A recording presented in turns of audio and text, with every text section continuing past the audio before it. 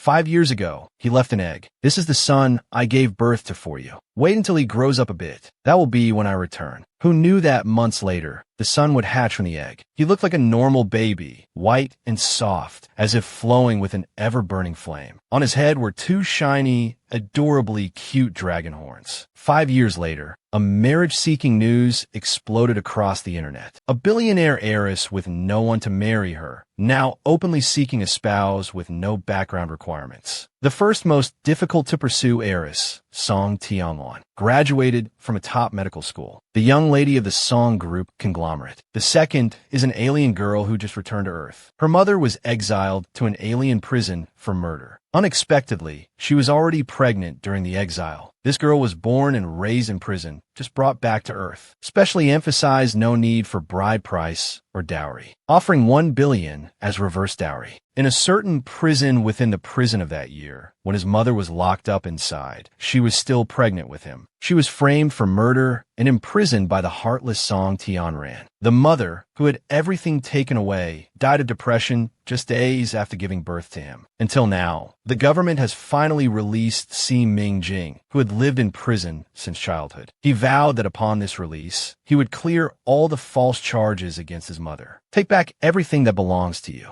I won't let them off either. At this moment, Si Mingjing, who was being criticized all over the internet, was quite comfortably walking in a hospital corridor. The online criticism didn't stir the slightest ripple in his eyes. Instead, a delicately carved boy attracted all of his attention. Two familiar horns protruded from the child's head, resembling miniature corals, shiny and bright. Goodness, he had just arrived on Earth and already encountered one of his kind. However, that child had a fracture, shivering in pain. But he gritted his teeth, not making a sound, as if making a sound would be a kind of... At this time, the little boy noticed his gaze. He quickly pulled up his hat to cover his head, his feet instantly hidden from view. The old lady, sitting nearby, was on the phone. Probably only the Song family can save this child's leg. But the Song family said, unless the child's father marries Song Pianran, everything is off the table. Si Mingjing's lips curled. Isn't this taking advantage of the fire? They're really calculating. Though in heart-wrenching pain, he pretended to be strong. Great-grandma, don't cry. If it's amputation, then let it be. Your little master isn't afraid at all, I promise. Even if it means I won't be able to find a wife in the future. The old lady was really upset. Some words weren't suitable for children to hear, so she left her great-grandson on the corridor chair. Suppressing the frustration in her chest, she entered the consultation room alone. As soon as the old lady left, Si Mingjing walked towards the little boy. The child hugged his thin, lame leg like a desperate beast. Seeing his great-grandmother leave, he could no longer stay strong. The tears he had been trying so hard to hold back burst forth. Si Mingjing's heart inexplicably ached. Wasn't the little guy supposed to be a tough guy? Why is he crying? The little boy immediately pushed him away. Get lost. Your little master isn't crying. Si Mingjing helplessly spread his hands. Kids should cry if they want to. Why pretend to be tough? The little boy quickly glanced at the consultation room, making sure the old lady hadn't noticed him crying. Then he spoke. What do you know? Great-grandma is old. If I cry too hard, great-grandma won't be able to bear it and will want to sacrifice Dad's happiness. What should I do? Little Yi doesn't want to worry great-grandma. Her health isn't good. Dad can only belong to Mom. Although I've never met Mom, Dad said Mom will come back. She will definitely come back. The little boy felt that saving his life meant he should offer himself in return. From now on, she will be Yin Yinbai's woman. Dad can only belong to Mom. Although I've never met Mom, Dad said Mom will come back. She will definitely come back. Si Mingjing lowered his head and chuckled softly. He crouched down to examine the boy's leg injury. The tibia fracture had swollen quite noticeably. He reached out to touch the boy's leg. Does it hurt? Hurt my ass. The little boy replied in a fierce yet childish tone. Even if it hurts to death, I won't make a sound. Who are you? Trying to kidnap me? I advise you to give up that idea early. Little Xiao is about to have his leg amputated. Even if you kidnap me, you won't get a good price. I'm a money-losing item. Si Mingjing snickered, deliberately teasing him to distract his attention. Even if you're a money-losing item, it doesn't mean you can't be sold for a price. Anyway, if I kidnap you, I don't need to invest even a penny to sell you. The little boy didn't expect to actually encounter a human trafficker. He immediately put on a fierce expression. Bad woman, let me tell you, if you dare to kidnap me, my dad won't let you off. Si Mingjing smiled. Your dad is being forced into marriage right now. He's about to find you a stepmother. How pitiful. You might as well be kidnapped by me. The little boy thought his dad would never agree to that. But before he could say anything, Si Mingjing suddenly threw a punch, hitting his injured knee. The little boy let out a shrill scream of pain.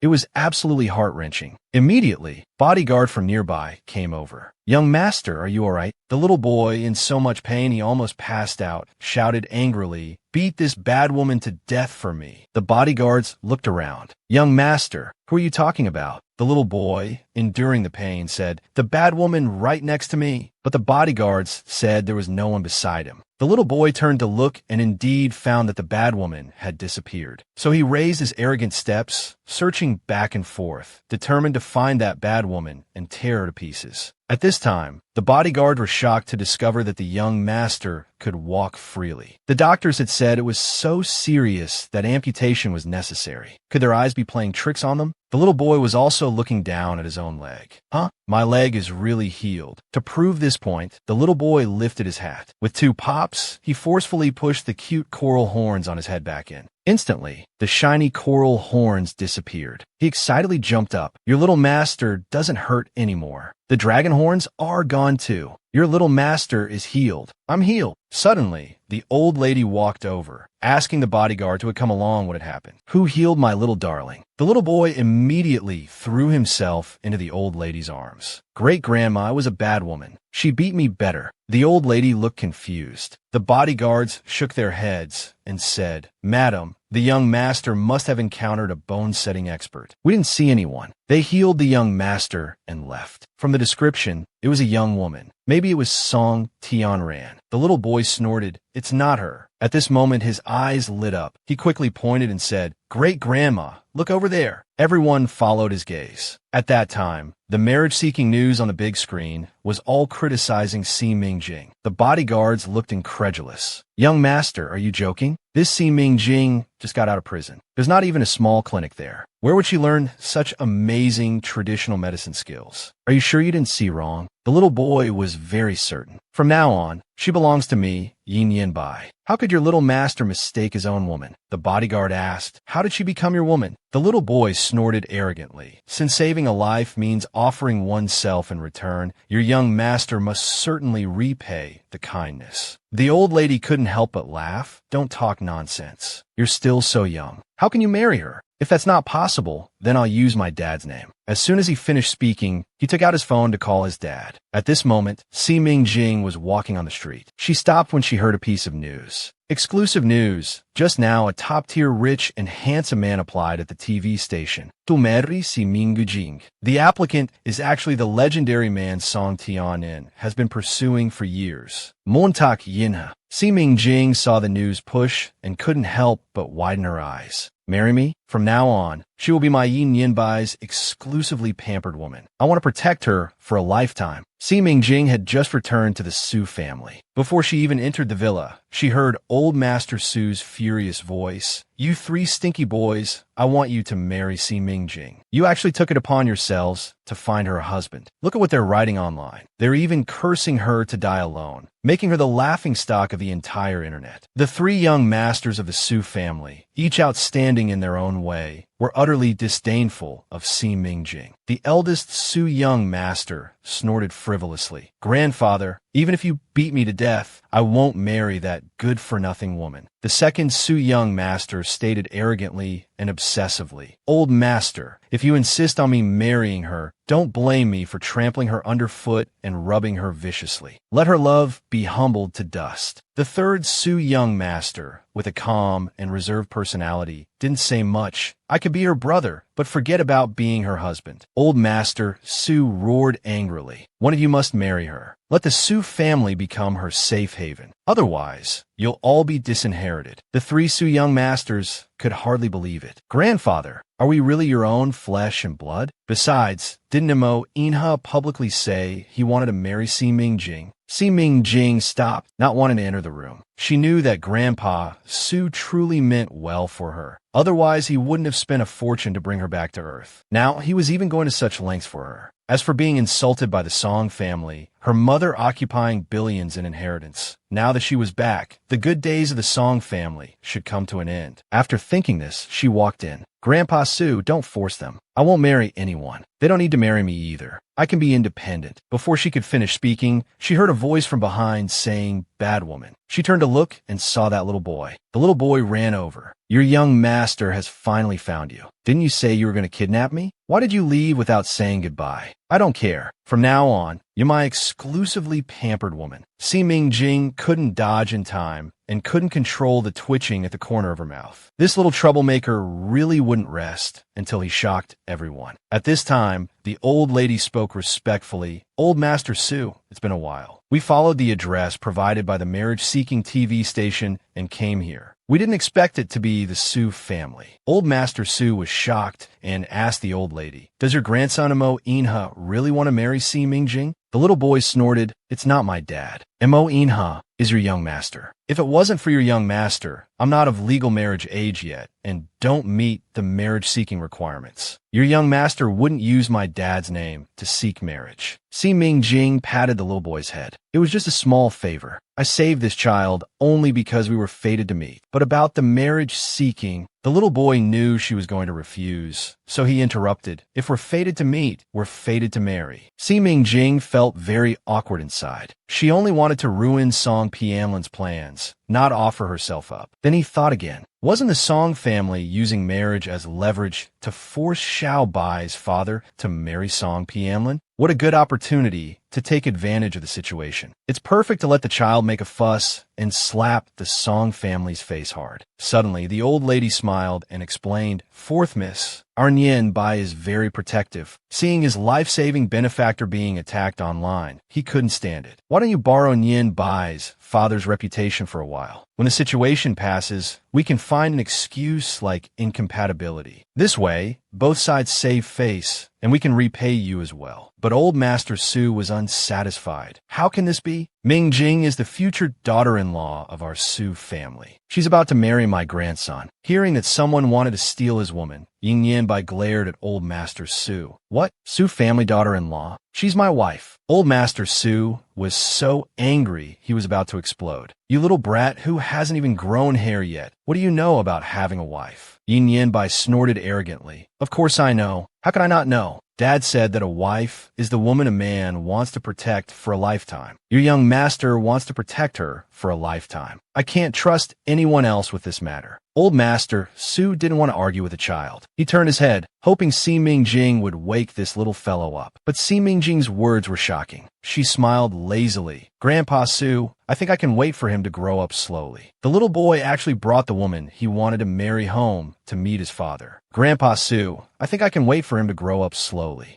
Si Mingjing could use him as a shield. She could refuse Grandpa Sue's matchmaking, foil the Song family's plans, and slap the keyboard warriors' faces. It was killing 3 birds with 1 stone. Mo Inha had immense wealth and power. He was a man Song Tianlan had been racking her brains to marry. If the Song family knew, wouldn't they be furious? At this moment, in the living room of the Yi family manor, Yin Yen Bai made a phone call to his father. "Dad, I have good news for you. Although you don't have a wife, you're about to have a daughter-in-law. I'm bringing your daughter-in-law home to meet you right away." And Mo Ingha frowned, somewhat confused. "Daughter-in-law?" At this time, a man brought coffee over. "Big brother, don't look so gloomy. The news of Xiao by using your name to marry Si Mingjing has already spread all over the internet. Sitting here with a long face won't solve anything. In my opinion, this Si Mingjing looks pretty good. It's not impossible, is it?" Mo Ingha tensed up as if a reverse scale had been touched. "Shut up. Your sister-in-law is not dead. Where does this put me? Where does this put your sister-in-law?" Yi Shun's voice was sorrowful. "Big brother, it's been 5 years. Accept reality. If sister-in-law wasn't dead, why would she abandon her husband and child, leaving you and Xiao Bai alone and dependent on each other?" Mo Inha's eyes grew deeper, hiding intense obsession in their depths. "Back then, he gave me an egg, said it was the son he bore for me. He also said taking our son beyond the Great Wall would be his return date." Yi Shun spread his hands helplessly. "Sister-in-law did this clearly because she was afraid you'd follow her in death. So she gave you a reason to live on and wait for her return." But Mo Inha looked convinced. "He's not dead. He will definitely come back. Xiao Bai is 4.5 now. He will return to us soon.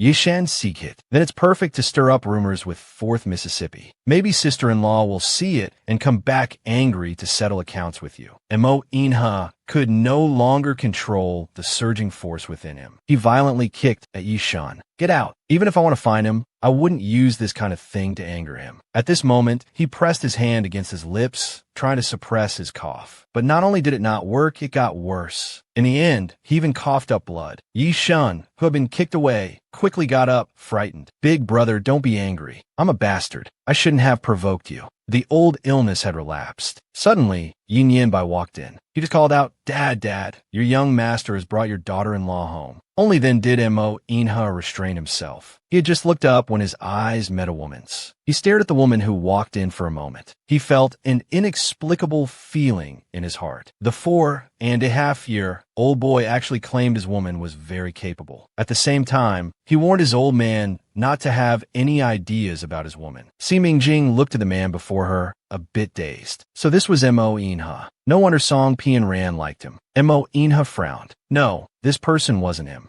Suddenly, he started coughing continuously again. Yin Yanbai, who was nearby, was very worried about his father. Yishan didn't even bother to tease anymore. He quickly dialed Old Master Song. My brother's old illness has relapsed. Please come over. What? If my brother doesn't marry your granddaughter, you won't treat him anymore. How can you be so manipulative, old man? The phone was hung up. Just as they were at a loss, Si Mingjing stepped forward. She grasped the man's smooth wrist. 2 fingers gently pressed on the pulse of his wrist. Mo Inha looked at her directly, his cold lips slightly pursed. What are you doing? Si Mingjing didn't answer. She just took out the silver needles she carried. She inserted 1 needle into his Yangbai acupoint on his forehead. Then she was about to insert another into his slender wrist. But Mo Inha forcefully grabbed her hand. He asked again, what are you trying to do? Si Mingjing finally looked up. Trust me, she said boldly. Mo Inha's eyes were so dark that even light seemed to disappear in them. His voice wasn't loud, but his phoenix eyes emitted a soul-capturing magic. Yin Yanbai noticed his woman was being bullied by his dad. He immediately spoke up. My woman is super capable. You're hurting her. Let go quickly. Only then did Mo Inha release her. Si Mingjing continued to insert the needles, her movements quick and precise. After 3 needles, Mo Inha's violent coughing suddenly stopped. Yin Yanbai immediately jumped up smugly. Dad, I told you my woman was amazing, right? But even though my woman saved you, you're not allowed to pledge yourself to her in gratitude. Got it? Mo Inha's mouth twitched slightly, unable to control his cold voice. You little brat, how old are you? Si Mingjing calmly observed the man with a strong aura. Handsome face, long legs, high position, powerful and rich. It wouldn't be an exaggeration to call him a human masterpiece. No wonder Song Pian Ran wanted to marry him so badly. Too bad he's sickly. Mo Inha's lofty gaze instantly caught Si Mingjing's unrestrained observation of him. He sent a warning voice. Seen enough? Si Mingjing quickly changed the subject. Mr. Mo, if my calculations are correct, you've had this illness for about 4 or 5 years, right? I can only temporarily suppress your cough now. To cure it completely might take 2 to 3 months. Yishan was stunned for a moment when he heard the words cure completely. Then he jumped up excitedly. What do you mean by that? Are you saying my brother's illness can actually be cured? Si Mingjing didn't answer, but asked a question instead. Is it difficult? Yishan swallowed hard. His brother's illness was a result of saving his sister-in-law 5 years ago. They had consulted famous doctors, but couldn't find a cure. Even Old Master Song could only slow down the progression. But this Miss C actually claimed she could cure it completely. He was truly shocked, his eyes gleaming. Miss C, you've just come from the prison planet. How do you know medical skills? The little boy narcissistically thought his dad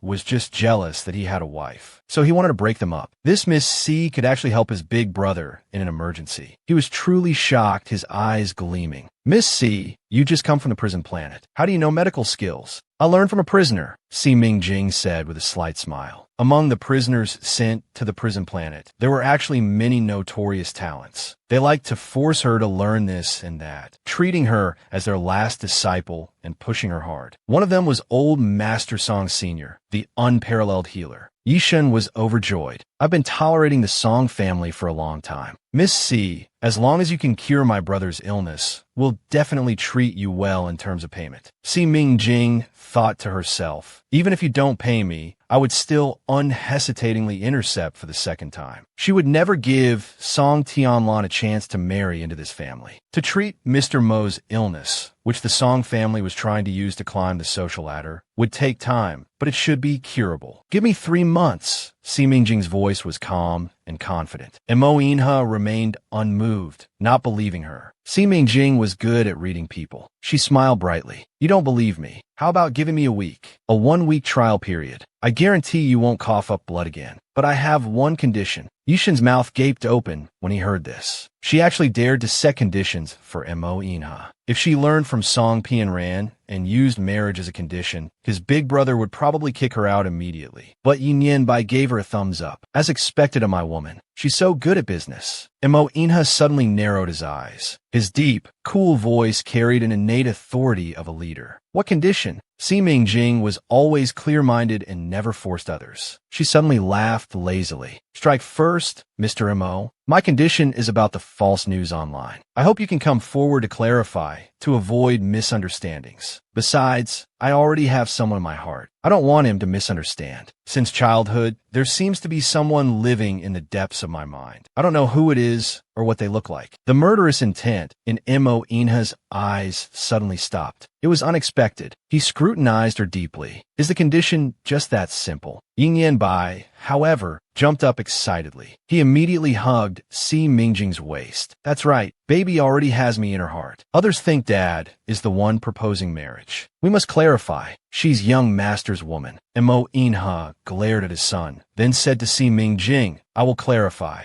Miss Si is just our Yi family's benefactor. There's no ambiguous relationship. Si Mingjing held up one finger. Also, I hope for room and board during the treatment period. After all, I've just returned from another planet and don't have a place to stay yet. Yin Yanbai was even more excited and said, Baby can sleep with me. Young master will give you the bed. Young master will sleep on the floor. Unfortunately, Mo Inha's words broke their excitement. Butler, take Miss C to the small house next to the main building to settle in. Then his eyes looked down on her, as if he was high above, distant and indifferent. Show me your skills within a week. Otherwise, I won't keep you. No problem. Please wait and see, Si Mingjing said, her phoenix eyes glancing up lightly as she followed the butler. Later, she arrived at the room and found it quite comfortable. But Yin Yanbai angrily snorted. What's good about it? It's so small. How can my absolutely pampered, precious woman live in a small house? Dad is just jealous that I have a wife, and he doesn't. So he wants to break us up. Si Mingjing comforted the agitated fire dragon. Don't be silly. It's not appropriate for me to live in the same villa as your father. What daughter-in-law would want to live with her in-laws? Yin Yanbai tilted his head and thought for a moment. It seemed to make sense. But baby, don't worry. Young master will protect you in the future. Si Mingjing's mouth twitched. When did this baby nickname start? Yin Yanbai blinked his big, dark eyes. With a matter-of-fact tone, he said, Young master can't keep calling you bad woman, right? My dad also calls my mom baby, you know. I've heard it many times. When Dad talks in his sleep, he calls out baby da.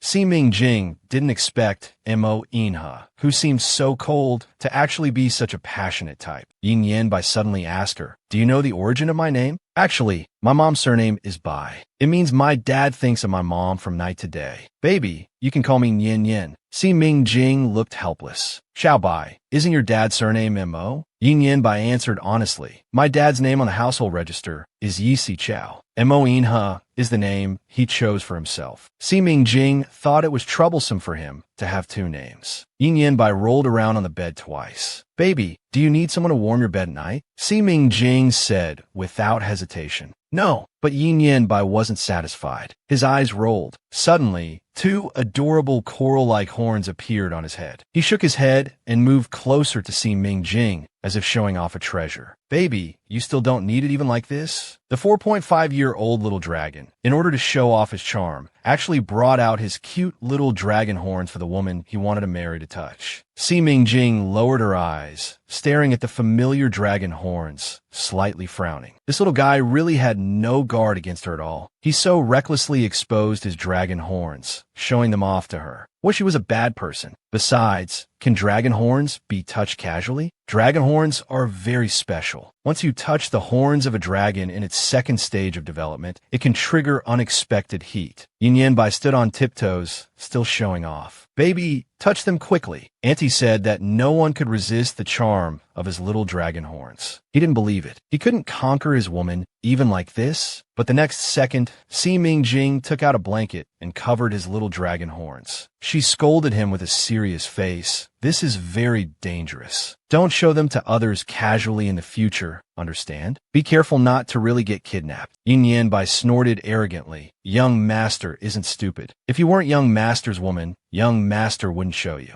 Baby doesn't know how lucky she is. He was very angry. The woman must comfort him. Unfortunately, Si Mingjing pretended not to see, leaving him aside and started to tidy up the room. Yin Yanbai was about to go crazy with anger. But then he thought, how could young Master be angry with his own woman? Is this what a man should do? So he suppressed his anger and went to find a broom, swinging it back and forth. Si Mingjing couldn't keep a cold face anymore. She turned around and picked up the little dragon who was trying hard to gain her favor. Her voice became much gentler. Promise me you won't casually show them off in the future, even to people you think you can trust. Otherwise, I'll never pay attention to you again. Yin Yanbai grunted reluctantly. I know. I won't show my dragon horns casually anymore. Si Mingjing suddenly asked curiously, where did these little feet come from? Yin Yanbai looked proud. These are from my mom. I inherited my mom's dragon horns. Si Mingjing asked again, where's your mom? Yin Yanbai's eyes visibly dimmed. Third uncle says mom is dead. Dad says mom just went on a long trip. I don't miss her at all. My mom must be a terrible woman. She doesn't even think about young Master. It seems his mother has passed away. This little guy is just like him, both having lost their mothers. Si Mingjing rubbed his head. There's no mother in the world who doesn't love her child. Your mom surely misses you. Perhaps she has her reasons that can't be spoken. Later, as they were dining there, Yin Yanbai was eagerly picking dishes for Si Mingjing. Baby, try this, it's super delicious. Si Mingjing smiled slightly. Xiaobai, actually I don't like the nickname baby. It's not unique. I don't even want it. Yin Yanbai seemed to take it in. He immediately changed his words. I understand, Jing Jing. From now on, only young Master can call you this. Yi Shun was still chewing food, changing the subject with unclear words. By the way, fourth miss, when do you plan to start treating my brother's illness? Mo Inha suddenly had an attack of his old illness, completely losing consciousness. He had no choice but to reveal his dragon horns to alleviate his condition. Miss, when do you plan to start treating my brother's illness? What's your treatment plan? Our Yi family has money. Feel free to use the best medicines to treat my brother. Si Mingjing frowned slightly. Traditional treatment methods take too long and the effects are mediocre. And the trial period is only 1 week. If I want to stay, I must take a risky move. The only inappropriate thing is that I have to let Mo Inha touch my dragon horns. Just as he was about to say something, Mo Inha suddenly spoke up to remind him. Within a week, if you can't prove yourself, the Yi family doesn't keep idle people. Understand? Si Mingjing looked serious. Mr. Mo, your illness has been dragging on for too long. The prescription I'll give you for the first 3 days is quite strong. After taking it, you'll have a high fever at night that won't subside, excessive sweating, and unbearable chills. But don't worry, it's just 3 days of Chinese medicine. After that, we could just use acupuncture. No need for more medicine. Mo Inha suddenly looked up at him. I'm entrusting my life to you for a week. You don't need to worry about anything. Just do what you need to do. Hearing this, Si Mingjing thought this man was more than just a little handsome. No wonder he sung Pianlin and 10 billion Blue Star Girls dream. That night, Mo Inha drank the medicine Si Mingjing prepared before sleeping. As expected, he had a high fever that wouldn't subside, excessive sweating, and his whole body was shivering. Yishin grabbed Si Mingjing's hand. Come with me. My brother can't take it anymore. He's not only unconscious, but his body is ice cold. Quick, think of something. Si Mingjing's eyes were cunning. I have no way. This is the medicine taking effect. Yishun sincerely asked him to think of a way to save his brother. His brother still needs to stay alive to wait for his wife to return. His sister-in-law can't become a widow in the future. Si Mingjing's lips curled slightly, his gaze falling on the bed. The man who had been surrounded by an intimidating aura and wrapped in coldness during the day was now truly shivering, his teeth chattering. His face was as white as a ghost, but for some reason, there was a strange sense of beauty in it, and he couldn't help but feel sorry for him. Then he pressed his brow hard and asked Yishun to leave first. For the upcoming treatment, he didn't want any outsiders present. Yishun strode out with long steps. Si Mingjing slowly revealed a dazzling golden light, as if fire was flowing in his eyes. Then, two slightly slanted coral horns, as if absorbing the essence of thousands of colors, white and transparent, glowing with a crystalline luster, emerged from his full forehead. He cautiously watched the man burning with fever on the bed. "You'd better not wake up. Otherwise, I'll have to kill you to keep this secret." Si Mingjing revealed his hidden dragon horns to alleviate the icy cold in the man's body. But the man suddenly hugged her, calling himself her baby. She recklessly took the man's hand out from under the blanket and made him touch her dragon horns. As if feeling a warmth similar to a heat pack, it seemed like a powerful warm current was fighting against the cold flow raging inside his body. Si Mingjing smiled with relief. It seemed to be working. He dared to use this aggressive treatment method on Mo Inha because he could transfer his body heat to him. A dragon's heat can drive away all coldness. At this moment, he didn't expect Mo Inha would go too far and hug him. But even in his dazed state, the man's strength was greater and faster than his. At the same time, the man couldn't help but touch his dragon horns. "Baby, don't move." Mo Inha's hoarse voice sounded in his ear. Si Mingjing was immediately annoyed. "Who's your baby?" He looked helpless. But at this moment, the man held her tightly. He also stroked her head. "Baby, don't go." Si Mingjing frowned. This man must have mistaken her for Xiao Bai's mother. Probably because Xiao Bai's mother and he were the same species. Then he angrily opened his mouth and bit down on the man's shoulder. Taking advantage of the man's pain, Si Mingjing quickly broke free from the man's strong grip and walked away without a word. But after just one step, her wrist was firmly grasped by the man. Si Mingjing impatiently told him to let go. "I'm not your baby." As soon as she finished speaking, she saw tears flowing from the corners of the man's eyes, and he pleaded with a grieved expression. "Don't go." Si Mingjing suddenly felt her mouth go dry. She couldn't stay in this bedroom for another second. Damn it, she needed to go take a cold shower quickly. Indeed, after the second puberty, dragon horns shouldn't be touched carelessly. Afterwards, she took 2 cold showers, climbed into bed to sleep, and closed her eyes. The sensation of the man pressing her into his embrace was still too real, lingering. She began to regret taking such a quick-acting treatment approach and letting her brain go haywire by letting him touch her. She even felt sorry for him. This man was toxic. No, she had to go take another cold shower. She couldn't believe it. Even 5 cold showers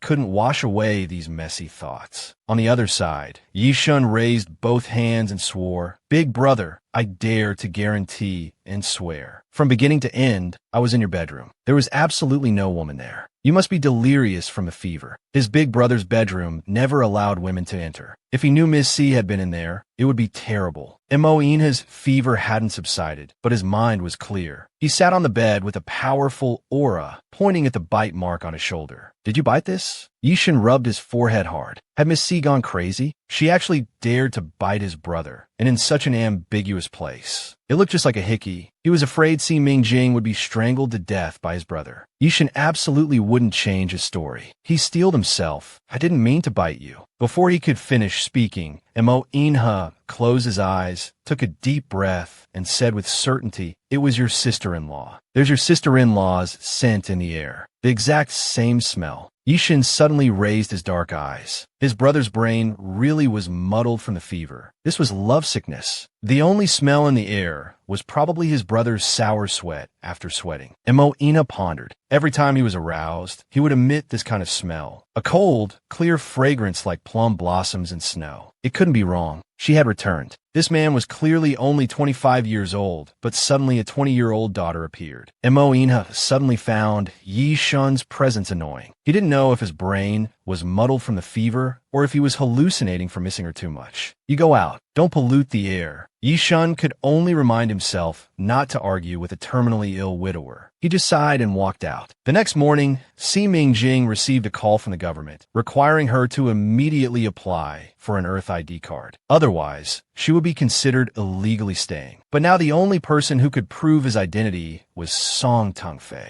The Song family villa was originally his mother's premarital property. It was once his mother's dream home, but was schemed away by Song Jia. In the end, his mother died in a cold, dark prison, leaving him to grow up wildly on the prison planet. After his mother went to prison, Song Tungfei brought another woman home and had a daughter. That child enjoyed the best educational resources and even attended the same school as Xiaobai. His mother had said that Song Tungfei wasn't his father. The Song family would never produce the property deed to help him get an ID card, so he had to find a way to prove he was Song Tungfei's biological child. At this moment, the Song family also received news from the government. Song Tianren learned of this and gritted her teeth at Si Mingjing. This little hussy dared to come back. When her mother was alive, she stole her limelight, and now she wanted to steal Mo Inha from her. Fang Jing, Song Tungfei's second wife, frowned. Why should we use our house to register him? That's why they say a slut's child is a bastard. Song Tianlan was so angry, she forgot the grace expected of a noble family's eldest daughter. Old Master Song heavily tapped his cane. He asked Song Tungfei, who was sitting on the living room sofa, "Is that girl your offspring?" Song Tungfei broke out in a cold sweat. He actually didn't know himself. Song Tianren spoke up first. "How is that possible? She can't be my brother's child. Si Yao was sentenced to death 5 years ago and sent to the prison planet. Can 5 years produce a 20-year-old daughter?" Fang Jing pondered. 1 year on Blue Star equals 4 years on the prison planet. So 5 years on Blue Star means 20 years have passed on the prison planet. The timing matches up, but some experts say time is absolute. Even if the two planets rotate at different speeds, it's impossible to have a 20-year-old daughter. In any case, we need to be cautious now. Regardless of the truth,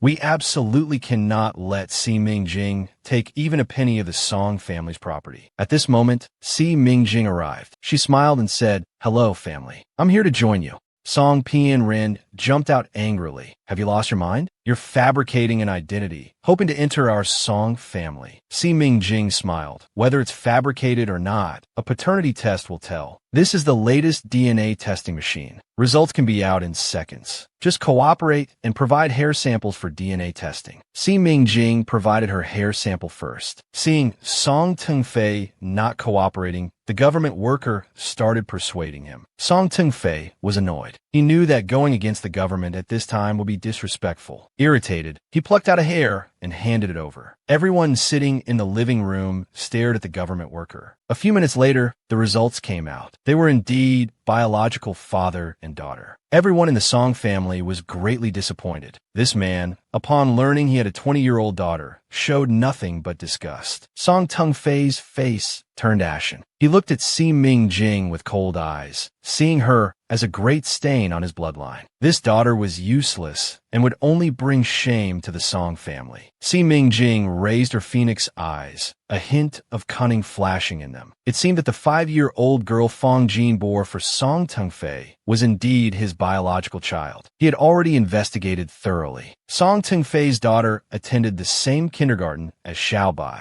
This morning, he had specifically taken Xiaobai to school and conveniently obtained a hair from Song Tungfei's daughter. After all the procedures were completed, Song Tungfei impatiently said, "Once children turn 18, parents no longer have any obligation to support them. If you have nothing else, you can leave." Si Mingjing smiled and said, "All right then. Thank you for your trouble, Dad. It's almost dinner time now. I need to leave quickly. If I don't return soon, it wouldn't be good to keep the Yi family waiting for too long." Upon hearing this, the Song family was shocked. Song Tungfei seemed incredulous, his face showing surprise. Si Mingjing explained more clearly, "I get along well with the Yi family's child. He invited me to stay at his house." Song Tungfei took a deep breath. "This is unexpected. Is it true what's online about Mo Inha wanting to marry you?" Si Mingjing didn't miss the look of potential benefit in Song Tungfei's eyes, as if he thought he could become Mo Inha's father-in-law if she married him. But she thought, "Don't daydream." She immediately refuted, "Of course it's false. It's just children's nonsense. But the old lady likes me and wants to introduce me to someone. Anyway, it's nothing." Song Tungfei tensed up. "What do you mean by that?" Si Mingjing hesitated for a long time. Old Mrs. Yi said their family has never been threatened before, yet the small Song family doesn't know what's good for them. He said he could make the Song group go bankrupt in 3 seconds. Song Tungfei's face turned ashen with fear. Si Mingjing wore an expression of lingering fear. "But don't worry, I've already begged old Mrs. Yi. She's willing to give me a chance to make amends." The Yi family wants to treat Mo Ina's illness. If they can cure him, this matter will be settled. If they can't cure him, they'll deal with the Song group. Song Tingfei's heart felt like it was on a roller coaster, sinking to the bottom again. Damn it, what skills do you have to cure Mo Ina's illness? Si Mingjing spoke as if trying to save a dead horse. We have to try. The Song group is at a critical moment of life and death. As a member of the Song family, how can I stand idly by?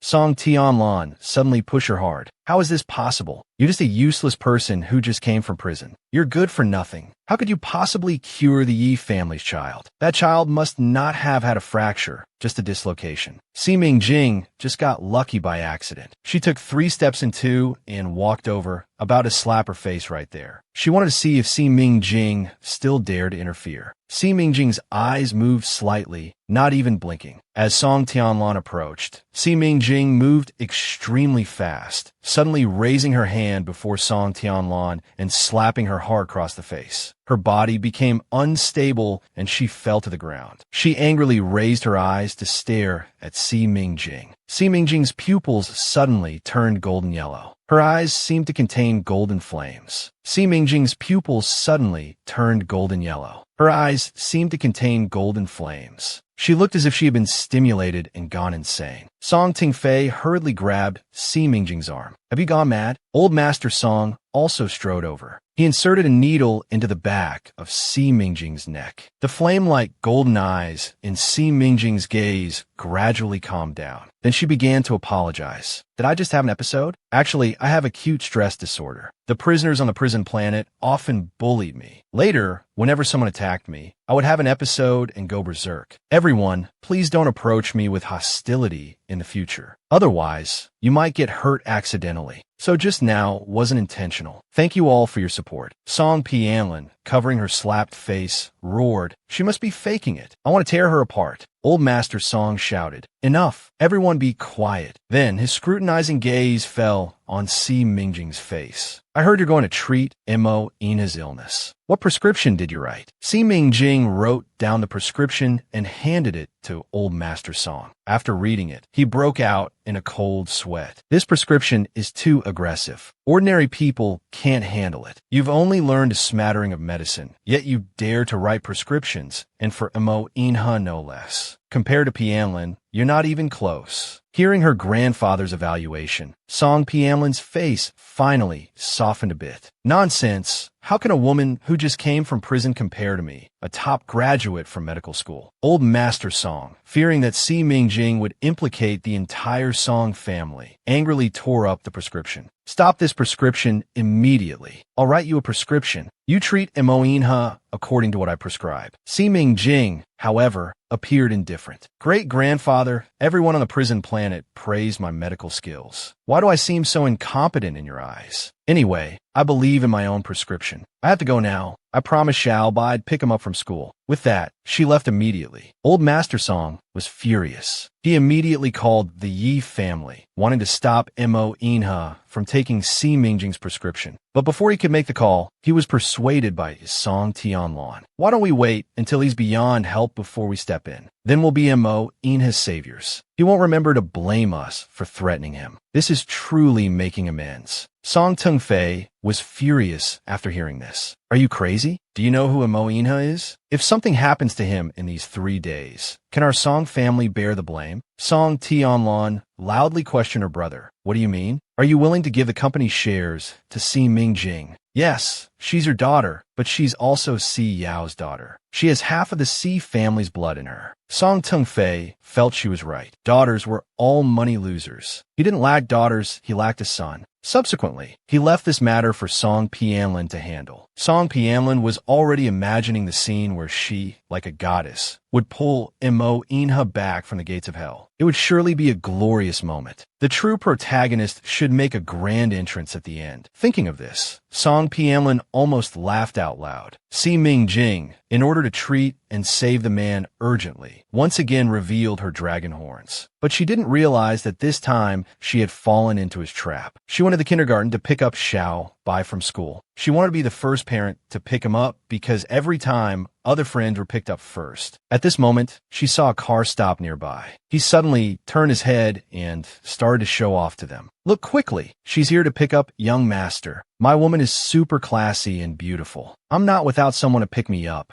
She's more handsome than all of your moms. Then he walked over with a swagger, both cool and arrogant, holding Si Mingjing's hand. Si Mingjing was troubled, not knowing what he was showing off about. She didn't understand children's joys, but she wanted to protect his vanity, his great happiness. When they returned home, they found many surveillance cameras installed in the estate. What's going on? Why are there so many cameras? Yishun's eyes flickered. Miss C, you went crazy last night and dared to bite my brother. My brother, delirious with fever, firmly believes the person who bit him was my sister-in-law. These cameras are set up by my brother, hoping to catch my sister-in-law sneaking into his bedroom tonight. Si Mingjing was greatly alarmed. You didn't tell Mr. Mo it was me last night, did you? Yishan frantically kovurut hermot. Am I crazy? Except for my sister-in-law, no woman is allowed to enter my brother's bedroom. You went to his bedroom last night. This must not be revealed. Keep your mouth shut. Si Mingjing breathed a huge sigh of relief. No problem, but your brother's constitution is weak. Tonight, after taking the medicine, he'll be the same as last night. Without me, you probably won't make it through. But with cameras all over the house, it'll be difficult to avoid them. Yishun nodded slightly. Don't worry, leave it to me. That night, Yishun, now experienced, was no longer as flustered as the night before. He immediately pulled the main power switch of the estate. Then he warned Si Mingjing, don't take advantage of my brother. Even if his charm is irresistible, you must control yourself. Si Mingjing's scalp tightened. Quite embarrassed, she said, I'm not interested in your Mo Inha at all. Before sleeping, Mo Inha drank the Chinese medicine he had prepared. He fell into a deeper sleep. She then began to reveal her dragon horns. She prepared to transfer her heat to him. At this moment,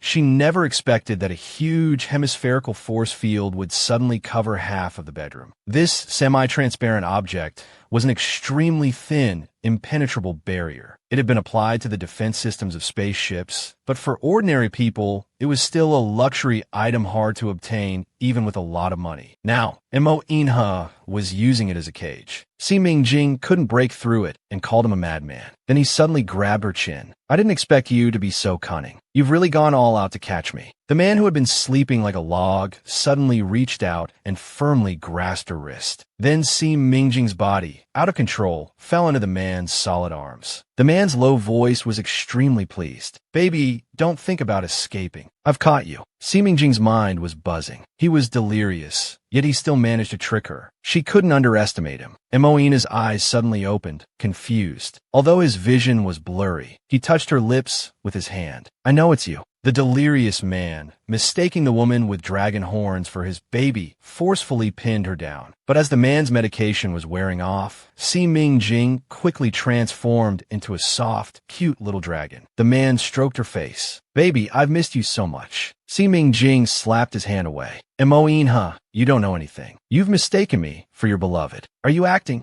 Mo Inha tried to grab her again. Baby, you're not allowed to run away. Si Mingjing resisted angrily.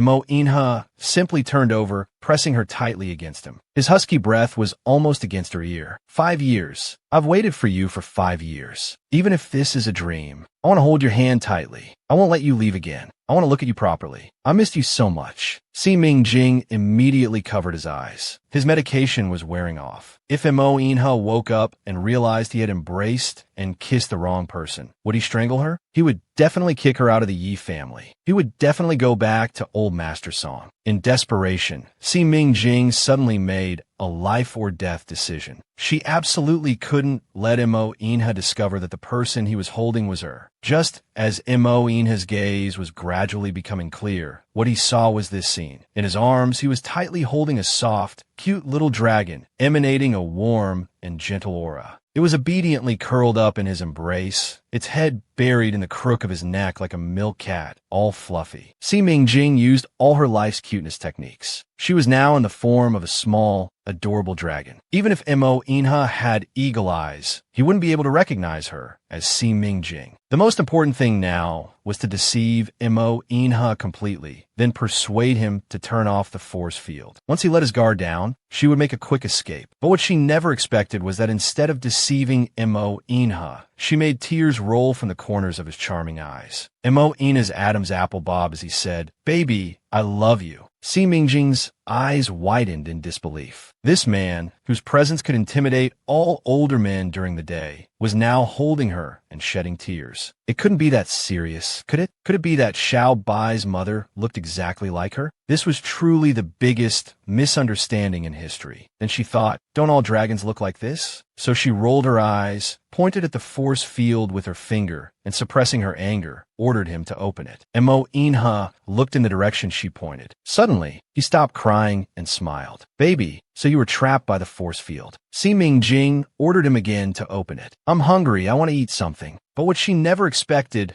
was that the man suddenly got up. He took out a bag of snacks from under the bed. Then his low voice, damnably gentle, said, Baby, don't you think I know how many tricks you have up your sleeve? Be good, don't try anything sneaky. You can't escape. Si Mingjing was furious. This man was toxic. He was specifically designed to counter her. A man with such strong possessiveness was simply poisonous. She wanted to escape, but couldn't. If there's anyone to blame, it's you for giving birth to such a troublesome son. Mo Inha directly picked her up. What are you angry about? Abandoning your husband and child for 5 years without a trace. Your son is about to get married, and you're still playing hide and seek with me. If I don't use some tricks, how will I ever win you back? Si Mingjing looked at Mo Inha with a dazed, foolish expression, thinking, you haven't won anyone back. You've got the wrong person, yet you're so smug. The man held her small hand. Did you see the news online and think I was going to marry someone else? Is that why you finally showed up to assert your rights as the legal wife? That was just your son causing trouble. If you want to blame someone, blame yourself for giving me such a troublesome son. Don't worry, I never seriously looked at that woman. She just boasted that she could cure my illness. If her medical skills are really better than old master songs, I'll let her stay for 3 months. If not, I'll give her a check in a few days and ask her to leave. Don't be angry. Si Mingjing didn't want to hear Mo Inha's explanations at all. She only had one thing on her mind. She really wanted to take a cold shower. Finally, she couldn't bear it anymore and angrily shouted, "Let go." But the man refused to let go. Instead, he curled up comfortably in her embrace. Si Mingjing's nose was close to Mo Inha's body. The cold aura emanating from the man's body was more effective than taking a cold shower. She decided to use it to relieve the heat all over her body. Then, Si Mingjing closed her eyes and forced herself to sleep. If she could sleep until dawn, Missouri Inha would surely open the force field. Then she would escape at the first opportunity. But she underestimated the man's possessiveness. He had spent 1,915 sleepless nights. Now that he had finally seen the person he had been longing for day and night, he didn't dare to sleep. Every moment was precious to him. He was eager to confirm this wasn't a dream. In the morning, Si Mingjing slowly opened her eyes. But the next second, she met a pair of black eyes full of affection. Startled, she jumped out of the blanket. But Mo Inha was quicker, catching her tail as she tried to escape. His voice was low and gentle, as if it could melt into water. Baby, don't hide from me. I want to see you in your human form. Si Mingjing snorted coldly. I'm now clinging to this terrible man like a life-saving medicine. But Xiao Bai's dad still thinks you're his beloved. He deliberately turned his head away, pretending to be aloof and ignoring him. Suddenly, Mo Inha brought a bowl of bird's nest porridge and asked if he was hungry. The sweet aroma wafted into Si Mingjing's nostrils. He couldn't resist the temptation of the delicious food. He decided to let go of his dragon boss posture and sat comfortably on a man's lap. His 2 dragon horns were spread out carelessly. Mo Inha absolutely loved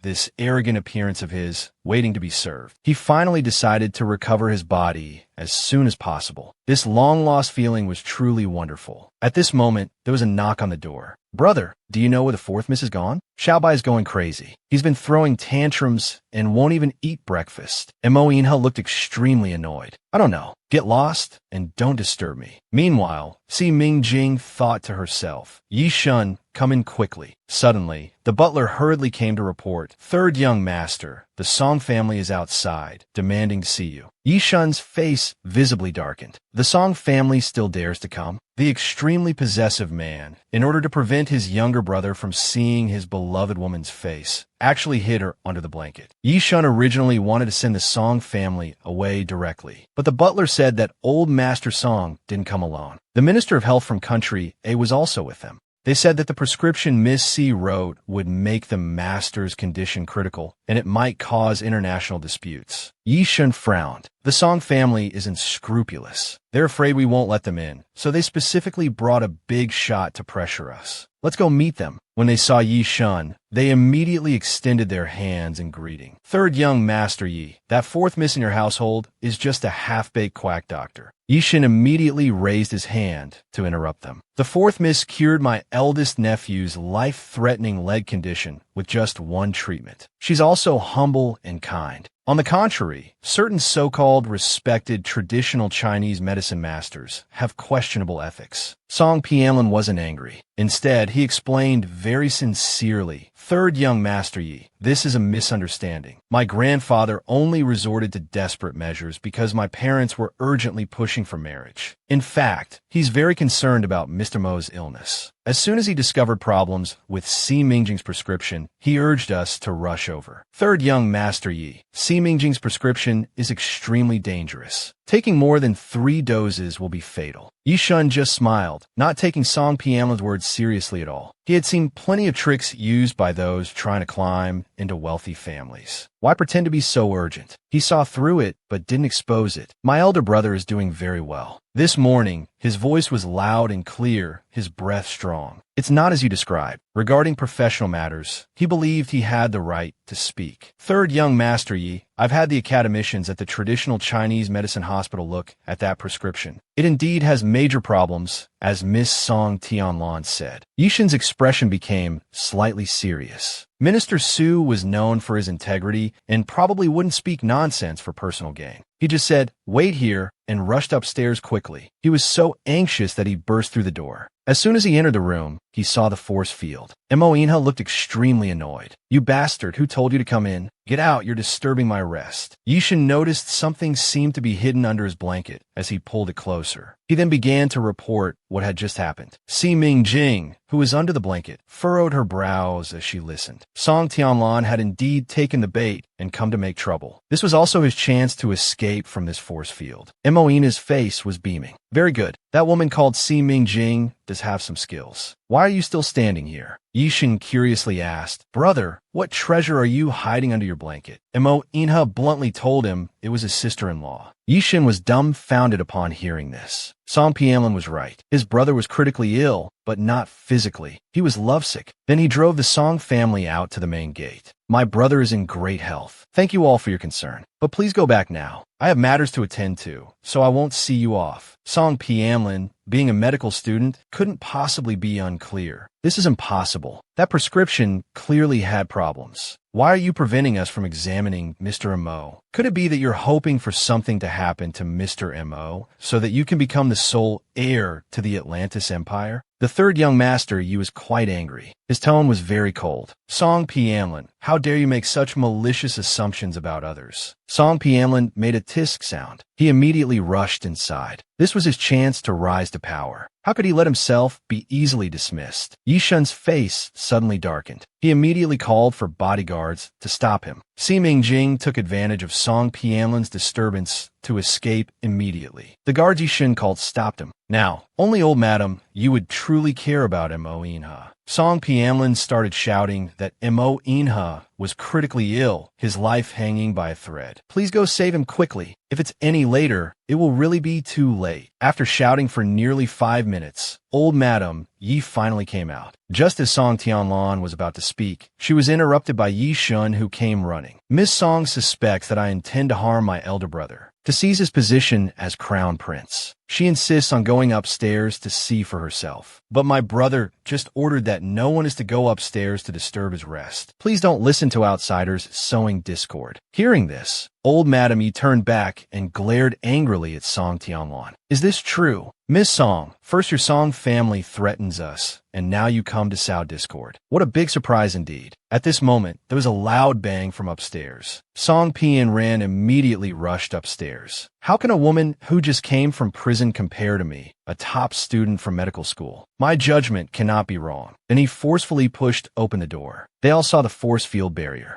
At this moment, the man was constantly sweating and shivering all over. Song Pianlin spoke up. I told you the prescription was problematic. Quick, open it. Old Madam Yi frowned. What's going on? How do we turn it off? Yisha made up a lie on the spot. My brother is always vigilant when sleeping. He's afraid someone might harm him while he's asleep, so he turns on the force field barrier every night before bed. This ring can open it. As he finished speaking, he tapped it with his hand. Suddenly, with a bang, a smoke bomb exploded. Yishin told them not to worry. This was normal. Si Mingjing took this opportunity to quickly slip away. He smiled smugly. Song Pianlin, you've schemed so much, specifically coming to play the hero. I merely went with the flow, laying down some bait. You're in such a hurry to die, Yi. The old lady worriedly spoke up. Inha, are you alright? Mo Inha slowly opened his eyes. Grandma, I'm Fine. Song Pianlin asked again. Mr. Mo, are you really okay? Mo Inha ignored him. He glared angrily at Yishan. You opened the force field barrier. Yishan's legs went weak with fear. Brother, it was Miss Song who insisted that you had taken Miss C's medicine and were critically ill. She even alarmed Grandma. I had no choice but to open the force field barrier. I'm innocent. Moina's cold black eyes fell on him. He coldly uttered one word. Get out. Song Pianlin broke out in a cold sweat. Why does his complexion suddenly look so bad? He clenched his fists and stepped forward. If we didn't see wrong just now, you've been invaded by cold poison. Let me check your pulse. Mo Inha impatiently swatted his hand away. Cold poison? My body is better than ever before. Old Master Song suddenly spoke up. He's right. Traditional Chinese medicine emphasizes observation, listening, questioning, and pulse taking. Even without taking the pulse, we can see that Mr. Mo is telling the truth. Tianlan, you can't see far. Song Tianlan nodded and began to apologize. Mo Inha suppressed his anger and said coldly, Miss Song, you've crossed my warning line. Before I pursue this matter, please leave. He directly pulled Song Pianlin away. I advise you to be careful. The Yi family's influence is unfathomable. It's not something a small family like yours can provoke. You'd better watch yourselves. Mo Inha sadly stroked the blanket. Why did you leave? By Jussi, am I not worth staying for?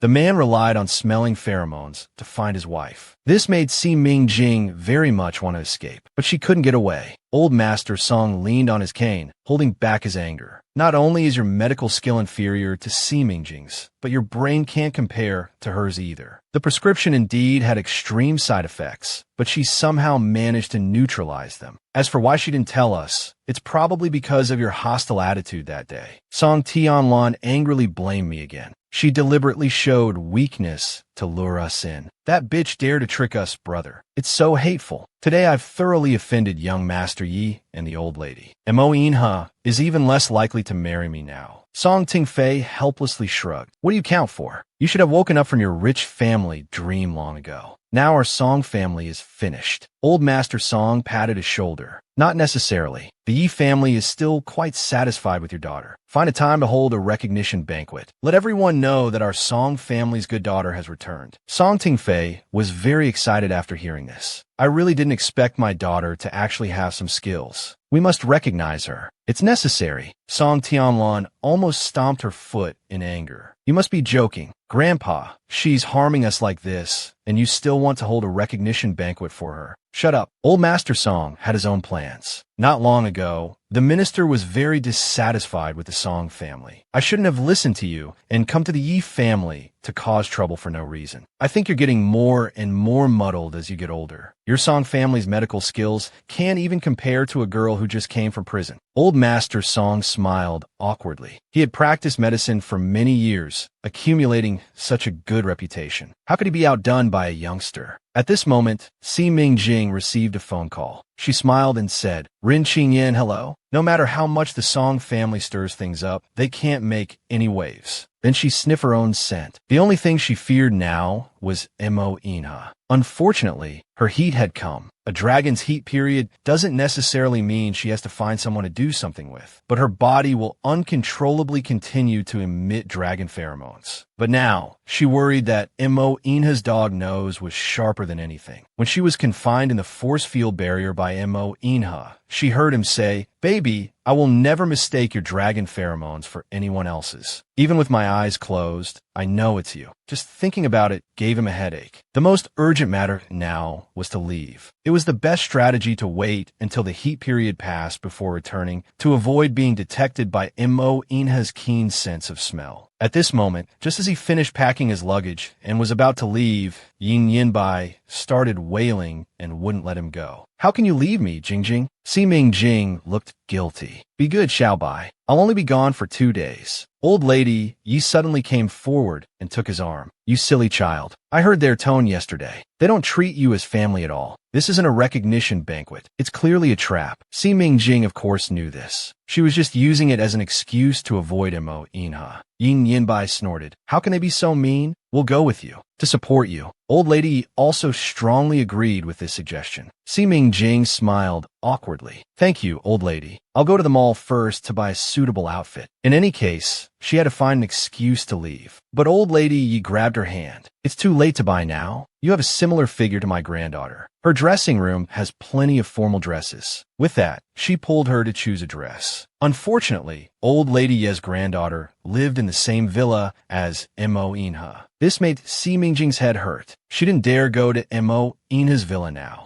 Old lady giggled. "My granddaughter just called and said you can choose whatever you like. Don't worry." At this moment, a maid came to report to the old lady. "The young master has something to do this morning, so he won't be joining you for lunch." Si Mingjing suddenly felt as if the clouds had parted to reveal the sun and moon. She looked down and saw Mo Inha about to get in the car. However, the man sensed someone was watching him. He quickly turned his head to look up. Si Mingjing felt a bit nervous. He shouldn't be able to smell from this distance. Old lady Yi, with a kind expression, urged, "Hurry and try it on. Let me give you some advice." Si Mingjing's heart suddenly skipped a beat. She heard someone downstairs saying, "Big brother, we're still waiting for you. Where's that ice plum blossom scent coming from? Maybe I should get you a psychiatrist. If you're sick, we should treat it. Don't hide your illness." Without a word, Si Mingjing turned and ran to the dressing room. She took out perfume from her pocket and sprayed it frantically on the door and herself, hoping the strong scent would cover up the pheromones she was emitting. The man discerned the scent and walked straight to the dressing room door. He knocked and said, "Baby, what are you hiding from?" Si Mingjing was immediately on high alert. He had found her so quickly. Was Mo Inha a part bloodhound? Mo Inha was certain his beloved was hiding here. "Baby, you can't hide. Come out quickly. If you don't, I'll kick the door down." Old lady Yi scolded with a stern face. "It's Mingjing's maid in there. She's changing clothes. Don't scare her." But Mo Inha didn't believe it. Suddenly, Si Mingjing's startled cry came from inside. What was that? I think I saw something with 2 feet escape through the window. Am I seeing things?" Hearing this, the man's face darkened. He seemed certain of something and strode over with his long legs. Hearing the footsteps getting farther away, Si Mingjing secretly sighed in relief. Luckily, she was quick-witted, but just as she relaxed her tense nerves, a tall, dark figure suddenly appeared outside the window. A voice that sent chills down her spine came to her ears. "Which way did you see him escape?" The woman's body kept emitting pheromones. To deceive the powerful man, she had sprayed perfume on herself countless times.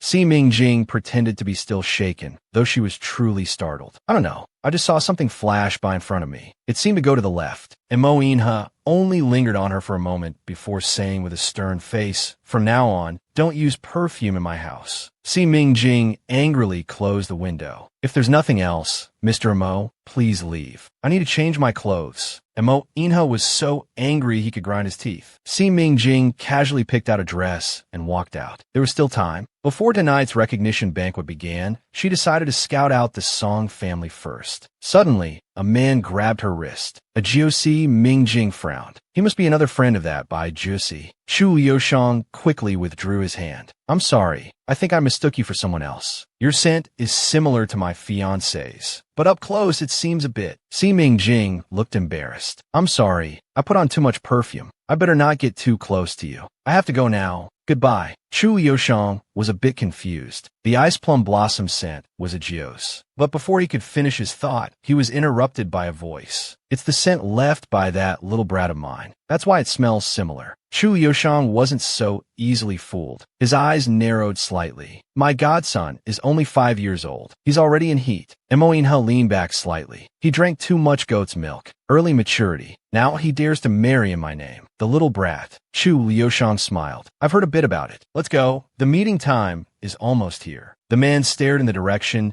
Si Mingjing had left, his gaze gradually deepening. Song Tianlan was very annoyed and wanted to leave this place. But old Master Song stopped her. You're not allowed to go anywhere today. Stay at home obediently. Song Tianlan was unwilling. Grandpa, I won't accept him. He ruined my marriage prospects. And you expect me to welcome him with a smile? Old Master Song was exasperated. You fool, I'm telling you, even if you don't like him, you must smile and welcome him today. I have my own plans for tonight's recognition banquet. Let's get back all the face we've lost and then some. How can our Song family's medical skills and reputation be outdone by some newly released prison girl? Song Tianlan wasn't stupid. She soon understood. Grandpa, have you thought of a way to turn the tables? Old Master Song said gravely. Of course. Si Mingjing arrived at the Song family home at 3 p.m. Suddenly, her phone buzzed. It was Old Lady Yi sending a guest list for the recognition banquet. Besides many academicians from the Chinese Medicine Research Institute, even Minister Su from the Health Department was on the invitation list. Si Mingjing's lips curled slightly. She already had an idea. It seems the Song family wants to regain face in the professional field. Then she directly pushed open the door. The Song family enthusiastically invited her to sit. You're the main character tonight. Your father has invited many relatives and friends. He wants to introduce you to them. Si Mingjing's lips curled slightly. She directly threw her bag on the sofa. Then she sat down arrogantly on the sofa.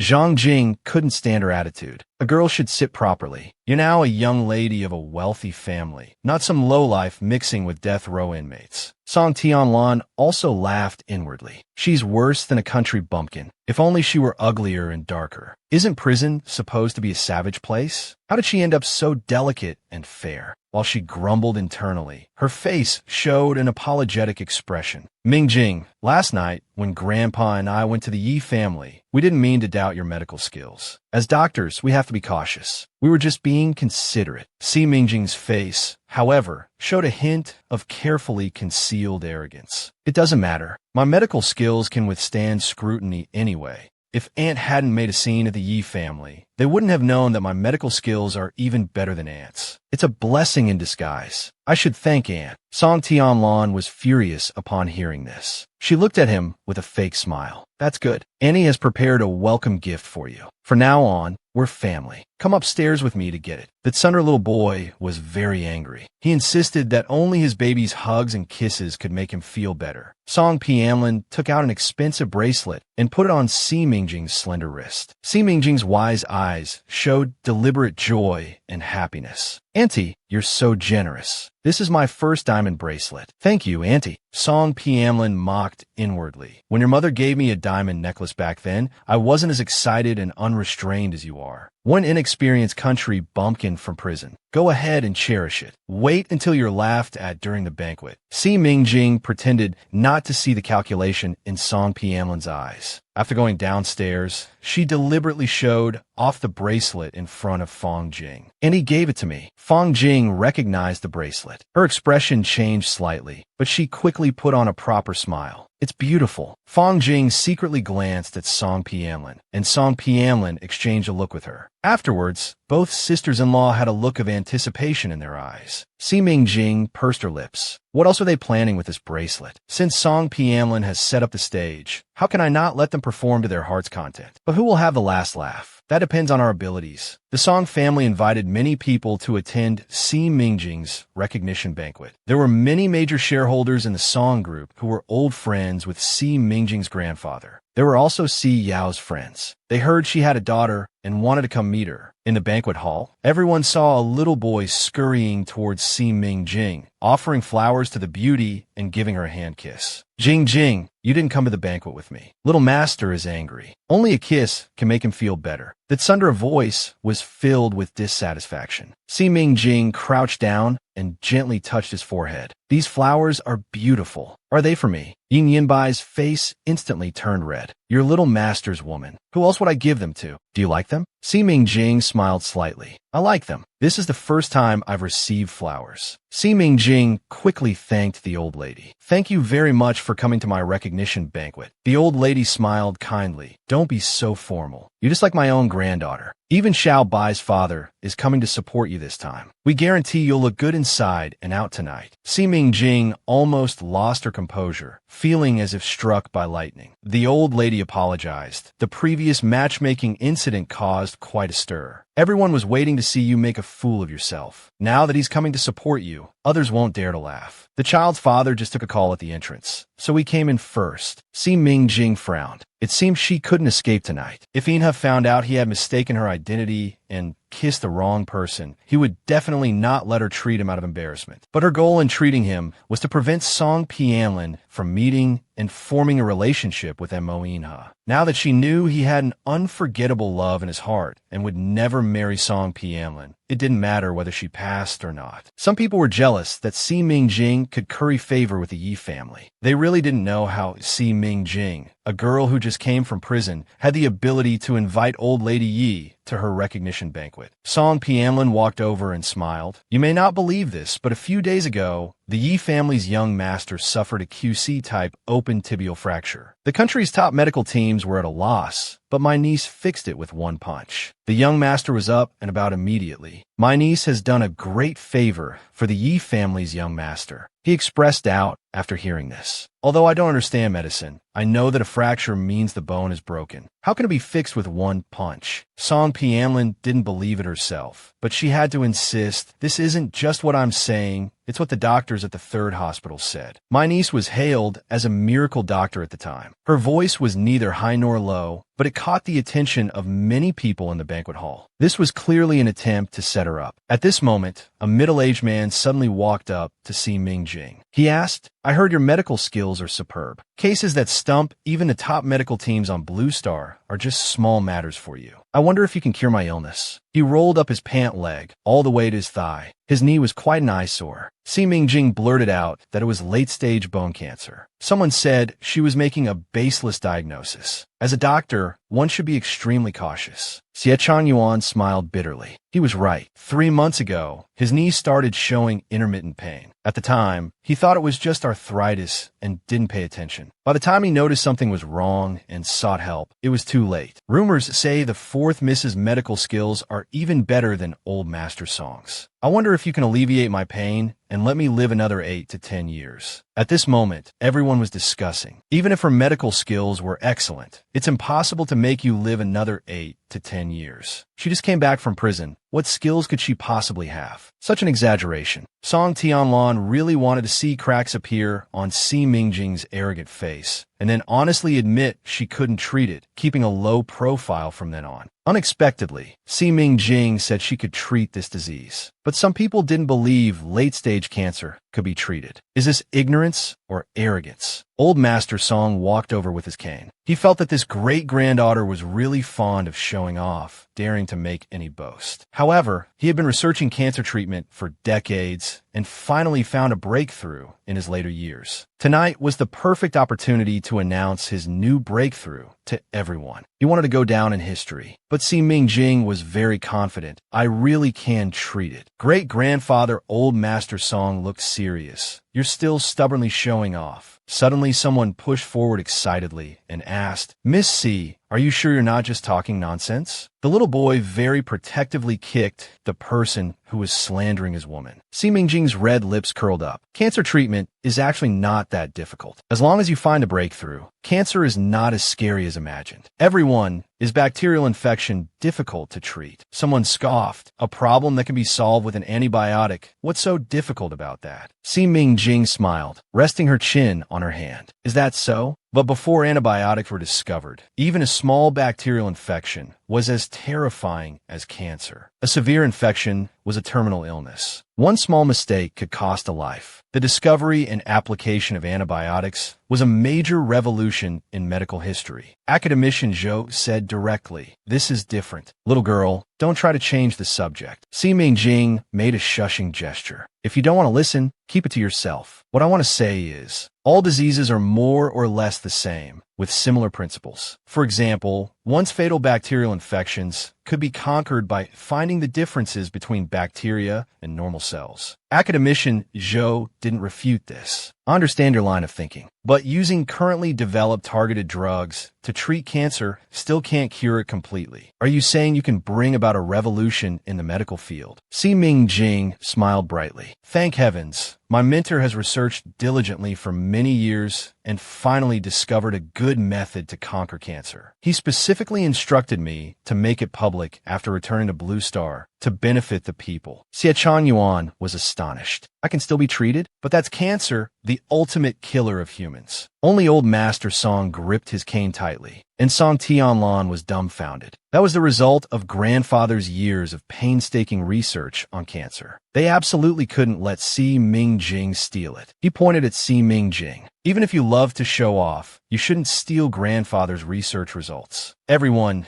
the one who truly discovered the breakthrough in cancer, is my grandfather." Everyone was shocked. So it was old Master Song who had made a new breakthrough in the field of cancer. Song Tianlan spoke harshly. "That's right. This breakthrough was clearly researched by my grandfather.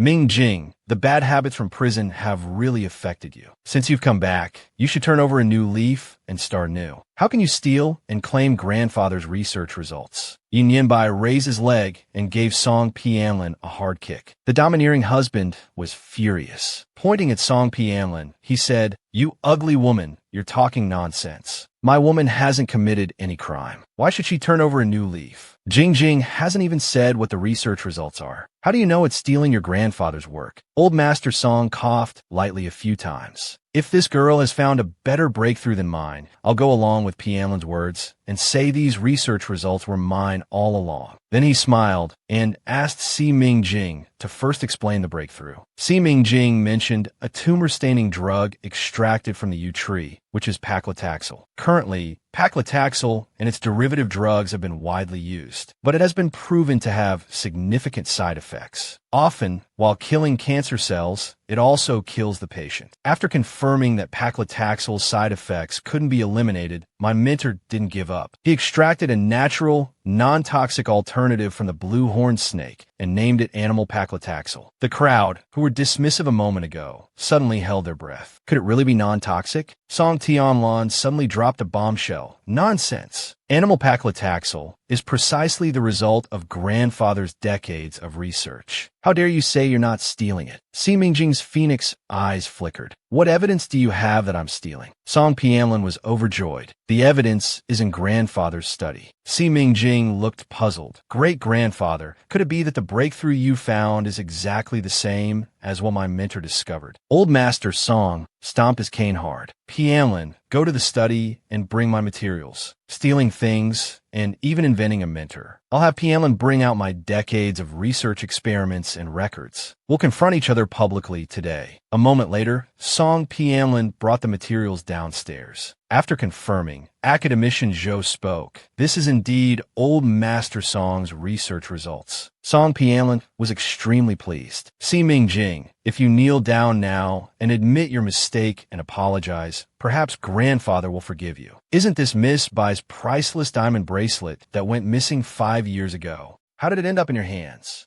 How did you get it?" Si Mingjing smiled gently. "Great-grandfather, are you sure this is the breakthrough you found? There's nothing else, right?" Old Master Song's face turned ashen. "The facts are right before our eyes. What more tricks do you want to play?" Si Mingjing lowered her eyebrows. "Actually, I hadn't finished speaking. Let's say both my mentor and great-grandfather discovered that blue horn snake can be refined in a non-toxic animal paclitaxel." Old Master Song was furious. "Nonsense. This child is simply beyond help. Yin Bai, very protective of his wife, said, "Old man, watch your tone." Si Ming Jing smiled faintly. "Great-grandfather, are you sure animal paclitaxel can truly cure cancer?" Old Master Song showed a doctor's cautious attitude. "Of course. How could I dare to conclude without clinical trials? I have successfully cured over a dozen late-stage cancer patients. These patients have all recovered well after surgery. Only then did I dare say I found a breakthrough." At this moment, a guest stepped forward. "Everyone, to be honest, I am one of the patients cured by Old Master Song. I specially brought my wife here tonight to thank Old Master Song. Miss C, your theft of research results is an indisputable fact. Don't try to quibble." Si Ming Jing spoke up to inquire, "Sir, what I lack most right now is a clinically cured patient. I'd like to ask you to confirm something. When my mentor discovered that animal paclitaxel could cure cancer, he was initially overjoyed. But later, after multiple clinical trials, he found that all cured patients were left with sequelae. The man firmly denied having any sequelae." Si Ming Jing's phoenix eyes blinked lightly. "Are you sure you don't have sexual dysfunction after recovery?" The man's face stiffened. "How do you know?" Old Master Song's eyes widened. "How is this possible?" He had never discovered this side effect. It's not Old Master Song's fault. After all, this kind of embarrassing problem is something patients generally don't want to mention. 30 years ago, her mentor successfully extracted animal paclitaxel and told Old Master Song the good news. Because Old Master Song was once his mentor's most trusted senior fellow apprentice. Unexpectedly, Old Master Song secretly poisoned his mentor and monopolized his research results. This scumbag probably never dreamed that his mentor not only didn't die, but later went to prison and taught her medical skills. Si Ming Jing continued, "Everyone, animal paclitaxel is not viable. But later my mentor had a new breakthrough. He discovered in prison, on a new type of yew tree whose leaves are yellow year-round. He extracted truly non-toxic paclitaxel. With this, he cured hundreds of cancer patients. After treatment, there was no recurrence and no side effects. If you're willing to try, I can start treatment. Whether it can be cured or not will be clear in half a month." The man was very excited. "I'm willing." Academician Zhou was also excited. "Miss C, if what you say is true, you will be the greatest contributor to conquering cancer." Si Ming Jing humbly corrected, "Not me, it's my mentor." Yin Yinbai's delicate face was full of pride. "My woman is so amazing." Song Tianlan's expression changed several times. First mentioning animal paclitaxel, I naturally thought she was talking about the breakthrough grandfather found. This is clearly digging a pit for me to jump into. Grandfather's plan was useless. It seems I have to take action personally and implement the second plan. I must turn the tables tonight. She deliberately held Si Mingjing's hand with a sincere attitude. "Mingjing, it's all Aunt's fault. Aunt asks for your forgiveness." Si Mingjing smiled magnanimously. "Aunt, I forgive you." Song Piamlin pulled Si Mingjing's hand over, revealing the beautiful bracelet on her wrist. She just glanced at it without looking closely, then exaggeratedly exclaimed in shock, "Mingjing, this bracelet. Isn't this the priceless diamond bracelet that Miss Ba lost 5 years ago? How'd it end up on your wrist?" Si Mingjing forcefully pulled her wrist back. "Aunt, what are you talking about?" Song Tianlan snorted coldly, pretending to be confused. "How dare you accuse my aunt of stealing my mother's things? I won't let you off. How did that bracelet end up on Miss C's wrist? When Miss Bai's bracelet was lost, Miss C wasn't even born yet. Could be Si Yao." Everyone chimed in, one after another. They all looked at Si Mingjing's wrist in disbelief. Si Mingjing met everyone's complex gazes. There was no panic in her eyes. Instead, she blinked in confusion. "But I don't understand. What's wrong with my bracelet?" Song Tianlan seemed to have difficulty speaking. Back then, sister-in-law had her eye on Mo Inha. He spent billions to buy a bracelet for Miss Bai. I repeatedly advised sister-in-law to calm down. I didn't expect that bracelet would eventually. Sister-in-law was really too foolish. She's the #1 socialite of Blue Star. How could she do such a degrading thing? A cold light flashed in Si Mingjing's eyes. "Are you saying that this bracelet on my wrist originally belonged to Miss Bai and was stolen by my mother?" Song Tianlan was in a very good mood. Mingjing, I know you can't accept it for now, but it's not your fault. Si Mingjing didn't immediately refute, but walked to old Mrs. Yi. I don't believe my aunt's words. This bracelet was clearly lent to me by your granddaughter to wear. With your granddaughter's status, how could she possibly steal someone else's bracelet and then lend the stolen bracelet to me to wear? Is she stupid? This morning, old Mrs. Yi personally picked it out from her granddaughter's jewelry box because it matched the dress Si Mingjing was wearing. Now it's being called stolen. Old lady, you was furious. You're saying my granddaughter stole her sister-in-law's bracelet? Miss Song, you'd better explain yourself clearly today. Otherwise, don't blame this old woman for being impolite. Yin Yinbai was also enraged, his face stern with arrogance. You dare accuse my aunt of stealing my mother's things? Young master won't let you off. Bodyguards, smash her mouth. Song Pianlin fearfully stepped back. At this moment, Si Mingjing realized that the miss by in Song Pianlin's mouth was actually Xiaobai's mother. Song Pianlin violently shook off the bodyguards. She grabbed Si Mingjing's wrist. Where did you hide the bracelet? I clearly saw it on your wrist. Si Mingjing smiled calmly. Aunt, how could I switch the bracelet in front of everyone? Song Tianlon particularly liked that bracelet, but no matter how much he liked it, he couldn't wear it out. He could only hide it in the jewelry box and admire it alone. Today he gave it to Si Mingjing, planning to make a big move. How come the bracelet on Si Mingjing's wrist has been changed now? He was very angry and started groping Si Mingjing's body. Si Mingjing, as if unable to bear Song Pianlin's rudeness, pushed her away in resistance. She lost her balance and fell directly to the ground. At this moment, something fell out of her bag. Someone shouted, "This is Miss Bai's lost bracelet. How did it end up with Song Tianlon? Was it stolen by her?" Song Tianlon was so flustered she didn't know how to explain. It's not like that. The bracelet was clearly on her wrist. Si Mingjing snorted coldly. You set me up first, so I had no choice but to be unjust. Perhaps prison life was too boring for that convicted thief of thousands of major cases. He insisted on taking me as his disciple, forcing me to practice magic and hand speed. Today it finally came in handy. Song Tengfei slapped Song Tianlon hard. Do you want to destroy the entire Song family? Others may not know, but Song Tengfei knew clearly that the bracelet was stolen by Song Tianlon years ago. Now she's framing Mingjing in front of old lady Yi. Extremely foolish. Who doesn't know that Miss Bai is Mo Inha's reverse scale? If Mo Inha investigates, 10 Song families couldn't bear Mo Inha's wrath. At this moment, a tall figure stepped in. Yin Yinbai excitedly shouted, "It's my dad." The imposing man finally guessed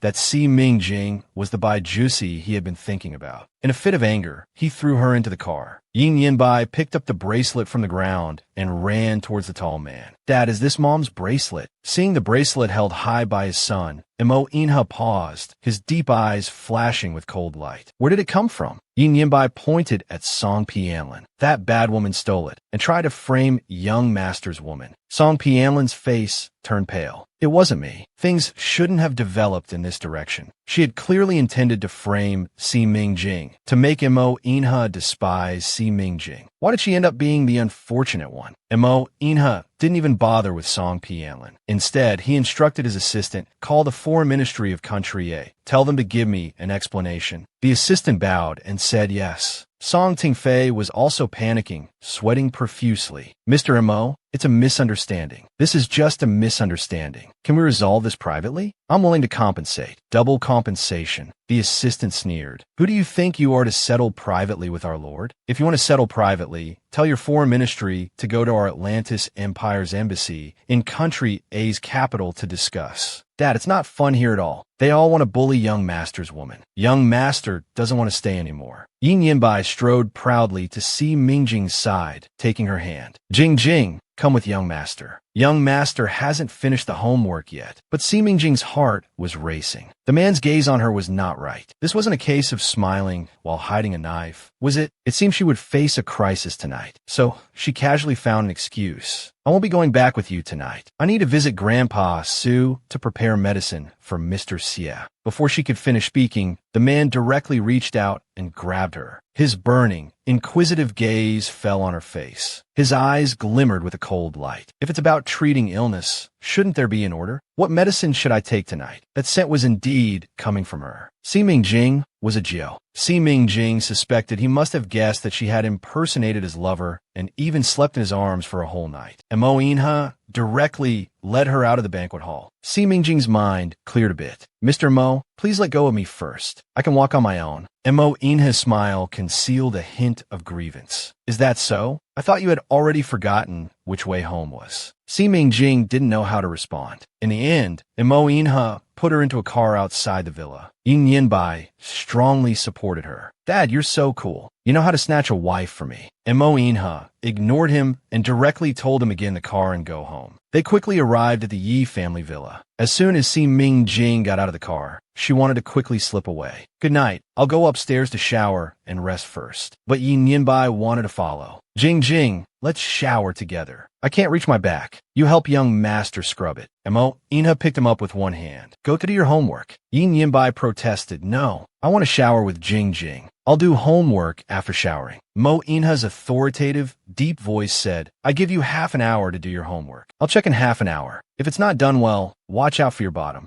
Yin Yinbai angrily stuck out his bottom. Young master just farted. I hope the wind blows it into your mouth. After Si Ming-jing returned upstairs, she took a good soak in the bathroom to calm her nerves. And Mo In-ha wasn't easy to fool. He must have guessed tonight that he had mistaken her identity. Should I turn myself in, or should I deny it to the death? Constantly avoiding isn't good either. Maybe I should just come clean? But he looks like he's not to be trifled with. If he finds out he kissed the wrong person, will he kill me to silence me? Suddenly, her footsteps halted. She was almost scared out of her wits. Mr. Mo, why are you in my bedroom in the middle of the night? She quickly composed herself, deciding to deny everything. If this man found out he had kissed the wrong person, wouldn't he just slit her throat to silence her? He didn't look like someone to be messed with. The man suddenly stood up and walked towards her. Si Ming-jing felt a bit scared. What are you doing? And Mo In-ha reached out and touched her pretty little face, directly uttering 2 words, don't move. Running to my bedroom, crawling into my bed is fine, but me coming to your bedroom is inconsiderate. She kept backing up until her legs hit a lazy chair in the bedroom. She couldn't retreat any further. Looking up, try to stay calm. Mr. Mo, please calm down. And Mo In-ha lowered his head close to her neck, sniffing her scent. It was exactly the same as a Jio's pheromones. The man's breath on her body made Si Ming-jing feel ticklish. And Mo In-ha was silent for a moment. Then he pushed her away. It's cold. You should dry your hair quickly. Si Ming-jing was stunned for a moment. Why was this man drying her hair for her? Half an hour later, Si Ming-jing uncomfortably spoke up. Mr. Mo, thank you for your concern. No need for you to do it. I can manage on my own. And Mo In-ha simply dropped a sentence, don't move. Si Ming-jing directly fled in embarrassment. Weirdo, barging into my room without a word and insisting on drying my hair. Then she spoke with a stern face. Mr. Mo, don't you think barging into a girl's bedroom in the middle of the night is inappropriate? Are all men from Blue Star so inconsiderate? And Mo In-ha narrowed his eyes and smiled, as if he had heard a joke. You running to my bedroom and crawling into my bed is fine, but me coming to your bedroom is inconsiderate? What kind of logic is that? Si Ming-jing's eyes betrayed her guilt. She dare not look him in the eye. I don't know what you're talking about. Mo In-ha smiled slightly. If you don't want to admit it, that's fine. Let's dry your hair first. We can talk slowly afterwards. After all, the night is still young. Si Ming-jing felt her scalp tingle. This man had discovered that he had embraced and kissed the wrong person. Yet instead of being embarrassed or angry, he was treating her like a lover, gently drying her hair. And Mo In-ha lowered his head, just in time to catch the confusion in her eyes. Before, they were phoenix eyes. Now, they had become peach blossom eyes. Her features were delicate and beautiful, but completely transformed. He didn't dare associate her with a Jio at all. Could it be her? Si Ming-jing's eyes flickered. Her mind was actually thinking, this man's prowess must be formidable. Realizing her impure thoughts, Si Ming-jing quickly averted her gaze and thought to herself, it's all because of the heat. At this moment, she smelled the man's cool scent again. It was the scent of sandalwood. It gave off a sense of calmness and mystery, yet was incredibly alluring. Smelling it was addictive. You smell so good. What perfume is this? Didn't you say you couldn't use perfume at your home? You noticed, and Mo In-ha's lips curled into a barely perceptible, mischievous smile. Then he slowly leaned close to her ear. This is Dragon Slayer fragrance. He gazed at her intently, watching her unconsciously entranced expression. His lips curved upward, especially for slaying a naughty dragon like you.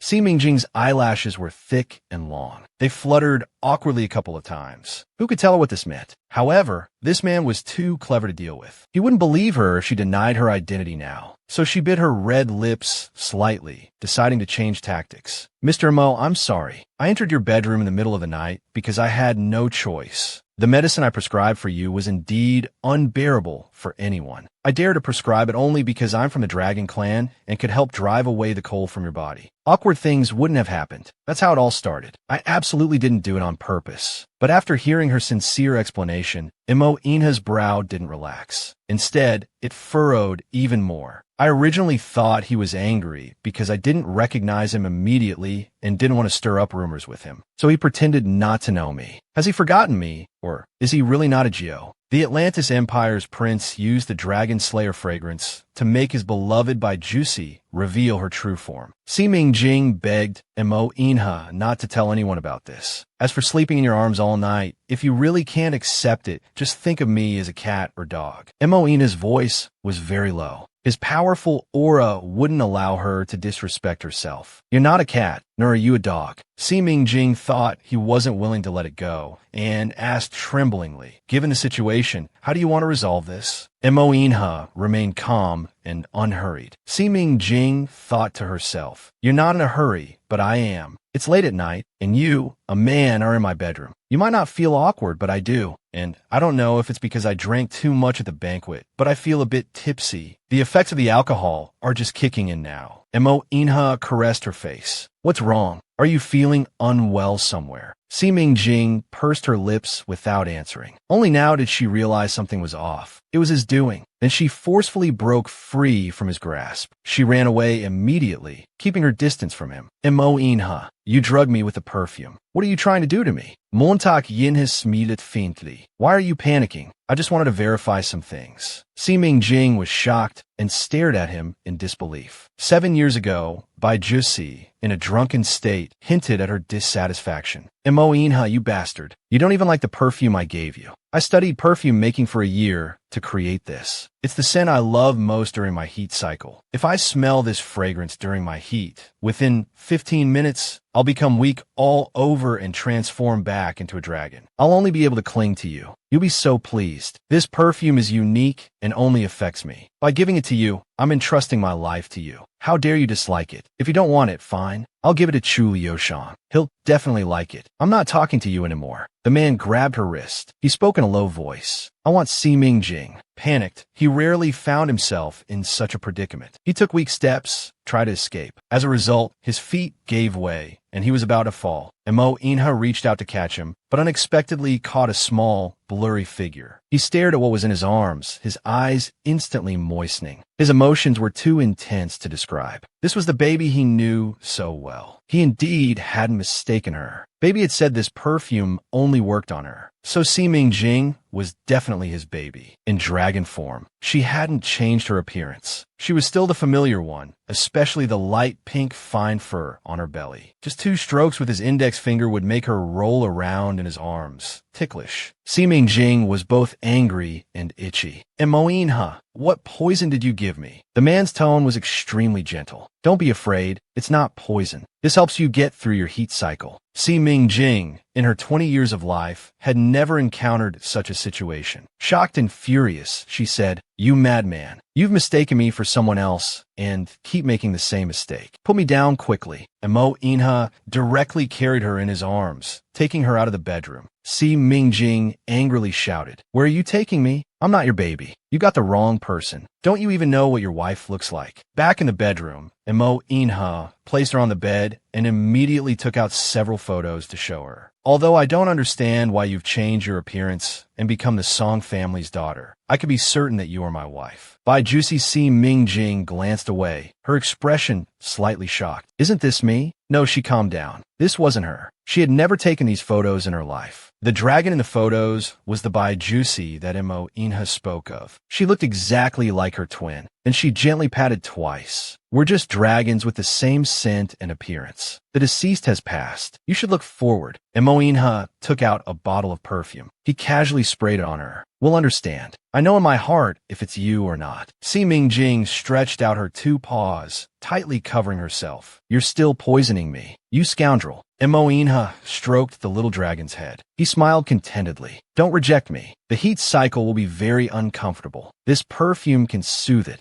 Trust me. At this moment, someone knocked on the door outside. The smile on the man's face immediately disappeared. He went to open the door, very displeased. What is it? Yin Yinbai just called out, Dad, I finished my homework. Come check it quickly. The extremely dark-hearted man wanted to marry Si Mingjing back home, but he was opposed by his son. You're not allowed to covet my wife. Jing Jing is mine. And Mo Inha glanced at the little dragon on the bed. Then he said, I'm going out for a bit. Wait for me to come back. He took the homework book Yin Yinbai handed over and flipped through it. There were no mistakes. He never had to worry about this guy's studies. Then he ordered him to go to sleep. However, Yin Yinbai said with an arrogant face, No, young master wants to find Jing Jing. He was bullied today. Young master wants to comfort his woman. And Mo Inha grabbed his collar. She's not your woman. You're not allowed to find her at night. Yin Yinbai was unwilling. With a stubborn face, he shouted loudly, You don't have a wife yourself, so you can't stand seeing young master having a wife. You want to break us up? Dad, you're jealous. And Mo Inha carried him back to the bedroom, very displeased. The little guy kept struggling. I won't sleep. I want to find Jing Jing. If Mo Inha wasn't in a good mood today, he would definitely give his son a beating. But this kid brought a Geo back, which was a great achievement. So he had a heart-to-heart talk with his son. Xiaobai, do you want to keep your Jing Jing at home forever? Yin Yamba nodded vigorously. Isn't that obvious? Mo Inha patted his son's little head. How about I help you marry her home? Although she accepts a Geo, she needs some time to get used to a completely unfamiliar face. But it's entirely possible. Yin Yinbai firmly opposed. Not good. You can, Dad. You're not allowed to think about my wife. Jing Jing is young master's. Mo Inha sneered disdainfully. Can you marry her? Yin Yinbai said proudly. Young master now eats 2 bowls of rice at every meal. Jing Jing said she's willing to wait for me to grow up slowly. Is that so? That's just maternal instinct. What's there to brag about? Mo Inha tucked his son in as quickly as possible and ordered him to sleep. Yin Yinbai snorted twice arrogantly. No way. Young master wants to find Jing Jing. She was bullied tonight. Young master is afraid she'll cry. But Mo Inha was unmoved. Instead, he threw out a sentence. If you dare go to a woman's room late at night, I'll kick your Jing Jing out tomorrow. Yin Yinbai was furious. His pitch-black eyes gradually turned into flame-like golden pupils due to anger. His mouth pouted for a while, then he daringly spat out a few words. You can't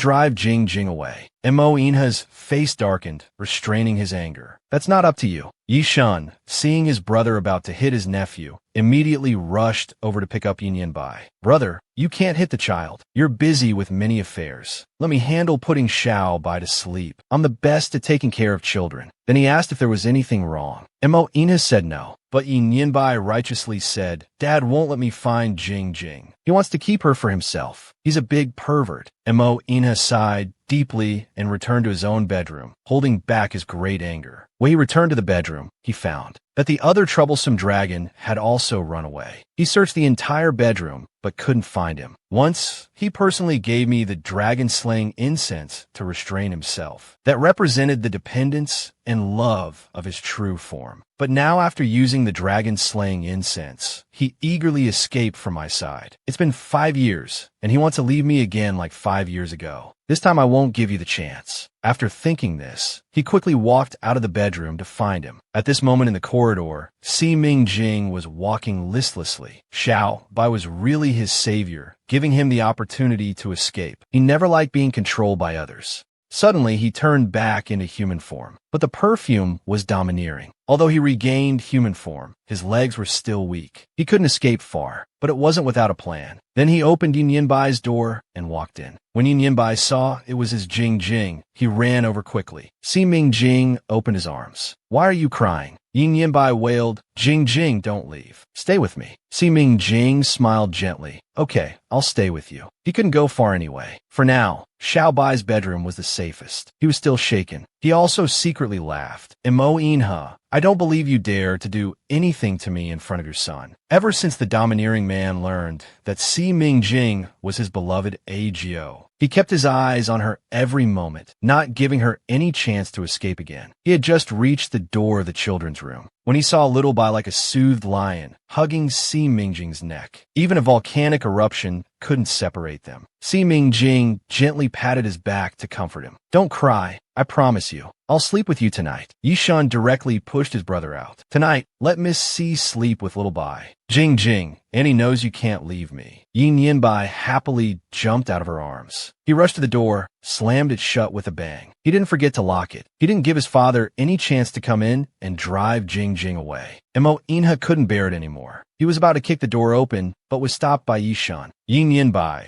with his adorable dragon horns, rolled into Si Mingjing's arms. "Jing Jing, I want to hear a bedtime story." Si Mingjing vaguely remembered some stories her mother told her when she was young. A long, long time ago, there were 4 continents on Earth. They were Atlantis, Mu, Lemuria, and Gondwana. They had brilliant civilizations, but were later swallowed by a prehistoric great flood. Millions of residents sank into the sea along with the continents. Yin Yinbai tilted his head, listening with great interest. He wasn't sleepy at all, but rather excited. "Jing Jing, I know this story. Little Master is the imperial grandson of the Atlantis Empire, the eldest legitimate grandson. In the future, Jing Jing, you'll be the beloved woman of the eldest legitimate grandson." Si Mingjing couldn't help but sneer. Early the next morning, Si Mingjing took Yin Yinbai downstairs for breakfast, and Mo Inha was already sitting at the head of the dining table, staring at Si Mingjing with a complex expression. Yishan suddenly asked, "Miss C, I remember you said my brother could start treatment after taking 3 doses of medicine. When will you start treating my brother? Do you need to use needles every day?"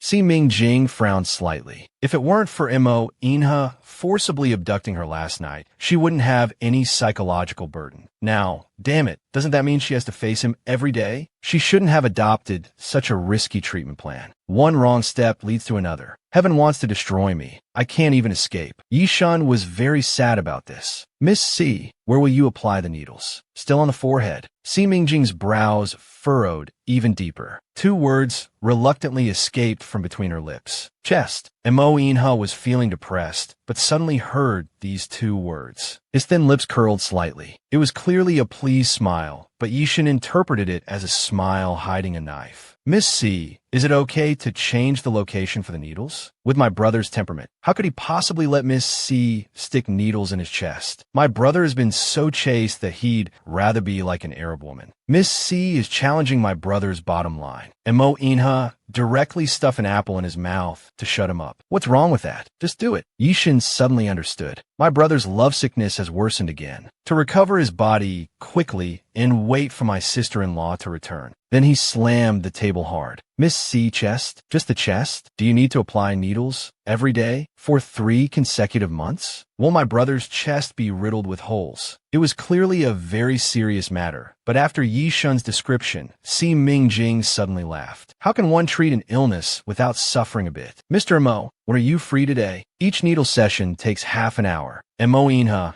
was very willing to satisfy her vengeful heart. "No problem. I'm ready anytime. We can start now." As he spoke, he forcefully tugged at his clothes, revealing his sexy collarbone and milk-white skin. Si Mingjing was startled and stopped him. "I'm not free now. I need to take Little Bai to school. I have things to do in the morning. I'll come back to give you the acupuncture after I'm done." And Mo Inha was a bit disappointed. "Any time is fine. I'll wait for you to come home." The words "come home" were ordinary, but coming from his magnetic voice, it felt like a husband waiting for his wife to return home. But as the 2 were about to close the car door, a long, straight leg suddenly stepped into the small car. Yin Yinbai's face lit up with joy. Dad, are you taking young master to school? Mo Ina nodded. Yin Yinbai was overjoyed. Dad, this is the first time you're taking young master to school. I've never taken you to school before. Mo Ina's voice carried a hint of authoritative disagreement. In front of Gio, he had never taken his son to school. This was accusing him of not fulfilling his fatherly duties. Yin Yinbai shouted angrily, "You didn't even go to parent-teacher meetings. It was always third uncle who went instead." At this moment,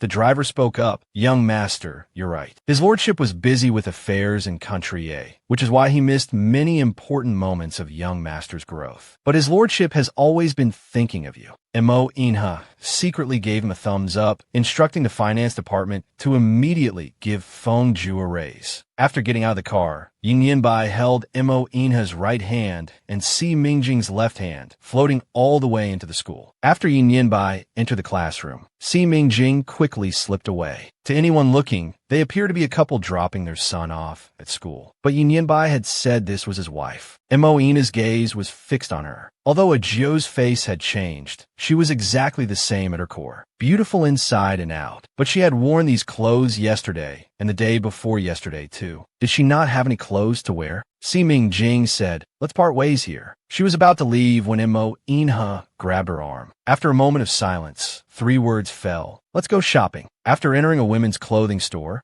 Mo Inha picked up a coat he liked and asked her to try it on. Si Mingjing refused, saying, "Thank you for your kindness, but I don't need you to buy clothes for me." Mo Inha smiled mischievously. "Mingjing, you're overthinking. Your figure is similar to my sister's. I'm buying it for her." As he spoke, he pulled Si Mingjing over. "She always wears the same clothes. I want to give her a gift. So, Miss C, please help me by trying it on." A powerful man thought the woman he liked couldn't afford beautiful clothes, so he directly took out several gold cards to buy for her. When she changed into the dress, she found she couldn't zip up the back, so she called for a shop assistant to help. But unexpectedly, Mo Inha came in. Her face immediately darkened. "Why is it you? How many clothes do you want to buy for your sister?" Mo Inha smiled, his lips curling. 100 or so pieces, at least. I don't like seeing her with the same clothes twice. It makes it seem like I don't dote on her at all. Mingjing, remember this. Don't marry a man who's reluctant to buy clothes for women. He either lacks financial means or charm. Si Mingjing complained softly. "You're going to wear me out. But being your sister is really fortunate." Mo Inha placed one hand against the wall. "Is that so? Being my woman is even more fortunate. You can consider it." Si Mingjing inwardly grumbled. "Too bad you're already spoken for. I don't want to be a substitute for Little Bai's mother." She didn't respond and continued being a clothes-trying tool. After finishing one store, they went to the next. Si Mingjing wanted to give him a nickname, the Shopping King. When men go on a shopping spree, women don't stand chance. Mo Inha directly took out several cards. He wanted all the clothes she had just tried on. At this moment, everyone was discussing. He wanted all the new styles for this season. What was the relationship between Mr. Mo and this young lady? He was so doting. Could the previous rumors about him seeking a wife be true? At this time, an attendant walked up to Mo Inha, holding a DSLR camera. "Sir, there were 2 reporters secretly taking photos in the mall earlier. You were buying clothes for fourth sister. I've already dealt with it." Mo Inha's good mood imperceptibly cooled due to the head guard's words. "I said I would handle it." The head guard hadn't yet grasped the key point of Mo Inha's words. "Sir, they're all tabloid reporters. If we don't deal with it, gossip will surely spread." Mo Inha shot him a cold glare. "Am I the kind of person who cares about gossip? Return the memory cards to them. This isn't Atlantis, it's Country A. I'm just an ordinary citizen. Don't make it special, and don't use power to oppress people." The head guard bowed and responded. In fact, he was very confused, the usually aloof flower who would suppress any gossip, never allowing rumors to be associated with him, like a rare, disciplined ascetic. He strode over and tossed the camera to the paparazzi. He even returned the memory card to the paparazzi. The paparazzi were completely bewildered, seeing his intimidating aura. Surrounded by an even stronger killing intent, they became more fearful. "Big brother, please let me die with understanding." The attendant directly threw out a sentence. "We won't make things difficult for you. Our Lord said to go ahead and leak the photos. So do as you please." The paparazzi stood there stunned, their faces full of disbelief. As they were walking with their purchases, suddenly Si Mingjing's phone rang. She saw it was Song Tungfei. She gestured to Mo Inha,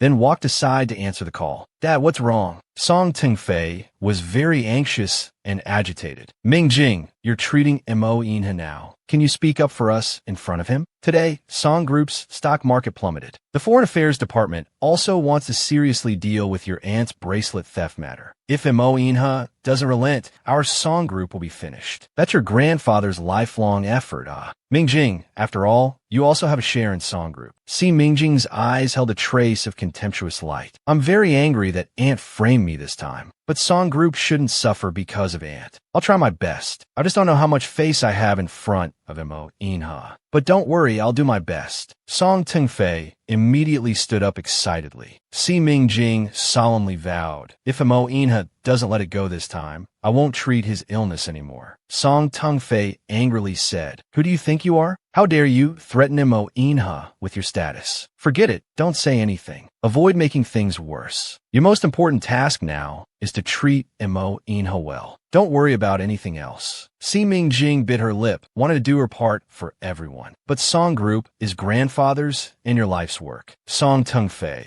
afraid his daughter wouldn't know her place, repeatedly warned, this matter is your aunt's own doing. If it really comes to that point, I can't keep her anymore. After saying this, he directly hung up the phone. He didn't dare take this risk. This adopted daughter was the Song family's last hope for redemption. If he also offended Mo Inha, then the Song family would be completely finished. Si Mingjing coldly smiled, not bad. It seems my good father values money and wealth above all else. Then, as they were on their way back, Si Mingjing couldn't help but ask, did my mother Si Yao and your wife, Miss Bai Jusi, know each other before? Were they close? And Mo Inha directly threw out a sentence, not very close. But Si Yao became friends with Ajio in the 2 months before Ajio left. But at that time, she was seriously injured. Ajio still had the mood to meet this new friend for afternoon tea every few days. Could it be that Ajio wasn't simply going out for afternoon tea? What does this have to do with her now becoming Si Yao's daughter? At this moment, the head guard Feng Ju said, Sir, even old Master Song was introduced to the crown princess by Si Yao. Otherwise, at that time, old Master Song wouldn't have been qualified to treat you. Song Pian Ran dared to steal the bracelet you gave to the crown princess. The crown princess loved that bracelet so much. How could others be worthy of it? Si Mingjing sighed deeply. His mother was truly foolish. She made a wedding dress for the Song family, yet died alone in a foreign land. After her death, she was even framed for stealing the bracelet. Just as he was thinking, his wrist was suddenly grasped. Si Mingjing looked down and saw Mo Inha putting that bracelet on his wrist. Mo Inha learned that the woman he longed for day and night had someone else in her heart. His jealousy spread throughout the city. Feng Ju was directly dumbfounded. Damn, could it be that his lordship has taken a liking to this young lady? He couldn't wait just 5 short years. The scumbag Si Mingjing was flattered yet alarmed. He took off the bracelet and returned it to Mo Inha, saying, I can't accept this.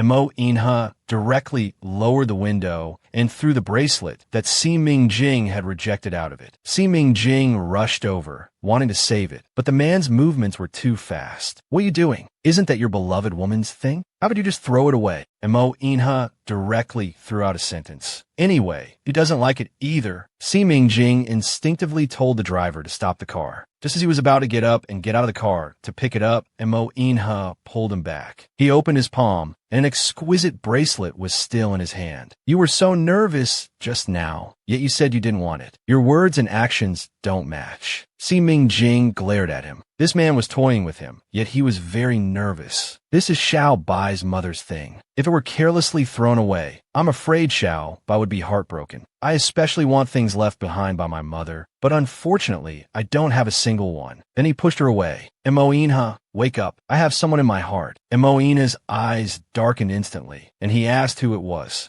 Si Mingjing deliberately said very seriously, I don't know either. This is my private matter. It's not convenient to tell you. He is my only relative in this world. He is the partner I want to spend my life with. Besides him, I can't accommodate anyone else in my heart. In this world, apart from his mother, he only had the great demon king in his heart, who had always accompanied him as he grew up. He came to Earth not only to avenge his mother, but also to seek the great demon king. He had a strong feeling that the great demon king was waiting for him in some corner of the earth. That sense of distance keeping people thousands of miles away, pained Ina's brow and eyes. But was that man he spoke of really that good? Never mind, he consoled himself. If anyone dared to compete with him for a woman, he'd just kill them. After arriving at the Yi family manor, Si Mingjing took out sterilized silver needles from the medical box. Ina's gaze swept over her slender wrist. Where's the bracelet worn on the wrist? It was taken off so quickly. His celadone voice was slightly depressed. Not cute at all. Yishan listened to this out-of-context sentence with a puzzled face. Inha leisurely unbuttoned his shirt. Without a word, he directly lay down. The beautiful muscular texture of his chest gradually exposed under the warm sunlight. It was as if there was a ray of refracted light dazzling Si Mingjing's eyes. Yet Yishan stood beside him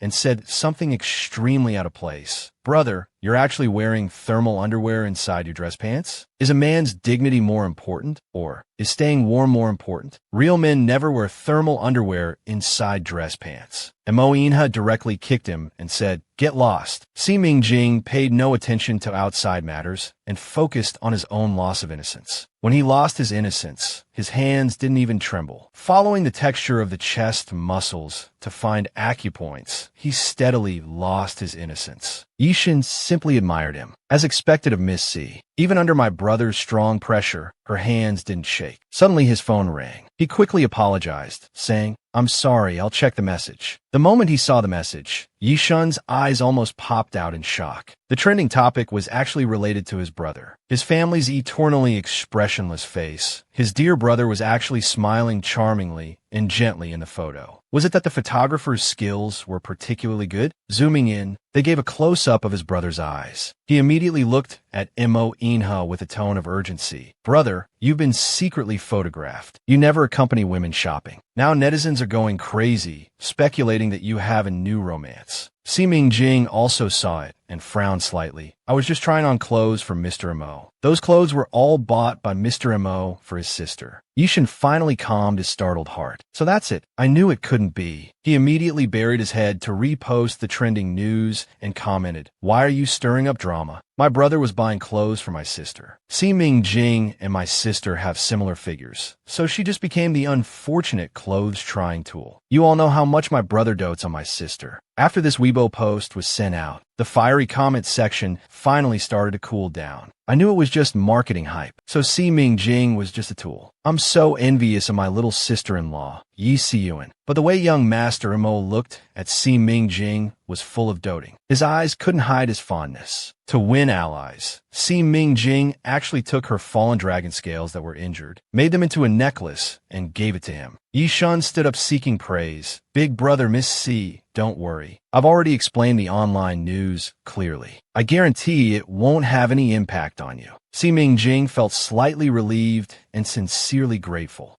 Yishan looked towards his brother. Unexpectedly, in his brother's deep eyes, there seemed to be 10,000 poisoned arrows, just waiting for his command to be fired all at once. Yishan was greatly shocked. "Brother, did I do something wrong? Please enlighten me." Inha gracefully uttered 3 words. "Ashun." Hearing these 3 words, Yishan almost fell to his knees. Every time his brother called him Ashun in such a meaningful tone, it was definitely when he was in big trouble. Then he heard Inha coldly and mercilessly say, "Sending you to a certain continent as a hostage." What do you think? Yishan collapsed with a thud, his legs too weak to stand up. "Brother, I'm your own brother. What kind of place is the mother continent? If I go there as a hostage, will I even make it back alive? I'm the world's only male mermaid. Isn't it better to keep me at home for viewing?" Inha's expression remained unchanged, exuding coldness. "Precisely because you're my own brother, you're qualified to be a hostage on the mother continent. You should contribute to the country." Yishan wailed, "Brother, can't you give me one more chance to reform? Hurting your own flesh and blood will destabilize the government." Si Mingjing asked third young master Yi curiously, "What is the mother continent? Isn't it just a legend?" Yishan immediately explained, "In ancient times, there were 4 continents on the blue star. Atlantis, Mother Continent, Lemuria, and Gondwana. But they were swallowed by a prehistoric Great Flood. Unexpectedly, the inhabitants of the four continents miraculously adapted to underwater life and continued on. The underwater world is highly advanced in science and technology. The inhabitants of the four great empires consider themselves sea people, superior to others, and disdain interaction with land dwellers. So land people don't know of their existence. Sima Jing still didn't quite understand and continued to ask, "Then why is your brother sending you to the mother continent as a hostage?" Yishun told her very proudly, "After my brother took control of the Atlantis Empire, he went against popular opinion and no longer kept the country isolated. He opened up the new underwater world to land people. The policies my brother implemented promoted exchanges in politics, economy, culture, and tourism between the sea and land worlds. It reached unprecedented glory for a time, but this caused dissatisfaction and public outrage among the other three great undersea empires. The sea people of the other three countries prided themselves on their nobility. How could they allow land people to pry into their world? They were ashamed of my brother, considering the Atlantis Empire a traitor to the higher world. They coveted Atlantis. Now the three countries have allied. If I go to the mother continent as a hostage, it may ease the current severe undersea international situation. But I don't want to sacrifice myself for the country. Should I renounce my undersea citizenship and focus on being a country's national treasure male mermaid?" Sima Jing sympathized with Yishun. "It's not easy being royalty." Then he curiously asked, "Is the mother continent using dragons as a totem?" Yishun was shocked. "How do you know?" Sima Jing's eyes flashed with a hint of darkness. "Fairy tales. It's written in books. When he was new in prison, his mother had told him about it. He thought it was just a fairy tale, not real." What depressed Yishun the most was this. If only the mother continent was like Atlantis and worshipped mermaids as sea gods, but they believe in dragons instead. Then he continued wailing, "Fourth miss, if I'm gone, who will protect you in the future?" This was indeed true. If Yishun wasn't around, her situation would probably be even more difficult. Sima Jing gave Yi Shun a life-saving solution. "Go find something related to your sister-in-law and give it to your brother." Yi Shun was dejected. "Where can I find something of my sister-in-law's now?" Sima Jing pondered for a moment. "I remember Xiao Bai had something that day. He gave it to me like a treasure. Wait here for a moment. I'll go to the bedroom to get it for you." Yi Shun's eyes lit up when he heard this. Sima Jing took out a pendant strung with several dragon scales. These were the dragon scales that had fallen off when he was injured during the attack by thugs that time. He picked them up and made a necklace. To win over allies, he had to painfully part with it now. Yishun stared at the dragon scales, shimmering and lustrous. His eyes immediately brightened. "Great! This must be what my sister-in-law gave to my brother. My brother then gave it to Xiao Bai. Xiao Bai gave it to you, and you're giving it to me. I'll return it to my brother. After all, dragon scales can only be given to one's beloved. Now it has come full circle. Indeed, my sister-in-law's dragon scales only my brother deserves to have." Sima Jing was shocked. "What do you mean dragon scales can only be given to one's beloved?" He was a lone dragon who grew up on Prison Star, still half understanding his dragon identity. No one had told him about dragon taboos. He suddenly wanted to take back the dragon scale pendant. "I suddenly feel this might not be suitable to give to your brother. This is a token of love Xiao Bai gave me. You better get it back to me." But Yishun snatched the dragon scale pendant back. "Dragon scales can only be given to one's beloved. My sister-in-law's beloved is my brother. You can't take this back. I'm leaving. Thank you so much, 4th Mississippi." With that, he flashed away faster than a rabbit. He was counting on this thing to save his life. The second princess of Atlantis, Yi Siyuan, was very happy to learn that his sister-in-law had returned. She even said she would help him regain his memory. Yi Shun rushed into Mo Inha's room in great urgency. Then he held up the imperial sword high. "Brother, for sister-in-law's sake, please spare me one more time. Sister-in-law really said you should protect me for life. Sister-in-law cares for me so much. She certainly wouldn't bear to see me go to the mother continent as a hostage."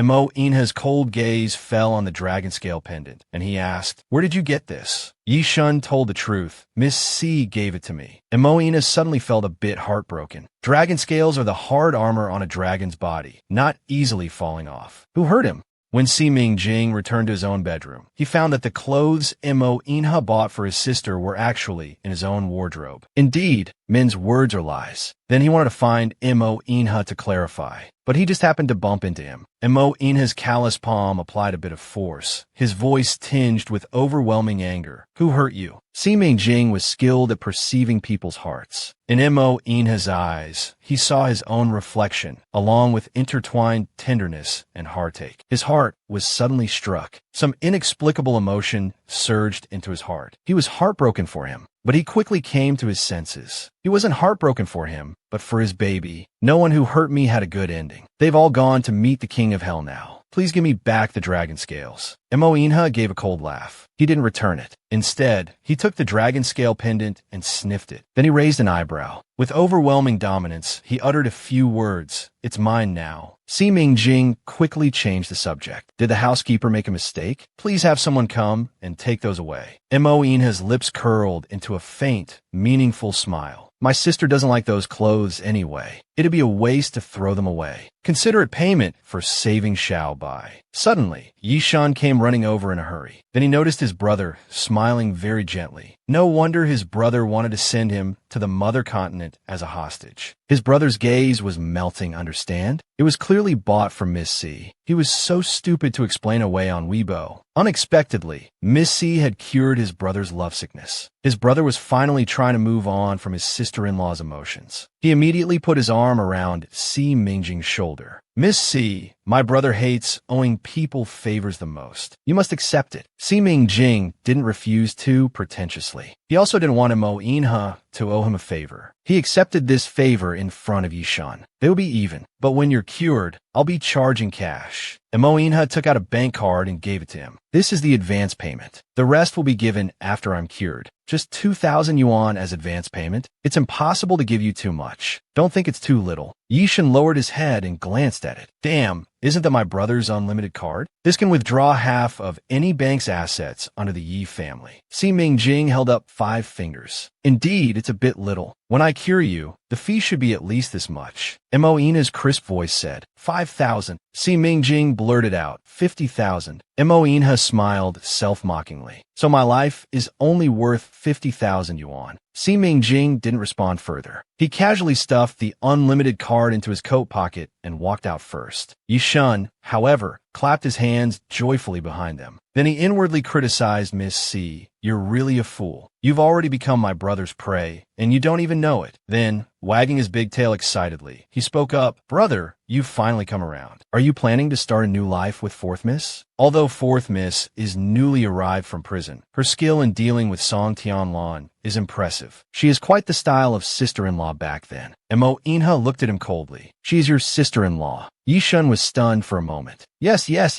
She'll be my new sister-in-law in the future. Mo Inha's mouth twitched speechlessly. He directly dropped a sentence. Si Mingjing is your sister-in-law. She's back, with a changed appearance. Yishan was completely dumbfounded. This is already a terminal illness, which I of yours sees Miss C as sister-in-law. At this moment, the second princess of Atlantis was putting on makeup. Suddenly her phone rang. She quickly lowered her head to look. It was Yishan who had secretly taken a photo of Si Mingjing and sent it to her. Sis, look who this person resembles. Doesn't she look like sister-in-law? Yi Siyuan's face immediately darkened. She directly criticized, Little brother, is there something wrong with your eyes? Yishan instinctively replied, It's Big Brother who's sick. Big Brother says she is sister-in-law. He even gave Miss C that unlimited card you wanted the most. Yi Siyuan was greatly shocked and immediately stood up. Yishan added another sentence. Sis, don't you think Big Brother is beyond saving? Yi Siyuan wished she could lecture her dear brother on the spot. Big Brother was the sharpest of the sharp. How could he make a mistake? If he said Miss C was sister-in-law, then Miss C must be sister-in-law. How dare you question Big Brother's judgment? You're so stupid.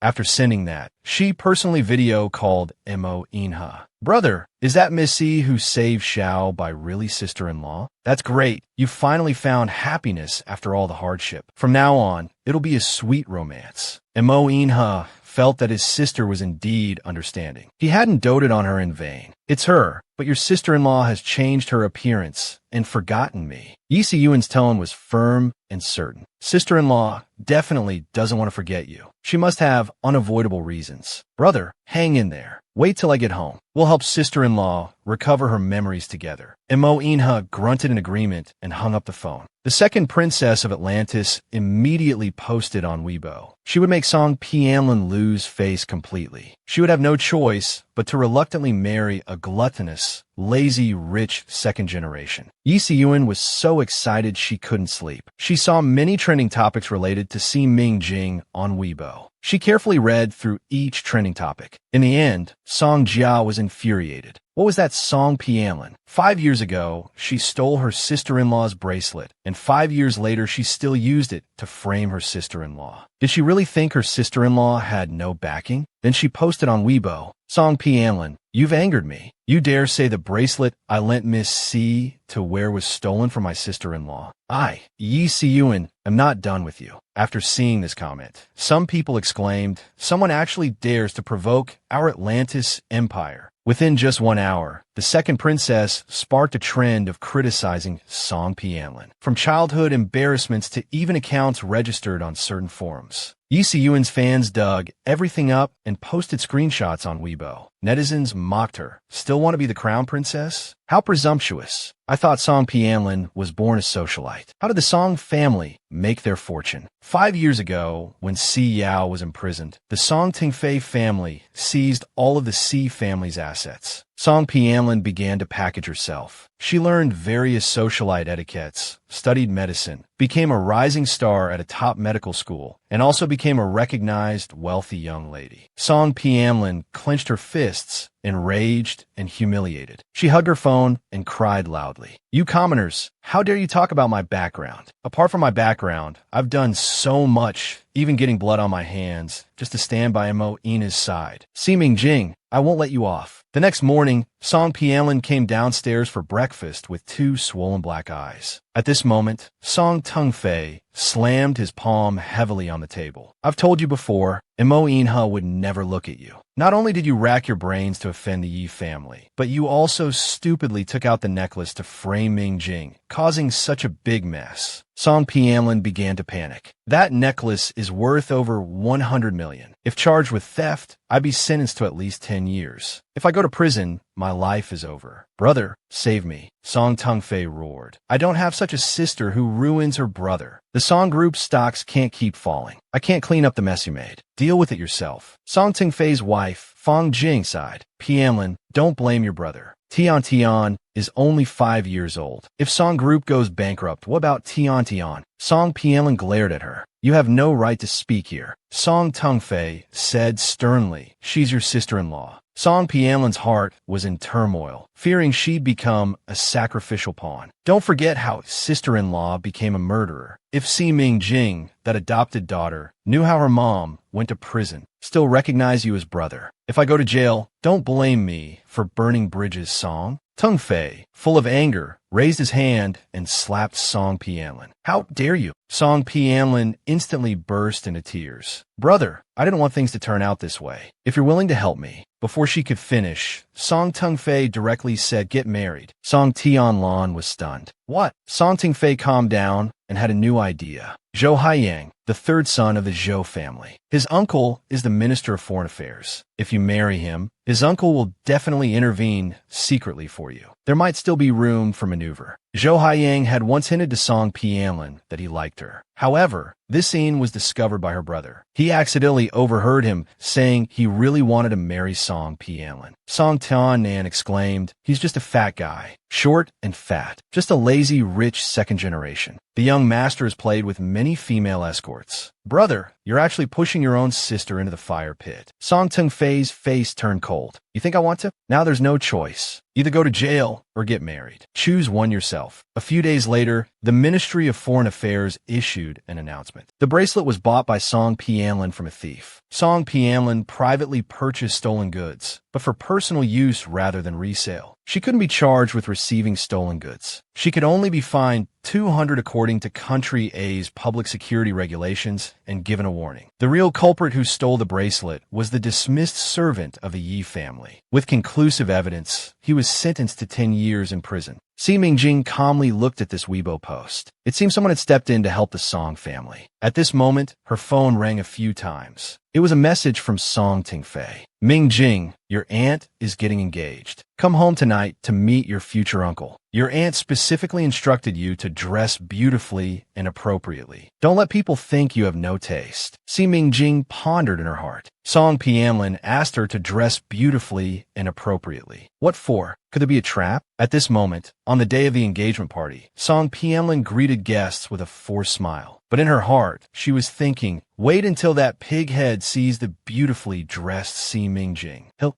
definitely get lustful. Then I'll trick them into the room I've prepared. However, Si Mingjing deliberately chose an unremarkable outfit, even a bit rustic, to come to the Song family villa. Song Tianlan frowned slightly. Si Mingjing, what are you wearing? You're embarrassing our Song family. Si Mingjing smiled innocently. What's wrong with my cotton jacket? Aunt, although I'm newly out of prison, I have very good taste. Zhou Haiyang mocked her without hiding it. Just out of prison, no wonder they say even 1 billion wouldn't get anyone to want her. Tianlan is still the prettiest. Song Tianlan was furious and embarrassed. Dressed like this, she couldn't seduce Zhou Haiyang at all. She did it on purpose. Suddenly, in front of everyone, Zhou Haiyang kissed her cheek. Tianlan, I really want to marry you tonight and take you home. Si Mingjing laughed, wishing you 100 years of happiness. Song Tianlan had set up the stage. If she, the female lead, didn't appear, it would indeed be disappointing. During dinner, Zhou Haiyang pulled Song Tianlan to sit beside him, constantly serving her food attentively. Song Tianlan felt like sitting on pins and needles, but didn't dare to get angry. The Song family and Zhou family were discussing the marriage of the two children, setting a date. Song Tianlan's heart sank. She had to endure for the sake of the plan. Then she stroked Tiantian's head. And it will take you outside to set off fireworks, okay? Tian smiled slightly. Okay, I love watching fireworks the most. Si Mingjing narrowed her phoenix eyes. That Zhou Haiyang was clearly not a good person. Song Pianlin would never be willing to marry him. But with the Zhou family's favor on the table, if she doesn't want to marry, she'll definitely drag someone else down. Looks like tonight is another trap. Suddenly, Tian came over and tugged on Si Mingjing's clothes. Sister, come play with me too. Si Mingjing flashed a dark glint. She got up and followed Tian out. Song Tianlan had set up the stage. If she, the female lead, didn't appear, it would indeed be disappointing. What kind of trap had Song Tianlan dug for her? Tian pulled Si Mingjing along, skipping and jumping, very adorable. Si Mingjing asked the girl, where are you taking me? Sister, just follow me and you'll see. Annie has something good. Annie has something good. Tian pulled Si Mingjing to the wooden cabin on the west side of the courtyard.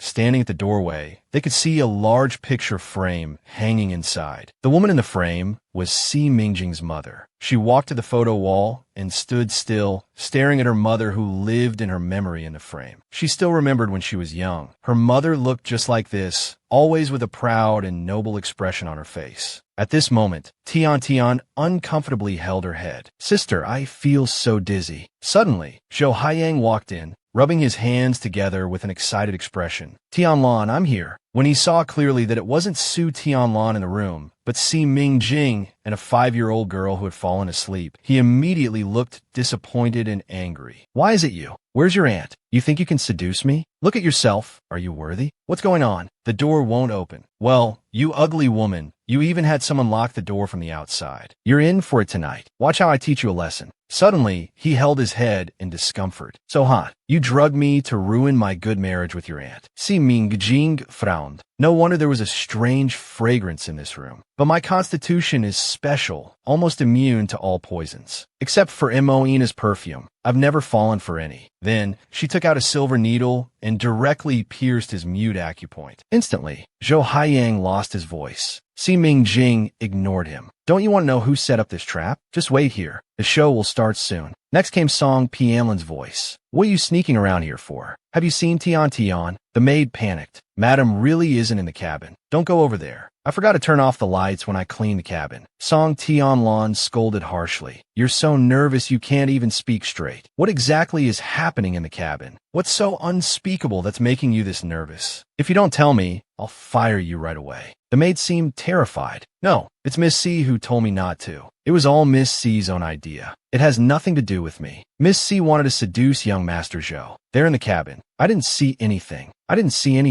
Song Pianlin was shocked. What? Si Mingjing dares to seduce my fiancé? She actually made a move on Haiyang? I want to see how far Si Mingjing and Zhou Haiyang have gone. How could her dear brother still force her to marry Zhou Haiyang now? Song Tingfei walked to the cabin door furiously. Song Pianlin blocked him, but pushed him away forcefully. She must let everyone see Zhou Haiyang and Si Mingjing embracing each other. She even deliberately locked little Tian Tian inside. At the same time, she wanted to make her dear brother, sister-in-law, Si Mingjing, and Zhou Haiyang all unhappy. As she pushed open the door, she cursed at Si Mingjing, "You shameless bitch! You dare to seduce even your future uncle-in-law." However, her satisfaction lasted no more than 3 seconds. Seeing the scene in the room, her expression froze. The sight in the cabin was completely different from what she had imagined. His emotions went up and down dramatically. For a moment, he lost control and exclaimed in shock, "How can this be? Aren't you too?" The drug he prepared was absolutely unbreakable by anyone. He had even taken Si Mingjing's medical skills into account. He couldn't accept it. The huge psychological gap made him roar angrily at Si Mingjing. "What are you doing to my fiancé?" Si Mingjing immediately replied, "Auntie, you're a medical professional. Can't you see? I'm detoxifying your future uncle-in-law." Song Pianlin's mind was in chaos. Detoxifying? What poison did you give Haiyang? Si Mingjing found it amusing. "Auntie, I was sitting quietly in the room earlier. Tian Tian came to find me, saying you had prepared something good for me. I was curious, so I came to see. Tian Tian brought me to this cabin. There was a strange fragrance that could make people lose their minds. Tian Tian fainted on the spot. Later, my future uncle-in-law came in saying he was looking for you. When he saw me, he was about to leave, but found the cabin door locked. He couldn't open it, and then he was also affected by the drug. Annie, how did my kind act of detoxifying my future uncle-in-law turn into me poisoning him? Fortunately, I have medical knowledge. Otherwise, if the drug had taken effect on my future uncle-in-law and he had tried to touch me, that would have been the least of our worries. Little Tian Tian is here too. If she had been hurt, that would have been really bad." Hearing Si Mingjing's words, Fong Jing broke out in a cold sweat. She turned and slapped Song Pianlin hard. "Do you have no heart? Tian Tian is your niece. How would you use her like this? She's only 5 years old this year."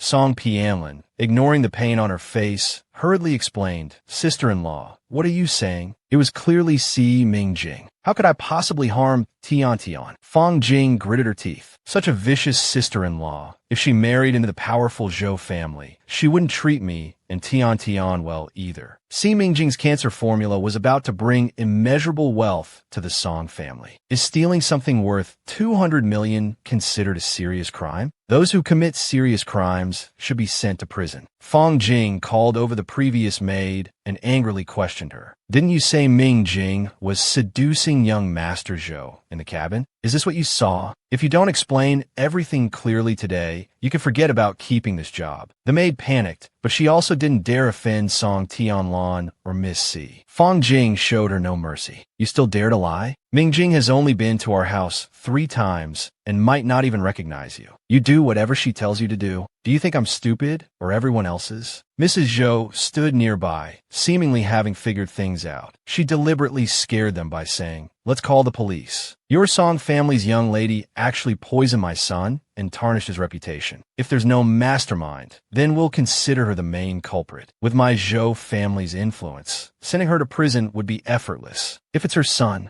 if the news of him abusing a 5-year-old child gets out, what will happen to their Zhou family's reputation? Sending him to prison would be effortless. If it's her son and the news of abusing a 5-year-old child gets out, what will happen to their Zhou family's reputation? He must know who the mastermind is." The maid's face changed dramatically. Hearing about being sent to prison, she no longer dared to conceal anything. She pointed at Song Pianlin and said, "It was her. Miss Song told me to say this. I was just following her instructions. It has nothing to do with me. Really, it has nothing to do with me." Song Pianlin's head was buzzing. "Shut up. How dare you frame me?" The maid wasn't stupid either. Doing such things, how could she not have some means of self-protection? She directly opened her phone's recording function. Song Pianlin's voice came out of the phone. "Lon, later, go tell Zhou Haiyang that I'm waiting for him in the cabin." After leading him to the cabin, just lock the door. Song Pianlin's body shook violently. Her heart sank. Any denial seemed weak in the face of the recording. Mrs. Zhou was furious. Mr. Song, you'd better give me an explanation. If you didn't want to marry, you shouldn't have agreed. The daughter-in-law my Zhou family chose actually wanted to ruin my son's reputation. You think my Zhou family is a pushover to be squeezed at will? Then she walked over and took Si Mingjing's hand. You saved my son's life. Our Zhou family will remember this kindness. I hope you can detoxify my son as soon as possible. It's already done. Si Mingjing removed the silver needles from Zhou Haiyang's body. Now you know who really set up this scheme, right? Zhou Haiyang looked at Song Pianlin with hurt in his eyes. Pianlin, why? Don't you want to marry me? 3 days ago, you called me. You clearly said you wanted to marry me. These past 2 days, you've been dreaming about our future on the phone. Was all of that a lie? Say something. As long as you say you didn't do this, I'll believe you. I'm still willing to marry you. Say it. Song Tianlon forcefully pulled her hand back. Enough, stop talking. I don't want to marry you. Every time you touch me, it makes me sick. Zhou Haiyang stepped back, looking at her in disbelief. Finally, he lost all face. He turned and walked away like a heartbroken young man, dejected, leaving the cabin. Song Tianlon immediately raised her hand to slap Si Mingjing.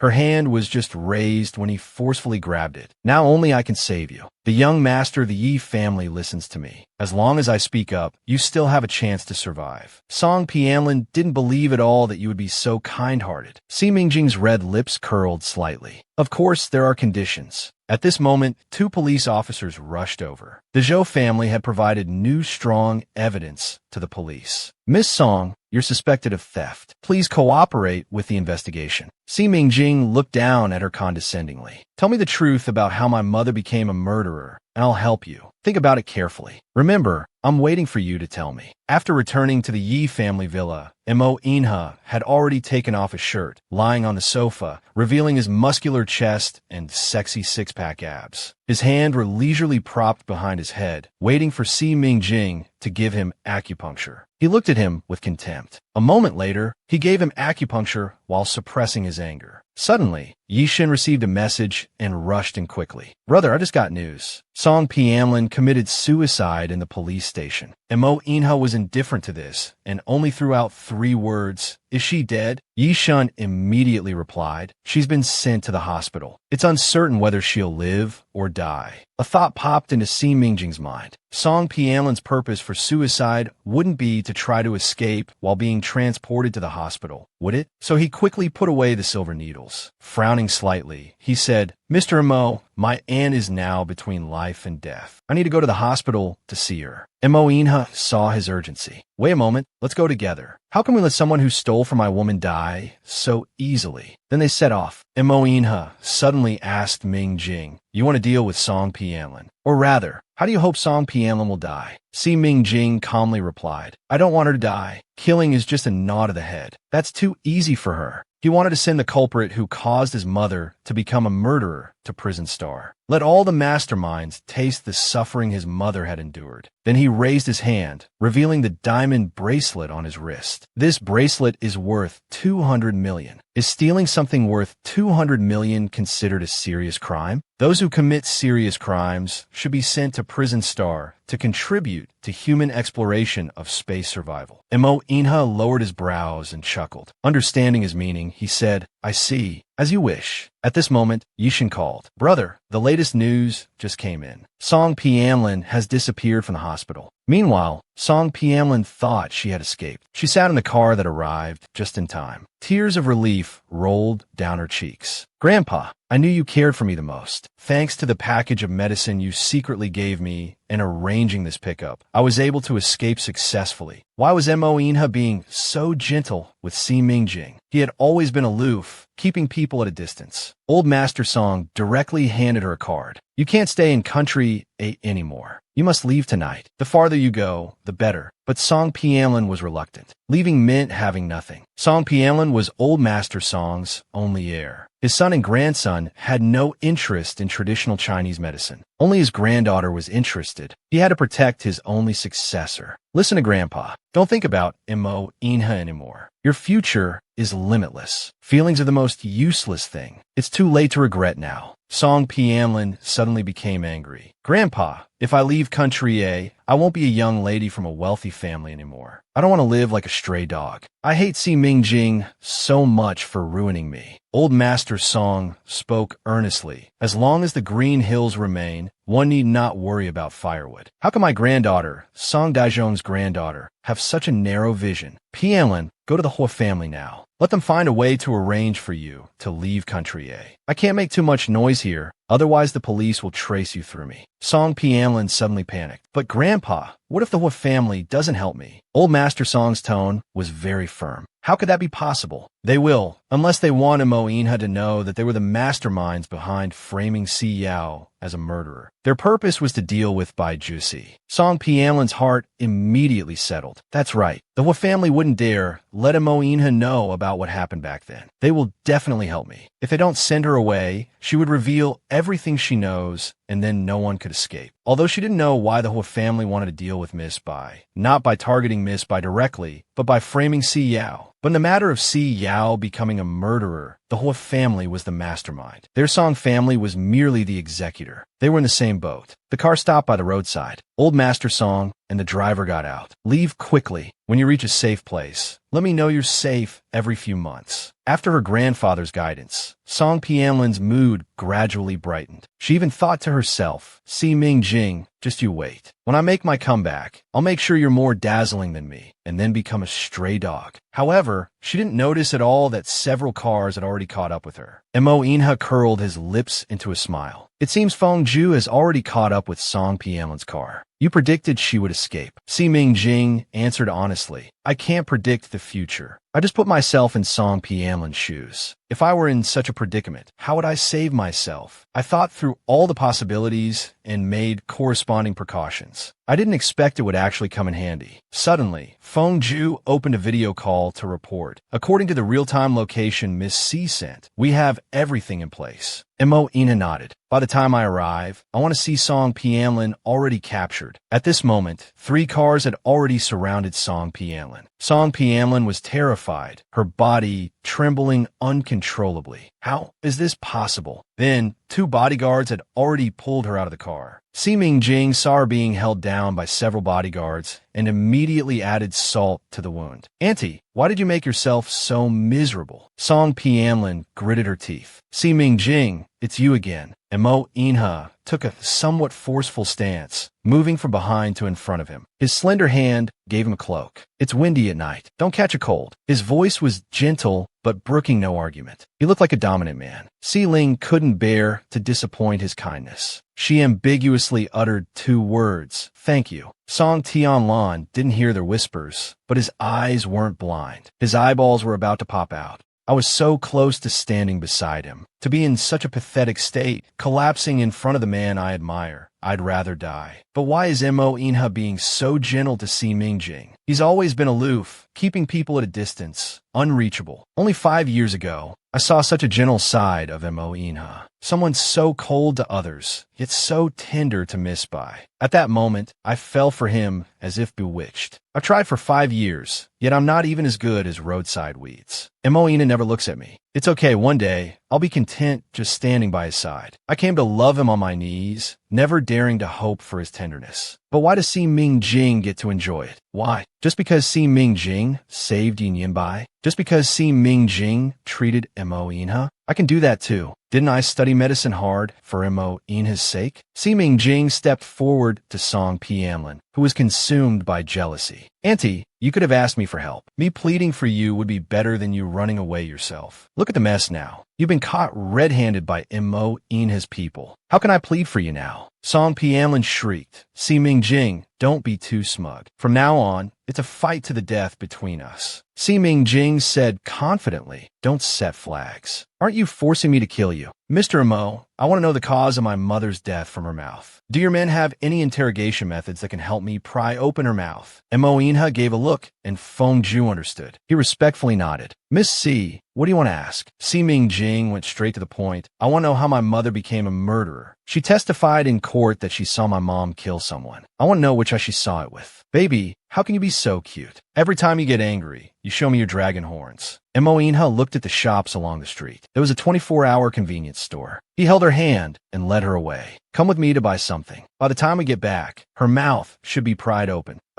She wasn't hungry before, but now that he mentioned it, Si Mingjing did feel a bit hungry. But couldn't this man just walk normally? Why did he have to hold her hand? She wasn't a 3-year-old child who couldn't cross the street alone. He led her all the way to the convenience store. Only then did the man's broad palm release her slender hand. "Boss lady, my wife is a bit cold. Please help make some hot drinks." Si Mingjing's I twitched violently. "Who's your wife? Don't talk nonsense." Mo Inha chuckled. "Of course it's you. Mingjing, it's no use denying it. I know in my heart." He reached out and ruffled her hair. Si Mingjing gritted her teeth. 2 slanted coral-like dragon horns emerged from the end of her forehead, glowing with a crystalline luster. They were quite adorable. Her dark phoenix eyes also gradually changed to a brilliant golden color, as if flames were bursting out from within. Mo Inha burst into laughter. "Baby, how can you be so cute? Every time you get angry, you show me your dragon horns." Si Mingjing was stunned for a moment, then quickly reached up to forcefully press down the 2 dragon horns. The night wind blew from the north. Mo Inha stepped around to his north side. His tall, straight figure was like a towering mountain, shielding him from the cold, biting wind. Si Mingjing noticed his subtle protection. She couldn't help but think, if this man wasn't treating her as a substitute, he would truly be irresistible to women. No wonder Song Pianlin was so infatuated with him. Song Pianlin's taste wasn't bad at all. It's a pity her charm didn't match her eye for men. She was really curious. What kind of woman was Xiao Bai's mother to have captured Mo Inha's heart? By the time they walked back to the intersection side by side, Feng Ju had already pried open Song Pianlin's mouth. "Fourth miss, your mother didn't kill anyone. The real killer was a woman who looked exactly like your mother." Everyone knew old Master Song was good at medicine, but they didn't know he had another exceptional skill: manual plastic surgery. Old Master Song came from a rural background and a poor family. He worked as a security guard at old Master Zhang's clinic. His diligence caught old Master Zhang's eye, and he was taken as an apprentice. Old Master Song started learning medicine at 40. He studied traditional Chinese medicine for 10 years and practiced manual plastic surgery before gaining some reputation. Later, he failed in a plastic surgery and hid in the countryside to avoid trouble. It wasn't until his grandson Song Tongfei met Si Yao and became the Si family's son-in-law that he found a new backer and returned to practice medicine. Old Master Song surgically altered a person to look exactly like your mother. The real killer was that woman. However, that woman was also a victim. She was used as a tool to frame your mother. After being used, she was disposed of without a trace. Si Mingjing's expression tensed. Who killed that surgically altered woman? The one who killed that woman was Song Pianlin herself. The woman's name was Liang Shimo, Song Pianlin's high school classmate from the village. Besides her face, her body type was extremely similar to your mother's, making it easy to deceive. Song Tianlan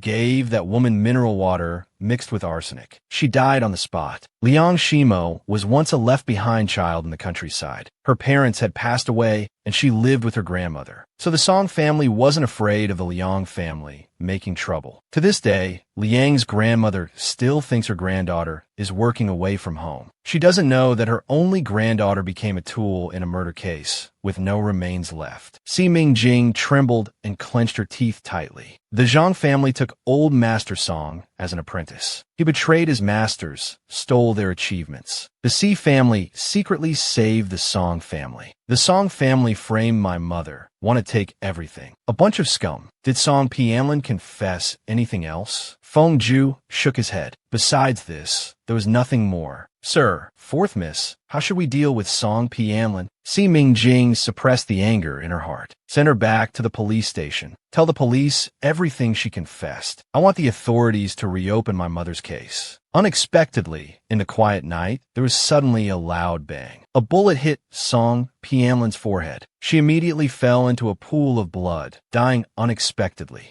Mo Inha moved even faster, already taking Si Mingjing into his arms. He used his tall body to completely shield her in his embrace. Si Mingjing was stunned for a moment, wanting to save Song Pianlin. She couldn't die. She needed Song Pianlin's confession. She didn't come to the Blue Star to watch the Song family die, but to clear her mother's name. But Mo Inha's arm had already circled her waist, carrying her to the car. This was too doting, wasn't it? Her brother seemed to have finally opened his heart. Si Mingjing's head buzzed. Who was in such a hurry to silence someone? She went through all the Song family members in her mind. Could it be Song Tingfei? Song Pianlin was Song Tengfei's own sister. She was so ruthless. If it wasn't Song Tengfei, then who could it be? Could his mother's death be connected to others? He quickly calmed down and fell into deep thought. At this moment, Feng Ju came over and stood outside the car, reporting, "Sir, the person escaped. We couldn't catch them. It was the sniper Mo In and Chun Sheng." He spat out a few words. "Useless. What about Song Pianlin?" Feng Ju respectfully replied, "Dead." Si Mingjing felt very upset upon hearing this. Suddenly, Mo Inha's hand rested on hers. His tone was very gentle as he comforted her. "Don't worry. Leave this matter to me." Then he ordered Feng Ju, "Spread the news, especially let the Song family know that Song Pianlin was silenced. Then closely monitor the Song family. Find a mastermind behind Song Pianlin's assassination, Old Master Song." After returning home, Song Tingfei suddenly stood up from the sofa. He went up to ask his grandfather, "Did Pianlin escape?" Old Master Song nodded affirmatively. The whole family couldn't possibly refuse this old man's favor. Pianlin will definitely be able to escape safely tonight. Song Tengfei, whose heart had been his throat, breathed a sigh of relief. Thank heavens, Pianlin has finally escaped legal punishment. If my sister hadn't fallen into the hands of the police, who knows if she would go crazy and betray our entire Song family. Old Madam Song wept with joy. Buddha bless us. The fortune teller had already predicted Pianlin's fate. She is the phoenix spirit and will have great fortune in the future. Just then, Song Tingfei received a phone call. It's unclear what the person on the other end said. His voice suddenly raised. "Impossible, absolutely impossible. You're lying to me." At the same time, this incident was pushed to the top of trending topics. Thief Song Pianlin escaped during transport, but was intercepted by Mo Inha's security team. Just as Mo Inha's guards were about to return Song Pianlin to the police station, Song Pianlin was assassinated by unknown individuals. Surveillance footage of the incident is shown above. The county police are offering a 5,000 yuan reward for relevant information. The public's discussion about Song Pianlin's assassination wasn't very high. They only cite a few words. However, they were discussing Mo Inha's instinctive action of protecting Si Mingjing in his arms very heatedly. Some netizens even tagged Yishun, asking for clarification. Yishun glanced at the news on Weibo and thought it was too stupid. His brother had finally opened up. Are the netizens blind? This doesn't need any clarification. Yin Yinbai, however, was very angry and threw his phone away. Wearing a green hat. When young master's wife is in danger, of course, dad has to protect young master's wife. Yishun was stunned. He quickly said it was him. He originally thought that the one who could have rumors with Mo Inha must be his sister. Unfortunately, this woman wasn't his sister. Feng Ju respectfully asked Mo Inha, "Sir, you appeared on the surveillance. Should we take it down?"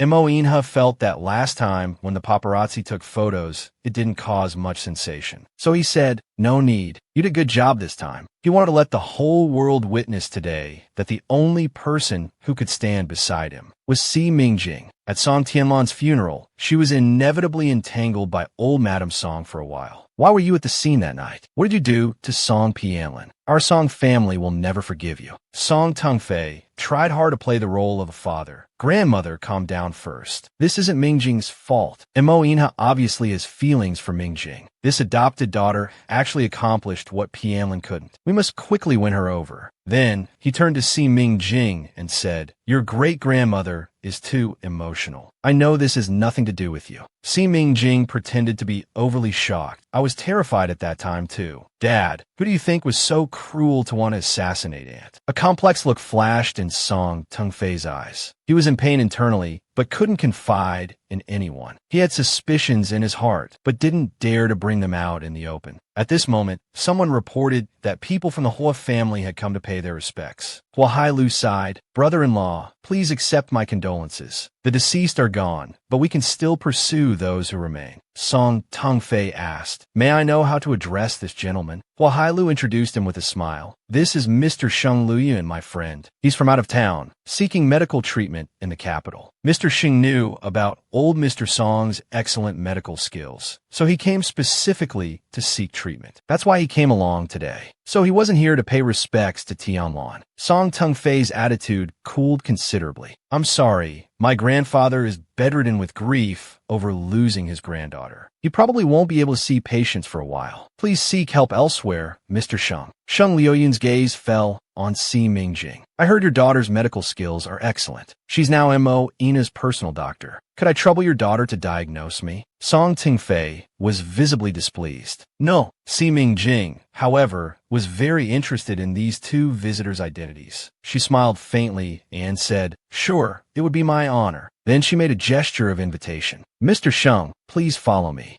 My father wasn't very polite to you just now. Please forgive him." A dark look flashed in Sheng Liuyun's eyes. "Actually, I can understand your father's feelings. I also have a sister. Losing a sister feels like cutting off a piece of flesh from your body." Her emotions were so contagious that Si Mingjing found it hard to ignore. "Did your sister pass away too?" Sheng Luyun shook his head. "No, not exactly, but I lost her." Si Mingjing was somewhat surprised. "So you're separated. But as long as she's alive, family members will always reunite someday. Mr. Sheng, there's no need to be so pessimistic." After saying this, she began to take Sheng Liuyun's pulse. Suddenly, Sheng Luyun deliberately made a video call. A virtual screen appeared in his palm. A cute, flirtatious girl appeared on the screen. Uncle, when are you coming back? Do you miss your cutie? Of course, give me a kiss." Sheng Liuyun's voice was gentle. The girl on the screen sweetly puckered her pink lips. Then he introduced her to Si Mingjing. "This is my sister's daughter." Si Mingjing smiled slightly. "She's quite cute. By the way, Mr. Sheng, you're not ill." Sheng Luyun felt a wave of disappointment. His niece chatted briefly before hanging up. He had originally thought that the woman rumored to be involved with M.O. Inha must be his sister. But unfortunately, this woman wasn't his sister. If she were, she wouldn't have remained unmoved upon seeing her brother and daughter. Then he spoke. "Miss C, my illness is probably in my heart. As long as my sister isn't found, this heart illness can't be cured." Suddenly, Su Cheng walked over. Without a word, he pulled Si Mingjing to his side, eyeing Sheng Luyun warily. "If you want to court my sister, you need my permission first. I'm her third brother. You know, my sister is already spoken for." Sheng Luyun ignored him. Since Si Mingjing wasn't his sister, he wouldn't waste any more time on her. Su Cheng pulled Si Mingjing 5 meters away and lectured her. "Black Lotus sister, are you crazy? You just hooked up with M.O. Inha, and now you're meeting other men behind his back? Do you still want to marry M.O. Inha or not?" Si Mingjing was speechless. "I didn't hook up with M.O. Inha." Su Cheng opened the trending topics. "You're still denying it? It's all over the hot search. How do you explain this? Your romance with M.O. Inha is known to the whole world." Si Mingjing saw the trending topic, and her brow twitched violently. "Third brother Su, can you help me remove these trending topics? M.O. Inha is like a god, untouchable by ordinary people. At 16, he seized royal power, becoming Atlantis' crown prince and regent, second only to one above all others." Su Cheng spoke slowly. "Other women would do anything to be associated with him. How high are your standards that you're foolish enough to want to remove the trending topics? You're not still thinking about us 3 brothers, are you?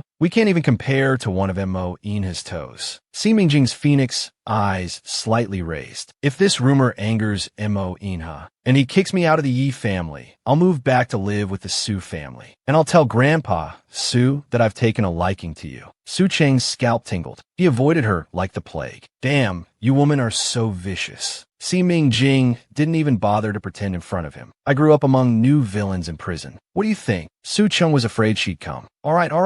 I'll help you while it's hot. You're not allowed to think about me. He directly dialed the phone in front of him. Logically, removing a hot search should be a piece of cake, something that could be done with one phone call. But the other side said, Young Master Su, we can't remove the hot search. Su Chung was stunned. Why won't you even give me, Su Chung face? I'll give you one last chance. Remove it or not. The person on the phone was very troubled. That person's background is too powerful. We can't afford to offend anyone. Finally, he used his connections to call the vice president. He thought that as long as he used the Su family's connections, it could be done. Little did he know that the vice president was impartial. Sorry, young Master Su. Hot searches are fair and just places. We never accept any irregular operations like removing hot searches. Su Cheng looked disbelieving. The vice president very respectfully said to Emo Inha, nephew, someone called Su Chung is running around trying to remove your hot search, but your Uncle Fu has already sternly refused him. Emo Ina's expression barely changed as he grunted. Su Chin? Which blind Su Chung is this? Unable to accomplish anything, he lost all face. Black Lotus sister, you've seen it too. It's not that I won't help you, but the funeral home's energy is too strong. It's affecting me. At this time, Song Tung Fei and Hua Man Lu walked out of the restroom. Song Tung Fei's expression had obviously calmed down a lot. He was no longer suppressing anger like before. Si Ming Jing immediately understood. These two must have reached some kind of future deal. Then he asked Su Chung, do you know who the man walking with my father is? Su Ching told him without hiding anything. Hua Man Lu, he does marine product business. Half of the seafood in Country A's restaurants comes from the Hua family's frozen food factory. The Hua family has the second largest seafood supply chain in the country. He's also your stepmother's adopted brother. 4 years ago, the Hua family adopted Fong Jing as their goddaughter. I have to say, Fong Jing knows how to be flexible and latch on a powerful people. She's much smarter than you.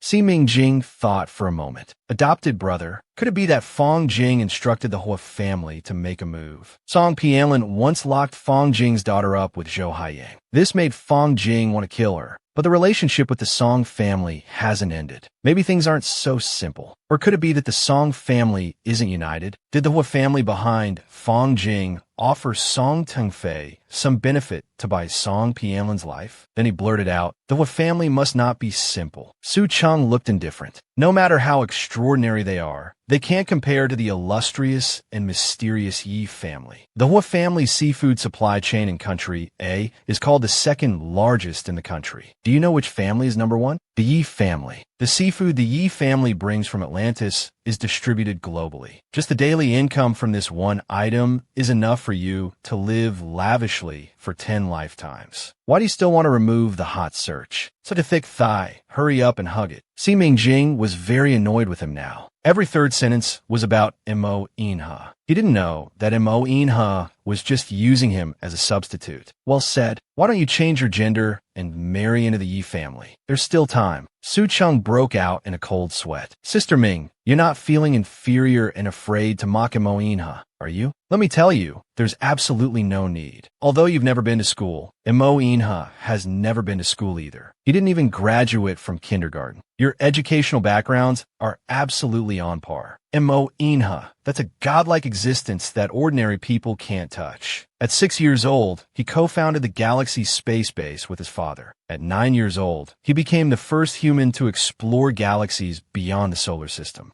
At 10 years old, he discovered a planet suitable for human habitation outside the solar system. He named it Prison Star. At 16, he consolidated royal power, becoming the crown prince of Atlantis and regent. One person below, 10,000 above. His power and wealth were unmatched. While others were in elementary school, Mo Inha had already reached the pinnacle of life. Mo Inha, a god among men. Suddenly, Mo Inha called Si Ming Jing. He was going to a resort for Christmas and told Si Ming Jing to pack her clothes and come with him. Because Si Ming Jing now had to give him acupuncture every day. This was truly digging her own grave, tying herself to his waistband. The Crown Prince of Atlantis, in order to protect his beloved, actually used himself as a torch. He wanted the guards to aim their guns at him. Yin Yinbai was super excited. Jing Jing, it's the first time I'm spending Christmas with my wife. Are you happy? Ming Jing wasn't happy at all, but not wanting to hurt him, she said she was. Yin Yinbai boasted, Jing Jing, have you ever flown a spaceship? Dad said he'd teach me. It's super cool. When I learn, you could be my co-pilot. I'll take you flying.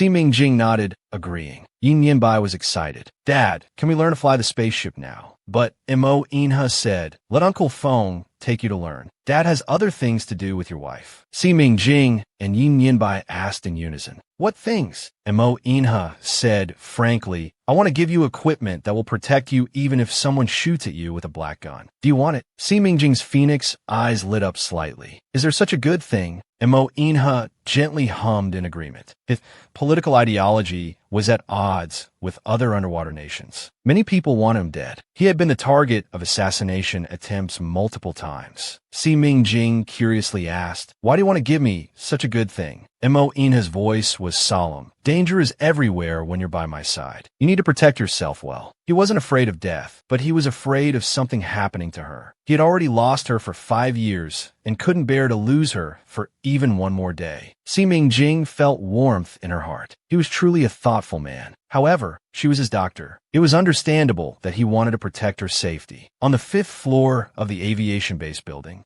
Ming Jing saw the equipment Mo Inha mentioned. It was actually a ring phone. Mo Inha's previous ring phone could also activate a force field shield, but this one was an upgraded version. It could activate a defense mechanism to prevent bullet penetration. Ming Jing was instantly frightened. The appearance was just like a couple's ring. Mo Inha wanted to stop her hand. Let me put it on for you. Ming Jing firmly refused. No need. I'll do it myself. But Mo Inha wouldn't allow it. He authoritatively held her slender, white hand. He insisted on putting it on for her. The gesture was as reverent as if he were at a wedding altar, putting a wedding ring on his wife. Fortunately, it was worn on the middle finger, not the ring finger. Otherwise, it would have looked even more like it. He gently slipped the ring phone, like a talisman, onto her middle finger. Then he put the other men's ring phone in her hand. Put it on for me. Ming Jing couldn't possibly agree. The sense of ceremony was too damn strong. Her face was burning hot. She directly handed the ring phone to Mo Inha. She made an excuse about needing to use the bathroom and fled in a hurry. Mo Inha stared at her retreating figure, his expression desolate. Then he used himself as a torch. He told the armed guards to shoot at him. The guards were stunned, hesitating to fire. Mo Inha wanted to test the defensive capabilities of the upgraded ring phone. He needed to see it with his own eyes to be sure this ring phone could protect his Ming Jing from black guns. He truly was a fearless master. Don't make me say it twice. Rest assured, I won't die. The guards trembled as they aimed their guns at Mo Inha. Then with a bang, a bullet flew directly towards Mo Inha. But the bullet didn't hit Mo Inha. The ring phone on his finger sensed the impact wave of the bullet and promptly activated a force field shield. The bullet hit the blue-tinted semi-transparent force field and bounced off with a bang. That ricocheting bullet, by chance, headed towards Ming Jing. When Mo Inha saw this, his face instantly turned pale. Fortunately, the ring phone on Ming Jing's index finger also activated a force field shield. The bullet again hit the blue-tinted, semi-transparent force field and ricocheted, hitting the wall. Ming Jing was startled at first, then delighted. This ring phone was indeed a good thing. Mo Inha instinctively rushed towards Ming Jing. He swiftly embraced Ming Jing, his wrist locking her arm, pulling her tightly into his chest. Ming Jing suddenly heard Mo Inha's heartbeat. It was pounding violently, each beat like thunder. This man must have loved Xiao Bai's mother deeply to be so anxious. For some reason, she suddenly felt a bit envious of Xiao Bai's mother for capturing his heart. Mo Inha narrowed his eyes. He knew she was wearing the ring phone and bullets couldn't hit her. So why did he suddenly become so nervous? Even his body couldn't control it. His worry and physical instincts couldn't keep up with his mind. Then he apologetically said, "Good thing you're all right. Let's just consider that an accident." Ming Jing immediately gritted her teeth. Why do I care so much? He also has the Great Demon King. But since coming to the Blue Star, he hasn't even appeared in his mind. He's almost being overshadowed by Mo Inha. The memories of Mo Inha and Si Mingjing's past hadn't really disappeared. They were all sealed in his subconscious. He just hadn't found the right way to unlock them yet. Yin Yinbai thought he could fly the spaceship, but Feng Zhu only took him to learn in the simulator. He started to explode with anger, feeling like he'd been tricked. But when he actually played, the experience was amazing. This was already his 11th time crashing the ship and dying. Moina frowned and said, "This is not my son. How could his son, Moina's son, be so stupid?" Yin Yinbai heard this and looked at him with hurt in his eyes. Then he ran into Si Mingjing's arms. "Jing Jing, young master wants to separate from dad. Let's live together from now on." Si Mingjing smiled, unable to hide the curve of her lips. "It's okay. You're still young. It's fine if you can't do it." Then she looked up at the simulated spaceship. "Is it difficult? I like a try too." Mo Inha sat in the co-pilot's seat, wanting to personally guide Si Mingjing, but she took action on her own. She pressed the start button and controlled the joystick. The spaceship took off directly, as steady as if piloted by someone who had flown hundreds of times. The emotions in Mo Inha's heart were like hot magma churning. As expected of his baby, she could do it without even being taught. Suddenly, he realized it wasn't that she could do it without being taught, but in her subconscious, these skills that she originally possessed, she hadn't forgotten. Did this mean that his memories with her, bit by bit, hadn't really disappeared? They were all sealed in his subconscious. He just hadn't found the right way to unlock them yet. After everything was over, every nerve ending in Si Mingjing's body let out a comfortable and wild roar, as if she had suddenly found herself. And Mo Inha looked at her, his gaze burning hot. "Mingjing, do you know why you can control the spaceship so skillfully?" Si Mingjing also wanted to know the reason. It was too strange. And Mo Inha suddenly pulled her into his arms. "Because I've taught you all of this before. Ajio, it's not that you're self-taught, but in your subconscious, you still have the knowledge I taught you sealed away. Mingjing, you are my Ajio." Si Mingjing pushed him away forcefully. She had never experienced intimacy between a man and a woman. How could she possibly be Xiao Bai's mother? Then she stood up abruptly. "Mr. Mo, calm down. I have a true love in my heart. Do you believe I'll do a paternity test with Xiao Bai right now and slap you in the face?" Hearing her words, Mo Inha's eyes deepened. How had he not thought of this? "Mingjing, then let's wait and see. If the paternity test shows your mother and son, I'll immediately announce our relationship to the whole world." At this moment, Yin Yinbai came running over. "Jing Jing, how are you so amazing?" His crystal-clear big eyes were full of extreme admiration. "Tell young master, have you learned this before?" Si Mingjing secretly breathed a sigh of relief. Yin Yinbai didn't have a look of sudden realization. Jing Jing is naturally this excellent. It's really hopeless. So it's not that young master is stupid, but that everything needs 99% talent plus 1% sweat. It's all dad's fault for giving young master bad genes. Mo Inha pulled his little dragon out of her arms and continued teaching him. He wouldn't let him stop until he succeeded once. "You little rascal only know how to sweet talk. Your brain is useless on the right path." At this moment, in the evening, Yin Yinbai ran to Mo Inha's room. He rolled onto the bed in one go. "Dad, young master has no chance left." Uncle Ren Wang,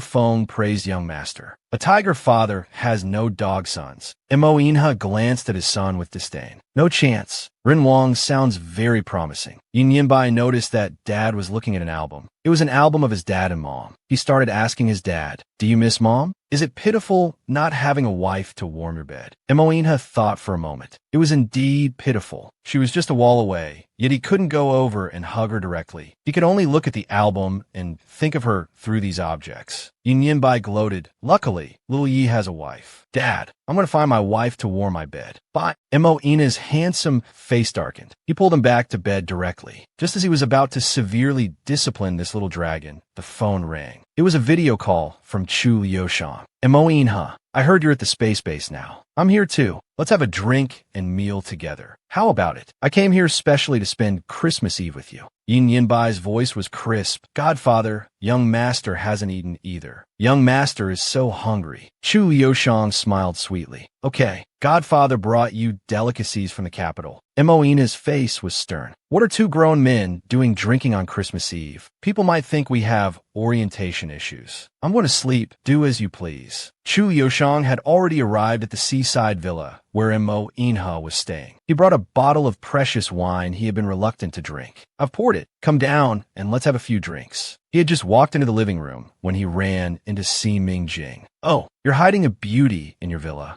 Mo Inha immediately became alarmed. What beauty? That's my daughter-in-law. The only thought in his mind was that he absolutely couldn't let Chu Liushang recognize Mingjing. Years ago, he and Ajio had their grand wedding in Atlantis. However, Ajio's mother's family announced they would not recognize this marriage. They even arranged a political marriage for Ajio. That's this fiancé called Chu Liushang. Atlantis and Daya are both underwater nations. I rule Atlantis, while Chu Liushang is the crown prince of Daya. During the years Ajio disappeared, they turned hostility into friendship, calling each other brothers. In reality, they were both waiting for Ajio's return, ready to fight to the death at any moment. His face suddenly darkened. He quickly picked up Yin Bai and ran downstairs. He absolutely couldn't let Chu Liushang recognize Si Mingjing, the extremely possessive man. To prevent Si Mingjing from getting close to Chu Liushang, even started bad-mouthing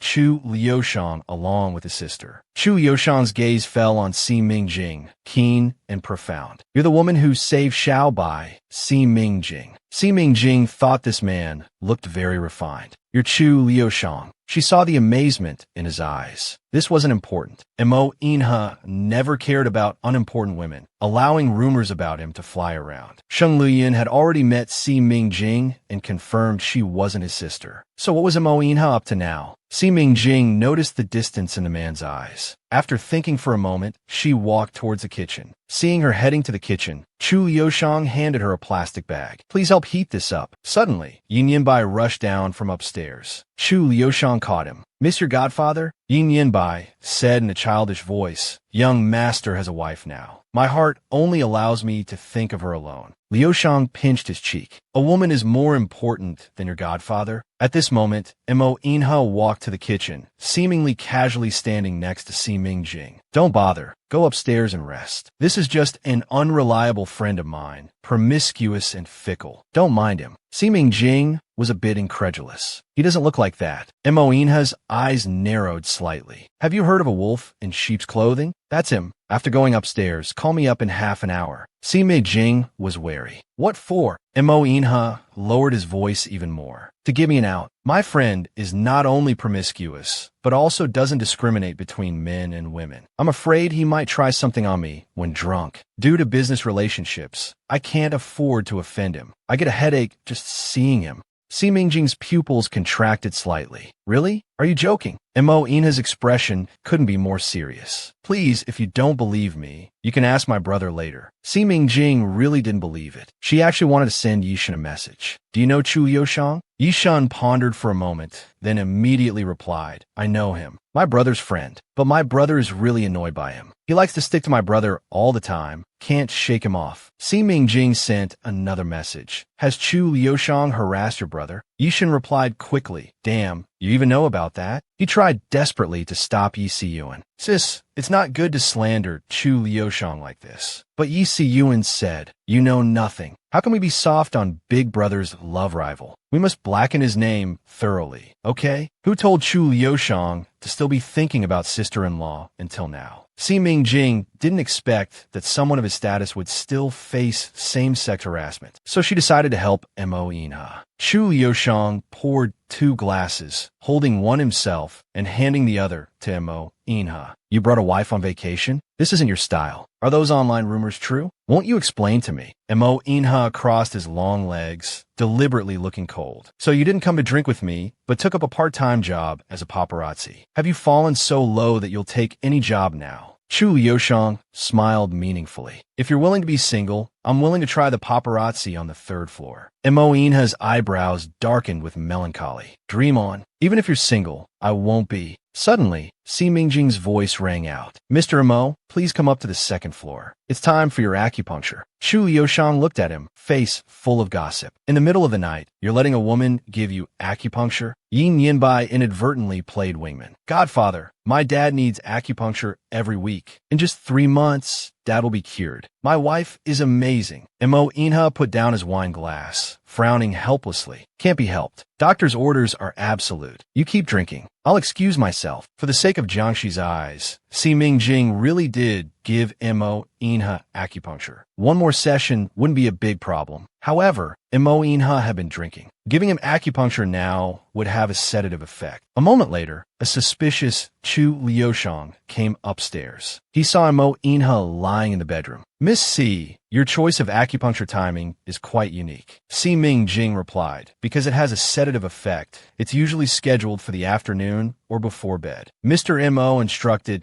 that he doesn't want anyone to disturb him after he falls asleep. Mr. Chu, let's go outside. She was afraid Chu Liushang might try something untoward while Mo Inha was asleep. After escorting Chu Liushang out, Si Mingjing also left, turning off the lights and closing the door behind her. Yin Yinbai heard the commotion and poked his head out from the next room. Jing, little Yi is already bathed. Do you need someone to warm your bed tonight? This young master is a superheater, you know. Chu Liushang walked towards him cheerfully. Little Bai, Godfather will sleep with you. Si Mingjing's alarm bells went off. This man, could he be so indiscriminate that he wouldn't even spare a child? She quickly picked up Yin Yinbai. Mr. Chu, I'm not only Mr. Mo's personal doctor, but also Little Bai's fiancé. I can take care of Little Bai myself. Yin Yinbai immediately beamed with joy. Did you hear that, Godfather? This young master has a wife now. I'm going to sleep with my wife. Chu Liushang smiled faintly and said, all right. However, he had figured it out. Mo Inha and this Si Mingjing only had a doctor-patient relationship. It seems he had overthought things. How could this woman possibly be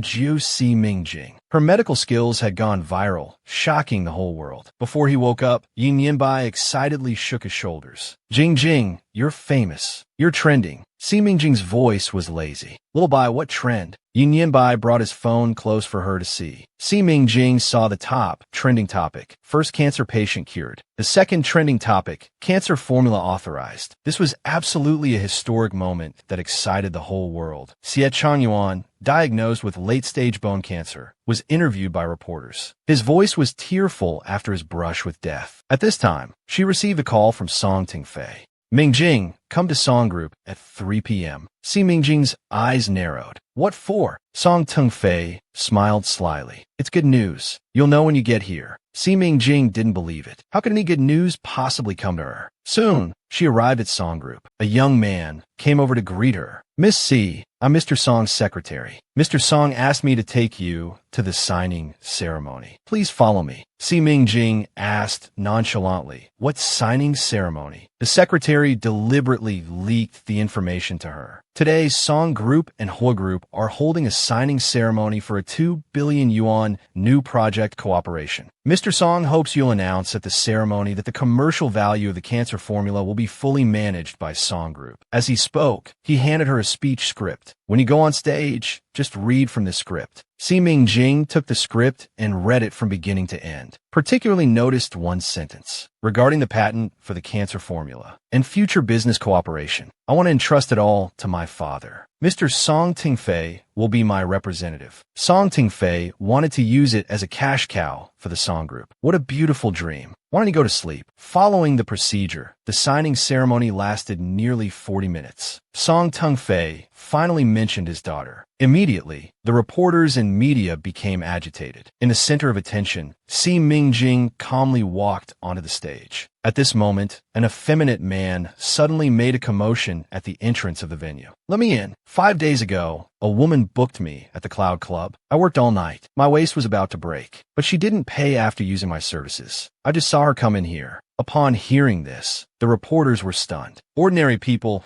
might not know about the Cloud Club, but the media reporters were well aware. There were many male models inside who were kept by rich women. Those who consumed at the Cloud Club were mostly wealthy women. Rich ladies in their 40s and 50s were the main consumer group. A reporter excitedly asked, "What's your name?" Can you elaborate on this? The male model was very angry. My stage name is Super Stud. You could just call me Stud. What kind of woman is this? If you don't have money, don't come out to hire services. I gave my all to make you happy. My service was top-notch. You got satisfied and then didn't pay. You just left without a care. Are you even a woman? The reporters had started asking one after another. Who is the person who didn't pay? Just point them out, and we'll help you expose who they are. Everyone's gaze turned towards Si Mingjing. Could it be that the woman who didn't pay was her? Song-woo was already so excited that his body was slightly trembling. He was retiring in the countryside when he suddenly received news that his daughter had died. Tianlian's body wasn't even cold yet. Why should Si Mingjing, the culprit, be able to enjoy such glory? What? Light of cancer. He must make her lose face completely. Let's see if Mo Inha still want her then. The man his Tianlian couldn't have, this little bastard Si Mingjing shouldn't get either. As long as that male model comes in and points out that the person who didn't pay was Si Mingjing, whether this matter is true or not, Si Mingjing will become a topic of gossip for netizens. Tianlian, do you see? Mom is about to avenge you soon. But unexpectedly, the next second, the male model suddenly pointed at her, shouting, "It's her, the mother of the Song Group CEO. Her son owns such a big company, yet she wouldn't even pay 32,000. This is too much." Song's mother never expected this twist. She was completely dumbfounded. "You're talking nonsense. It's not me. It was clearly Si Mingjing. Have you lost your mind? Why are you pointing at me?" Si Mingjing pretended to be shocked, her expression bewildered and wronged. "Grandmother, you owe the debt yourself. Don't try to avoid paying. Now that the creditor has come to collect, you can't just desperately throw mud at me. I stay at the Yi family's house every night." Hearing this, everyone was shocked again. Si Mingjing stays at the Yi family's house every night? She's already living together with Mo Inha? The surprises just keep coming, one bigger than the other. Yin Yinbai boldly stood up to protect his wife. "You old witch, you're talking nonsense. I'll smash your mouth. With such a tender piece of meat like me, why would my wife look at anyone else? Others want to throw mud at my wife, but they didn't consider whether I'd allow it." Dad said, "A real man must trust his wife. Those who don't trust their wives are all idiots." People actually believed Yin Yinbai more. Moreover, Si Mingjing is so young. Why would she need to go to a club to find stud? Isn't it better to cling to Mo Ina's leg? But Song's mother is different. At her age, with spare money, she's exactly the main target for male models. Song Tungfei strode forward. He grabbed her hand. "Empty words. You are clearly the one spreading rumors just now." Someone quickly held my mother down. "Chase away this indecent man." The male model suddenly shook off his hand. "You want evidence? Then watch closely. Look, this 10,000 is the deposit I paid to your mother. But she hasn't paid for that night's services yet. She told me to only accompany her in the future. She said she would provide for my food, clothing, and shelter. Treat me like her own son." Song's mother was so scared that her whole body trembled. This was clearly the deposit she paid him to smear Si Mingjing. He couldn't understand why this super stud suddenly turned against her. This adopted daughter of hers looked smart, but was actually just a fool. Apart from medical skills, she knew nothing else. The scene was in chaos. But now the more important thing was to stop the reporters from taking photos. This incident absolutely must not be allowed to escalate. The reputation of the Song Group had already been ruined once by Song Tianlan. It couldn't withstand another such blow. So he spent a large sum of money trying to silence the reporters. He promised them that there would be better news coverage today, as long as they didn't report on this scandal of the Song family. He arranged a conference room for the reporters to interview Si Mingjing exclusively. But Si Mingjing refused. "Dad, Grandma, what does this mean? Is he trying to ruin my reputation?" Song Tungfei was at his wit's end. "Your grandmother has gone mad. Don't take offense at your elders. The urgent matter now is for you to accept the interview. Be a good daughter. This is a great opportunity for you to make a name for yourself. Once the interview is published, you won't be the girl who just came from prison with nothing to her name, but a divine doctor of this era." Si Mingjing said in a proud voice, "Dad, I'm already trending as the divine doctor of this era. There's no need for this extra effort." Song Tungfei knew this adopted daughter wasn't easy to fool. He showed his sincerity. "Mingjing, the ultimate goal of reputation is to turn it into business value. Regarding the cancer formula, we should apply for a patent first. All future commercial value of the formula will belong to you. You're still young and don't understand some things. Outsiders can never be as close as family. Only your father won't harm you." Si Mingjing raised an eyebrow slightly. "Is that so? Then when can I inherit the estate my mother left for me? Song Ting-fei's face immediately changed. What estate? Si Ming Jing spoke frankly. So you told me that I have shares in the Song Group. I've been back on Blue Star for almost a month now. I should inherit the estate my mother left for me. Song Ting-fei remained silent with a cold face. How could he possibly give shares of the Song Group to this adopted daughter? Seeing Song Ting-fei's silence, Si Mingjing stood up to leave. Song Ting-fei's expression changed. He absolutely couldn't let her leave. All right, Dad promises you. In a few days when I have time, I'll have the lawyer draft an inheritance contract to let you inherit part of your mother's estate. Si Mingjing laughed coldly in her heart. How could she not see through Song Ting-fei's delaying tactics? She put on an innocent face. No need to go to such trouble. Su Yi said he has already prepared an inheritance contract for me. He'll have someone bring it over in a while. Song Ting-fei's expression changed dramatically. You can't even wait that long? Do you think Dad would embezzle your inheritance? Si Mingjing grabbed his wrist. Dad, you misunderstand me. Only by clearing things up can we avoid conflicts in the future and get along better for longer. Song Ting-fei's expression twisted. He took out a document and handed it to her. Fine,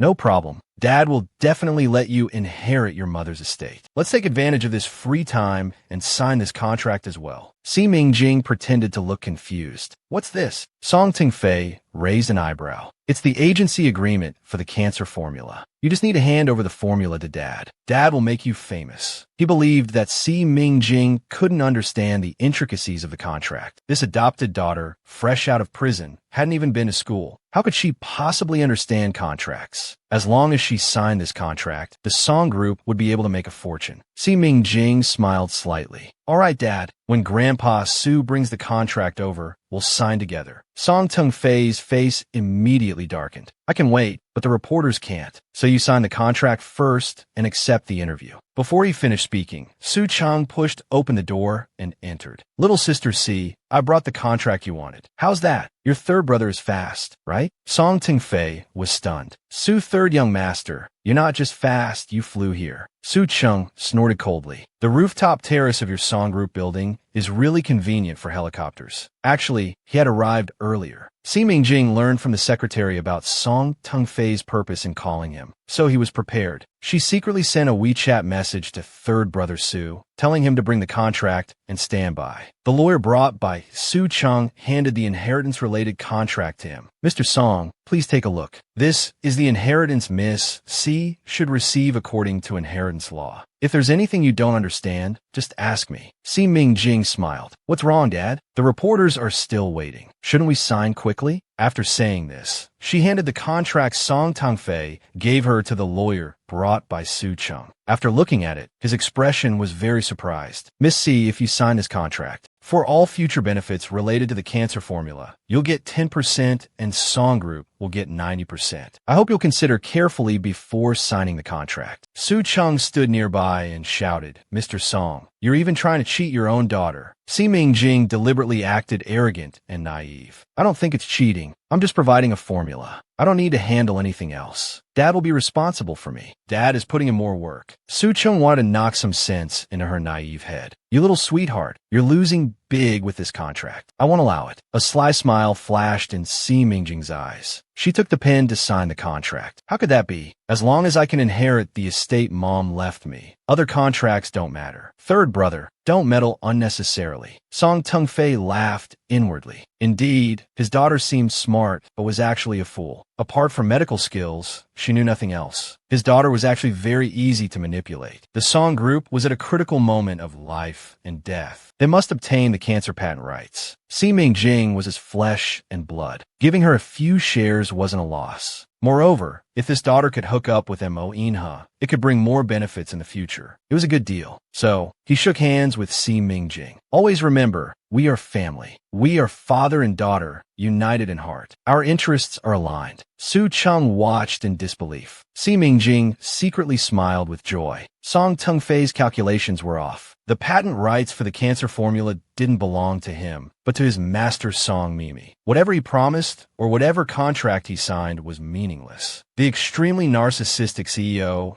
thought Si Ming-jing was his son's mother, yet still wanted to blatantly do a paternity test. There was a mermaid swimming pool in the Yi family manor, built specially by Mo Ina's father for his mother. Now it had become their daily swimming and resting place. Mo Inha swam a few laps in the pool. Just as he was about to get out, he heard Yi Shan excitedly speak by the pool. Miss C is quite ambitious. Mo Inha immediately snatched his phone. He heard Si Ming-jing facing the camera. I hope all cancer patients can be cured. Any other questions? But the reporters were not only interested in the cancer treatment, they were also extremely curious about Si Ming-jing's love life. Si Ming-jing's head ached. With a serious expression, she said, "There won't be any romance between Mo Inha and me. He provides food and shelter. That's all. His 'I can't do without you' is not a signal of love. It's an instinct for survival. I have a childhood sweetheart. He's the king of jealousy. I hope everyone will stop linking me with Mr. Mo. I don't want my jealous lord to misunderstand. There's a great demon king living in his head. He seems fierce, but he only dares to come out in prison." New time. He was arrogant on Blue Star. Later, he became cowardly and hasn't popped up in his head for a long time. The reporters weren't satisfied. "Miss C, can you reveal who your childhood sweetheart is? Since he's your childhood sweetheart, he should be in prison now, right?" Si Ming-jing frowned. Beauty is in the eye of the beholder. Let's end today's interview here. Mo Inha was stunned for a moment. Then he thought to himself, isn't her childhood sweetheart me? We grew up together. We have a full 9 years together. Who else could be more of a childhood sweetheart than us? Perhaps it's like this. Although baby has forgotten me, her subconscious still remembers she has a childhood sweetheart. That childhood sweetheart is me. Yishin asked confusedly beside him, "Brother, what are you so happy about?"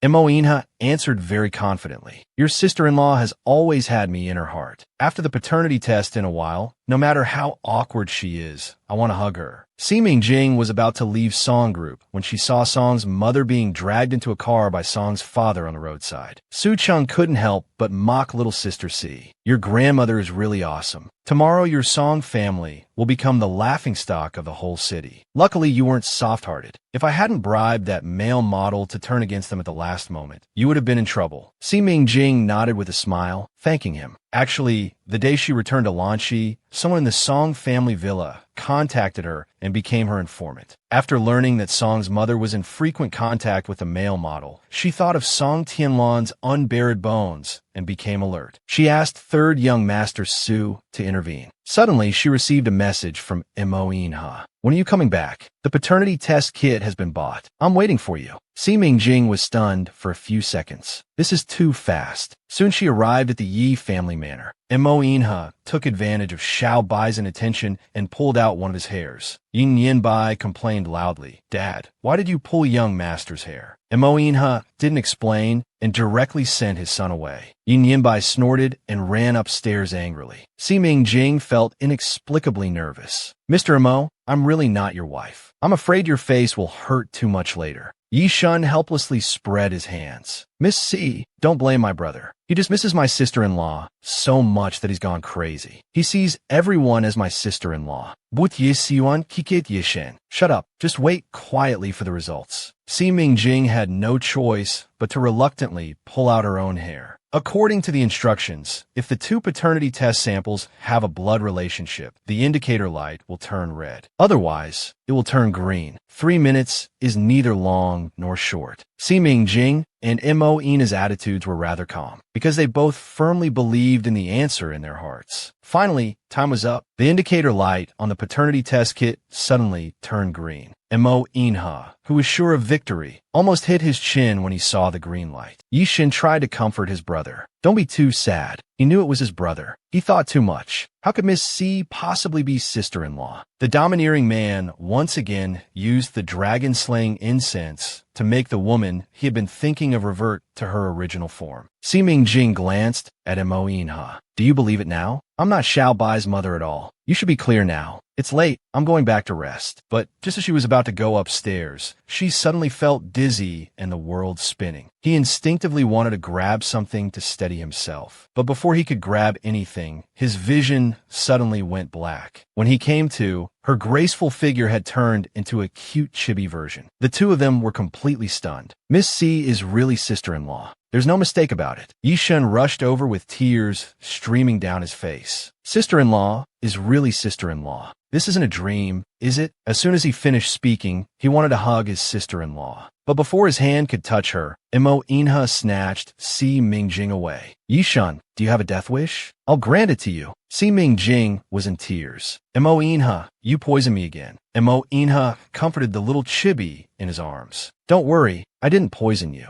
How could Si Mingjing stay calm? She swung her dragon tail, hitting Imo Inha's handsome face. The two of them were dumbfounded. It really is sister-in-law. Only sister-in-law dares to hit big brother like that. But Imo Inha was smiling, his eyes full of doting and indulgence. I really didn't poison you. It's just a dessert that can reveal your true form. Wasn't it delicious? Si Mingjing was furious. How do you have so many poisons to deal with me? It was too delicious, that's why I fell for it. Imo Inha answered with a smile. Of course, they were all created by you in the past. Achio, Si Mingjing covered her face with her hands. The paternity test results are out. Are you still trying to deceive yourself? The stunned Yiyun spoke very confidently. Brother, I know why the test didn't work. This crappy device can only test human DNA. But sister-in-law and Xiaobai aren't purely human, right? So the test results were wrong. It must be like that. Imo Inha gave his sister a thumbs up. Good sister, I didn't spoil you for nothing. Si Mingjing rolled her eyes. Imo Inha, are you not accepting the paternity test results? Imo Inha just didn't want to accept it. Siyun already said it. You're not human. Si Mingjing instinctively retorted. You're the one who's not human. Imo Inha looked at her with gentle eyes. All right, I'm not human. I'll be Mingjing's dog from now on.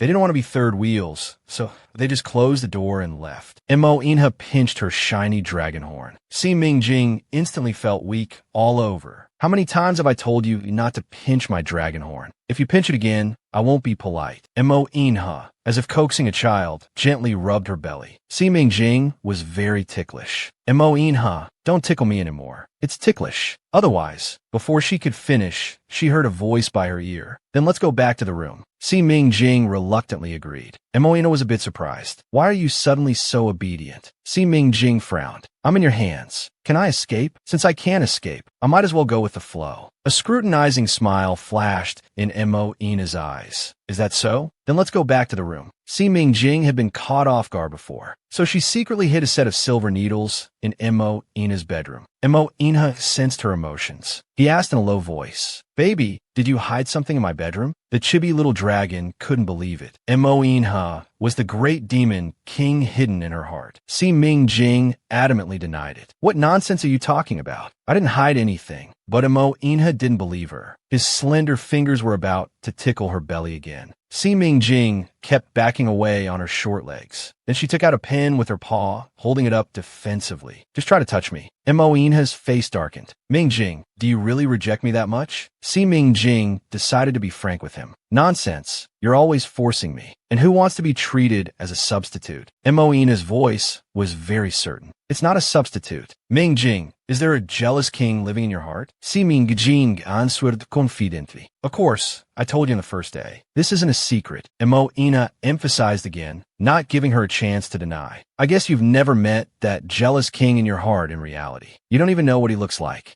Mingjing, you're so smart. How can you not figure it out? The big jealous king in your heart is me. Si Mingjing's breath trembled. It reminded her of something she had been complaining about recently. Back on the prison planet, no matter which male prisoner tried to woo her with sweet words, the demon king in her heart would always jump out and rage in her mind. But recently, she had been constantly entangled with Imo Inha, yet the demon king cowardly went into hibernation. Could it be not cowardice, but that the real person was right in front of her? Her mind was in chaos. No, this is very wrong. I've never given birth. I'm still a virgin dragon. Imo Inha sighed. He reached out to hold her little paw. I am the big jealous king in your heart. You just refuse to admit it. Now the situation is this. You can't convince me, and I can't convince you. Why don't we sleep first? Si Mingjing was very impatient. Haven't you slept with a woman in 800 years? But Imo Inha was smiling. It's been 1,801 days and 8 hours. That's also how long you've been away from me. Si Mingjing was so angry, she threw the pen directly on the ground. I won't argue with you anymore. Take me back to the small building. I want to detoxify myself. Otherwise, I refuse to communicate with you. She felt it was useless to argue with him. Without silver needles, she couldn't return to human form at all. Emo Inha was like he had won the lottery. Now he was willing to go along with anything she wanted. He happily carried her downstairs. But just as they reached the staircase, they heard Yi Shun's exceptionally loud voice. Chu Liushang, couldn't you find any other airport in the capital? How come you landed your private jet in my family's estate without even a heads up? Emo Ina paused. Without a second thought, he turned back to the bedroom. Si Mingjing asked what was wrong. Mo Inha said that Chu Liushang had come to harass him again. He won't give up until he gets me. Let's go back to the bedroom to avoid him for a while. Chu Liushang felt something was off in the air. It seemed like a Geo's scent. Suddenly, Yi Siyuan stepped forward to block him. Chu Liushang asked where Mo Inha was. Yi Siyuan's face turned cold. My brother is taking a nap. Chu Liushang frowned. Then wake him up. Upstairs in the bedroom. As soon as Si Mingjing entered the room, she asked him to take out a silver needle from the drawer. Mo Inha smiled indulgently. You clever little thing, you really did hide treasures in my bedroom. Si Mingjing struggled to hold the silver needle and gave herself an acupuncture. She quickly broke through the restriction and instantly transformed back. At this moment, footsteps could be heard in the corridor outside, along with Yi Siyuan's loud shouting. Chu Liushang, stop right there. I told you my brother is taking a nap. You still want to force your way into my brother's room. Why are you so persistent? But Chu Liushang was not willing to give up. Why are you so nervous? Is your brother hiding someone in his room? Hearing their voices, Mo Inha casually badmouthed his love rival. I told you Chu Liushang has ulterior motives towards me. My dressing room connects to Xiaobai's room. Quickly leave through there and stay in Xiaobai's room for a while. Right after that, Chu Liushang pushed open the bedroom door. He saw Mo Inha lying on the bed, seemingly about to fall asleep.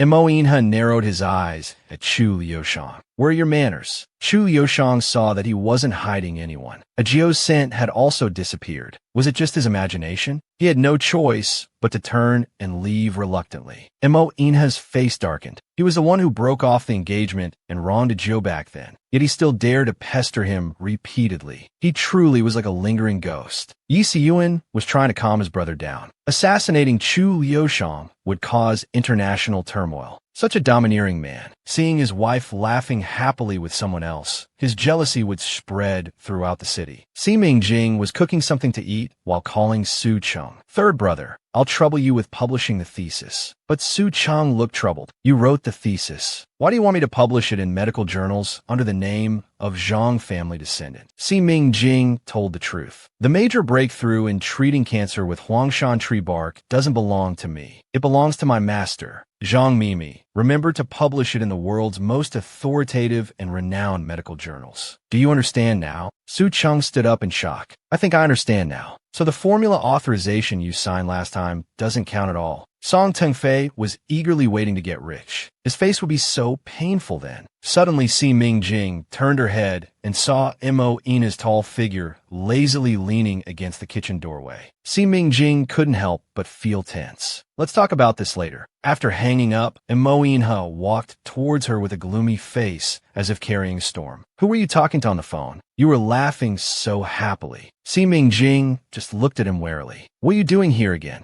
Mo Inha raised his eyebrows, his reason perfectly justified. You haven't given me acupuncture today. He had specially taken a bath, timing it perfectly, thinking she was about to go to bed. But she was actually on the phone with another man. Si Mingjing smiled awkwardly. I thought it was something important. Wait outside. I'll give you acupuncture after I finish my noodles. Mo Inha's face darkened further. You're so focused on chatting with some strange man that you've overcooked the noodles. Can you still eat them? Si Mingjing instinctively defended herself. That was my third brother. Mo Inha didn't listen at all. You're barefaced and still urging him to marry you. Then he pulled her away abruptly. Si Mingjing's phoenix eyes narrowed slightly. What are you doing? Mo Inha's cold voice dropped directly. These noodles aren't good. I'll make you new ones. Si Mingjing was a bit surprised. The dignified prince of a country and son of the world's richest man could cook. About 10 minutes later, Mo Inha put a bowl of cooked beef noodles on the table. Si Mingjing stared at the steaming noodles, drooling. Just as she was about to eat, she suddenly stopped.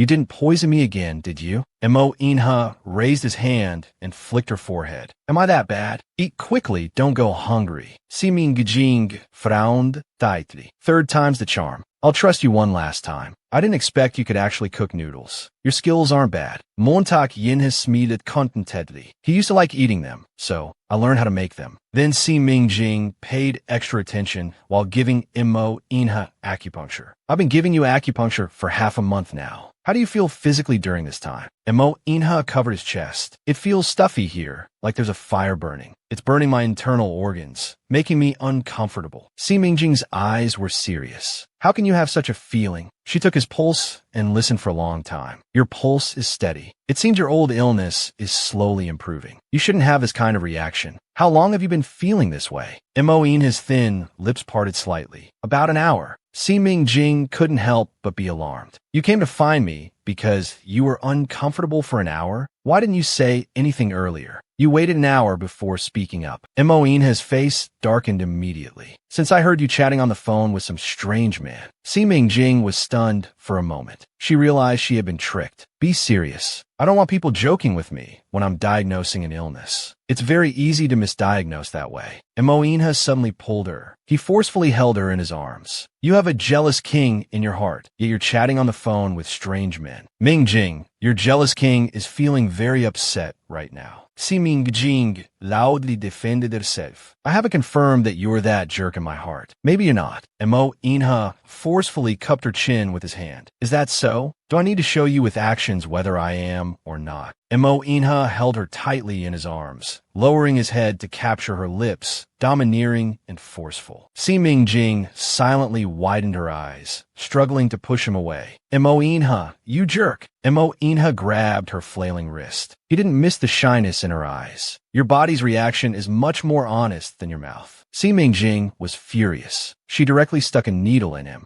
Imo Inha fell down, powerless. In 26 years, this is the first time I've been successfully poisoned. Si Mingjing slowly leaned closer to him. Imo Inha, I told you not to go crazy. Did you really think I'm easy to bully? I can't stay in this damned place anymore. Treat your own illness. Imo Inha, afraid of losing her, quickly grabbed her hand. Mingjing, don't go. I'll leave instead. I won't act recklessly again. You stay here safely. Why are you so stubborn? As he finished speaking, he was about to stand up. However, his legs gave out. He fell directly to the ground. What poison did you give me? Si Mingjing smiled smugly. Don't worry. It just temporarily paralyzes your body. I'm going to bed now. I hope you remember what you just said. Imo Inha watched her departing figure, feeling a bit dejected. Mingjing, I'll give you time. I believe you'll come to like me. Si Mingjing quickly returned to her bedroom. Lying in bed, unable to sleep, she furiously wiped her mouth. Her first kiss was gone. Imo Inha was truly despicable. But the big devil king didn't come out even in this situation. Could he really be the big devil king in her head? This night was also difficult for Song's mother. Song's father was absolutely furious. Even though Song's mother explained that she just wanted to hire a male model to deal with Si Mingjing, Song's father's anger couldn't be quelled. Because in others' eyes, he had been cuckolded. Everyone would laugh at him behind his back. Song's mother was beaten black and blue by Song's father. It was finally stopped by Song Tengfei. Song's mother was in excruciating pain. The whole villa was filled with her cursing and wailing. It's all because of that bitch, Si Mingjing. She's just like her mother, no good. Back when her son married a city girl, Song's mother never had the chance to act like a mother-in-law in front of Si Yao. Instead, she was always a step behind. Now Si Yao was dead, but her daughter came back and killed Pianlang. Fong Jing had a fire burning in her heart. Mom, no matter what, Ming Jing is still your granddaughter. Stop tormenting yourself. All your schemes haven't harmed Ming Jing at all, but forced Tingfei to let her inherit her mother's estate. What's the point of all this? Song's mother was about to go crazy with anger. Tengfei has lost his mind. Why give that little bitch an inheritance? Fong Jing didn't act herself, but instigated Song's mother, wanting to use her as a knife in her hand. Si Mingjing just came back from prison. She's an evil spirit seeking revenge for her mother. You and Pianlang both underestimated her. That's why you became her defeated opponents. Song's mother was exasperated. What should we do then? I must avenge Pianlang. I'll make that little hussy suffer a fate worse than death. Suddenly, Fong Jing leaned close to Song's mother's ear and whispered something.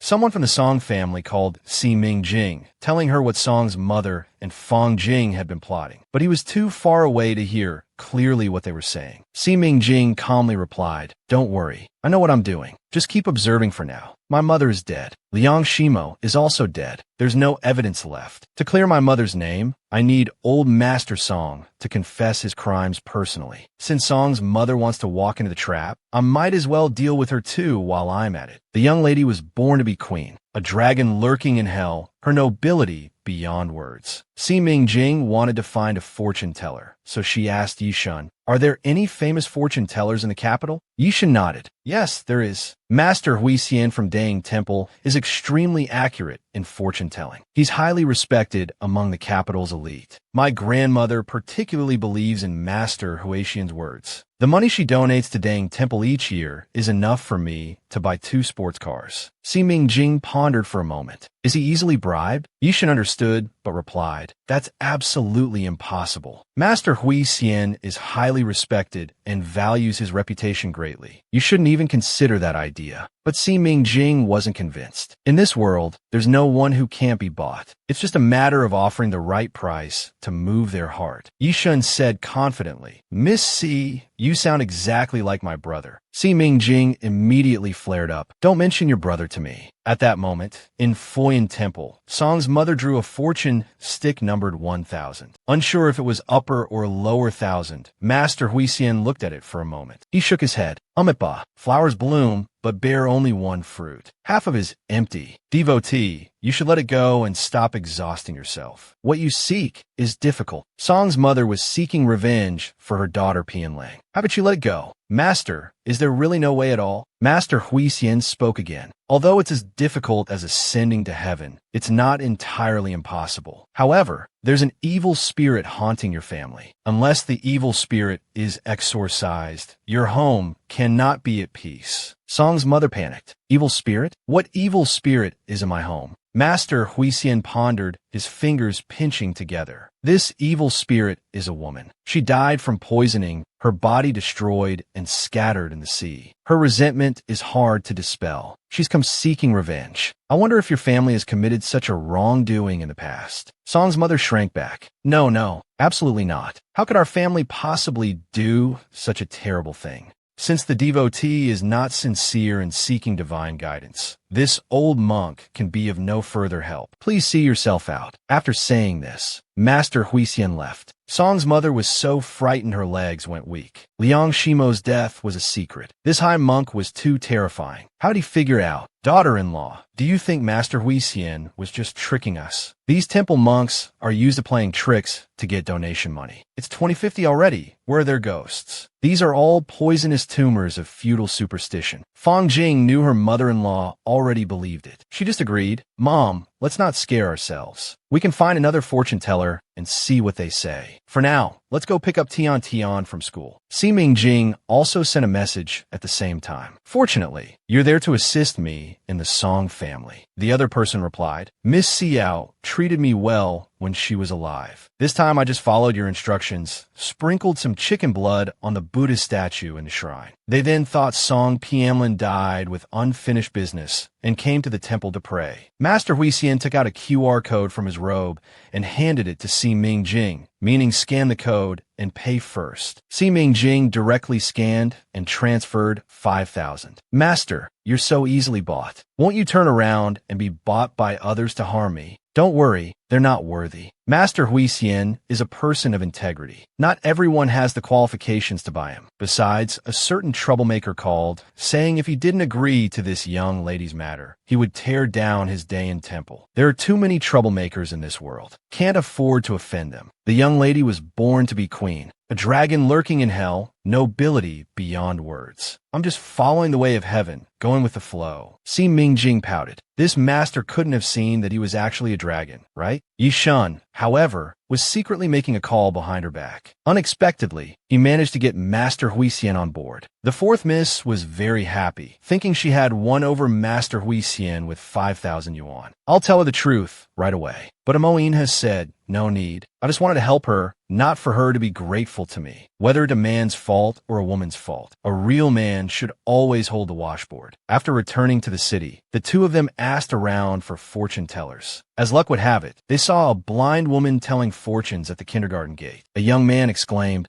God, how did you know? I did have surgery 7 years ago. It was appendicitis. After being discharged, I bought a lottery ticket and won 3,000 yuan. No one knows about this except my wife. How could you figure out? Fong Jing and Song's mother exchanged glances, both becoming interested. As the man left with an incredulous look, both amazed and fearful of the blind woman, Song's mother became eager. She rushed ahead of another person and extended her hand to the blind woman. Miss, please tell my fortune. The blind woman was actually Si Mingjing. The fish had finally taken a bait. In fact, the previous two were plants. She pretended to read Song's mother's bones and said in a sympathetic voice, Auntie, you've just experienced the loss of a daughter. Please accept my condolences. Song's mother's eyes immediately widened. Miss, can you tell how my poor daughter died? Si Mingjing pretended to ponder again. Not good, not good. There's an evil spirit targeting your daughter in your home. It wants to drag your daughter to hell together. Your daughter is pitiful, truly pitiful. Song's mother panicked. What do you mean drag my daughter to hell? Miss, what are you saying? Si Mingjing sighed. I can't reveal too much. If the evil spirit isn't exorcised, your family won't know peace. This is a very bad omen. Song's mother took out a thick wad of cash and stuffed it into the blind woman's hand. Miss, you can have as much money as you want, as long as you can help us get rid of this evil spirit and turn our bad luck into good. But Si Mingjing shook her head reluctantly. I'm sorry, you reap what you sow. There's no solution unless the wrongdoer sincerely repents before the evil spirit, publicly confessing their crimes to dispel the resentment in the evil spirit's heart. Otherwise, Song's mother asked, otherwise what? Si Mingjing turned her head and simply dropped the words, there might be a family massacre. Fong Jing, standing nearby, immediately thought of how Song Pianlin had almost caused her daughter to suffer a terrible fate not long ago. Could it be that this incident wasn't just due to Song Pianlin's viciousness, but also because of an evil spirit's attachment? Si Mingjing said as she walked away, if you've done nothing wrong, you won't fear a ghost knocking at midnight. Now Song's mother and Fong Jing would have sleepless nights.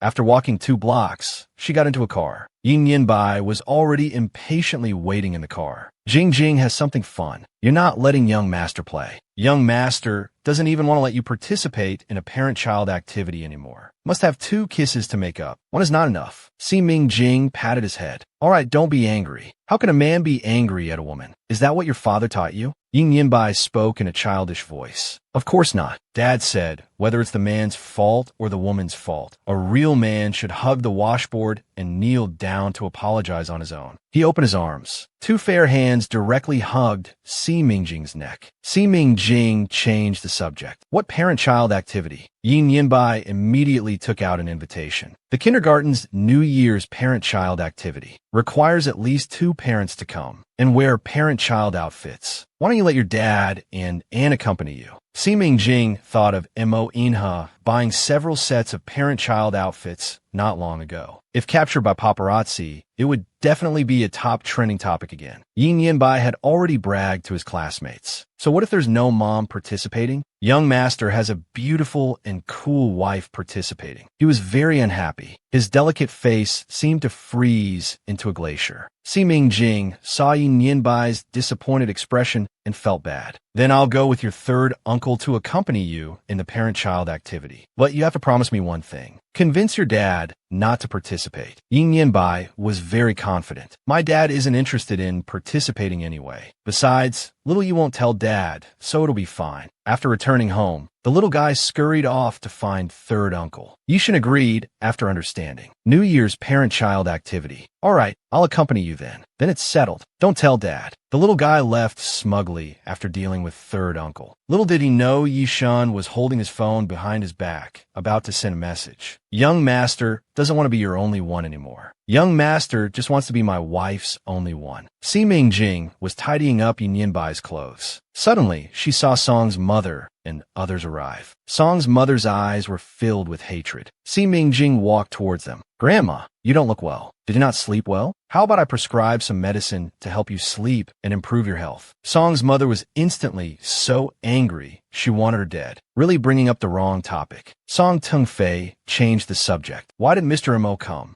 Is he still unwell? You must pay attention to Mr. Mo's illness. You must cure him. Si Mingjing put on an attentive listening posture. Of course, Dad. This concerns our Song family's honor. At this time, more parents and children arrived at the school. A distinguished man bringing his wife and daughter. Behind him followed more than a dozen bodyguards in suits. Si Mingjing looked curiously. Dad, who is that man? Song Tingfei explained to her. That's the president's son, Lu Xianqing. His daughter is in the same class as Tian Tian. Impressive, right? The president's son can only be impressive for a few years. Ironclad consortiums, flowing presidents. But Mo Inha is different. He will inherit the throne of Atlantis in the future. While he's interested in you, you must seize him. You must hold on to him. An arrogant girl saw Yin Yinbai and immediately hugged the gift she had prepared. She ran towards him. Yin Yinbai emphasized, young master gave gifts to every girl. You're not the only one. Lu Nanan huffed angrily. You're not the only one either. Yin Yinbai said smugly. Young master doesn't want to be your only one. Young master just wants to be my wife's only one. Lu Nanan ran away angrily.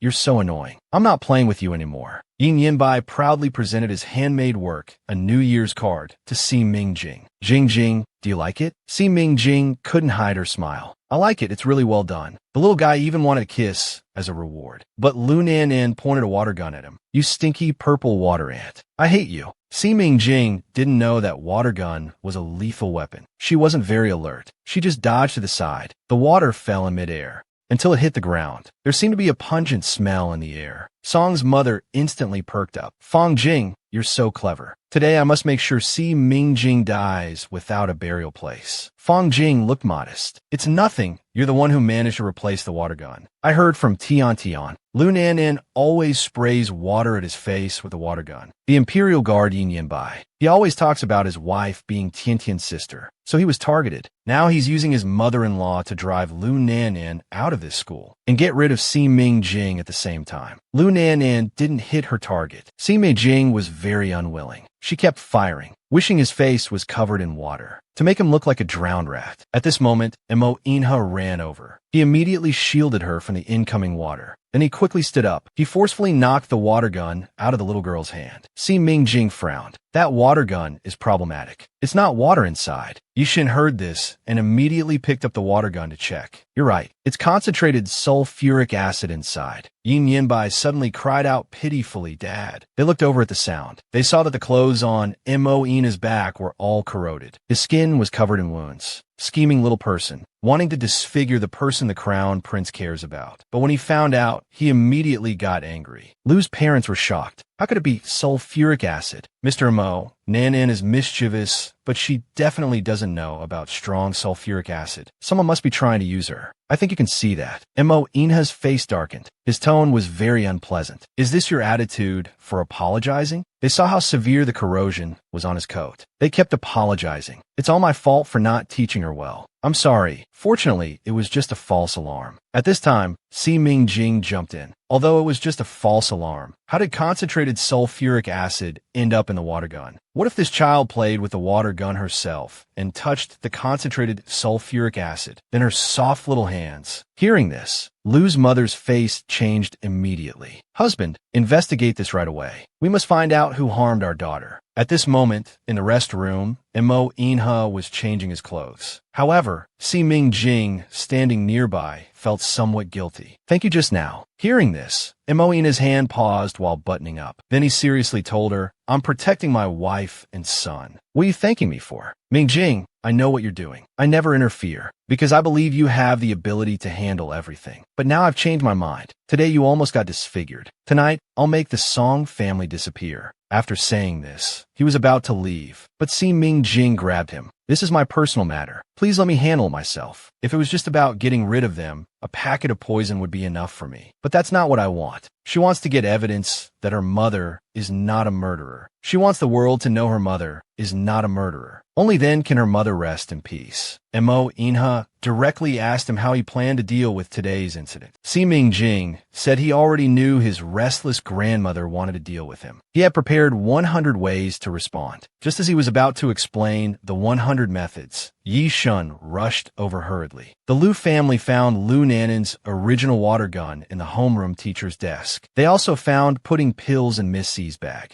Pudding pills are a new type of highly addictive drug. The police are cracking down on this substance. Anyone caught buying or selling pudding pills faces at least 5 years in prison. Suddenly, Song Tong-fei strode over, raising his hand to discipline his daughter. "You worthless thing! How dare you touch this stuff? Are you trying to ruin Song Group's reputation?" But before he could hit Si Ming-jing, Imo Inha kicked Song Ting-fei, knocking him to the ground. Song's mother pointed at Imo Inha, her eyes full of hatred. "Why did you kick my son? My granddaughter did this terrible thing. My son is disciplining her, and you won't let him?" Imo Inha didn't even bother to look at Song's mother. He only said to Feng Ju, who came with him, "If I hear him say one more word, cut out his tongue." Feng Ju took out a Swiss Army knife. Song's mother was so scared her legs went weak. She immediately shut up. Imo Inha strode over, his aura intimidating. "Everyone's here. Let's get started quickly." Lu Fu's gaze, burning with anger, fell on Teacher Wei. Teacher Wei explained over and over, but couldn't make it clear. At this time, Si Ming-jing spoke up for him. "The culprit is not him. Like me, he was framed. They asked for evidence." Si Ming-jing remained calm and composed. "Obviously, Teacher Wei, Lu Nanan and I have offended the same person. This person first swapped Lu Nanan's water gun, hid the original one in Teacher Wei's place. They anticipated the incident would escalate and everyone would be searched. Then they planted pudding pills in my bag beforehand. 3 birds with 1 stone. The plan was perfect, but one oversight will expose everything. It's really pitiful. Because I care about my bags, I apply a special wax on my handbag before going out to prevent dust. This wax is specially made by me. Once it gets on something, it's not easily wiped off. Anyone here today who touched my handbag would definitely have this wax on their hands. This wax is invisible to the naked eye during the day, but after soaking in a special solution and turning off the lights, it will show fluorescent green. Everyone put your hands in the solution to soak. The culprit will be obvious." He thought it was foolproof, but didn't expect Si Ming-jing to easily resolve the crisis. People whispered, "Isn't this a common plot in TV dramas? It's just to flush out the culprit. Those who haven't done anything wrong will put their hands in the water to clear suspicion. The real culprit won't dare to soak their hands." Fang Jing also understood. This is an overused trick in TV dramas to expose the culprit. No matter who it is, their hands will change color when soaked in the water. "Listen to me. Boldly put your hands in the water." Yishin quietly told Si Ming-jing, "This method won't work. It's often shown in TV dramas." Si Ming-jing was confident. "I know. Have you heard the story of the boy who cried wolf? I really did apply wax on my handbag. It can be revealed with a special solution. Precisely because this plot is well known, the culprit will think it's just a psychological tactic. The culprit will put their hand in the solution without hesitation." Yishin immediately understood. "Everyone has soaked their hands, right? Please raise your hands high. I'm going to close the curtains." Song's mother was the first to raise her hands high. She was that confident and couldn't help but laugh to herself. "Grandma has eaten more salt than you've eaten rice. How could I fall for your trick?" At this moment, there was a ripping sound as the hall curtains closed. Song's mother's raised hands began to emit a faint green light, particularly noticeable in the darkened hall. Before she could react, someone shouted that the culprit was here. Song Wu was completely stunned. How could this be? Wasn't it just a psychological tactic? He hurriedly explained it wasn't him. "Look over there. Someone else's hands are glowing green too." That person was the Liu family's bodyguard. I checked fourth sister's handbag, so my hands would definitely have the luminous wax on them. What's strange about glowing green? Hearing this, everyone felt it made sense. Not only was it not strange, but it also proved that Si Mingjing's handbag was indeed coated with luminous wax. Song's mother panicked and said, "Look, there's another person whose hands are glowing. The culprit must be that person." The other person at the scene whose hands were glowing green was Si Mingjing herself. She would definitely touch her own bag, so that wasn't a problem either.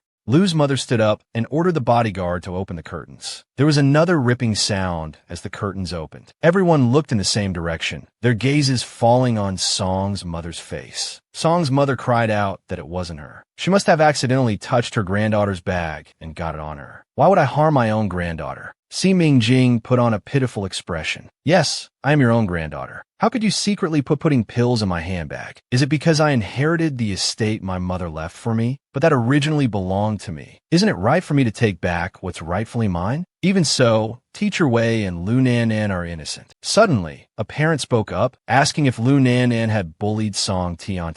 Another parent took the opportunity to say, I heard Lu Nan often bullies people with her water gun. Lu Nan has also sprayed my daughter. I think the homeroom teacher lacks experience in handling such matters. Si Mingjing walked up to Song Tian and asked her sister if Lu Nan had also sprayed her with the water gun. Fong Jing immediately denied it. How could that be? Tian has never been bullied. Song Tian was extremely upset. Mom, you're lying. Lu Nan did bully me. She always sprays me with her water gun. Teacher Wei never does anything about it. Grandma said she would get revenge for me. Fong Jing immediately covered her daughter's mouth, but the parents present immediately understood. Yi Shun loudly declared the case solved. Lu Nan bullied Song Tian, but Teacher Wei, being soft-natured, didn't handle it well. So Song's grandmother wanted to get revenge on them. Song's grandmother, do you have anything else to explain? Song's mother seemed to have lost her backbone. She collapsed on the ground, her whole body trembling. Every time I try to get revenge for my daughter, I'm the one who ends up getting hurt. I'm haunted by evil spirits. Nothing I do works. She laughed and cried hysterically, as if she had gone mad. At this moment, the police who had received the report arrived. After learning about the situation, they directly took away the deranged Song's mother. Fong Jing tightly hugged her daughter, feeling a wave of fear. Fortunately, she had only given Song's mother an idea. She hadn't been involved in anything else. He thought it was foolproof, but didn't expect Si Mingjing to easily defuse the crisis. He had underestimated this prostitute. At this moment, Si Mingjing walked towards Fong Jing. Annie, I was so scared. Why does Grandma hate me so much? Is it because I caught Dad accompanying another Annie for a prenatal checkup? Fong Jing's expression froze. What did you say? He's no longer the husband who deeply loves me, no longer the little darling who likes to cling to me. Si Mingjing pretended to think for a moment. I clearly promised not to tell anyone. Why does he still want to harm me like this? Auntie, don't say I told you. Fong Jing's head buzzed. Her husband actually had a mistress outside, and the mistress was even pregnant, with a male child in her belly. But she couldn't stay calm. She had to put on a smiling face. Mingjing, thank you for telling Annie about this. Do you know who that woman is?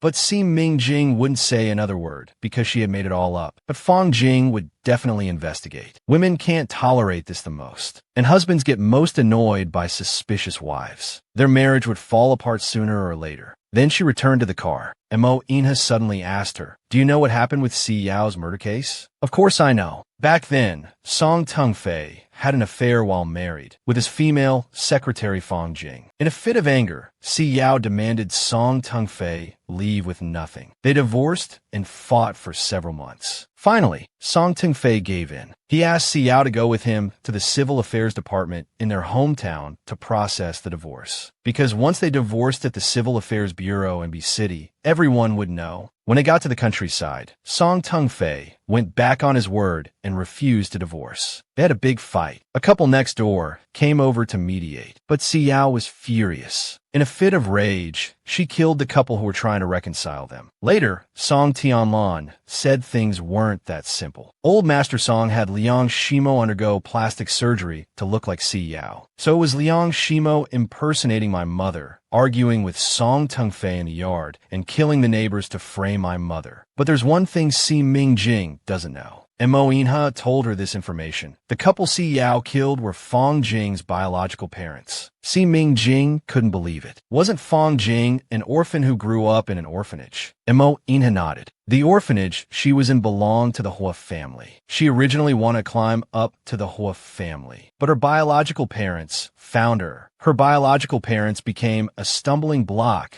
to her climbing up to the Hua family, so she ruthlessly used others to kill them. Si Mingjing suddenly understood. She also didn't want Song Tungfei to leave with nothing, so she instigated Song Tungfei to plan the murder case. Not good. My grandmother is in danger. She might be killed by Fong Jing to silence her, just like Song Pianlin. And Mo Inha immediately told her not to worry. I've already instructed someone to watch that old lady. Si Mingjing nodded, feeling more at ease. At this moment, her phone rang. It was her senior Zhang Meguang calling. He was confirming with her about going to see the New Year's Eve show together tonight. Si Mingjing's mood hadn't settled down from this matter yet, but she wouldn't stand up her senior either. Let's fill our stomach stomachs first, then go to the venue to watch the New Year's Eve show. After hanging up the phone, she received the location sent by Zhang Meguang. Si Mingjing then asked the driver to take her to Manhwa Street, but she was completely unaware of how displeased Mo Ina's expression was. Yi Shun, sitting in the back, had already felt a sudden chill in the air. He immediately spoke up. Sister Mingjing, who are you spending New Year's Eve with? Take us along. It's more fun with more people. Xiaobai, don't you agree? Yin Yinbai's spirits immediately lifted. Jing Jing is going, so I want to go too. When the car arrived at Manhwa Street and they got out, Yi Shun asked if his brother was going, but Mo Inha just said he wasn't interested. Yi Shun was stunned. His brother actually just left like that, allowing his sister-in-law to spend New Year's Eve with others. Mo Inha stared intently at their retreating figures. She's no longer the wife who deeply loves me, no longer the little darling who likes to cling to me. She treats me like a stranger, like a patient, and even rejects my closeness. Since childhood, whenever any man acted a bit intimate with her, the great demon king in his mind would become intensely jealous. But when Mo Inha touched her, why didn't the great demon king come out to protest? After the ship sailed through the long dark night, Feng Zhu couldn't help but ask, "My lord, you prepared the most beautiful and romantic New Year's Eve for the crown princess. Why didn't you stay with her until it was over before leaving?" Mo Ina's voice was filled with anger. No matter how romantic my gift is, she won't like it. Her pride won't accept any kindness from me. Feng Zhu, I feel defeated for the first time. Meanwhile, at the New Year's Eve party venue, Si Mingjing was incredibly happy. She never imagined that New Year's Eve parties on Earth could be so lively. It was absolutely wild. Zhang Meguang smiled brightly. "Junior, isn't it fun? Have some milk tea." Si Mingjing nodded with a smile. "It's fun and very lively." The flickering lights danced on her face, mesmerizing Zhang Meguang. "Yishan Jursit Inyardli. This guy is bold, flirting with my sister-in-law right in front of me. Does he think I'm blind?" Suddenly, Si Mingjing choked violently. In her mind, she heard the great demon king's furious voice again. "Don't get close to him." She was startled, and the milk tea fell to the ground. Zhang Meguang asked with concern, "Junior, are you all right? Did you get burned?" Si Mingjing said she was fine. The great demon king hasn't shown up for days. Why did he suddenly appear now? Since childhood, whenever any man acted a bit intimate with her, the great demon king in her mind would become intensely jealous. But when Mo Inha touched her, why didn't the great demon king come out to protest? With someone else, the great demon king couldn't stand it. She had never seen such a bully who only picked on the weak. Or could it be that the great demon king was actually Mo Inha? She suddenly realized that she hadn't sent Mo Inha a message today, so she took the initiative to send him an apology. The message was sent, but there was no response. No one replied to her. Si Mingjing waited for nearly 2 hours, but still received no reply. She turned to Yi Shun and asked, "Could you please tell your brother that I might be late tonight? Ask him to wait for me." But Yi Shun said, "My sister just texted me that my brother has already left for a business trip to the underwater world." Si Mingjing asked when he would return. Yi Shun thought for a moment. 10 days, half a month, or maybe a month. Not sure. Si Mingjing could only continue to message Mo Inha. "Mr. Mo, why didn't you tell me in advance about your business trip? How am I supposed to give you acupuncture? Don't you know that treatment can't be paused midway? You've disrupted my treatment plan." Montak Yinha replied.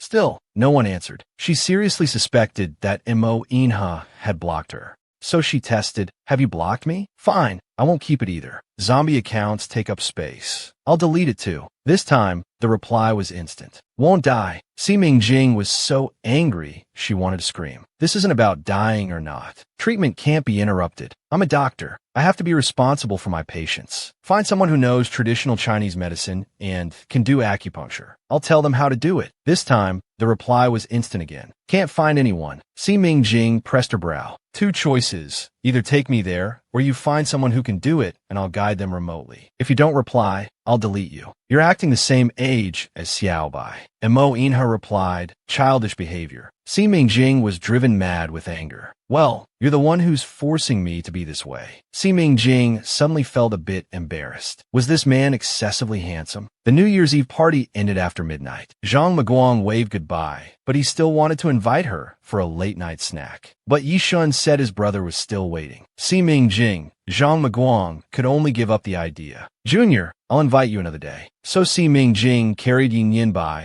and got into the car. Yi Shun said, "Sister Mingjing, If you're tired, just take a nap. I promise you'll see my brother when you wake up. Si Mingjing nodded. She was indeed tired, so she just took a nap. When she woke up, they had already arrived at the underwater kingdom of Atlantis. She was sleeping in a bed, alone in the room. So she got up from the bed. She opened the door and walked out. "Where's Mr. Mo? Where are Yi Shun and Xiao Bai?" Feng Zhu answered honestly. "His Highness is inspecting the 3 armies. He instructed you to wait for him here. The 3rd young master and Xiao Bai have gone back. They have classes tomorrow." Si Mingjing scratched her cheek. "Then who put me in the room to sleep?" Feng Zhu immediately explained. "Miss Si, please rest assured that no one would dare to violate you. You were sound asleep when you arrived. His Highness didn't want to disturb your good sleep, so he personally carried you to his bedroom." Si Mingjing didn't ask anything more. She was attracted by the scene outside the floor-to-ceiling window. She walked to the window. She was now in the underwater world. She saw thousands of submarine fleets lined up in formation. Curiously, she asked what it was. Feng Zhu told her that the international situation underwater had been tense recently. The other 3 countries were eyeing Atlantis covetously, and war could break out at any time. His Highness was about to attend the 4-country summit. Before leaving, he specifically inspected the 3 armies. "We have the strongest naval space base and are developing future Air Force equipment." Then Mo Inha returned from the military review. He was wearing the specially made military uniform of the Atlantis Empire, tall and heroic. Si Mingjing, used to seeing him in luxurious attire, was stunned by this imposing and iron-blooded appearance, staring for a while. Mo Inha strode over to her with his long legs. "What are you staring at so intently?" Si Mingjing suddenly felt a bit embarrassed. Was this man excessively handsome? So she stubbornly said, "I'm here to give you acupuncture."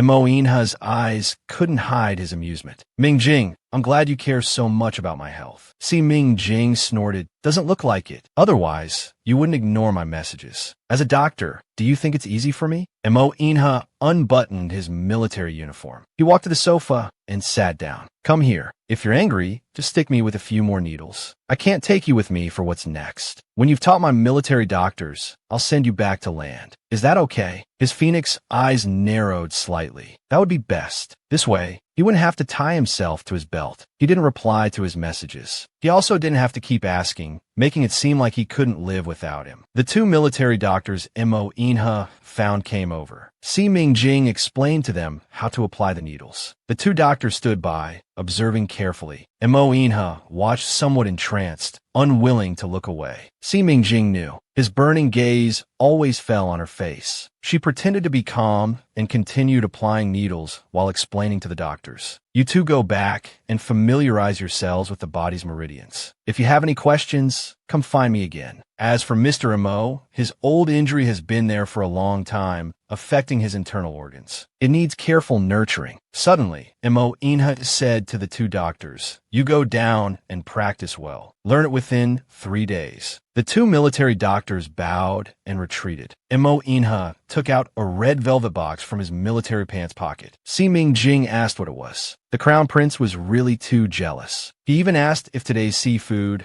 was delicious or if yesterday's hot pot on Manhwa Street was better. Mo Inha, afraid she would refuse, said, "Don't you want the New Year's gift I got for you?" This was designed by Si Yao. Si Yao is a jewelry designer. She once designed this necklace for a client. I bought it from that client. They say this is Si Yao's signature piece. Do you like it or not? Si Mingjing looked at it once and felt she couldn't let it go. Is this really designed by my mother? Thank you, I really like this gift. I'll remember it. I'll repay you in the future. Mo Inha didn't like her remembering favors. So troublesome. I'm hungry. What do you want to eat for lunch? Si Mingjing only said whatever. Mo Inha then had people prepare lunch. He ordered 2 seafood feasts. Si Mingjing dipped it in the special sauce and put it in her mouth. After chewing once, she found it delicious. Mo Inha asked if today's seafood was delicious or if yesterday's hot pot on Manhwa Street was better. Si Mingjing felt a bit guilty. They're both good, each with its own merits. Mo Inha wasn't satisfied with this answer. He suddenly pulled her over, making her sit on his lap. Si Mingjing wanted to push him away. Suddenly, her thoughts turned and she stopped moving. She wanted to know if in this situation, the great Demon King would be shouting in his heart. Mo Inha leaned close to her face and asked, "Say it again. Which one tastes better?" That posture As if he wouldn't give her a satisfactory answer, he would kiss her. Si Ming-jing dodged in panic, while angrily saying, "Mo Inha, be serious. We're in public." But Mo Inha said, "These are all my people here. Without my order, who dares to glance this way? Do they not want their eyeballs?" Si Ming-jing composed herself. "The king crab is delicious. All right, now let me go quickly." Mo Inha lightly pinched her chin. "I want to hear the truth." Si Ming-jing saw his lips almost touching hers, so she hurriedly spoke. "It's the truth couldn't be truer." She decisively pushed Mo Inha away and returned to her own seat. In her heart, she felt miserable. The great demon king didn't jump out. How could this be? He was 80% sure he was the great demon king. I must have had 8 lifetimes of bad luck.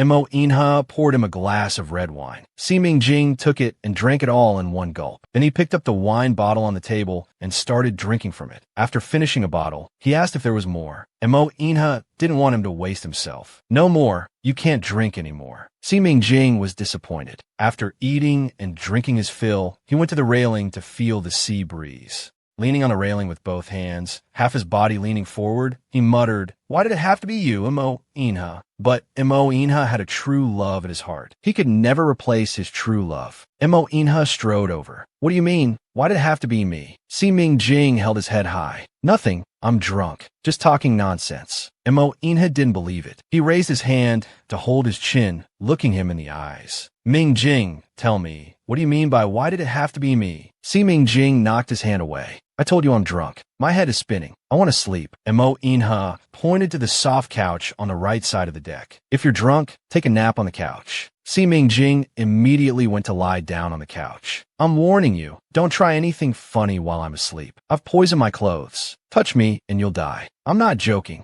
Mo Inha only said, "Don't worry." But in his heart, he was laughing. Si Ming-jing, was he trying to confirm if he was the great demon king in his heart, but unwilling to accept reality? Si Ming-jing fell asleep and slept for several hours. He woke up in the evening. When he opened his eyes, Mo Inha had already left. But as he just woke up, he felt a sense of being abandoned by the whole world. After his mother passed away, it was the great demon king in his mind who accompanied him as he grew up. It sounds absurd, but he hoped the great demon king really existed, because he desperately wanted a family member. Now it seemed he had really found him, and that person turned out to be Mo Inha. But Mo Inha had a true love in his heart, a true love he couldn't let go of. Why was he suddenly like this? It must be his heat coming. That's why he was thinking nonsense, being so sentimental. But now his mind was full of Mo Inha. Mo Inha strode over, hugging him from behind. "What are you thinking about? You didn't think I abandoned you, did you?" Si Ming-jing felt guilty and avoided his gaze. "Nothing." He didn't know when he started craving this warm feeling. It'll get better after this period passes. Everyone has moments of feeling down, and Mo Inha keenly sensed his mood wasn't good. "I stayed with you on the deck all afternoon. I just went to the bathroom." Si Ming-jing's heart tightened. "I said I wasn't thinking about anything." But Mo Inha held her domineeringly in his arms, not giving her a chance to break free. "Ming-jing, be my woman." Si Ming-jing pushed him away forcefully. "No, I won't be a substitute." Mo Inha was frustrated. He was always hung up on this. Substitute or not, Yishin was right. The dead are gone. I can't keep dwelling on past feelings, torturing myself. I want to have a family. I never had this thought before until I met you. I want to start a family with you. Don't you want to have a family? How could Si Ming-jing not want a family? She wanted one so badly. But Mo Inha had a true love in his heart. She could never replace his true love. The man she wanted had to put her first. She couldn't do that. Feeling wronged, she directly refused. "Montag Yinha, I'm Sully. I don't want to start a family with you." "Montag Yinha was exasperated." "Ming-jing, don't reject me so quickly. I'll give you time to think it over carefully. By the way, you've been tired these days. You should relax properly. There are natural hot springs on a nearby island. I'll take you there tomorrow. Or we could have some Western food tomorrow." Before he could finish speaking, Feng Ju rushed out from the cabin. "My lord, something terrible has happened." At this moment, a holographic virtual screen enlarged. A woman appeared on the screen speaking. "Hello everyone, I am Bai Jussi. After 5 years of silence, I finally have the courage to stand up. I want to accuse the Crown Prince of Atlantis Mo Inha. When I was young and naive, I was seduced by the crown prince of Atlantis, Mo Inha. He kept me for 9 years, and I bore him a son, the most noble dragon lady of the continent. The fairy tale love between Mo Inha and me was once praised by everyone. The truth is actually so unbearable. I hereby declare that my marriage to Mo Inha was forced. I don't acknowledge it. From this moment on, I, by Jussi, am divorcing Mo Inha. I'm regaining my freedom. I'm free to marry in the future. We won't interfere with each other. Also, I strongly demand that Mo Inha return my son to me. How dare someone impersonate the crown prince's beloved woman? This is simply asking for death. By Jussi in the video said a lot. Hearing this, Si Mingjing already understood. This woman was actually Xiao Bai's mother. Wasn't Xiao Bai's mother supposed to be dead? How could she publicly demand her son back in front of the media? This woman no longer loved Mo Inha. Feng Zhu was furious, his face extremely gloomy. My lord, the crown princess is talking nonsense. Your relationship was so good back then. We were all witnesses. How could she say it was forced? Is this still the crown princess I know? Mo Inha didn't speak. It was as if a howling north wind was emanating from him. Even if the imposter's appearance had changed greatly, he was right in front of him. He absolutely wouldn't tolerate someone using his former face to deceive people. With a gloomy face, he spoke very well. Tell the Foreign Affairs Department to issue a diplomatic statement for me. 2 words. Feng Zhu felt that he was the most appropriate response. Si Mingjing never expected that by Jussi wasn't dead. She just didn't want to be with him anymore. Their relationship had broken down.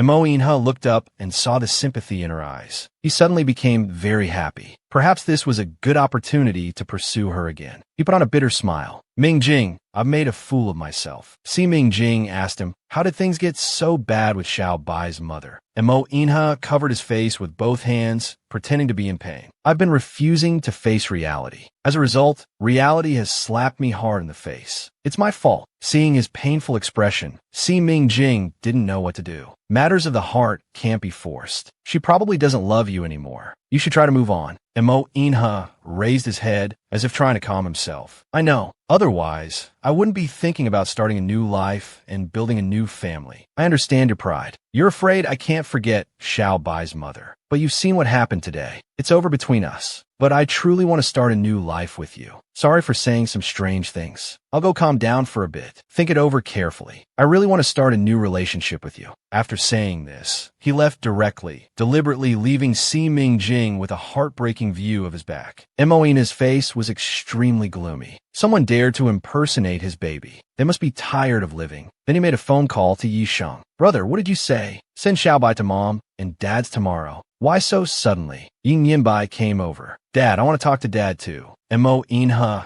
said to his son, there's a woman pretending to be your mom now. She wants to take you away. If you see her, no matter what she says, don't believe a word. Don't go with her either. Got it. Yin Yinbai replied smugly. I know. I'll tell this woman. This young master has forgotten his mother since he got a wife. Hearing his words, Mo Inha's mouth twitched violently. All right, say that then. Yishin asked, someone's impersonating sister-in-law? Who's so bold? Mo Inha replied grimly, don't know. Probably the mother continent trying to get their hands on Xiao Bai again. Sending Xiao Bai to my parents is safer. This way I won't have to worry. After hanging up, Feng Zhu came over. According to our spies' reports, this press conference was openly held by the mother continent, but Jindaya is supporting it behind the scenes. With the Four Nations Conference approaching, the mother continent wants to make me a laughingstock. As for Jindaya, before he could finish, a phone call came in. Mo Inha ignored it. Thinking about when Chu Liushang came to his house last time, did he notice something? He knew he was back. If Baby knew someone was impersonating him to divorce his husband, he would surely be angry enough to identify the person. This way, Chu Liushang could be found. At this time, Si Mingjing's heat was coming. She had taken 5 cold showers, but couldn't suppress the burning in her body. Suddenly, there was a knock on the door. Si Mingjing wouldn't open it. Mo Inha, why aren't you sleeping in the middle of the night? Why are you knocking on my door? Mo Inha's voice was low and pleasant. I'm bringing you something that will help you.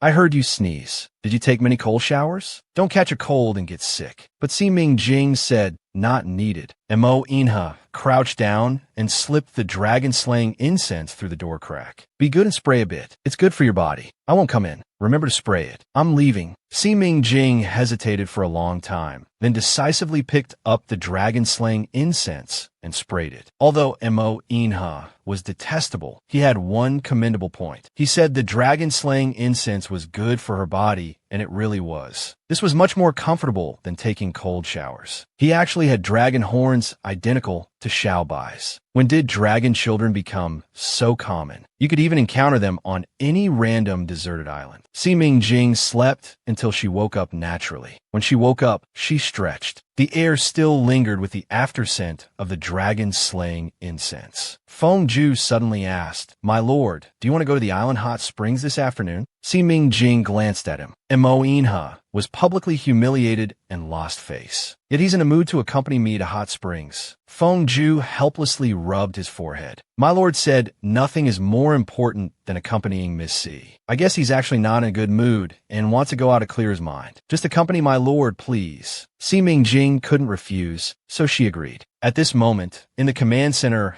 of the Nguyen military base, numerous officers were working on computers. Mo Inha and several high-ranking generals were analyzing battle plans. Si Mingjing, with her chin resting on her hands, listened with great interest. Indeed, men focused on their careers are the most handsome. She then asked, "What are you all doing, Your Excellency?" Feng Ju replied directly, "Just an early warning to be prepared for rapidly changing situations." Si Mingjing smiled coyly. "I see. One must always plan ahead. It's about digging countless pits for others to fall into before they can trap you." At this time, an operator stood up and reported, "Your Excellency, the Crown Princess requests to speak with you." Emoina's eyes turned cold. "Put her through." A woman soon appeared on the big screen. "Emoina, we meet again at last, but I'd rather never see you again in this life. I faked my death 5 years ago to escape you. After 5 years of separation, our marriage exists in name only. I'm calling to tell you some good news. I will be marrying the Prince of Jendaya. I hope you can attend the wedding." Everyone in the command center was about to explode with anger. Publicly divorcing her husband and inviting her ex to the wedding? Is this still the crown princess? This is too much. Bai Jusi seemed determined to ignite Mo Ina's fury. "Oh, and I'll be attending the Four Nations Summit with my fiancé. I hope you'll bring Xiaobai along. After all, Xiaobai is my son. Children should be with their mother." Feng Ju couldn't stand it anymore and shouted angrily, "Don't push it too far. Taking Xiaobai? Don't even think about it. Your Excellency, this woman is simply..." Mo Inha shot a cold glare, stopping Feng Ju from cursing. Everyone in the command center looked extremely displeased. Even Si Mingjing's face turned grim. The great demon king was being so humiliated by the woman he deeply loved. After the command center meeting ended, Mo Inha took Si Mingjing aboard the ship. Si Mingjing couldn't help but ask, "How do you plan to deal with this?" Mo Inha sighed. "Didn't I tell you already? I want to start a new relationship. It depends on whether you're willing to accept me. If Mingjing attends his wedding, will you be my date and accompany me?" Si Mingjing couldn't help but want to protect him. "If you really want to attend his wedding, I can lend myself to you for a day."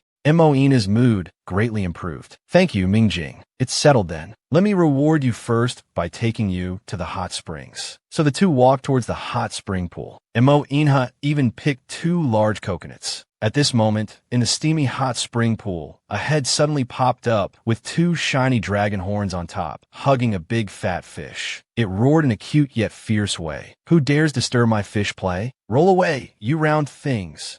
I'll eat you all up." Mo Inha and Si Mingjing were both stunned for a moment, looking towards the hot spring pool at the same time. They saw that someone had already occupied the hot spring pool. It was a little girl. "This mountain is mine. This tree is mine. If you want it." Suddenly, she fixed her eyes on the coconut in Si Mingjing's hand. "I want milk." Si Mingjing was surprised to see a child here. Her dragon horns were identical to Xiaobai's. When did dragon cubs become so common? You can encounter them just by casually strolling on a deserted island. That fake Bai Jusi actually abandoning such an adorable little dragon cub on a deserted island. Fortunately, this child knows how to grill fish. Otherwise, the consequences would be unimaginable. The little girl stretched out her 2 lotus root-like, fair and chubby arms, hugging the round coconut. She started gulping it down. After finishing, she let out a satisfied burp. Big sister, it's super tasty. Liang Liang wants more to drink. The greedy little girl, having finished her coconut, set her eyes on the one Mo Inha was holding. Big brother. Liang Liang wants more milk. Mo Inha, being called Big Brother by a girl who looked about the same age as his son, felt quite embarrassed and gave her the coconut. The little girl even blew Mo Inha 3 flying kisses. She was super good at currying favor. Mo Inha's heart melted instantly. The commander, not seeing any adults nearby, asked the little girl, "What's your name? Why are you alone here? Where are your parents?" The little girl replied, "Liang Liang has no daddy or mommy. Uncle said Liang Liang is wild." Si Mingjing's mouth twitched. "Then where's your uncle? How could he leave you alone here?" Liang Liang angrily put her hands on her hips. A bad woman said she'd bring Liang Liang here to play, but she left. It makes Liang Liang so mad. Si Mingjing continued to ask how long ago the bad woman left. Liang Liang held out one hand, counting on her fingers. Then her little head came up with the answer. "Big sister, 15 days, I think." Si Mingjing couldn't quite believe it. This child clearly had no wilderness survival skills, yet was maliciously abandoned on a deserted island. This was leaving her to fend for herself. "So how have you been surviving these days? What have you been eating?" Liang Liang pointed to the fish over there. Then with a splash, she dove headfirst into the hot spring pool. Moments later, her 2 hands emerged holding a big fat fish. "Big sister, you treated Liang Liang to coconut milk, so Liang Liang will treat you to grilled fish." She had already caught 3 fish and thrown them by the pool.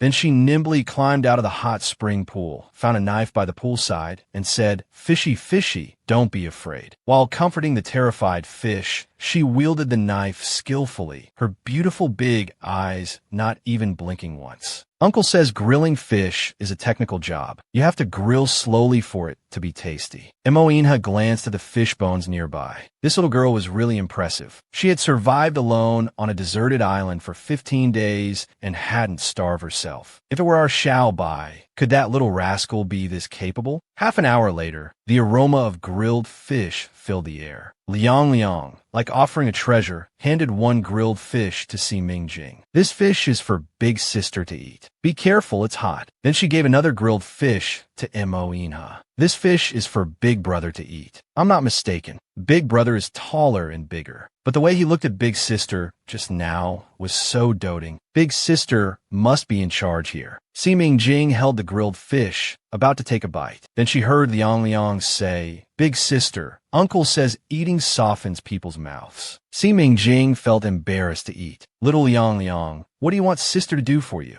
Liang Liang stared at the ring on Si Mingjing's middle finger. "Big sister, Liang Liang wants to make a phone call." Soon, on the holographic virtual screen, a face with beautiful features appeared. The man had a ponytail and exuded a noble artistic aura from head to toe. Elegant and dignified, Si Mingjing felt the face was familiar at first glance. She had seen him at Song Tianlan's funeral. What was his name again? Sheng Luyan. Mo Inha also noticed. Why was it him in the video? He decisively walked away. But Liang Liang kept complaining to her uncle. Sheng Luyan had no idea Liang Liang was missing. He hadn't returned to the mother continent these days, and no one had reported this matter to him. "Liang Liang, don't cry. Tell uncle where you are now." Liang Liang just said she didn't know. She was on an island. She met 2 kind big brothers and sisters. Si Mingjing looked at Sheng Luyan in the video call and took the initiative to greet him, "Mr. Sheng. What a coincidence. We meet again." Fortunately, this child knows how to grill fish. Otherwise, the consequences would be unimaginable. I wonder who abandoned her here. At this moment, a group of people were landing on the island. The woman leading them was none other than the fake Bai Jusi. "Are you sure Cheng Liang Liang is on this island?" The follower answered truthfully, "We're sure. We abandoned her here, as you instructed." With her wilderness survival skills, she could only last half a month. Bai Jusi smiled. "Well done. Finding her now would be like sending charcoal in snowy weather. Will definitely win her heart. Si Mingjing is the most admirable woman the crown prince has ever met. She's intelligent, quick-witted, and resourceful." Bai Jusi said while walking, "If Cheng Liang Liang were like other children who'd call me mom for some candy, I wouldn't have to resort to this strategy."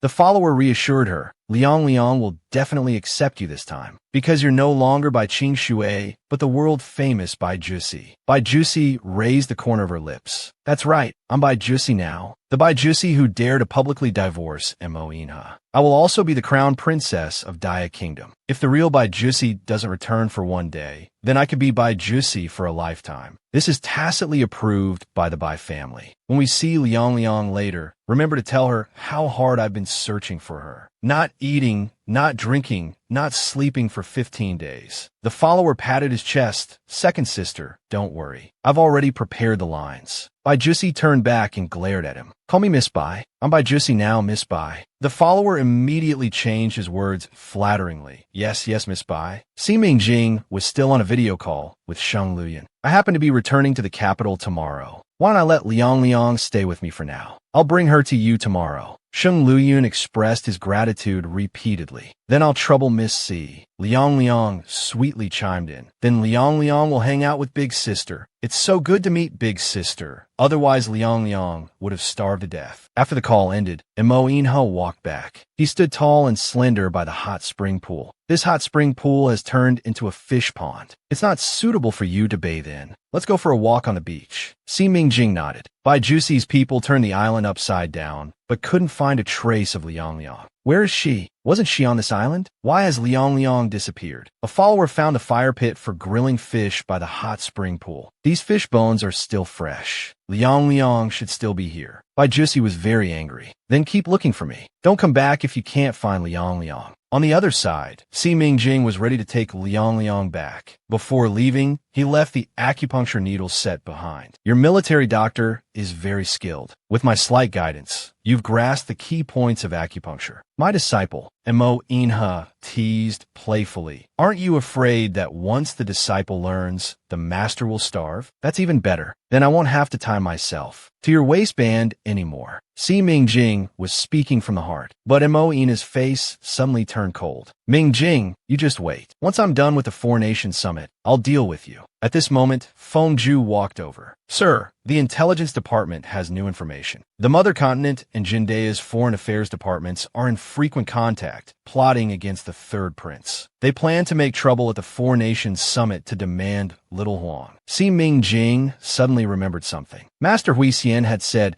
Yi Shun would face great misfortune recently, but if a noble person intervened, the misfortune could be averted. Feng Ju became more certain. The Crown Princess wants to demand the child from you at the Four Nations Summit. She'll definitely use some tactics to pressure you. They can't find any weakness in you, so they can only target the Third Prince. We just don't know who that noble person is. Mo Inha's deep gaze fell on Si Mingjing. Si Mingjing felt her scalp tingle. You don't think that noble person is me, do you? Mo Inha's voice was very certain. Besides you, I can't think of anyone else. Feng Ju interjected from the side. Sir, do you want to send people to protect the Third Prince? Mo Inha gave an even higher evaluation. No need. Don't alert them. Jingqing alone is worth more than thousands of troops. Feng Ju was shocked. Miss C's medical skills are superb, but to face thousands of troops, is this possible? Mo Inha was very proud. Miss C is not just a doctor. She's intelligent, quick-witted, resourceful, and full of strategies. She's the most admirable woman I've ever met. Can I entrust Yi Shun to your care? The Yi family learned that Bai Jusi was originally a Dragon Phoenix twin egg and prepared to start fighting for it.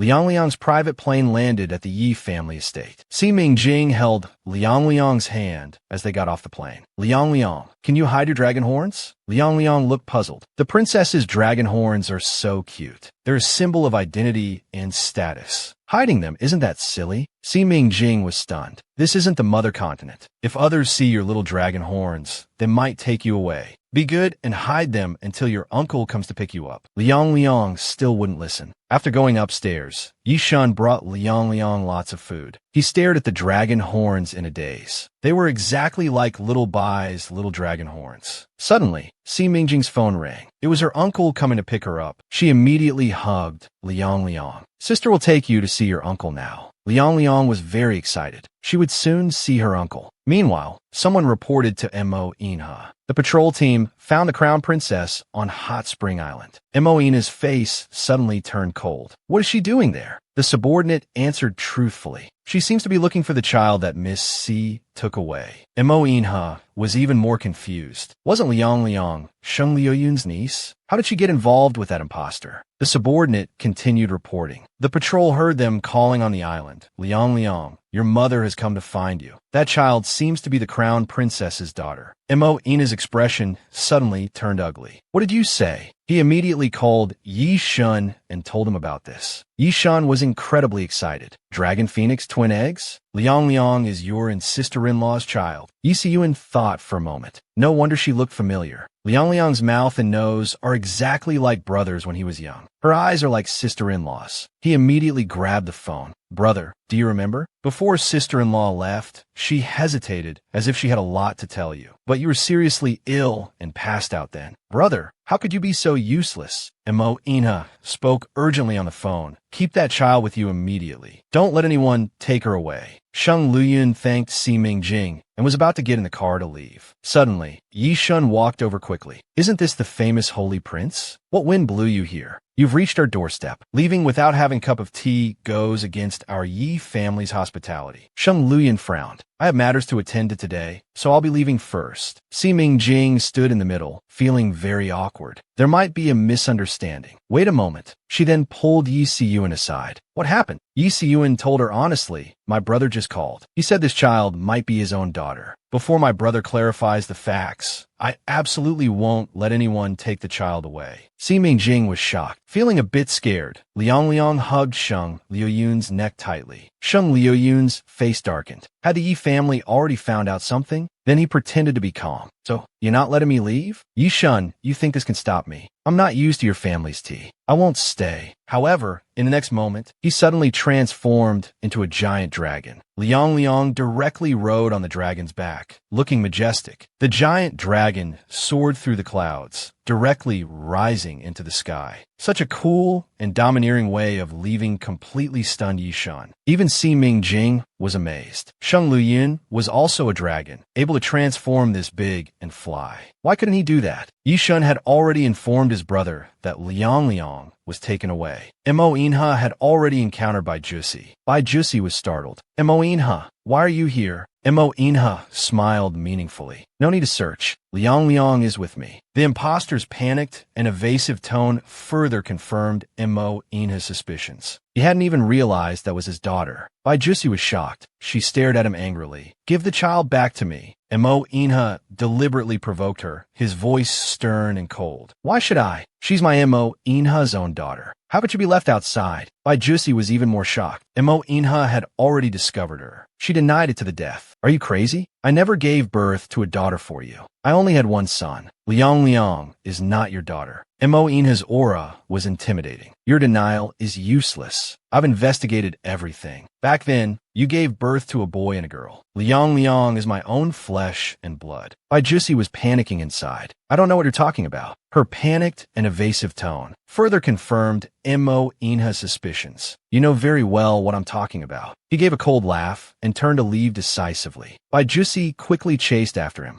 Mo Inha, stop right there. You're right. Liang is your biological daughter. But I raised Liang. You already have Xiao Bai, yet you want to snatch my Liang. Shameless. Mo Inha's guess wasn't wrong. He hadn't even realized that was his daughter. He personally grilled fish for her to eat, yet he never held her. He suddenly turned around. In an instant, his eyes flashed with murderous intent. Who had abandoned him on the island? Bai Jusi panicked and kept backing away. It wasn't me anyway. Mo Inha stepped forward and grabbed his neck. The force in his palm nearly sent Bai Jusi to his death. The bodyguard standing nearby reminded his lord that if he didn't let go, the man would die. Once he died, the 5 continents would surely make a big deal out of this incident. Mo Inha loosened his grip and strode away with long steps. I'll let you off this time. The attendant was a bit worried. Liang was taken by Mo Inha. How do we explain this to the Holy Prince? Bai Jusi's face turned pale, then flushed. I'll call the Holy Prince right now and tell him Mo Inha took Liang away. But after the call connected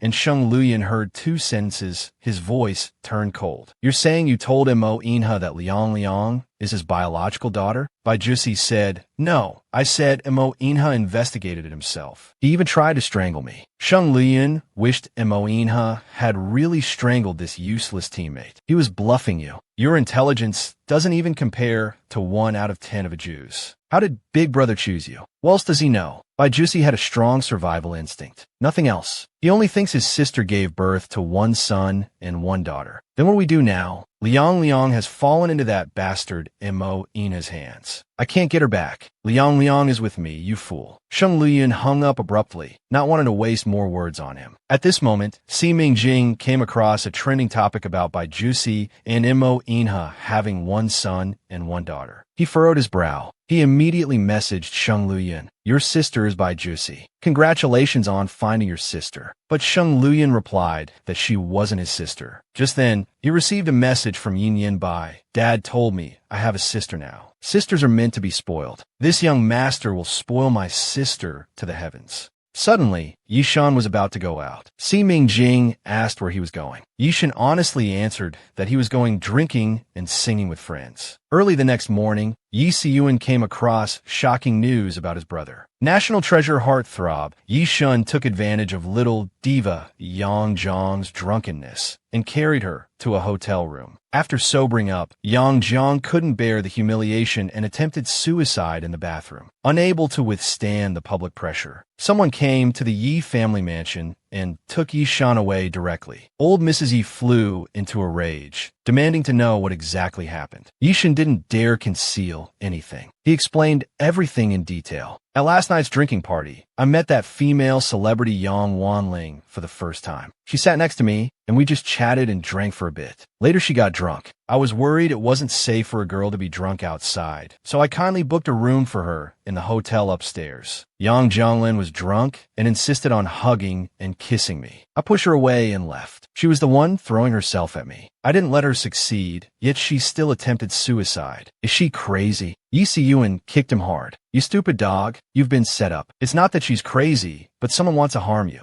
Listen to me. You must insist that this has nothing to do with you. As long as nothing happened, even if they do an autopsy, they won't find her DNA on her body. Yishan swore he absolutely didn't. I'm still pure. Suddenly, someone dug up Yang Zhang's private Weibo account. It was a suicide note. I still couldn't escape the hidden rules of the entertainment industry. I met my admired male idol with a maiden's heart, but the idol turned into a hungry wolf. I don't want to live anymore. Moreover, after the forensic examination of Yang Zhang's body, a report was provided. Yishan's DNA was detected in her body. Instantly, the entire internet exploded with rage. This was the real evidence. From then on, no one believed in Yishan's innocence anymore. After seeing this, Yi Siyuan was very angry. Didn't you say you never touched Yang Jiang? How could your DNA be in her body? Yishan himself was dumbfounded. Sis, I really didn't. The police couldn't withstand the pressure of public opinion, so they came to the Yi family mansion, wanting to take Yishan away. Yi Siyuan anxiously called Mo Inha, but Mo Inha's phone was busy. She couldn't get through it all, so she called Fengju. Unexpectedly, Fengju told her an even worse situation. His Excellency is still dealing with reporters. This matter is indeed thorny. Yang Zhonglin has a significant background. At the Four Nations Summit just now, the Crown Prince of Jendaya, Chu Gaoyong, revealed that Yang Zhonglin is his sister, a princess of Jendaya. Yang Zhonglin's mother was a commoner from country A. Years ago, she fell into the sea by accident. She was rescued by the Emperor of Jendaya, and they had a brief affair. When her mother was pregnant, she was expelled by the Queen of Jendaya and returned to country A alone. She then gave birth to Yang Zhonglin. Yi Siyuan was shocked. Yang Zhonglin's death had escalated to a national level. Ashun was truly in danger this time. At this moment, old Mrs. Yi fainted from anger. Yishan shouted, "Someone come quick! Go get Miss C! Hurry and call for Miss C!" After examining her, Si Mingjing found she was fine. "Old madam, please put your mind at ease." Before long, Yishan will return from the police station unscathed. Old Mrs. Yi sighed. "Mingjing, don't try to comfort me. There's no need to console me." Yi Siyuan also said, "Yang Wanling is dead. Now no one can save Ashun." Si Mingjing smiled like a 1,000-year-old fox. "Aren't I still here?" Yi Siyuan was stunned. "Mingjing, what do you mean by that? Do you have a way?" Si Mingjing smiled mysteriously. The reason why the opponents are so arrogant is all based on the premise of Yang Wanling's death. What if Yang Wanling comes back to life? What can they do to Yi Shen then? Yi Siyuan exclaimed, come back to life? How is that possible? Mingjing, even if your medical skills are extraordinary, you can't bring back the dead. Don't joke with us. Hearing this, old Mrs. Yi shook her head. Resurrection is impossible. It's just a wild fantasy. Si Mingjing raised her hand to look at her watch. I've already sent someone to the funeral home to bring Yang Wanling here. The time should be about right. Just then, footsteps were heard from outside. They saw someone carrying Yang Wanling's body into the villa. Yi Siyuan was very surprised. How did you get Yang Wanling's body? Si Mingjing smiled faintly, only throwing out a sentence. I'll tell you later. Today, if you don't give me an explanation, I will mobilize the entire country's military force to wage war against you. Si Mingjing stuffed a pill into Yang Wanling's mouth. To everyone's surprise, Yang Jianglin opened her eyes at this moment. Instantly, all the people in the living room were dumbfounded. Si Mingjing, however, remained calm. Yang Jianglin wasn't dead to begin with. She always had a heartbeat, just very weak. I bribed the police commissioner. The police commissioner released false information to the public, so everyone thought she was dead. Seeing the Yi family members staring at her with predatory eyes, Yang Jianglin was both shocked and frightened. I'm sorry, I didn't mean to harm Yi Shan. Yi Siyuan strode over. She grabbed her arm. What exactly happened? You better explain it clearly. If you don't, I won't let you off easy. Even if your father is the emperor of Jendaya, I'll still deal with you. Yang Jianglin started crying. She cried for her fate and even more for the unexpected disaster that nearly cost her life. Seeing that she could only cry, Si Mingjing sighed. Mr. Mo asked me to protect Yi Shan, so I discovered something was amiss. Actually, on the night Yi Shan got into trouble, I was secretly following him. At that time, Yang Jianglin was leaning on Yi Shan's shoulder, seemingly very drunk. But her eyes were occasionally clear and alert. Something was definitely wrong. Fearing Yi Shan might fall into a trap, I continued to follow. I saw Yi Shan check into a room, but he quickly came out of the guest room. He was even wiping off lipstick marks on his face with disgust. Worried this woman might have a backup plan, I rented a room next door. I happened to see a figure crawl into Yang Jianglin's room. This person pushed her head into the water. After the assassin left, I snuck into the room and rescued Yang Jianglin from the brink of death. I forced her to tell the truth. She told me she was an unrecognized princess of the Jendaya Empire. Her brother is the crown prince of Jendaya, Chu Gaoyang. After Mr. Mo found out, he told me not to startle the snake in the grass. He said he wanted to give Chu Gaoyang a big gift. We created the illusion of Yang Jianglin's suicide by wrist cutting, putting on a show for the world to see. So I gave Yang Jianglin a sleeping drug, faked her death, and then collaborated with the police commissioner. Yi Siyuan was shocked. Bribing the police commissioner? How did you manage that? That man is known for being incorruptible. Si Mingjing smiled calmly. By coincidence, I cured his daughter's illness. He owed me a favor. I'm sorry I didn't tell everyone in advance. I was afraid that with so many people in the house, the news might leak. Old Mrs. E didn't blame her. Now we caught the enemy off guard. That's great. Just when everyone thought all was well, Yi Siyuan raised a question. The forensic report. Why was Yi Shan's DNA found in Yang Wanling's body? Yang Wanling loket somohat skaret. It was obtained from sperm bank. Last month, there was a Golden Week promotion at Yi Shan's university. Many male students signed up. Yi Shan also signed up. My brother said if I failed to seduce Yi Shan, we should use this. We had to get evidence that I was abused by Yi Shan. What could I do? Chu Gaoyang is the crown prince of Jendaya. He said if I didn't comply, he'd make sure I couldn't survive in the entertainment industry. Si Mingjing grabbed her chin with one hand. Stop the nonsense. Listen, you have no choice now. I'm giving you a chance to redeem yourself, not seek revenge. The next day, the Four Nations Summit finally resumed.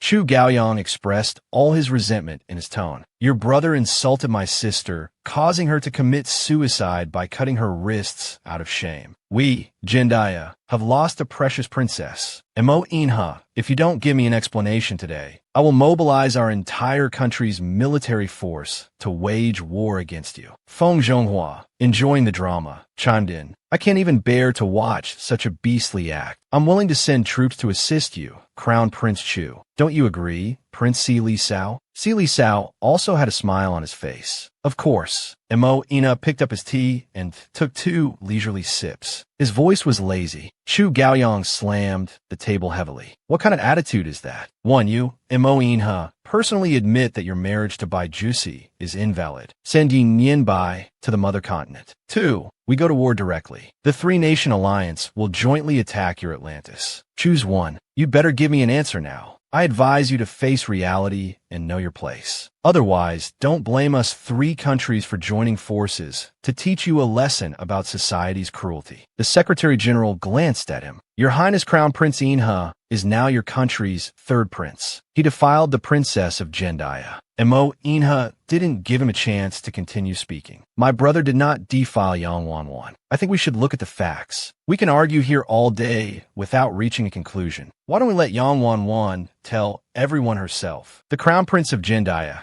thought he had really kissed Mo Inha's woman. In fact, he was just an imposter. Everyone was stunned. Yang Jianglin was dead. How could she tell everyone? This sounded like a fairy tale. The Secretary General thought he had misheard. Crown Prince Inha, can you summon her ghost to reveal the truth about her suicide? Mo Inha asked coldly. Mr. Secretary General, who said Yang Jianglin is dead? Just then, 3 women suddenly walked in from the left side of the conference hall. But the moment she saw Chu Gaoyong, all of Yang Jianglin's fighting spirit was ignited. Why, brother, are you disappointed to see that I'm not dead? Do you have any familial affection left? If you're heartless, don't blame me for revealing the truth. At this moment, the entire conference hall was in chaos. The Secretary General began to tap his wooden gavel, but the entire conference hall was already in an uproar. Yang Jianglin, with tears on her face, recounted the whole incident. Finally, she pointed at Chu Gaoyong indignantly. It was him, my half-brother, who told me to seduce Yishan. He even prepared Yishan's DNA in advance, telling me to be prepared for both scenarios, seduction or framing if seduction failed. But I never imagined that his real purpose was to fake my suicide to frame Yishan. If it weren't for Miss C's excellent medical skills, I would now be a wronged spirit. Everyone present understood. This was a premeditated frame-up. Mo Inha turned around, his gaze deep as he looked at her, as if saying thank you. Si Mingjing felt a bit embarrassed under Mo Inha's gaze. Chu Gaoyong was forced to sign a unilateral trade liberalization agreement. It meant that in the future, merchants from the Atlantis Empire exporting goods to Jendaya must have 0 tariffs. But for Jendaya's exports to the Atlantis Empire, the previously agreed tariffs would still be levied. The duration of this agreement was 10 years. Chu Gaoyong would definitely be cursed by his domestic citizens. And Mo Inha once again became a god in the hearts of Atlantis Empire merchants. Chu Gaoyong was so angry he almost coughed up blood. Mo Inha, I did this. It wasn't right. I apologize. But I was also anxious. Fortunately, what's mine is still mine. Soon, it will be my and Jussi's grand wedding. I hope you can attend our wedding ceremony then. As he said this, the entire venue fell silent. Chu Gaoyong felt it wasn't enough. My dear Jussi, come to my side. Let's discuss with Mo Inha the issue of little Bai's custody. Bai Jussi walked to Chu Gaoyong's side and offered her hand to him. Chu Gaoyong immediately made a gesture that gentlemen love to do. He gave her a romantic hand kiss. He didn't know that Bai Jussi was an imposter. He thought he had really kissed Mo Ina's woman. What's the most hateful and absolute way to strike an enemy? Of course, it's sleeping with their wife. Chu Gaoyong expected this action to enrage Mo Inha, but he didn't even blink an eye. Mo Inha, don't say I'm taking advantage of the situation. My engagement with Jussi came first. You took away my fiancé afterward. Mo Inha remained unmoved. Yi Siyuan, however, couldn't bear to listen anymore. Wasn't Bai Jussi engaged to Chu Loshang first? When did it become you, Chu Gaoyong? Bai Jussi leaned slightly toward him. I, Bai Jussi, am to marry the Crown Prince of Jendaya. The one I was originally engaged to was also the Crown Prince of Jendaya. Whoever is the Crown Prince, that's who I'm engaged to. Chu Gaoyong beamed with joy. That's right. As Jussi's fiancé, I also need to reclaim her child for her. In the mother continent, we respect the mother's lineage. Children take their mother's surname. If a couple divorces, the children also follow the mother. The father has no right to raise the children. Mo Inha, please hand over little Bai. Feng Ju loudly objected. Our Atlantis is a patriarchal society. We will never hand over Little Huang, but you must hand over the Holy Lady. The Secretary General struck his gavel heavily. Everyone, this matter is indeed difficult to decide. Let's follow the old rules. A literary test, martial arts test, and simulated battle. Whichever side wins 2 out of 3 gets the child. Everyone present couldn't believe it. Wasn't this Miss C illiterate? How could she answer such questions? The literary test competition was about to begin. Each side would send 2 people. One person would act out, while the other guessed. The actor could use gestures and explain the meaning. They could also choose to skip questions. There was a 5-minute time limit. The side with more correct guesses would be considered the winner. Yi Siyuan thought for a moment. This literary test not only tested knowledge, but also compatibility. It required both parties to know each other well enough. Chu Gaoyang put his arm around her waist, boasting, "Juicy, we're about to have a grand wedding. I'll win back custody for you. Otherwise, how could I be worthy of being your man?" And Mo Inha, however, looked deeply at Si Mingjing. "Are you willing to fight alongside me? I believe in your intelligence. You can definitely help me win back Little Bai."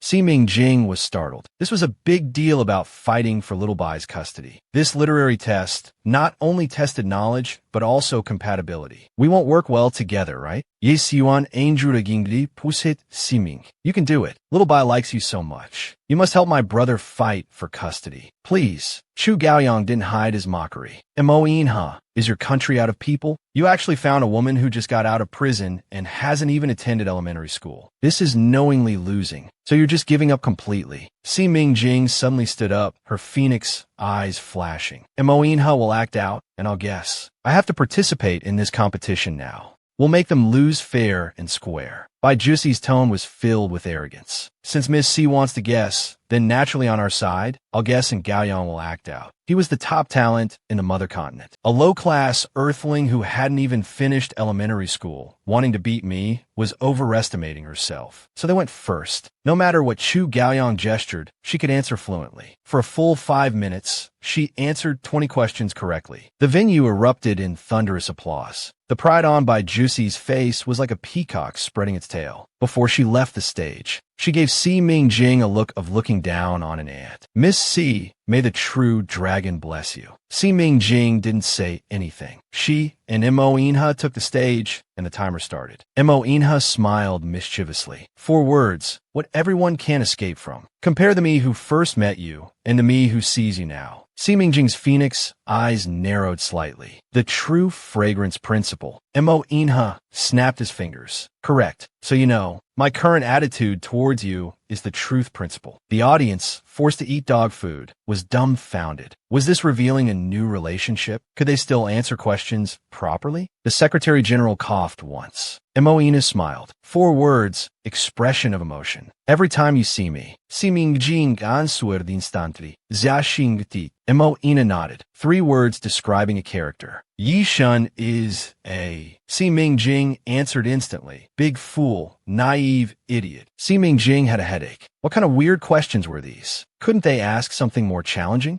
Mo Inha's eyes darkened slightly. "A mathematician's name. 9 words. He has a thesis. Quintic equation. No algebra. General solution unknown. Skip if you don't know." But Si Mingjing still answered instantly. "Niels Henrik Abel." Everyone present couldn't believe it. Was this Miss C illiterate? How could she answer such questions? Just now, Bai Jusi also encountered this question, but couldn't answer it. The atmosphere was extremely tense. Their answering speed got faster and faster, to the point where others couldn't even react. At this moment, the Secretary General shouted, "Time's up. 50 correct answers in 5 minutes." The first round goes to Mo Inha and Si Mingjing. Si Mingjing wins. Mo Inha leaned close to her ear. "You've never disappointed me." Si Mingjing proudly raised her eyebrows and said, "Thank you." Bai Jusi gritted her teeth. If she lost, she would lose custody of Little Bai. Si Li Xiao would dispose of her, and she would have no chance to gain his favor. She angrily pointed at her. "Stop wasting time. Start the next round." The second round is martial arts. Please have each country send a representative.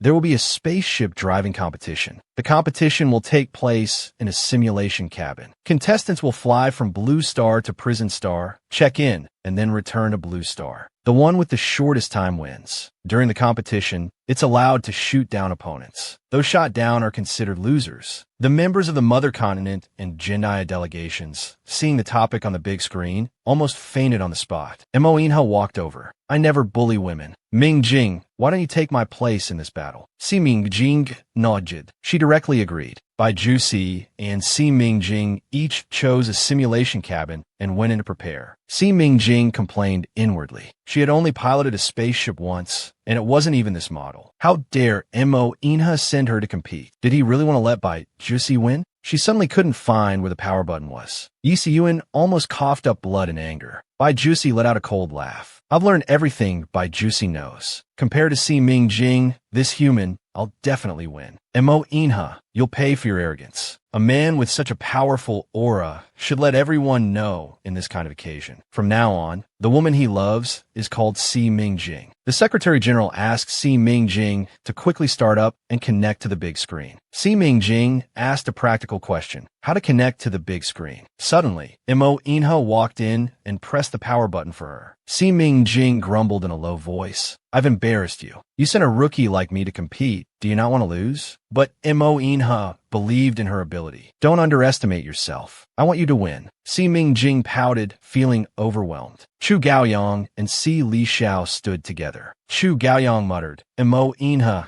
seems to be planning to lose his children to me. Si Li Xiao replied cryptically, that man is cunning. He likes to take unexpected approaches. Chu Gaoyang laughed arrogantly. Holy Prince, you're being too cautious. What surprises could those two possibly pull off? This round is without suspense. At the Four Nations Summit 5 years ago, Aju's amazing driving skills made him fall for her at first sight. Bai Jusi and Si Ming Jing were both ready. Bai Jusi shot towards the sky in a beautiful posture. The whole process was incomparably cool, making her the goddess in many gamers' hearts. But why hasn't Si Ming Jing's ship taken off yet? This rookie doesn't even know how to take off. Just when Bai Jusi thought her opponent was pathetically weak, with a loud boom, the ship she was piloting was hit by Si Ming Jing, who hadn't even taken off. It exploded in the air, bursting into flames. Everyone stood up from their seats. What happened? Everything happened too fast, catching people completely off guard. This was Si Ming Jing's battle strategy, because often at the very beginning, defenses are at their weakest. Take out the opponent first, then fly to check in. Isn't that quicker? Then she took off. In midair, the brilliantly exploding ship was like a salute, cheering for her, celebrating her glorious departure. Bai Jusi was furious. She took off her VR glasses and yelled, Si Ming Jing, you despicable bitch. You resort to dirty tricks because you lack skill. I had just taken off. Then she stormed out angrily. Yi Siyuan retorted on Si Ming Jing's behalf. What? Can't accept defeat? Please read the competition rules carefully. Bai Jusi was furious, but helpless. This rookie might not even be able to fly to Prison Star, successfully check in, and fly back. Mo Inha's lips curled into a mischievous smile. He sat sideways in his seat, lazily leaning against the backrest. His long legs were crossed, looking noble and charming. Quiet, this isn't a marketplace. Speak softly. He was criticizing while praising, actually mocking Bai Jusi for being a sore loser and making a scene. Mo Inha picked up the teacup on the table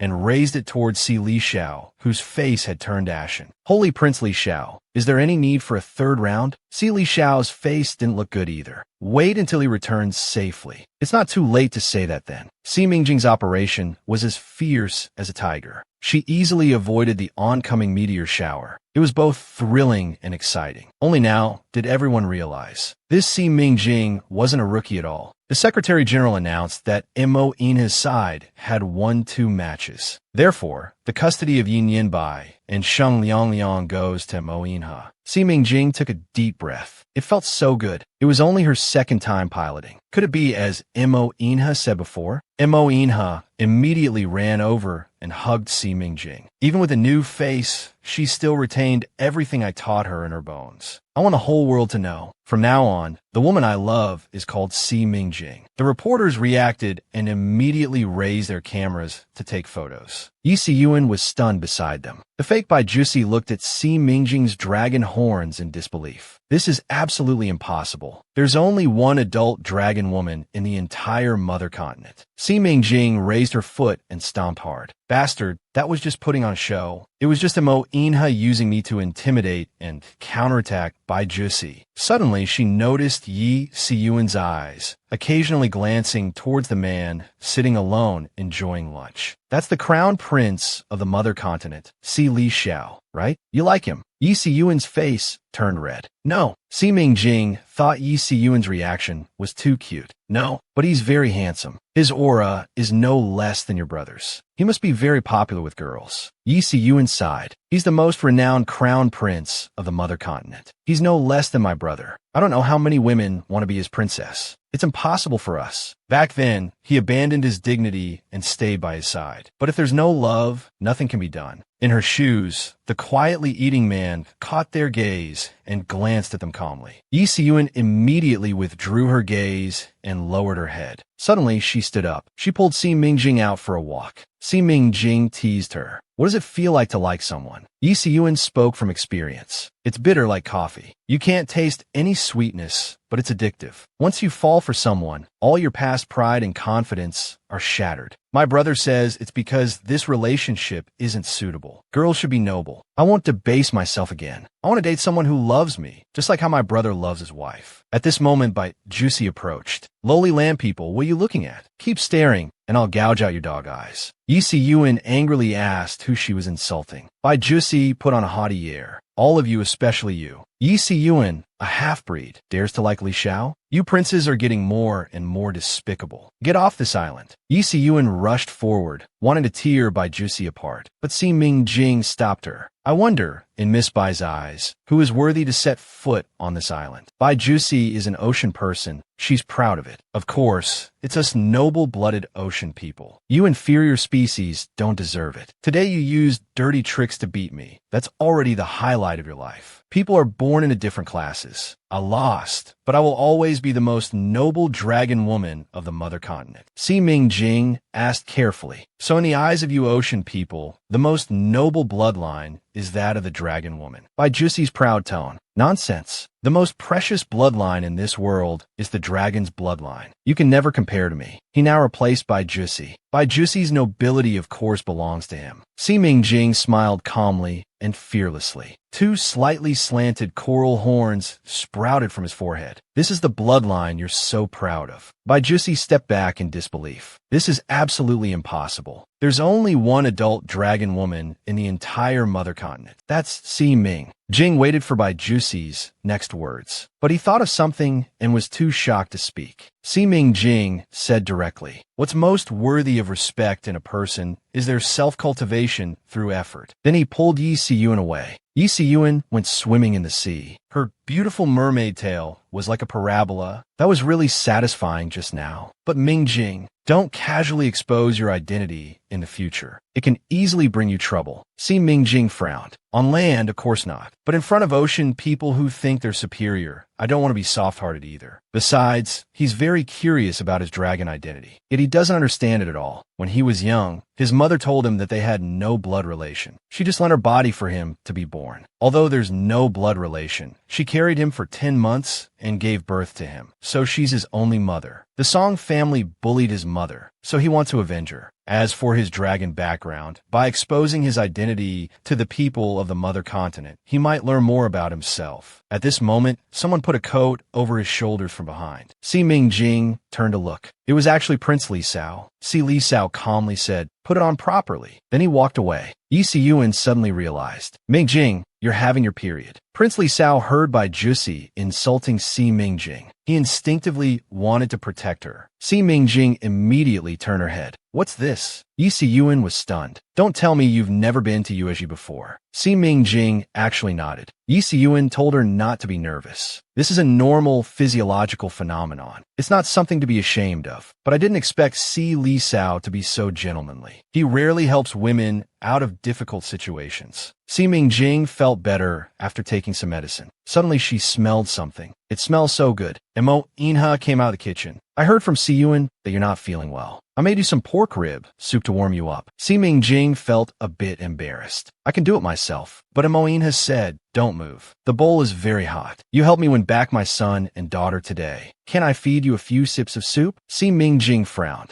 Well, thank you. The next second she ate happily, her eyes smiling. It's really good. Moin has smiled indulgently. I specially cooked it. Glad it didn't turn out badly. If you like it, I'll make it for you again tomorrow. Si Mingjing felt a bit sad hearing this. Forget it. Once is enough. She shouldn't crave this kind of gentleness. The Four Nations summit finally came to an end. They were preparing to leave. However, people nearby were discussing. What's there for Chu Gaoyang to be smug about? Bai Jusi is nothing special either. Moin, his new partner, is much stronger than Bai Jusi. Bai Jusi's era is over. Hearing this, Bai Jusi looked at Si Mingjing with great disgust. How dare he be compared to me? So he went over to provoke him. You helped Moinha take away my children. Are you eager to be their stepmother? I heard your father had an affair and found you a stepmother. Like father, like daughter. Aren't you afraid your mother won't rest in peace? Rushing to be a stepmother to my children. How cheap are you? At this moment, there was a crisp slap. Si Li Sao backhandedly gave him a slap, making Bai Jusi see stars. Bai Jusi's face stung with pain as he covered it. Si Li Sao didn't say a word. He looked at Bai Jusi, then at Si Mingjing, before walking away with an imposing aura. The previous action was instinctive. Hearing Bai Jusi insult Si Mingjing, his anger flared up. He struck quickly and fiercely. After hitting, he was also very surprised. Why was he so angry? This Si Mingjing is Ina's woman. When Bai Jusi insulted her, he should have approved. But his heart couldn't bear it. He felt wronged. These days, he let Bai Qing Shui impersonate a Jiao. First, for the need of political marriage. Second, he heard a Jiao might be back. He wanted to force a Jiao to reveal herself. Si Mingjing is intelligent and has excellent spaceship piloting skills. She has a Jiao shadow, but clearly she's not a Jiao. If she were a Jiao, she wouldn't pretend not to know him.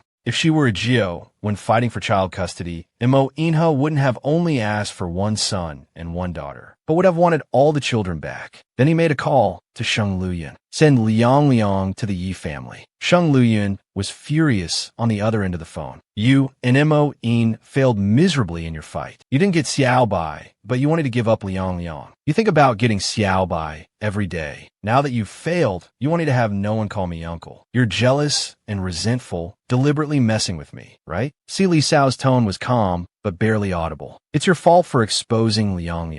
Quickly send Liang to infiltrate the Yi family. I want to know who this Si Mingjing really is. Si Mingjing had a dream in her days. A person lost in white fog, feeling too nervous. The moment she saw a human figure, her heart suddenly steadied. She chased after the figure. The figure became clearer. Tall and big, it was a man. Si Mingjing was still calling, wait for me. The man actually stopped. Mingjing, go find your memory. What does that mean? Si Mingjing waited for his next words. Suddenly she saw the man's face clearly. How is it at Moinha? His figure became clearer. Go find Chen Fengdu. Ask him to return our memories. Dragons are immortal beings. Give you a suitable body, and you can be reborn. Si Mingjing chased behind. Don't go. You haven't told me who Chen Fengdu is. However, the next second she was startled awake. Looking at Ina's handsome face, she subconsciously asked, who is Chen Fengdu? Ina's eyes showed confusion. Why are you suddenly asking about him? Si Mingjing sat up straight. Who is he? Inha said, an old immortal. Si Mingjing grabbed his hand. I want to see him. Ina nodded. I'll take you to see him. The private plane landed in the deep mountains of the suburbs of Country A's capital. The white-haired old man who was fishing saw Inha. He immediately raised his voice in a high-pitched tone. Oh my grandson has come. What made you think of visiting Grandpa? Ina's face instantly turned extremely sour. Actually, Chen Fengdu was an ancient vampire ancestor. Years ago, when his father was severely injured and on the brink of death, it was Chen Fengdu who turned his father. That's how he survived. And those turned by Chen Fengdu were considered his children. So he claimed to be his grandfather. Chen Fengdu, however, loved to tease his grandson. Come, sit here. Suddenly, he noticed Si Mingjing beside him. He abruptly stood up. What's your name? Si Mingjing directly told him her name. Chen Fengdu held her hand. I've waited for you for so many years. I thought you'd never appear again. I didn't expect to actually wait until you came. Si Mingjing didn't know if this dream was real or not. I came to ask you for something. Chen Fengdu was very excited. I know what you want. I've kept it for you for so many years. You can't imagine. I almost destroyed it. Mo Inha also wanted to follow, but Chun Fengdu scolded his grandson. You're not allowed to follow. Si Mingjing followed Chun Fengdu into the study. She looked around curiously, casually flipping through the books on the shelf. As soon as she opened it, she quickly closed the book. But Chun Fengdu said, if you like those books, feel free to take them back to study. In the future, with my grandson, Si Mingjing immediately interrupted him. I don't know you. How could I have let you keep something for me? Chun Fengdu recalled the past. 1,000 years ago, I once pursued you desperately. You rejected me harshly, but asked me to do something for you. Take it back. Here are all the memories of you and your Dark Lord. I've kept them for you for so many years. Today, returning them to their rightful owner also settles a matter in my heart. Si Mingjing was full of questions. My memories with the Dark Lord? How do you know I have a Dark Lord in my heart? Chun Fengdu, with some reluctance. At that time, I was infatuated with you, trying to get close to you. You always said the Dark Lord in your mind would be furious. Only if I stayed away from you could you find peace. I loved you so much then, I couldn't bear to see you suffer. I could only painfully give up my love. Si Mingjing was puzzled. I've never met you before. When did you ever pursue me? Chun Fengdu said, of course, it was the previous you who told me. Si Mingjing was very curious. Before? You mean before I was born? Could be my past life. Chun Fengdu frowned. Past life? You don't even know? You are immortal. You are an existence that cannot die or be destroyed. Given a suitable body, you could be reborn. This is what dragons are. Si Mingjing found it hard to believe. Immortal? Am I reborn through my mother's womb as a dragon? Chun Fengdu nodded. I'm like you, also an immortal existence. We would have been a perfect match together. Quickly open the box. Regain your memories. You'll naturally understand everything. Si Mingjing tried to open the box, but couldn't. Chun Fengdu helplessly reached out his hand. This is your thing. How could you tell me how to open it? Aren't you afraid I might peek at you and your Dark Lord? What if there's 100 G of uncensored content inside? Si Mingjing hugged the box and ran away faster than a rabbit. And Mo Inha asked, what did that old immortal give you? Si Mingjing shook her head. I don't know. Can't open it. And Mo Inha put his hand on her shoulder. Let's give it to Little Bai when we get back. That little rascal loves solving puzzles. Let's head back now. My parents are here. They want to meet you. The 4.5-year-old little dragon was very smug. Dad doesn't have a wife yet, but he already has one. He was even introducing his little wife to his grandparents. Si Mingjing instinctively asked, why do they want to see me? And Mo Inha looked at her directly. Mingjing, you healed Little Bai's legs and me. You also saved Ashen. My parents are grateful to you. Yi Xingguang walked towards them. Is this Mingjing? After Yi Junqing was unsealed by Chun Fengdu, she also gained the ability of immortality. She looked very young. Mo Inha's mother was the queen of Atlantis, but she also looked very young. Yi Xingguang immediately grabbed her hand. Tears slowly fell. It's good that you're back. But Yi Junqing told her not to scare a Jew. She had already lost her memory. At this moment, Yin Yinbai quickly ran over. The next second, he flew into Si Mingjing's arms. Si Mingjing scolded him softly, be careful not to fall. If you do, I won't treat you. Yin Yinbai immediately felt wronged. You're scolding me? I just wanted to get into your arms sooner. I'm angry now. You must give me a kiss to make up for it. Si Mingjing smiled slightly. No kiss. From now on, you must go down the stairs step by step. Understand? Yin Yinbai agreed. Then he introduced Si Mingjing to his grandparents. This is my wife, you know. I like her so much. She's my precious darling. Dad doesn't have a wife yet, but I already do. I'm more capable of finding a wife. Si Mingjing stopped him from continuing to brag and handed him the box. Can the capable Little Bai solve the puzzle to open the box? Yin Yinbai shook his head.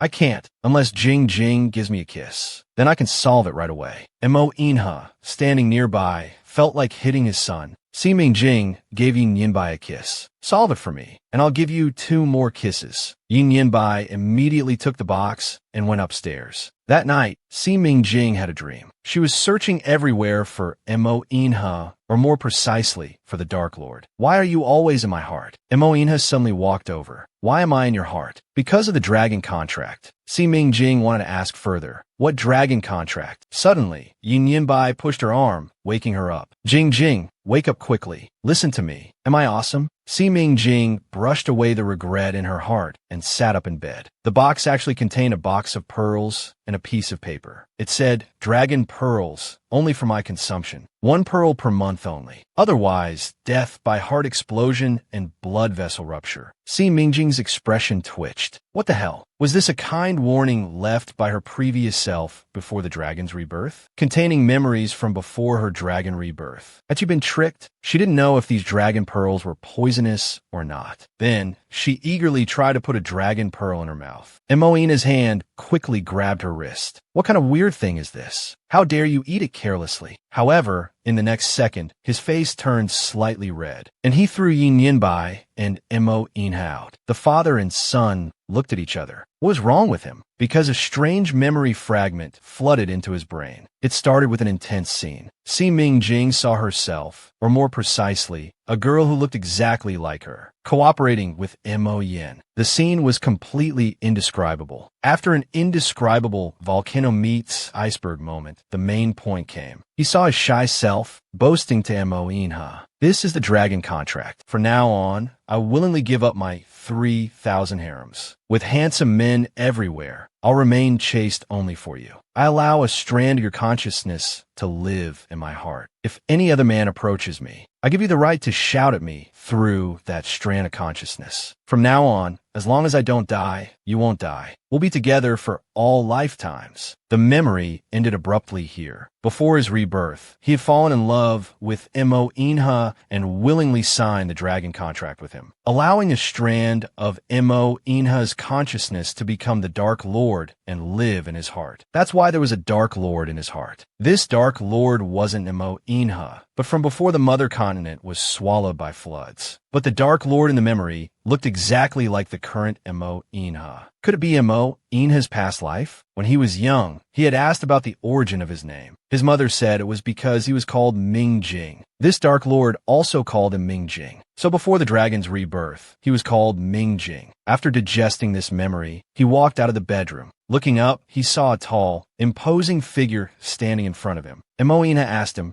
"Mingjing, what happened?" Si Mingjing, with a shy face, said that we signed a dragon contract. Moina was confused. Si Mingjing's phoenix eyes narrowed slightly. He really didn't know. Then the Dark Lord in his heart was most likely Moina's past life. He pretended to be calm and walked into the kitchen to get some ice water. Moina frowned. He pulled him away. "Come on, if you're thirsty, let's go to my place for some hot water." He sat on the sofa, unbuttoning his shirt one by one. "Give me 10 needles. Si Mingjing's nerves were jumping. "Call your military doctor to do it. I'm not in good condition tonight. My hands aren't steady." Moina's brow was tinged with an irrefutable look. "The military doctor didn't come to the capital with me. They've returned to the underwater world." Si Mingjing was very irritated but had to give him the acupuncture. This needle went in very forcefully. Moina remembered what Si Yuan said at the airport. That imposter had said some hurtful things to Mingjing. He quickly grabbed his wrist. "Don't mind what some people say. Even without you, I would have gotten back custody of the children." Si Mingjing, holding the silver needle, said, "You're right. Even if I hadn't helped you win the competition, you would have found a way to get custody. Your relationship breakdown wasn't caused by my interference. He wanted to hurt me emotionally, but he targeted the wrong person." He remembered it was his pre-rebirth self who had signed the dragon contract with his past life self. Even though he had been reincarnated, the dragon contract between them was still effective. He didn't know how to dissolve it. If it couldn't be dissolved, wouldn't he be bound to him for life? Si Mingjing felt that Moina had taken a great advantage of him, so he didn't want to show any mercy in his treatment. Moina let out a muffled groan. Si Mingjing said sarcastically, "Did I hurt you?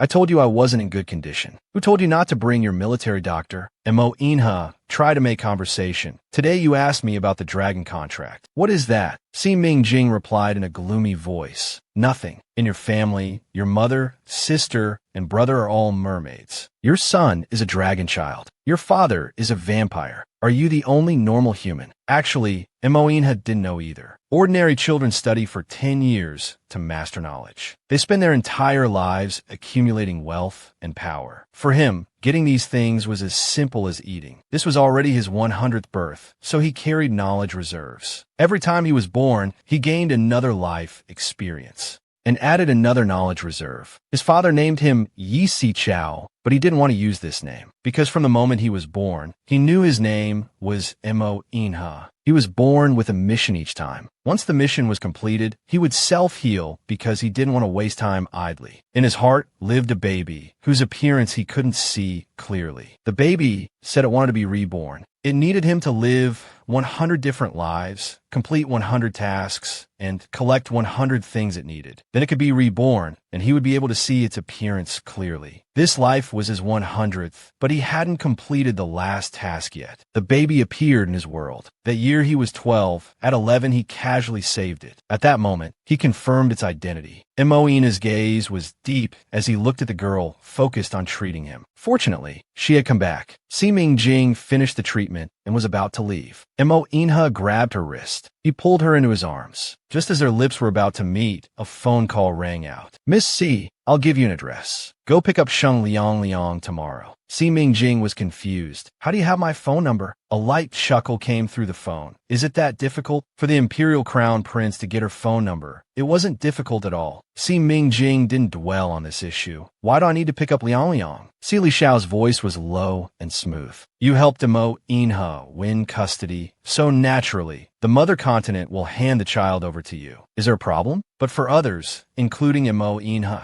who's worthy?" Si Mingjing's lips curled slightly. "Then send me the address." Soon, she went to pick up Sheng Liang, but found him feeling unwell. Si Mingjing immediately checked the child's pulse. It's cold invasion, causing a high fever. "I'll take Liang first. Buy fever patches on the way for physical cooling. If that's not effective, I'll give him fever medication to reduce the fever." From beginning to end, there was no obstruction, only deep, inquisitive meaning. Sheng Liang kept calling out, "Pretty sister, Liang wants uncle." But Si Mingjing said, "Uncle isn't here. Will sister take you to see the doctor?" Sheng Liang nodded. Si Mingjing then took her away. Chu Liushang watched their departing figures, his lips curling slightly. He hoped that, as Si Li Xiao said, Liang could infiltrate the Yi family to investigate. However, Si Li Xiao could only entrust Sheng Luyun for a moment. When Sheng Luyun discovers the child is in the Yi family, the siblings might finally recognize each other. Si Mingjing brought Liang back to the Yi family. Liang had a fever patch on her forehead. Mo Inha was very worried. Si Mingjing said sympathetically, "I've given Liang medicine. After another nap, her fever should break." Liang suddenly said, "Liang wants big brother and big sister to sleep with Liang. Can you?" Mo Inha agreed without hesitation. Si Mingjing reluctantly said, "All right." When he lay down, the bed sank a bit. Si Mingjing's breathing immediately steadied. Mo Inha was sleeping right next to him. When he breathed, the air would blow onto Mo Inha. Si Mingjing wanted to get up, but Liang grabbed him. She looked at him pitifully. "Sister, will you sleep with Liang?" Si Mingjing surrendered. Liang, don't cry. Why do you want sister and brother to sleep with you? Isn't it good enough with just brother? Liang's brow furrowed. No good. Liang isn't jealous of Zuozua at all. When sick, daddy and mommy always hugged him to sleep. Liang isn't jealous of Zuozua at all. Si Mingjing's heart ached. He understood. When he was young, his mother passed away. He was in prison. His heart was also jealous. Other children could be cherished by their parents. He could really understand. Liang, don't cry. Sister will accompany you. Brother and I will accompany you together. Liang happily closed her eyes again. Moina's eyes were full of deep smiles. Si Mingjing's voice was very low. "What are you smiling at?" Moina smiled without answering. His daughter was lost and found. He was happy to have his considerate little cotton-padded jacket back. Si Mingjing sighed in relief. "Is that so? Her fever has broken now. I tricked Liang back. You better think about how to make your daughter willingly stay." Moina wasn't worried about this. "What kind of decoration style do you think little girls like?" "I want to change the children's room style. Let Liang and Xiaobai sleep in the same room in the future." Si Mingjing thought for a moment. Liang is cute and adorable. She probably likes pink, soft, and cute princess style. Moina immediately opened his phone to search. He quickly found many children's room decoration pictures. Si Mingjing thought, this small bed could be good for Liang. At this time, Dad's leaky leather jacket also spoke. He rushed into the children's room impetuously. His loud voice woke up the sleeping Liang Liang. It's really sister. Sister, young master is your brother. Look, young master also has little dragon horns. We're the same. Liang Liang was very excited. Brother. Liang Liang finally met brother. Mo Inha was a bit surprised. Liang Liang, how did you know this is your brother? Liang Liang answered, Uncle said so. Sheng Lian thought Mo Inha would definitely lose at the Four Nations Summit, so he showed Liang Liang Yin Yinbai's photo in advance. Liang Liang recognized Yin Yinbai at a glance. He was the brother in the photo. At this moment, Yi Shun rushed upstairs. Big brother, it's not good. Sheng Lian brought many people to demand you hand over Liang Liang. Otherwise, they'll turn our house upside down. A cold light flashed across Mo Ina's face. He hid his daughter for 4.5 years, and now Sheng Lian comes to ask for her back. Sheng Lian refused to drink tea with a cold face. Hand over Liang Liang. I raised the child myself. You took her away without even a word. It's too much. Quickly hand over Liang Liang. Mo. Ina's eyes narrowed slightly. Sheng Lian, Liang Liang is my daughter. You took care of my daughter so poorly she had high fever. She was stranded on a deserted island. You have the nerve to come here and ask for my daughter? Sheng Lian couldn't refute his questioning. But is Liang Liang willing to follow you? Liang Liang has been with me since childhood. She can't sleep without me at night. In your Yi family, her condition will only worsen. Mo Inha, do you dare let Liang Liang choose who to go with herself? Sheng Lian pressed on. As long as Liang Liang says she's willing to go with you, her father, I'll leave immediately. Do you dare let her choose? Mo Inha sat there without responding. Sheng Lian directly picked up Liang Liang. Liang Liang, do you want to go with uncle? Or do you want to stay in this strange place? With these strangers? Sheng Liang was very troubled. Uncle, I must choose. Without Liang Liang to accompany uncle, uncle will be too pitiful. Hearing Liang Liang's words, Sheng Lian felt extremely gratified. As expected of a niece he raised in the palm of his hand, she didn't want to leave him at all. But unexpectedly, Sheng Liang pushed him away. Uncle, you said before, there's no banquet that doesn't end. No one will accompany anyone for a lifetime. We must get used to walking alone. Uncle, if you miss Liang Liang in the future, just call. Okay. Sheng Lian couldn't accept this reality. Liang Liang, did this bad guy threaten you? Tell uncle, and I'll back you up. Liang Liang was still crying loudly. Uncle, let's keep our initial feelings in our hearts. Sheng Liuyun's chest ached terribly. You ungrateful little brat. Every word and phrase uncle taught you. This is how you repay uncle. He held on tightly, unwilling to give her a chance to leave. Mo Inha strode over and pried open Sheng Liuyun's hands. He snatched his daughter from Sheng Liuyun's arms. His aura shifted from weak to strong. Liang Liang, however, was very happy. I want to be with little brother and little sister. Yi Shun had already jumped up excitedly. Prince Sheng, who just said they would leave immediately if Liang Liang was willing to stay. Leave immediately? Sheng Liang sadly waved her hand. Uncle, there's no hurdle in life that can't be overcome. Bye-bye. Sheng Liuyun was so angry he almost coughed up blood. This ungrateful brat. Yet his heart still ached for her. Shortly after leaving, Sheng Liuyun sent Si Mingjing a very long text message. Seeing that list, Si Mingjing deeply understood that raising children is not easy. Sheng Liuyun was indeed an impeccable uncle, much better than Mo Inha. That night, while scrolling through his social media, Sheng Liuyun unexpectedly came across Liang Liang's post. He cursed, "White-eyed wolf, got a brother, and forgot about uncle." At this moment, Liang Liang was on the phone with little Sue. "You can run away from home and come play with me. I'll lend you my brother for a few days." The voice on the other end said, "Really, can I?" Liang Liang laughed happily. "Of course you can. You're my best little sister. What's mine is yours." Little Sue finally decided, "I want to run away from home to find you." Yin Yinbai suddenly came over. "Sister, who are you talking to on the phone? Is it your uncle trying to take you away?" Liang Liang said it wasn't. "My little sister has no family, only an uncle. He's so pitiful. I want you to be his brother too." At this moment, Si Mingjing's voice sounded, "It's late. Come to bed quickly." The next morning, Mo Inha dressed them and called them to eat. Yin Yinbai looked at himself. "Why am I such a mess?" But Liang Liang said, "You look handsome. Let's go eat." Mo Inha looked at Si Mingjing. "It's too tiring. Taking care of 2 children must be exhausting." Suddenly, Song Tengfei called Mingjing. Listen carefully. Your grandmother's case is in court today. You must appear to testify for her. I've consulted a lawyer. Putting pills have anesthetic and analgesic effects. You just need to tell the judge that you bought them to treat patients. This can save your grandmother from prison. Mo Inha coldly said. She's not free to appear in court today. Song Tung Fei, I'm warning you. If you call again to bother her, I'll make you bankrupt tomorrow. He then hung up the phone directly. Then he sat at the bedside, looking at Si Ming Jing. The next second, he reached out his long arm and embraced her. However, Si Ming Jing thought Mo Inha was Liang Liang. Mo Inha declared he would acquire the Song Group and give it to his beloved woman as a New Year's gift. Si Ming Jing swept her arrogant gaze around. Song Group is the empire my grandfather built. Of course I should come. Besides my father, I own the most shares. While my father is away, I'll manage Song Group. Fong Jing sneered. Ming Jing, do you understand how to manage a group? Song Group stock keeps falling. Creditors coming to the door isn't troublesome enough. Stop messing around. Everyone nodded. No one agreed to let Si Ming Jing take over the company. Fong Jing was not to be outdone in momentum. Today, partners are calling to collect debts. All negotiations have been terminated. How about this? We set a one-day deadline. Whoever stabilizes the partners and resolves the crisis will be the interim CEO. Si Ming Jing immediately agreed. But Fong Jing laughed. Her family is the Hua family. The Hua family has already taken action on her behalf. Let's see how long she can keep up this false bravado.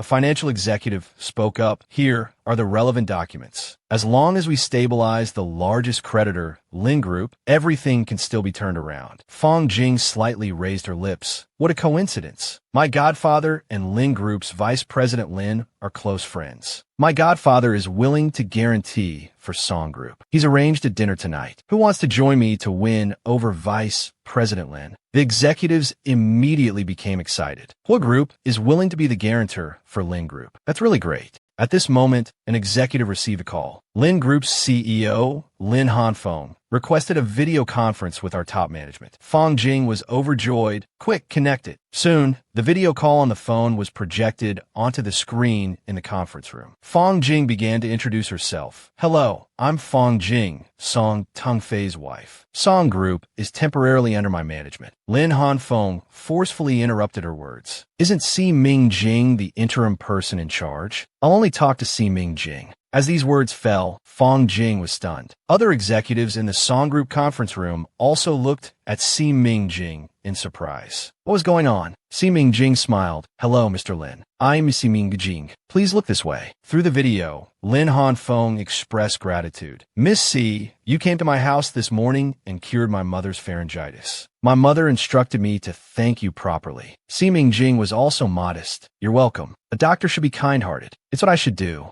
Lin Hanfeng continued. I have no confidence in Song Group, but if Miss Si is the interim person in charge, I'm willing to give Song Group another chance. If it's anyone else, everything is off the table. As soon as he finished speaking, he hung up the phone directly. Si Ming Jing looked up, scanning the room. Now do you all still think I'm not capable? Fong Jing stood up abruptly. Si Ming Jing, don't be too arrogant. You've only slightly outperformed me by securing Lin Group. There are still other partners to secure. It's too early to let everyone decide now. At this time, executives began receiving phone calls, all with similar content. What did you say? If Si Ming Jing is in charge, you're willing to continue cooperation? If Si Ming Jing takes over, the payment time can be extended by a month? Everyone hung up their phones and looked at Si Ming Jing in disbelief. How did she manage to do this? At this moment, the conference room door was suddenly opened. A tall man strode in with long legs. The sudden sense of pressure startled everyone to their feet. Mo Inha affectionately patted her head. You haven't handled this small matter yet? Otherwise, I'd acquire Song Group and give it to you as a New Year's gift. The executives present all broke into a cold sweat. Subsequently, they all expressed their willingness to follow Miss Si. Si Ming Jing, aware of her limitations, took a step back. Thank you all for your support. I will temporarily take over the group, starting from the grassroots level. Meeting adjourned. Fong Jing suddenly collapsed into her chair. No, this absolutely cannot happen. She must find a way to get her husband out of the police station. Song Tung Fei could die, but Song Group was his grandfather's life's work. He had to protect it. Song's mother wept and repented in court. She confessed to another matter, that Si Yao didn't commit murder. The Song family members sitting in the audience seats all stood up nervously. Song's father directly scolded. What are you saying? Song's mother, disregarding the warning glances from all the Song family members, confessed in court. I saw young Shimo turn into an evil ghost and come back for revenge. He was still haunting Pianlan's lonely soul. He blamed Pianlan for deceiving him. He blamed my father-in-law for plastic surgery to make him look like Si Yao, killing him to frame her. Si Yao was framed by my father-in-law and Pianlan. My son knew nothing about it. I'm willing to atone for my sins. As her words fell, the courtroom was in an uproar. Si Mingjing woke up from a sleep, and this matter had already spread. She was surprised. How did that old woman suddenly have a change of heart? Why did she confess to this matter? There must be some inside information she didn't know. Then she went out to find Mo Inha. Was my grandmother's confession your doing? Mo Inha seemed a bit regretful. Unfortunately, he only confessed about old Mr. Song and Song Pianlan. I miscalculated. His psychological resilience was stronger than I imagined. Si Mingjing was very curious about what exactly happened. Feng Ju quickly leaned in. Sir, you know you disguised yourself as a fortune teller and made up a story about evil ghosts seeking revenge for your grandmother. So you sent your grandmother a top hypnosis expert as a cellmate. You instructed the expert to hypnotize your grandmother every night, making evil ghosts enter her dreams. Your grandmother's mental defenses collapsed, and she confessed voluntarily. Sir, you thought of everything, didn't you? Si Mingjing listened to his explanation. She looked up at Mo Inha with burning eyes. Thank you. Mo Inha replied. I don't care for verbal thanks. Si Mingjing suddenly stood on her tiptoes. She wrapped her arms around Mo Inha's neck and kissed him on the forehead. How about this? Mo Inha was overjoyed. He suddenly gripped her waist. He pulled her close and lifted her slightly. Kissing her lips, he said, I only helped you once, and you're already offering kisses. You saved my whole family. How should I thank you? With your body? Just then a phone call came in. It was Song Tengfei's secretary. Old Mr. Song had been detained. Song Tengfei summoned. Now the group was leaderless. Partners were frantically calling in debts and terminating contracts. Could she come to the company to take charge? Si Mingjing got straight to the point. You're Song Tengfei's person. Why are you tipping us off? The secretary raised an eyebrow. Liang Shimo is my cousin. I want revenge. Si Mingjing understood. Song Tengfei could die, but Song Group was his grandfather's life's work. He wanted to protect it. However, with his experience, the group's senior management and partners wouldn't listen to him. Then she looked up and grabbed Mo Inha's collar. I don't need you to repay me with your body. You want to repay me with your knife skills? Come with me once. No, twice. Then they went to Song Group together. However, reporters kept asking, the Song family framed your mother. What do you think? You and the Silver River Prince are getting close. What do you think? Si Mingjing glanced at him. What do you think? Just then, someone came running over. Miss C, it's not good. Feng Jing has taken control of the company first. Now our only chance is to stabilize the biggest creditor, Lin Group. Mo Inha looked at Si Mingjing. Our first trip to Lin's was to treat illness. You anticipated this. Si Mingjing pondered for a moment. Unfortunately, I didn't even get to meet the Lin Group's CEO. Mo Inha then called him in. I'll leave it to you temporarily. Si Mingjing pushed open the conference room door forcefully as she entered. Feng Jing raised her eyebrows, lazily sitting in the CEO's chair. Mingjing, why are you here? Mo Inha's third child appeared. Mo Inha asked her, do you really plan to start from the bottom? Si Mingjing nodded. Song Group will eventually return to my hands. I can borrow your presence for a day, but not for a lifetime.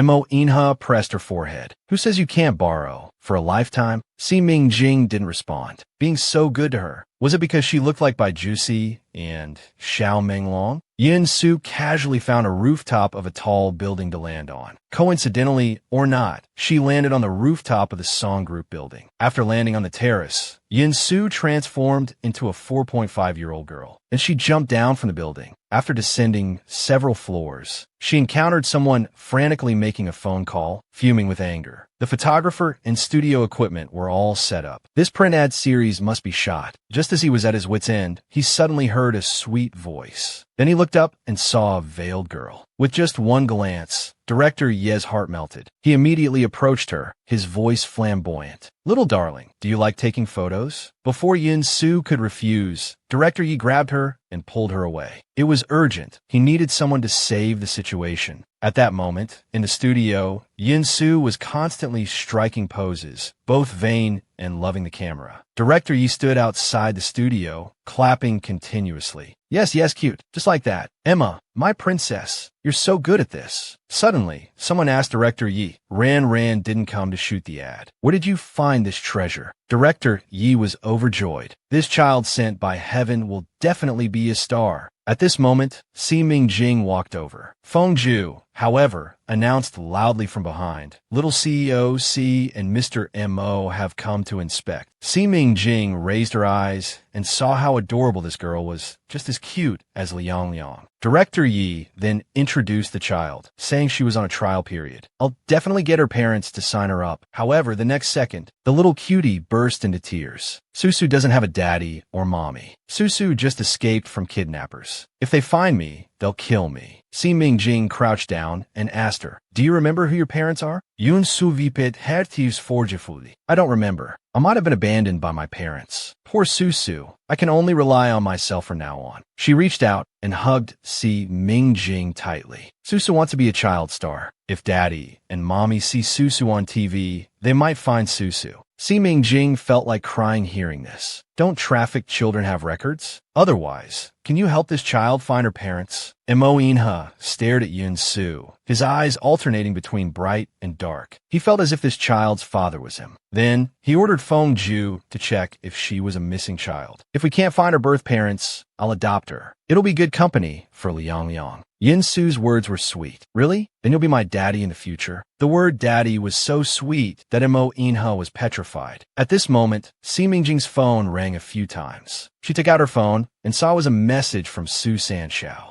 Little sister C, the news of Mo Inha escorting you to Song Group is trending. You've clung to Mo Inha's leg. Doesn't that make me Mo Inha's third brother? Shouldn't he call me brother-in-law? Then she opened the trending topics. She saw that someone had dug up her recent interview with reporters where she said coldly, who said he's just the only doctor who can treat Mr. Mo? This isn't a signal of love, but Mr. Mo's instinct for survival. Liang Liang can finally show off her brother to her little friends. This is my brother O. What's mine is yours. Si Mingjing had a worried expression. Si Mingjing looked very troubled. Suddenly, Mo Inha reached out and patted his head. It's okay. You just need to reply with 2 words online, and it can revive Song Group. Si Mingjing hesitated a bit, but Mo Inha interrupted him directly. No buts. Right now, many shareholders are selling off Song Group stocks. You might as well take this chance to buy at a low price. After the market closes, you can post those 2 words. Tomorrow, your stocks and assets could increase by billions. At this moment, netizens were very angry. My God, Si Mingjing is still playing dead. Si Mingjing's repost is trying to anger us to death. Soon after, they received another push notification. Mo Inha actually commented under Si Mingjing's Weibo post. This was the first time in recent years he posted anything related to his private life. One word good, a head pat, full of doting. Netizens exploded when they saw this. Mo Inha even responded to Si Mingjing not finishing elementary school, inheriting billions in assets right after getting out of prison, sleeping with the most powerful man. Why? Mo Inha's lips curled up lazily. Mingjing, this is what you said yourself. You said I smell good. I've kept in my heart. Si Mingjing blushed. At the Four Nations Summit, who said their attitude towards me before and after was the smells good principle? It's you who smells good, right? At this time, Liang Liang called. That little brother. Tomorrow is New Year's Eve. Can Liang Liang invite her little sister to celebrate together? Mo Inha said, it's possible, but would her parents agree? Liang Liang frowned. My little sister doesn't have parents anymore. She's an orphan. I want to share my brother with her. Mo Inha was surprised. An orphan? Okay. Liang Liang was very happy. I'll call her right away and send the location. Liang Liang's proud baby voice introduced Yin Su. This is Uncle, my aunt, oh, my big sister, oh. Yin Yinbai excitedly jumped down. Sister, what about young master? What Liang Liang wanted to show off most was Yin Yinbai. Su, this is my brother. Oh, what's mine is yours. Mo Inha sat up straight, waiting for his daughter to tell her sister, this is my dad. But before Liang Liang could introduce him, Yin Su suddenly burst into tears. So envious. Why doesn't Susu have uncles, aunts, and brothers? Yin Yinbai stretched out his arms. Young master, hug, don't cry. Liang Liang ran to Mo Inha's side, struggling to climb up up, she hugged his neck. Dad, can you be Susu's dad too? Moina's eyes were moist. He finally heard his biological daughter call him dad. Of course, Dad already decided to adopt her. So you're good sisters. Then Dad will be Susu's dad too, from now on. But Susu's tears wouldn't stop. No matter how good Liang Liang's dad was, he wasn't her real dad. At this time, Si Mingjing gave her some food, lowering her head to comfort Yin Su. Susu, Auntie is the same as you. I don't have any family either. Auntie will take care of you from now on. Yin Su was stunned for a moment. Then she smiled. How dare someone scheme against the crown prince's woman? They're simply asking for death. Investigate everyone involved in this matter. I want them to suffer a fate worse than death. Fang Jing brought a lawyer to the police station, wanting to arrange bail for Song Tingfei. But the police station responded that this case had already gone viral, with severe consequences. Higher-ups had given instructions not to grant bail, but Fang Jing wasn't willing to give up. Once Si Mingjing and Mo Ina's relationship was revealed, it shocked the whole world. Song Group's stock price skyrocketed, hitting the daily limit. Whether Song Tingfei was there or not, Song Group was still his. At this moment, Si Mingjing was on the phone. Fortunately, she had previously utilized Su San's media company to create buzz, ensuring the case received continuous attention. But Fang Jing wouldn't sit idly by. She would definitely try to seize control again. Su San's call came through. Sister Si, are you listening to me? My grandfather wants you to come over for dinner. But Si Mingjing said, maybe another day. I'm going to recruit Xie Changyuan to manage Song Group for me now. At this time, a large truck approached from behind. It forcefully overtook the car in front. Then, after opening the back door of the refrigerated truck, Si Mingjing's car drove directly into the refrigerated truck. At this moment, Mo Inha's ring was constantly flashing. His and Mingjing's ring phones were a pair. If one was in danger, the other would sense it. He immediately put on his coat and ran out. The sudden change happened too quickly. By the time Si Mingjing reacted, the driver jumped out of the refrigerated truck's compartment a second before the door closed. But the refrigerated truck's door was locked from the outside. Even if she got out of the car, she couldn't leave the truck's compartment. Now the temperature in the refrigerated truck had dropped below minus 30 degrees Celsius. Si Mingjing felt she couldn't hold on much longer. But she had tried every method and still couldn't get out. After a long time, Mo Inha brought people to break open the lock directly. Feng Ju was about to say he'd bring people in to check, but Mo Inha strode over, opened the truck door, and saw the woman inside curled up in a ball, still shivering. Mo Inha spat out a few words through clenched teeth, his face full of murderous intent. Investigate everyone involved in this. I want them to suffer a fate worse than death. Then they went to the hospital. After a series of examinations, the doctor concluded that a person frozen for 3 hours in a minus 30 degrees Celsius refrigerator would have their limbs severely frostbitten. Amputation would be necessary. But Miss C's constitution was special. There was no fundamental damage. However, she had multiple minor frostbites and a high fever. Tonight would be very difficult. At this time, Si Mingjing opened her eyes groggily. Mo Inha reached out to hold her hand. Baby, I'm sorry. I shouldn't have let you leave my sight. Si Mingjing's body was extremely tense. Mo Inha, your position. The protective shield isn't frost-resistant. Bad review. Hearing her aggrieved and complaining voice, Mo Inha seriously self-criticized. I'm sorry. Baby, it's all my fault. I'll redesign this protective shield. Si Mingjing started crying. I thought I was going to die. I almost couldn't see you again.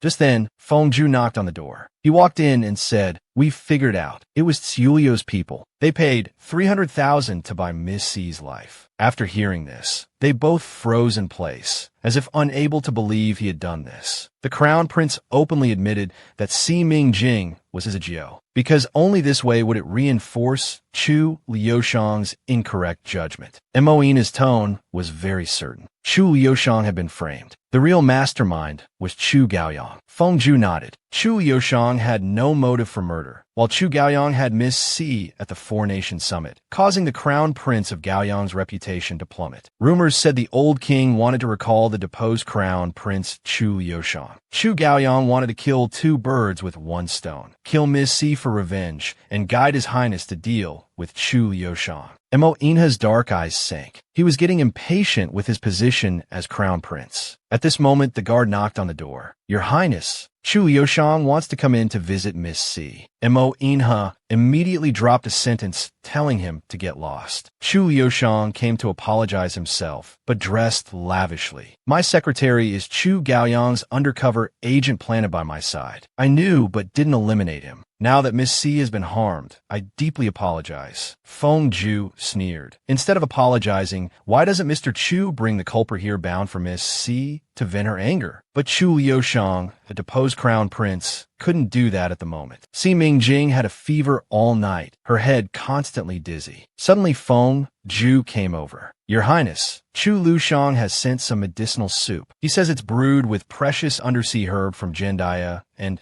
is miraculous for treating high fever. Mo Inha didn't want to accept anything from Chu Lushang. Why should his woman take medicine sent by another man? But seeing his Mingjing suffering from the fever, he reluctantly accepted it. Chu Yoshang sat in the flower bed below the hospital. Only when Mo Inha walked towards him did he open his mouth to ask, has her fever gone down? Tell me honestly, is Si Mingjing a Geo? Other than a Geo, Mo Inha wouldn't care so much about a woman. Moreover, he had smelled dragon pheromones more than once at the Yi family manor. Mo Inha's face was cold. You didn't come to atone, but to daydream. I advise you to return to Jendaya and take back the crown prince position from Chu Gaoyang. Otherwise, a Geo will become your sister-in-law. Chu Yoshang grabbed his collar. Don't think you're the only one who can see she's an imposter. Si Mingjing is a Geo. She's back, isn't she? That's right, Mingjing is a Geo. My baby is back. Montag Yinha de Liebe Ateli spoke in an affirmative tone. He didn't deny it, because Chu Yoshang had a weakness. He was suspicious. Sure enough, hearing his words, Chu Yoshang found it hard to make a judgment. Mo Inha pressed his advantage. Chu Yoshang, you've always said I stole your fiancée. Now she's lost her memory. She's forgotten she was once your fiancée, forgotten she's my wife. Let's compete fairly and see who she'll fall in love with this time. Every word he said was true, but this would only reinforce Chu Liushang's incorrect judgment. If Si Mingjing were a Geo, Mo Inha would never give him a fair chance to compete. Mo Inha deliberately said generously, I allow you to go upstairs to visit her. Pursue her. If she's captivated by you, I'll definitely withdraw voluntarily. You can go to the ward to see her. Otherwise, if she falls in love with me again, you'll say I took advantage of the situation. Before confirming Si Mingjing's identity, Chu Liushang wouldn't offer help for no reason. If he offered kindness to the wrong person, and Si Mingjing fell in love with him, but he discovered she wasn't a Geo, in the end, he would only bring trouble upon himself. After he left, he called Yin Yinbai. Godfather, young master's wife is sick. Chu Liushang asked, your father didn't tell you? Yin Yinbai shook his head. No, young master hasn't seen father. Although Chu Liushang left the hospital, he planted a bomb for Mo Inha. Women are most easily moved when they're sick. After all, your father wants to turn your wife into your stepmother. How could he tell you? Si Mingjing's protective stance towards Mo Inha hurt Yin Yinbai. Jing, have you fallen in love with my father? Yin Yinbai rushed to the hospital. He quickly walked in from outside the ward. As soon as he entered, he saw his father sleeping with his wife. After his godfather's hint, the little one now saw his father. As a dishonest bastard, he immediately climbed onto the hospital bed. He desperately squeezed himself between them, successfully wedging in between the two. He tightly held Si Mingjing's hand, wanting to declare his ownership. Mo Inha coldly questioned, Son, you little brat, who brought you here? Yin Yinbai, full of pride, didn't want to respond to his father at all. Young master's wife is sick. Why didn't you tell young master? You're even hugging her while sleeping. Mo Inha remained calm. What does a little kid know? Your wife was cold, so dad hugged her to keep her warm. Si Mingjing was embarrassed and decided to change the subject. I'm not cold now. Yin Yinbai directly kicked his father off the bed. My wife isn't cold anymore. Young master will be her little heater. Si Mingjing patted his head. Don't make trouble. Let your father sleep. He hasn't rested for 2 days. Her protective stance towards Mo Inha hurt Yin Yinbai.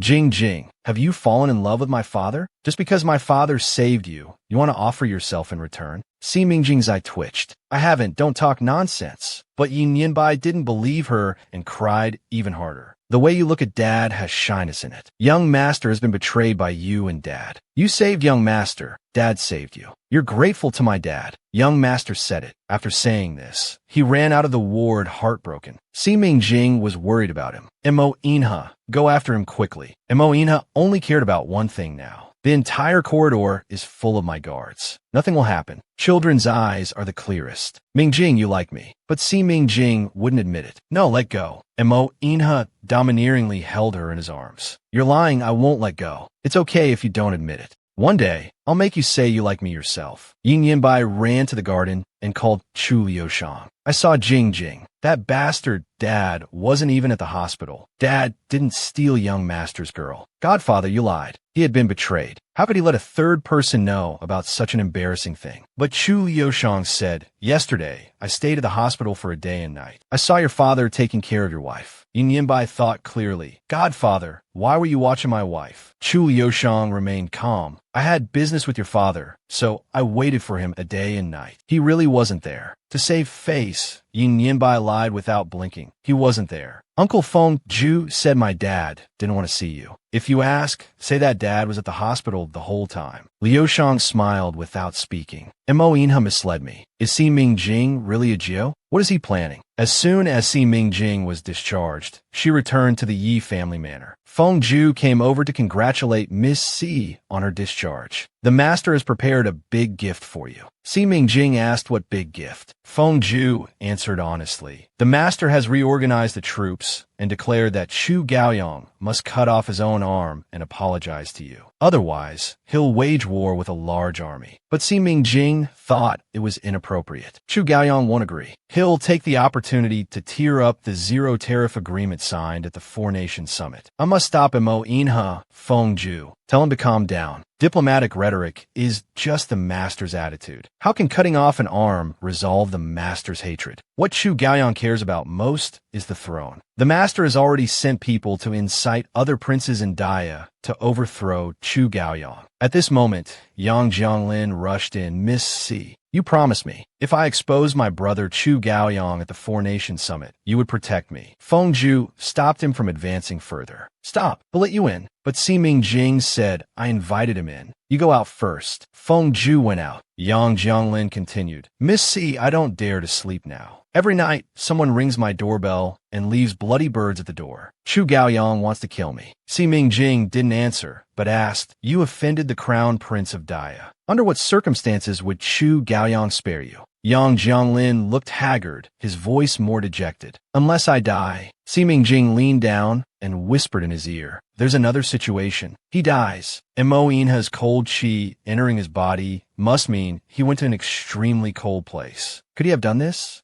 Yang Jiang was stunned. Are you joking? Even my other brother, Chu Liushang, can't defeat Chu Gaoyong, let alone you, a girl who just came from prison. Si Mingjing looked at Yang Jianglin. Not me. I meant you, Yang Jianglin, the princess of Daya. Yang Jianglin thought this Miss Si must be crazy. An unrecognized princess. How could I possibly have that ability? Chu Gaoyong wanted to kill him, and his father emperor was unwilling to see him. Si Mingjing held his hand. She pulled him up forcefully. With me here, you can bring Chu Gaoyong down. Yang Jianglin was already in a desperate situation. Even if there was any glimmer of hope, he wanted to grasp it. Miss Si, help me. I want to become my father emperor's favorite and overthrow my ruthless crown prince brother. This was exactly what Si Mingjing wanted to hear. I heard your father emperor is often tormented by migraines, extremely irritable. Famous doctors are helpless. Only bloodletting can relieve it. It's very harmful to the body. Yang Jianglin nodded. My mother mentioned that when my father emperor has an attack, he's like a beast and has killed servants. Si Mingjing gave him a box of medicine. Find a way to see your father emperor. Give this to him when he has an attack. If his headache is relieved, then you have a chance to ascend to power. Yang Jiang could hardly believe it. This medicine can cure my father's illness? Si Mingjing was only 60% confident. I need you to report your father's daily health condition to me. Only then can I possibly cure him completely. Soon, 3 days passed. Mo Inha walked to Si Mingjing's room, but he was already asleep. Mo Inha directly got into bed and hugged him. Si Mingjing slowly opened his eyes. Mo Inha, Feng Ju said you went to reorganize the troops. Why did you suddenly come back? Suddenly, he noticed his body was very hot. He immediately sat up. He reached out to feel his forehead. Why do you have a fever? Mo Inha mumbled in response. Maybe I caught a chill. Si Mingjing immediately checked his pulse. Cold has entered your body. It's okay. I've taken fever-reducing medicine. Mo Inha reached out his hand and pulled him forcefully. He pulled him into his arms. I'm sick, Mingjing. I'm cold. Let me hold you. Hold me too. Si Mingjing's cheeks turned slightly red. Can't you find another room to sleep in? But Mo Inha said, just this once. At this moment, the phone rang. Si Mingjing quickly answered the call. Yang Jianglin was in high spirits. Miss, my crown prince brother was attacked. I heard that after Chu Gaoyang was attacked, he was thrown into a cracked glacier in Antarctica. It took a day and a night before he was found and rescued. The doctor said his hand's blood vessels have already died from frostbite. It must be amputated, otherwise his life is in danger. Si Mingjing was very shocked. Mo Inha's cold qi entering his body must mean he went to an extremely cold place. Could he have done this? Yang Jianglin continued. Chu Gaoyang insists that it was my fourth prince brother who personally threw him into the glacier. My fourth prince brother cries injustice, saying he's been sleeping heavily these 2 days and hasn't been to Antarctica. But he visited Father Emperor the day before yesterday, and someone saw him boldly boarding a submarine out to sea. Fourth prince brother doesn't even know how to lie, but for the sake of competing for the throne, he dares to ambush the crown prince. I admire him as a brave man. Si Mingjing began to ponder. According to Daya's royal records, the fourth prince is very capable and intelligent. He wouldn't tell such an obviously flawed lie. Mo Inha must have disguised himself as the fourth prince. They have a big height difference. Is it possible that the fourth prince really thought he was sleeping? Ancient texts mention a secret technique that can swap two people's souls, controlling each other's bodies. This was really far-fetched. Yang Jianglin looked at the medicine box. My father emperor is almost out of those pills. Can you give me some more? When can he be completely cured? Si Mingjing smiled and said, no need. Just tell him if he wants to be cured completely, he should come find me. After saying this, she hung up the phone. Mo Inha had avenged her. This matter was settled. Yang Jianglin's recent reports gave her a 90% chance of curing the old king's illness completely. But whether to cure him or not depended on her mood. Then she turned to look at Mo Inha, but found that he was already very, very cold, curled up into a ball. Si Mingjing directly revealed her cute large dragon horns and gently kissed his forehead. Get well soon. When the king of Daya learned that what he had been taking was just melatonin, he flew into a rage. He directly ordered Si Mingjing to be arrested. Si Mingjing asked Fengju where Mo Inha had been for the past 2 days. Fengju respectfully replied, His Excellency went to the mother continent to give gifts to the Holy Prince, to thank him for taking such good care of Liangliang.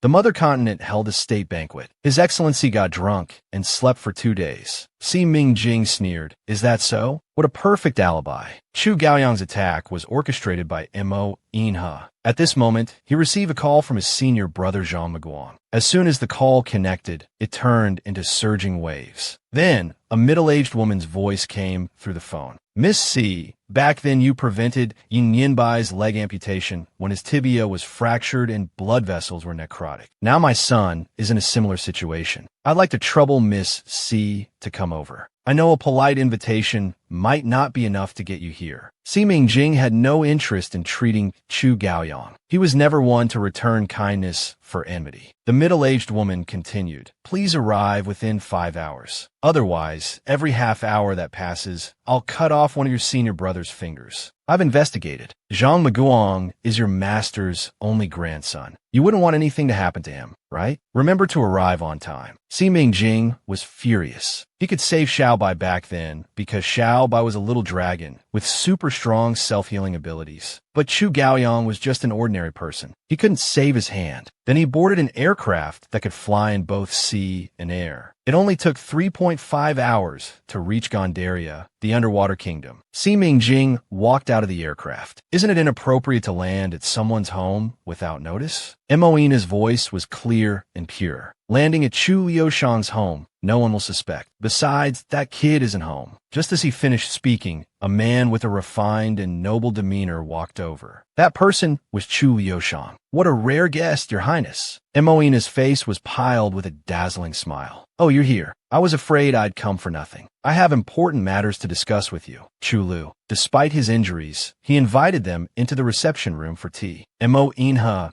took the initiative to speak. I know you've been searching for famous doctors to treat your father's migraines. I specially brought Ming Jing to treat your father. As brothers, I've done this much. You have nothing to say now, right? It's because my stepmother captured Miss C's senior brother, right? Chu Lu's tone was extremely calm, without a trace of fluctuation. Yet it hit the nail on the head. Si Ming Jing raised an eyebrow. This person was indeed not easy to fool. Please take me into the palace. In just 3 days, I can cure your father's illness. Since that's the case, Mo Inha also didn't beat around the bush. Shall we cooperate? Otherwise, Chu Liushang wouldn't have rushed back to Gondaria so quickly. At this moment, Yang Wanlin called. It's not good. Just now the queen brought the royal physician. The physician said you and I were deceiving Father King. He said that bottle of medicine was just ordinary melatonin. It can't treat migraines at all. My Father King is furious. He said he wants to kill us. Si Ming Jing looked up and told Mo Inha, our whereabouts have been leaked. The queen is trying to preempt my plan. There's less than an hour left of the 5 hours the queen mentioned. Chu Yoshang's face changed drastically, grabbing his hand tightly. How dare you? You have the audacity to deceive my Father King. I won't risk going to the palace with an embroidered pillow. Si Ming Jing remained calm and composed. Who says melatonin can't treat your Father King's migraine? I guarantee to cure him within 3 days. Mo Inha spoke up, his clear and deep voice hiding unconditional trust. Chu Liushang believed him. But Chu Liushang was adamant. He's not a Jiao. He has no right to ask me to risk myself accompanying him on this adventure. When the king of Jendaya learned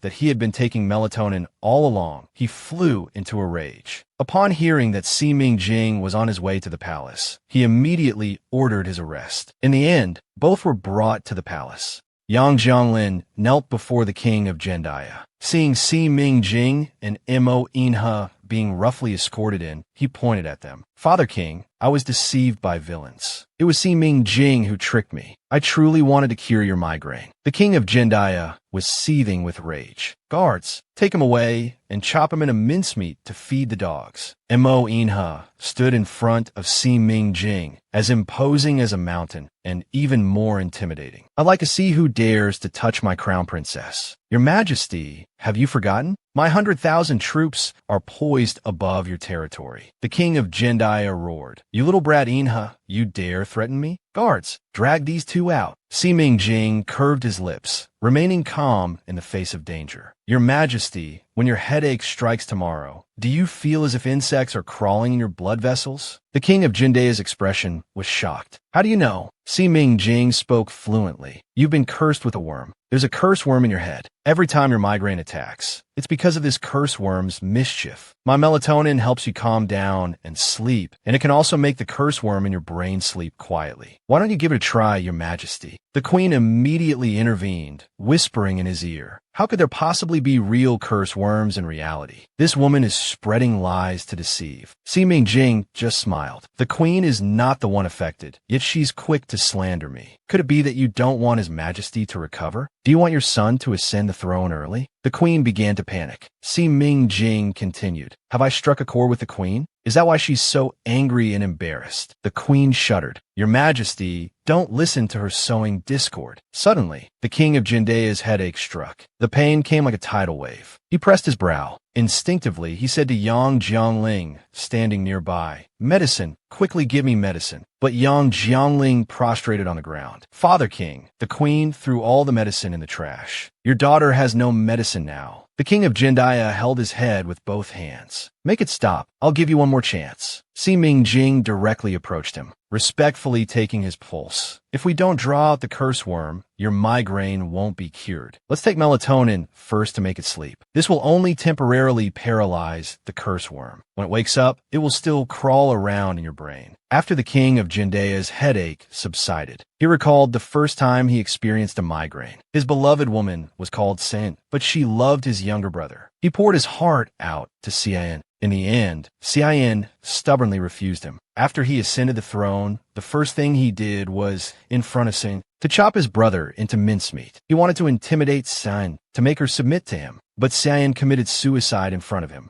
Before dying, she swore to haunt him even as a ghost. Since then, whenever he recalled Sin's hateful and desperate eyes before her death, his head would ache unbearably. How can we draw out the curse worm in my brain? Si Mingjing answered seriously. We need to perform surgery. But this is not something I could do alone. I need an assistant. My senior and I were trained in the same school. We have perfect coordination. We can ensure your brain surgery will be absolutely safe. The king of Jindaya was impatient. Where is he? Bring him here immediately. Si Mingjing shrugged helplessly. I don't know where he is either. You should ask the queen. The queen invited my senior to treat her illness today, but he's been unheard of since then. The queen gritted her teeth. Lies. If I were ill, I would call for the royal physician. Why would I invite a land dweller? Si Mingjing pretended to be confused. But your highness, you had an unclean illness. Worried about others finding out, you invited my senior. The queen was furious. Si Mingjing didn't even look at her. He just took out his phone, opened the call log, and played their conversation. The king of Jindaya slammed his hand heavily on the armrest of his throne. If this isn't resolved, you'll all be buried with my illness. At this moment, Zhang Meguang rushed over. Junior sister, it's all my fault for not understanding how treacherous people can be. I've made you worry. Si Mingjing felt very guilty. Senior brother, you've been implicated because of me. They're after me.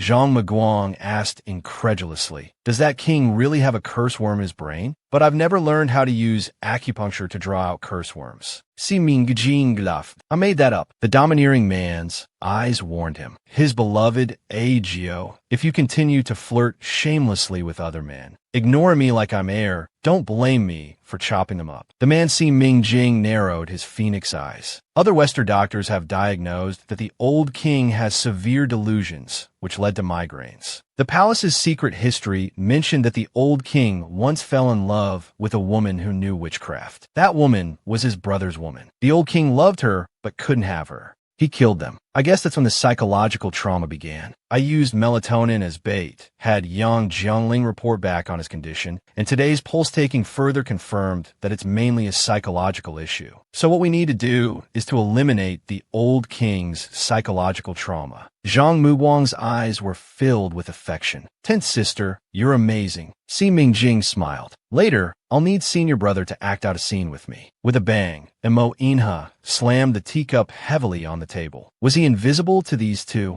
They dared to exchange glances. His eyes warned Si Mingjing not to push his luck. If you continue to flirt shamelessly with other men, ignoring me like I'm air, don't blame me for chopping them up. Si Mingjing felt his scalp tingle under the man's glare. Suddenly, he leaned over and quickly planted a kiss on Emo Ina's gloomy face. With a sinister expression, Emo Inha hadn't yet reacted. Zhang Meguang had already stood up and walked out. Junior sister, I'll wait for you outside. After he left, Emo Inha instead wrapped his arms around Si Mingjing's waist. Once you cure the old king, he'll want you to treat Chu Gaoyang's hand. If you can't do it, he'll chop you up. Si Mingjing calmly pursed his lips. Chu Gaoyang's hand is beyond saving. But I guess you've already figured out how to deal with Emo In and Fuer. In 10 minutes, Chu Gaoyang's scandal will trend. As long as you do as I say, Chu Gaoyang's arm will be cut off today. Meanwhile, the helpless queen ran to the king of Jindaya and cried, Your Majesty, I kidnapped Si Mingjing's senior brother for Gaoyang's sake. The king of Jindaya cared deeply for this son. Gaoyang is my proudest son. I'll order Si Mingjing to save Gaoyang. If he dares to refuse, I'll chop him up. The queen sighed in relief. This Si Mingjing schemed so much, but in the end, he still has to treat Gaoyang. A mere girl thinking she could outsmart her. How presumptuous. At this moment, an attendant came in to report, Your Majesty, terrible news. Crown Prince Gaoyang's scandal has topped the national trending platform. The king of Jindaya was shocked. He immediately opened the trending topic. He saw that the trending topic was about Chu Gaoyang embezzling billions, lining his own pockets, framing the former crown prince, and disregarding national interests. He then angrily threw his phone on the ground. The queen quickly tried to explain that her son was framed, that someone was taking advantage of her son's illness to seize the crown prince position. The king of Jindaya shouted for her to shut up. You'd better think about how to deal with this. Someone fetched Si Mingjing to perform the ritual. When Si Mingjing arrived, the king of Jindaya was annoyed, feeling Si Mingjing was too troublesome. The ritual needs a catalyst. Why didn't you say so earlier? Si Mingjing seriously made up an explanation. This curse worm has lived in your brain for over 20 years. It's used to your essence. Without a catalyst, the worm will sense danger and resist. It will cause intracranial bleeding, leading to brain paralysis at best or death at worst. Hearing this, the king of Jendaya immediately became cautious. What is this catalyst? Si Mingjing anxiously said it required flesh from a close relative as catalyst. It's best to choose from your most beloved relative in public. Only physical pain can stabilize the curse worm. The king of Jendaya exploded in anger. If you want the prince to cut off a hand, just say so. Si Mingjing replied neither humbly nor arrogantly. Your majesty is wise. The king of Jendaya waved his hand and narrowed his eyes. Go tell Gaoyang his crimes have angered the people. Cutting off an arm to apologize to the nation is his only way to protect himself. If you don't do this well, I'll punish you. The attendant bowed and left. The king of Jendaya stared at Si Mingjing. Vicious girl, when you're no longer useful to me, I will definitely kill you. Si Mingjing's voice was masculine. If your majesty insists on repaying evil with kindness, I have nothing more to say. However, as a doctor, I will do my duty. Once the catalyst arrives, I'll perform acupuncture for you. Then they walked out of the shop. Zhang Maguang was very anxious. Junior sister, you're being too aggressive. How will we escape later? Si Mingjing looked up as they reached the ground. Senior brother, do you also think I'm vicious? Zhang Maguang shook his head. I've seen that patient. His arm is beyond saving. If it's not amputated, it could be life-threatening. I'm just worried you might get hurt. That king might really kill us. Si Mingjing replied confidently. Don't worry, I have a protective charm. Zhang Maguang thought, is Mo Inha her protective charm? He felt that Si Mingjing was like a light in his life. But this light, though tangible, was out of reach. At this moment, the queen learned that her son had been pushed into the operating room. Amputation was chosen to save his life. She broke down on the spot. When she learned that the amputated arm was sent to the palace as a catalyst, the queen's heart was torn. Her voice was as vicious as a demon. I will kill Si Mingjing. I must kill that vicious woman. My son, someone come here. Moina's group had just left the palace in a flying saucer-shaped submarine when they encountered an assassination attempt. More than 20 submarines pursued them relentlessly, determined to kill Si Mingjing. Si Mingjing performed acupuncture on the king of Jendaya for a full 40 minutes. During these 40 minutes, Si Mingjing was both distorted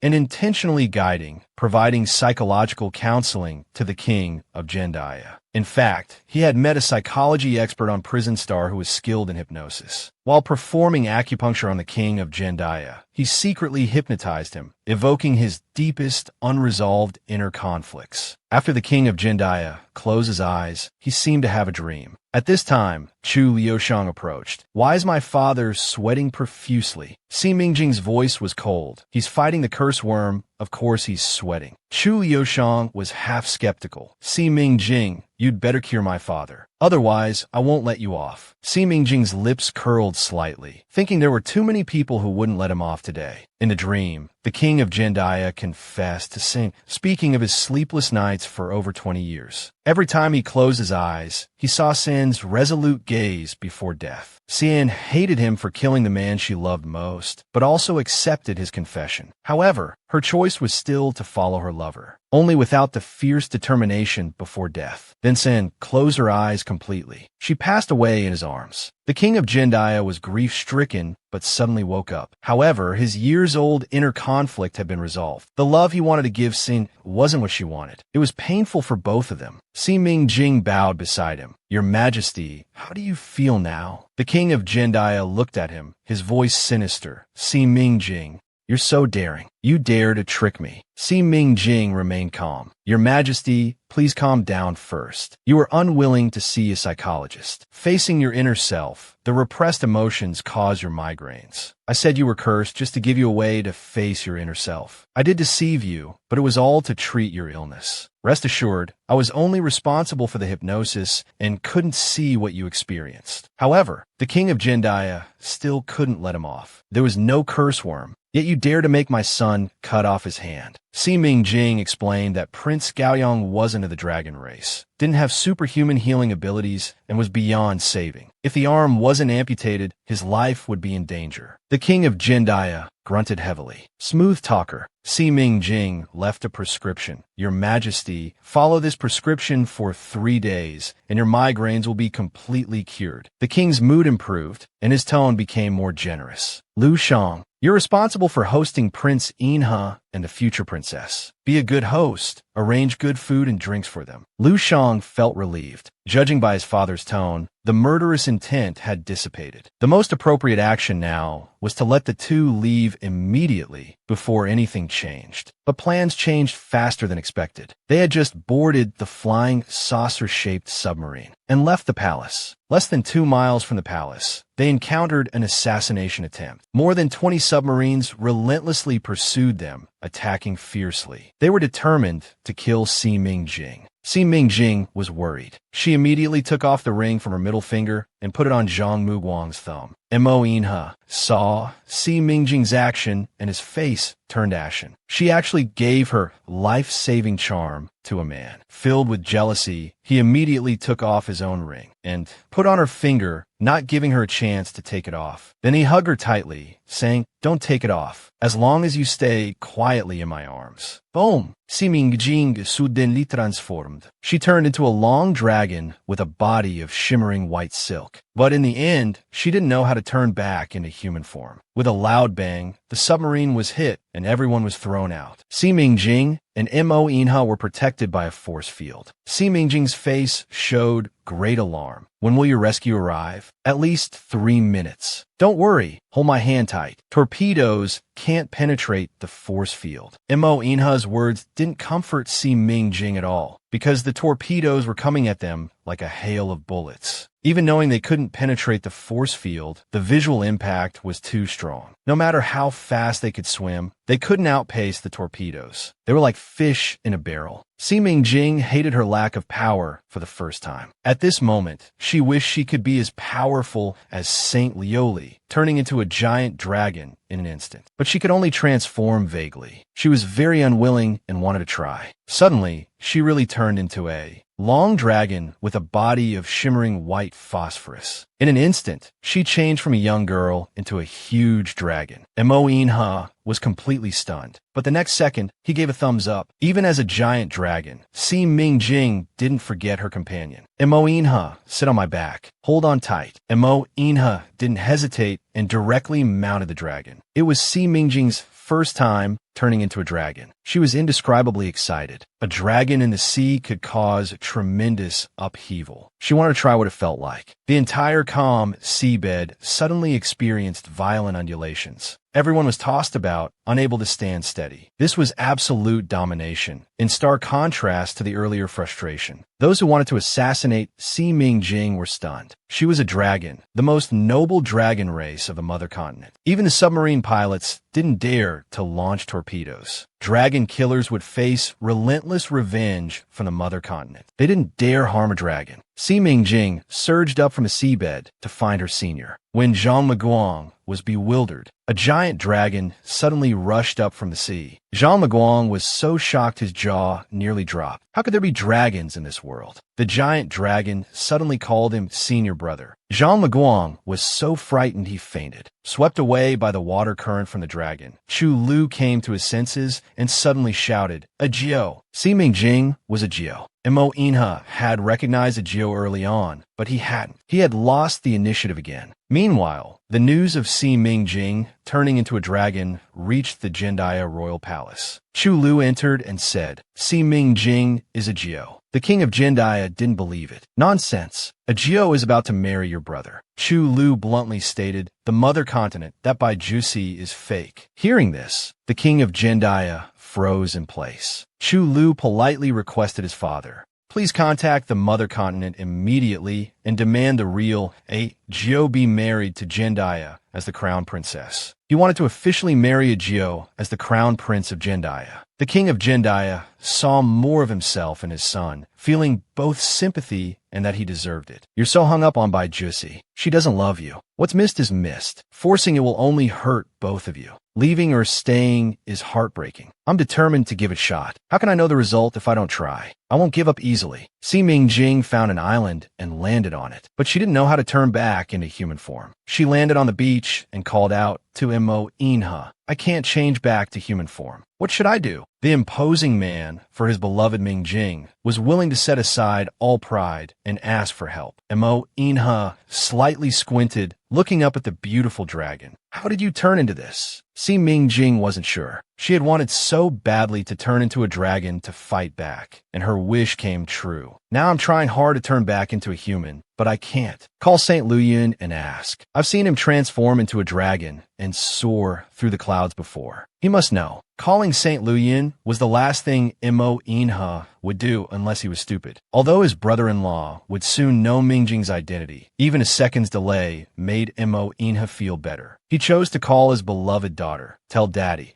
How should one turn back in a human form in this situation? The holy lady was stunned at first glance. What a beautiful dragon. Dad, who is this? Imo Inha remained calm. Liang, quickly tell Dad what to do. Liang bit her thumb. Uncle said if this princess turns into a dragon, I should sincerely recite in my heart what this princess loves most. Uncle faced his unreliable daughter and brother-in-law. Imo Inha's smile instantly cracked. Instead, Yunsu spoke up in a clear voice. Dad, Susu knows. Just sincerely recite the most beloved person in your heart. Think about becoming the most beautiful form for your loved one to see. Si Ming Jing proudly snorted, closed her eyes, and concentrated. In her heart, she sincerely recited, I love the great demon king the most. She recited it 3 times in her heart. She thought it wouldn't work, but unexpectedly, the next second, the giant dragon's body suddenly turned human. She returned to her original form. Imo Inha stretched out his long arm and wrapped her in his embrace. Ming Jing, whose name did you just recite in your heart? See, Ming Jing blushed. She lied. My mother's kindness in raising me is as vast as the sky. Imo Inha wasn't satisfied. He pressed his lips against hers, kneading them. You're not being honest with me. If you keep this up, I'll have to punish you severely. You dare touch me and see what happens. Si Ming Jing thought his severe punishment meant hitting her. But after the man pushed her down on the beach,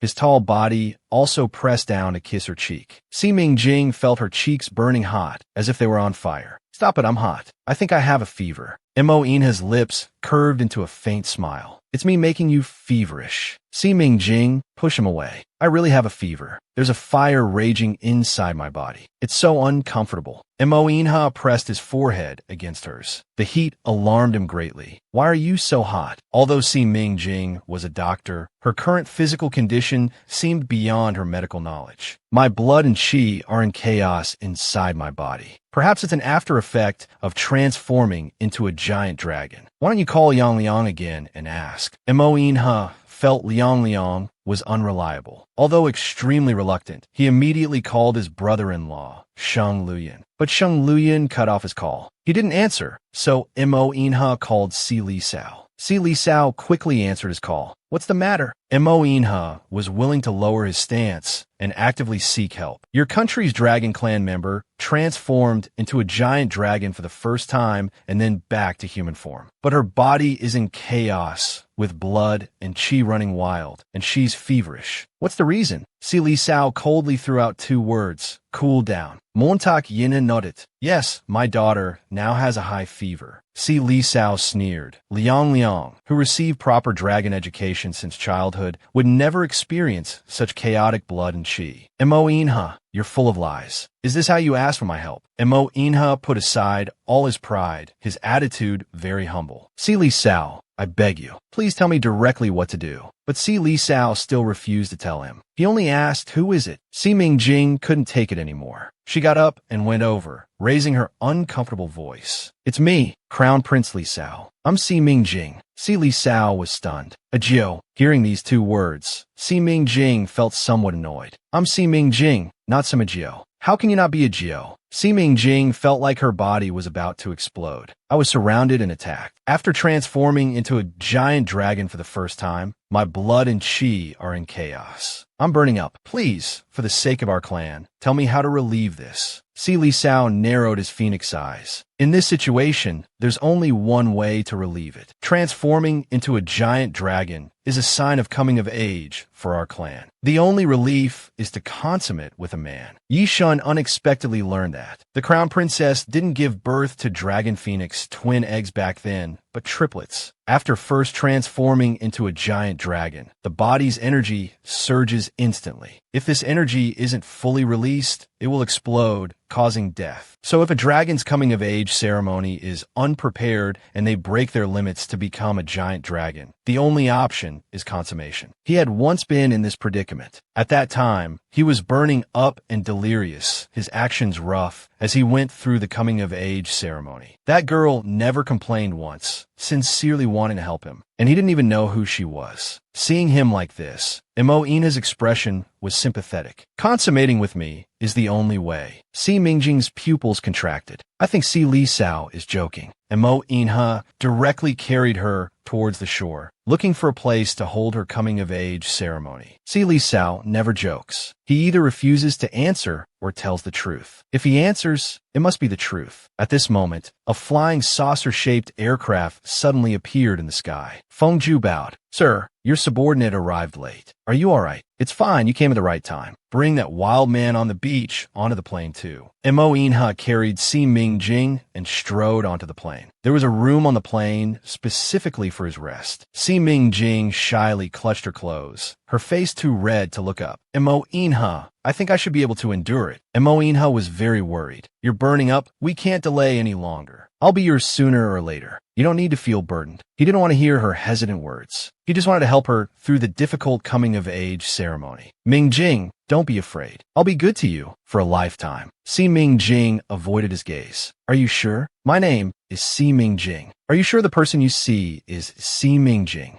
Mo Ina's gaze was deep and lingering. I'm sure, Mingjing. I'm not treating you as a substitute. I know clearly who you are. As soon as he finished speaking, he became domineering and forceful, not giving her a chance to retreat. Si Mingjing couldn't resist at all. Her watery eyes stared into his dark pupils, her gaze hazy and blurred. 2 hours later, Yi Shun saw Qing Ji's plane land. He was about to go welcome them, but just as he reached the plane, Feng Ju stopped him. The master is very busy now. But Yi Shun said, busy with what? Something big happened. 5 will be ecstatic. Let me in. Feng Ju was embarrassed. Just wait. Yi Shun instantly understood, but he really had an urgent matter. He urgently needed his brother to do a paternity test. He didn't dare go up to the plane either. Otherwise, his brother would surely kill him. As for that extremely urgent matter, it would take 2.5 hours. Speaking of Susu, she closed her eyes and recited in her heart. She used all her strength, but didn't turn into a majestic giant dragon. On his smooth forehead, 2 dragon horns suddenly appeared. Yi Shun was very surprised to see this. Yin Yinbai's jaw dropped. Wow, Susu, how come you have dragon horns too? Of course, Susu is the noble princess of the mother continent. The holy lady let it slip. Yin Yinbai immediately covered her mouth. If the adults know I'm not an orphan, they'll drive me away. We won't be able to play together anymore. Yi Shun wasn't surprised that his nephew and niece were dragon children. But how could a child picked up on the street also be a dragon child? Are dragon children so common now? If he remembered correctly, even on the mother continent, there weren't many dragon children. The 4.5-year-old little dragon, upon learning that his wife was actually his birth mother, began to cry loudly. But the next second, he confidently said, a wife can be divorced, but a mother will always be the young master's mother. I'm closer to Jing Jing. Yi Shun kept staring at the 2 indicator lights on the paternity test device. According to the instructions, if the 2 paternity test samples were related by blood, the indicator light would turn red. Suddenly, the red light lit up. Yi Shun jumped up excitedly. Brother, sister-in-law didn't give birth to twins, but triplets. Yin Su's eyes lit up. She immediately threw herself into Mo Ina's arms. Daddy, you're Susu's real daddy. Mo Inha was so shocked that he stood motionless. His tall frame trembled slightly with excitement. Yin Su's voice was full of grievance. Daddy, why didn't you want Susu? Mo Ina's heart clenched in pain. It's all Daddy's fault. Daddy lost you and Liang and didn't even know. I'm the world's most failed father. I made you suffer. Yinsu wiped away her tears forcefully. Daddy, Susu didn't suffer. Susu wasn't trafficked. Susu lived with Uncle. Uncle loves Susu very much. At this moment, Liang grabbed Moina's clothes. Liang didn't suffer either. Uncle was very good to Liang. Liang is a happy little princess. We know our uncle very well. Susu and I have been playmates since we were little. Moina felt very guilty. He also hugged Liang. Liang suddenly asked a soul-searching question. Daddy, Mommy's face. That big white dragon in the video is Mommy, right? I want Mommy. Moina couldn't bear to hide it. Children, Mommy has lost her memory. She doesn't remember her identity, nor does she remember giving birth to you three little ones. Before Mommy regains her memory, don't force her to recognize you, okay? Ningjing hasn't regained her memory. Suddenly having three children would definitely make her uncomfortable. She'd think he's treating her as a substitute. No matter her identity or appearance, he didn't care. What he wanted was always her as a person, this soul. If she couldn't regain her memory, then he would never mention Bai Juicy again for the rest of his life. Yin Yanbai excitedly said, Daddy, the young master won't force it. Where's Mommy? Moina's voice was particularly cruel. Jing is your mother. Yin Yanbai instantly became a dumbfounded goose. Moina is so bad. Jing is not your wife. She's my wife. If you dare call her your wife again, you'll be eating bamboo whipped stir-fried with shredded meat. Yin Yanbai burst into tears. Dad is lying. Dad has lost all shame just to steal Grandpa's wife. Yi Shun and Yi Siyuan also said, Xiao Bai, your father is telling the truth. Moina pinched his cheek. Don't cry. Fortunately, we have you. The first time you brought Ming Jing home, it was you who was amazing, Xiao Bai. This is truly the bond between mother and son. Yin Yanbai couldn't feel proud at all. What mother-son bond? The young master has lost his wife. The young master will be single now. However, the next second, he had already changed his strategy. Grandpa understands. A wife can be divorced, but a mother will always be the young master's mother. I'm closer to Jing. Then he walked into Si Mingjing's room with a bouquet of flowers. Si Mingjing smiled. Xiao Bai, did you pick these flowers? Yin Yanbai was very proud. The young master picked these by himself. It has absolutely nothing to do with Dad. Jing, do you like them? Si Mingjing's eyebrows curve in a smile. I like them. At this time, Liang and Su also ran in. We like you so much. Liang wants to be Jing's little cotton-padded jacket in the future. Will Jing be our mother in the future? Si Mingjing was stumped by this question. Most likely, she would probably be these three children's stepmother in the future. She lowered her head and asked, Do you want me to be your mother? The children answered in unison, We super like it. Si Mingjing was very touched. I like you too. At this moment, Yi Shun rushed in hurriedly. Big brother, I have good news for you. The Crown Princely Saw of the Mother Continent has unilaterally announced that Chu Gaoyang is morally bankrupt and has immediately canceled the alliance marriage between the two countries. You don't have to attend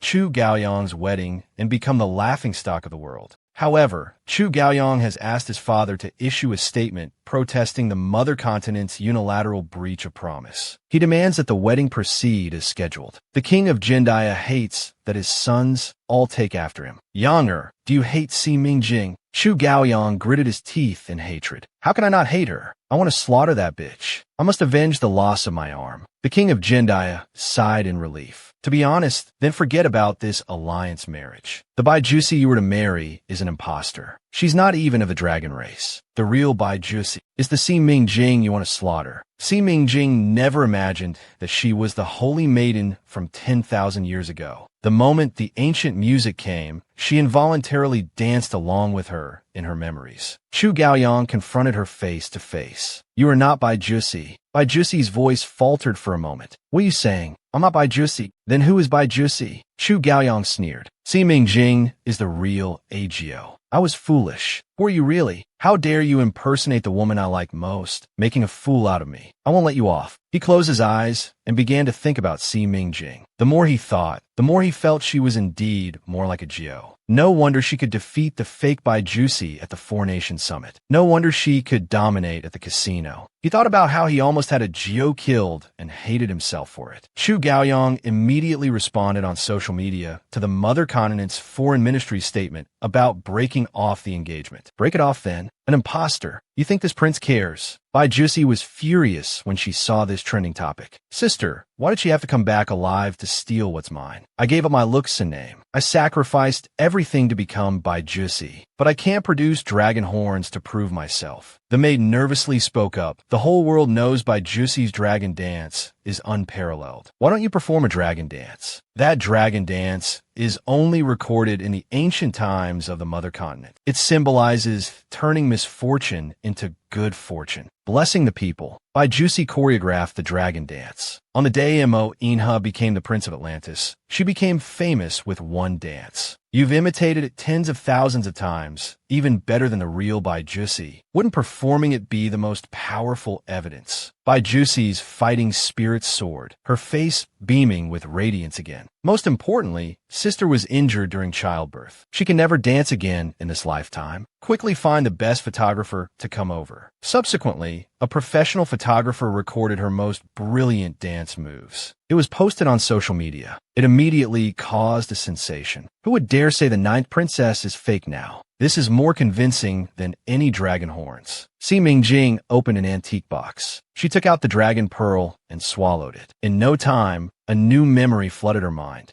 Below the majestic circular altar, there were crowds of people, and she stood on the center of attention circular altar, beginning her solo dance. Sometimes rising, sometimes diving, ever-changing. The flowing dress trailed 2 to 3 meters. A sight to behold, breathtakingly beautiful. Every graceful dance move had the momentum of riding the clouds. Below the altar, thousands of reveling people beat gongs and drums, praying for good weather and national prosperity. It was quite lively. Si Mingjing was attracted by the inspiring dance and began to dance like her memory self. At this moment, Mo Inha strode over and grabbed her wrist. Si Mingjing never imagined she was the holy maiden from 10,000 years ago. The moment the ancient music came, she involuntarily danced along with her in her memories, as if she was born to dance that dance. Mo Inha instinctively called out, "Mingjing, stop dancing that dance." At that moment, Si Mingjing felt extremely wronged. What, was I dancing poorly? Mo Inha's brows were clouded with a fog that couldn't disperse, tugging at the dull pain in his heart. "It's beautiful, but I don't like you dancing this dance." Si Mingjing asked why, but Mo Inha remained silent. Without getting an answer, Si Mingjing closed her eyes and continued to interpret the new memories in her mind. After the ritual dance ended, she slightly raised her head, looking at the high city tower. She was looking forward to the moment when she would rush into Mo Inha's arms. Suddenly, a man caught up and grabbed her wrist. "Mingjing, you can't go to him. You can never be together, because you are the most noble holy maiden of the mother continent, and he is not." After he finished speaking, Si Mingjing forcefully shook off his hand. "So what? The high priest has divined that a great flood is coming. The whole world will perish. You still want to stop me from pursuing true love? Mo Inha and I have already signed a dragon contract. No one can separate us. Not even you, brother." Mo Inha reached out and held her tight. "Mingjing, come with me.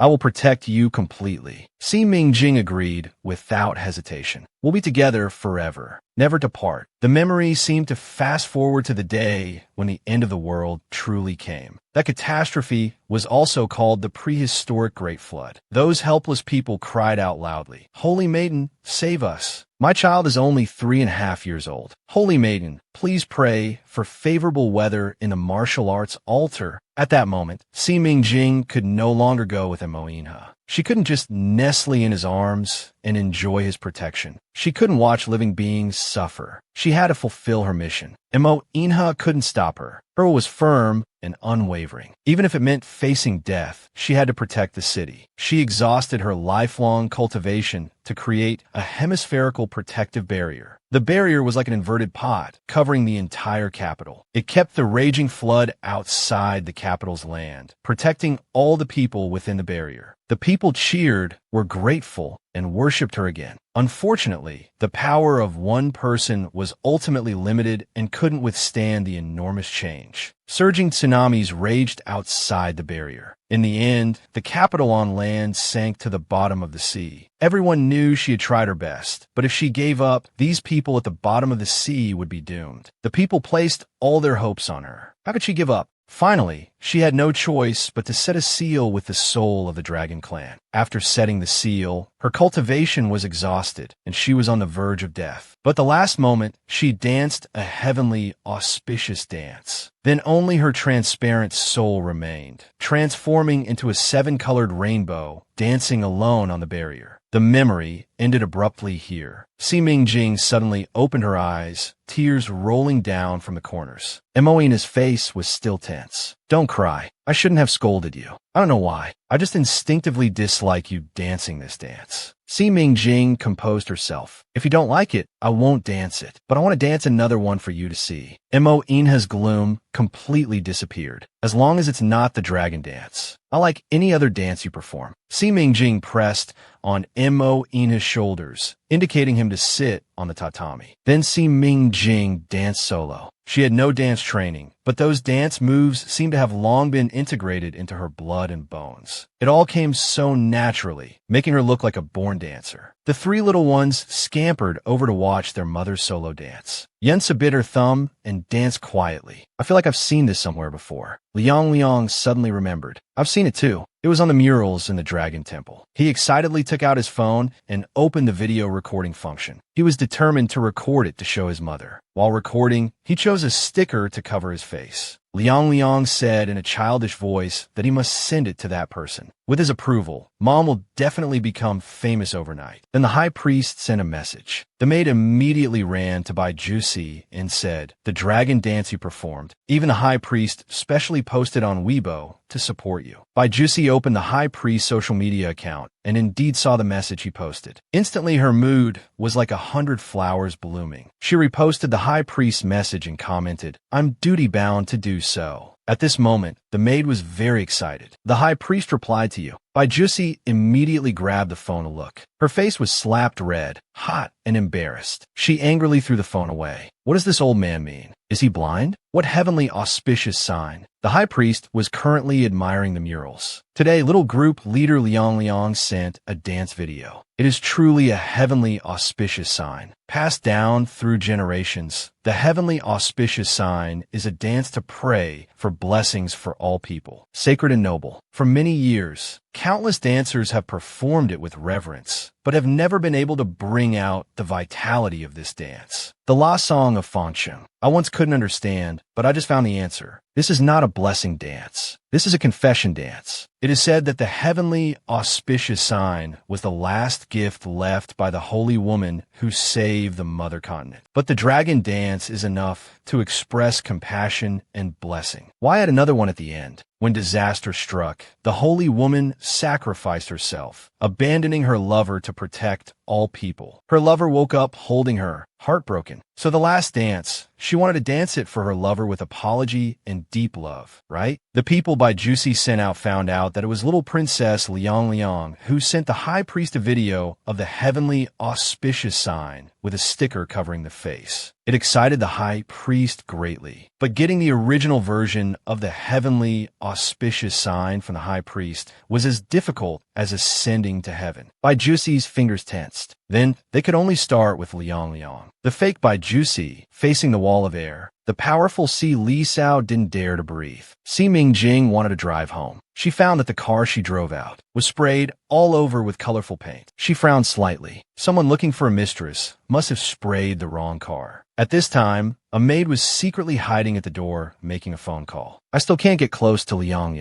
Reporting Miss C's whereabouts to you like today is already my limit. However, when she wanted to leave, she was caught red-handed by Si Mingjing. Today my car was splashed with paint. At first I thought it was a mistake, but when I checked the surveillance footage, I found a suspicious person. They were clearly targeting me. The Yi family has many cars. I just took one out randomly. I don't even remember what the car looks like. I need to press the key to find it. How could others accurately determine that this was my car? Unless there's an insider who leaked the information. I checked the surveillance footage of the Yi family's parking lot. I narrowed down the area and investigated the files of everyone within that range. If I remember correctly, you should be working in the garden now, not walking to the inner court. The maid immediately knelt down. I was wrong. 7 years ago, my father sold me to an old bachelor. It was Bai Jusi who saved me. I owe him a debt of gratitude. That's why I followed his instructions. Si Mingjing sighed. How foolish. The The person you saved back then is the one he's betraying now. If you don't want to be fired, tell me everything in detail. The maid then told the truth. Miss Bai said she missed Liang Liang, but the crown prince refused to let her visit. He asked me to steal Liang Liang's phone for him. The Yi family has a strict hierarchy, but I'm just a gardener. I can't get close to Liang Liang, so he told me to report your daily whereabouts to him. Si Mingjing's phoenix eyes narrowed. She wasn't trying to find fault with him, but rather wanted to use this method to get Liang Liang's phone. Liang Liang's phone had something Bai Jusi needed. Yi Siyuan was very angry. I know that Liang Liang recorded a video of you dancing and sent it to the high priest of the Mother Continent. The high priest was very impressed and wanted to invite you to perform at the opening ceremony of the Interstellar Championship. I was about to tell you about this. The high priest promised to keep Jingjing's identity and the video confidential until the opening ceremony. Jingjing will definitely make a stunning debut. Bai Jusi wanted to steal the opportunity to perform at the opening ceremony. He wanted to get your dance video, learn it secretly, and use it to advance himself. How shameless. So Si Mingjing thought of a plan to counter him. Tomorrow, still send the license plate number to Bai Jusi as usual. The next day, Bai Jusi repeated his old trick. Wearing a black hat, he sprayed paint on the car. Si Mingjing had already arranged people to hide in secret. They were waiting to catch Bai Jusi in the act. But unexpectedly, someone acted faster than them. Bai Jusi put on an angry expression like a wife dealing with a mistress. Mo Inha betrayed our love for a cheap woman who just got out of prison. That woman is a homewrecker, sleeping with my man, taking over my children. Don't I have the right to vent my anger? The guard was very serious. Miss Bai, you'd better explain this to the crown prince yourself. Suddenly, a tall man walked over. Bai Jusi was about to spray paint on him, but the next second his eyes widened. Si Li Sao's lips curled into a cold smile. Want to throw paint on me? Bai Jusi didn't dare. No, Si Li Sao. There was no warmth in his eyes. What was that? Bai Jusi was already so scared his heart was pounding. He knelt down directly. Your Highness. I was momentarily confused. I was wrong. Si Li Sao muttered, lifting his chin. I allowed you to have this face, and this is how you behave so disgracefully? Find a plastic surgery hospital. Tell the surgeon to restore his face to its original appearance. The guard acknowledged the order. Bai Jusi felt like his world was ending. He hugged Si Li Sao's leg and wouldn't let go. No, Your Highness. I'll apologize. I'll apologize to Si Mingjing in person. Please don't ruin my face. Si Mingjing frowned slightly. She directly pulled Yi Siyuan away. I didn't expect Bai Jusi to be caught by Si Li Sao's people. It ruined my plan. Siyuan, let's go quickly. But Yi Siyuan looked back longingly. But I'm a noble princess of Atlantis. Yi Siyuan actually sneaked out to see the man she likes and was caught red-handed. Crown Prince Si Li Sao wanted to see Si Mingjing but couldn't find a proper reason. So he forced Bai Jusi to come and apologize. Bai Jusi was secretly delighted. He could use this opportunity to get the original video of the auspicious sign from Liang Liang's phone. Si Li Sao was led to the reception room, but Si Mingjing didn't show up. He didn't really want to face Bai Jusi. He guessed Bai Jusi was the children's mother. Bowing to apologize would lose face. Would little Bai, Su, and Liang Liang still be close to him in the future? He was their future stepmother, better to avoid suspicion.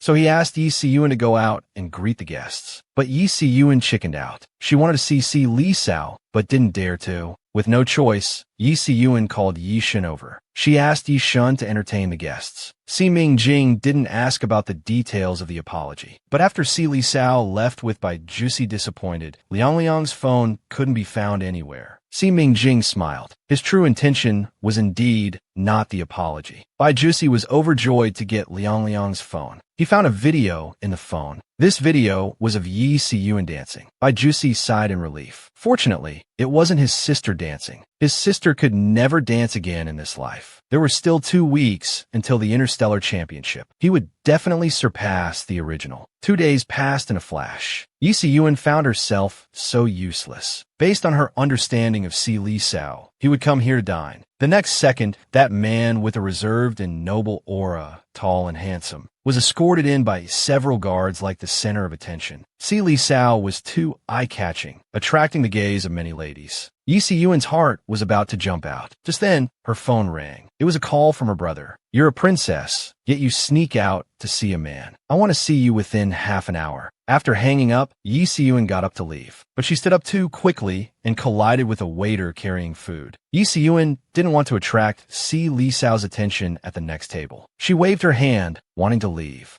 But the waiter wouldn't let her go. Miss, this spicy crab legs and red wine were ordered by this gentleman. Please explain the situation. At this moment, Si Li Sao noticed the commotion. I know this lady. We'll resolve this privately. Please prepare another set for me. Someone go buy a dress immediately. As he spoke, he stood up and took off his suit jacket, draping it over her shoulders. Go to the restroom to clean up. When Yi Siyun went to the restroom to clean up, she saw a dragon tattoo on her back. After that time, this dragon tattoo suddenly appeared. No matter how hard she tried, she couldn't wipe it off. She shouldn't expect Si Li Sao to remember her, but she couldn't help wanting to secretly look at him. After changing clothes, Yi Siyun returned to the restaurant. The unseasonably cold spring weather was a bit chilly. Your Highness, may I continue to borrow your suit jacket? Si Li Sao's lips moved first. As you wish. May I invite myself to your home? Yi Siyun was so excited she almost choked. Si Li Sao lowered his head with a gentle smile. Is it inconvenient? Yi Siyun was dazzled by his smile. Of course not. Please do come. Then the two of them took the same car to the Yi family home. However, with a sudden break, Yi Siyun didn't react in time. Due to inertia, she fell onto Si Li Sao's lap. Si Li Sao shouted at the driver, "What are you doing?" The driver hurriedly explained, "Your Highness, a car just rushed across recklessly. I tried to avoid it." Yi Siyun quickly got up, but the next moment, her hair got caught on something. It pulled, making her scalp tingle. Si Li Sao spoke in a very displeased tone. Raise your head. Don't lean on my leg. The noble crown prince Si Li Sao actually wanted to recognize Si Mingjing as his sworn sister, becoming Immo Ina's brother-in-law. But Immo Ina disagreed 1,000 times over. Si Li Sao brushed aside her thick hair that was like a waterfall, discovering her large waves. Her long, curly hair had actually gotten caught on the metal chain of his belt. His face darkened even more. In the end, he simply undid his belt. He coldly said, "Deal with it yourself," and threw it down. Only then did Yi Siyun realize her hair had gotten caught on the man's belt. She wished she could find a piece of tofu to knock herself dead. Si Li Sao's eyes flashed. Damn it, he actually had a reaction to her. The luxurious car drove into the Yi family compound. Si Li Sao's gaze fell on Yunsu from afar. His eyes suddenly narrowed. Why is there another child? Yi Siyun was very excited. His name is Yunsu. My brother picked him up. Unexpectedly, he turned out to be my brother's own flesh and blood. Si Li Sao's face darkened further. His cold aura was intimidating. In his heart, he cursed, "They're all useless. Another one has been found." Then he reminded the other brothers in the group chat, "Take good care of your own children, lest your children run away from home and never return.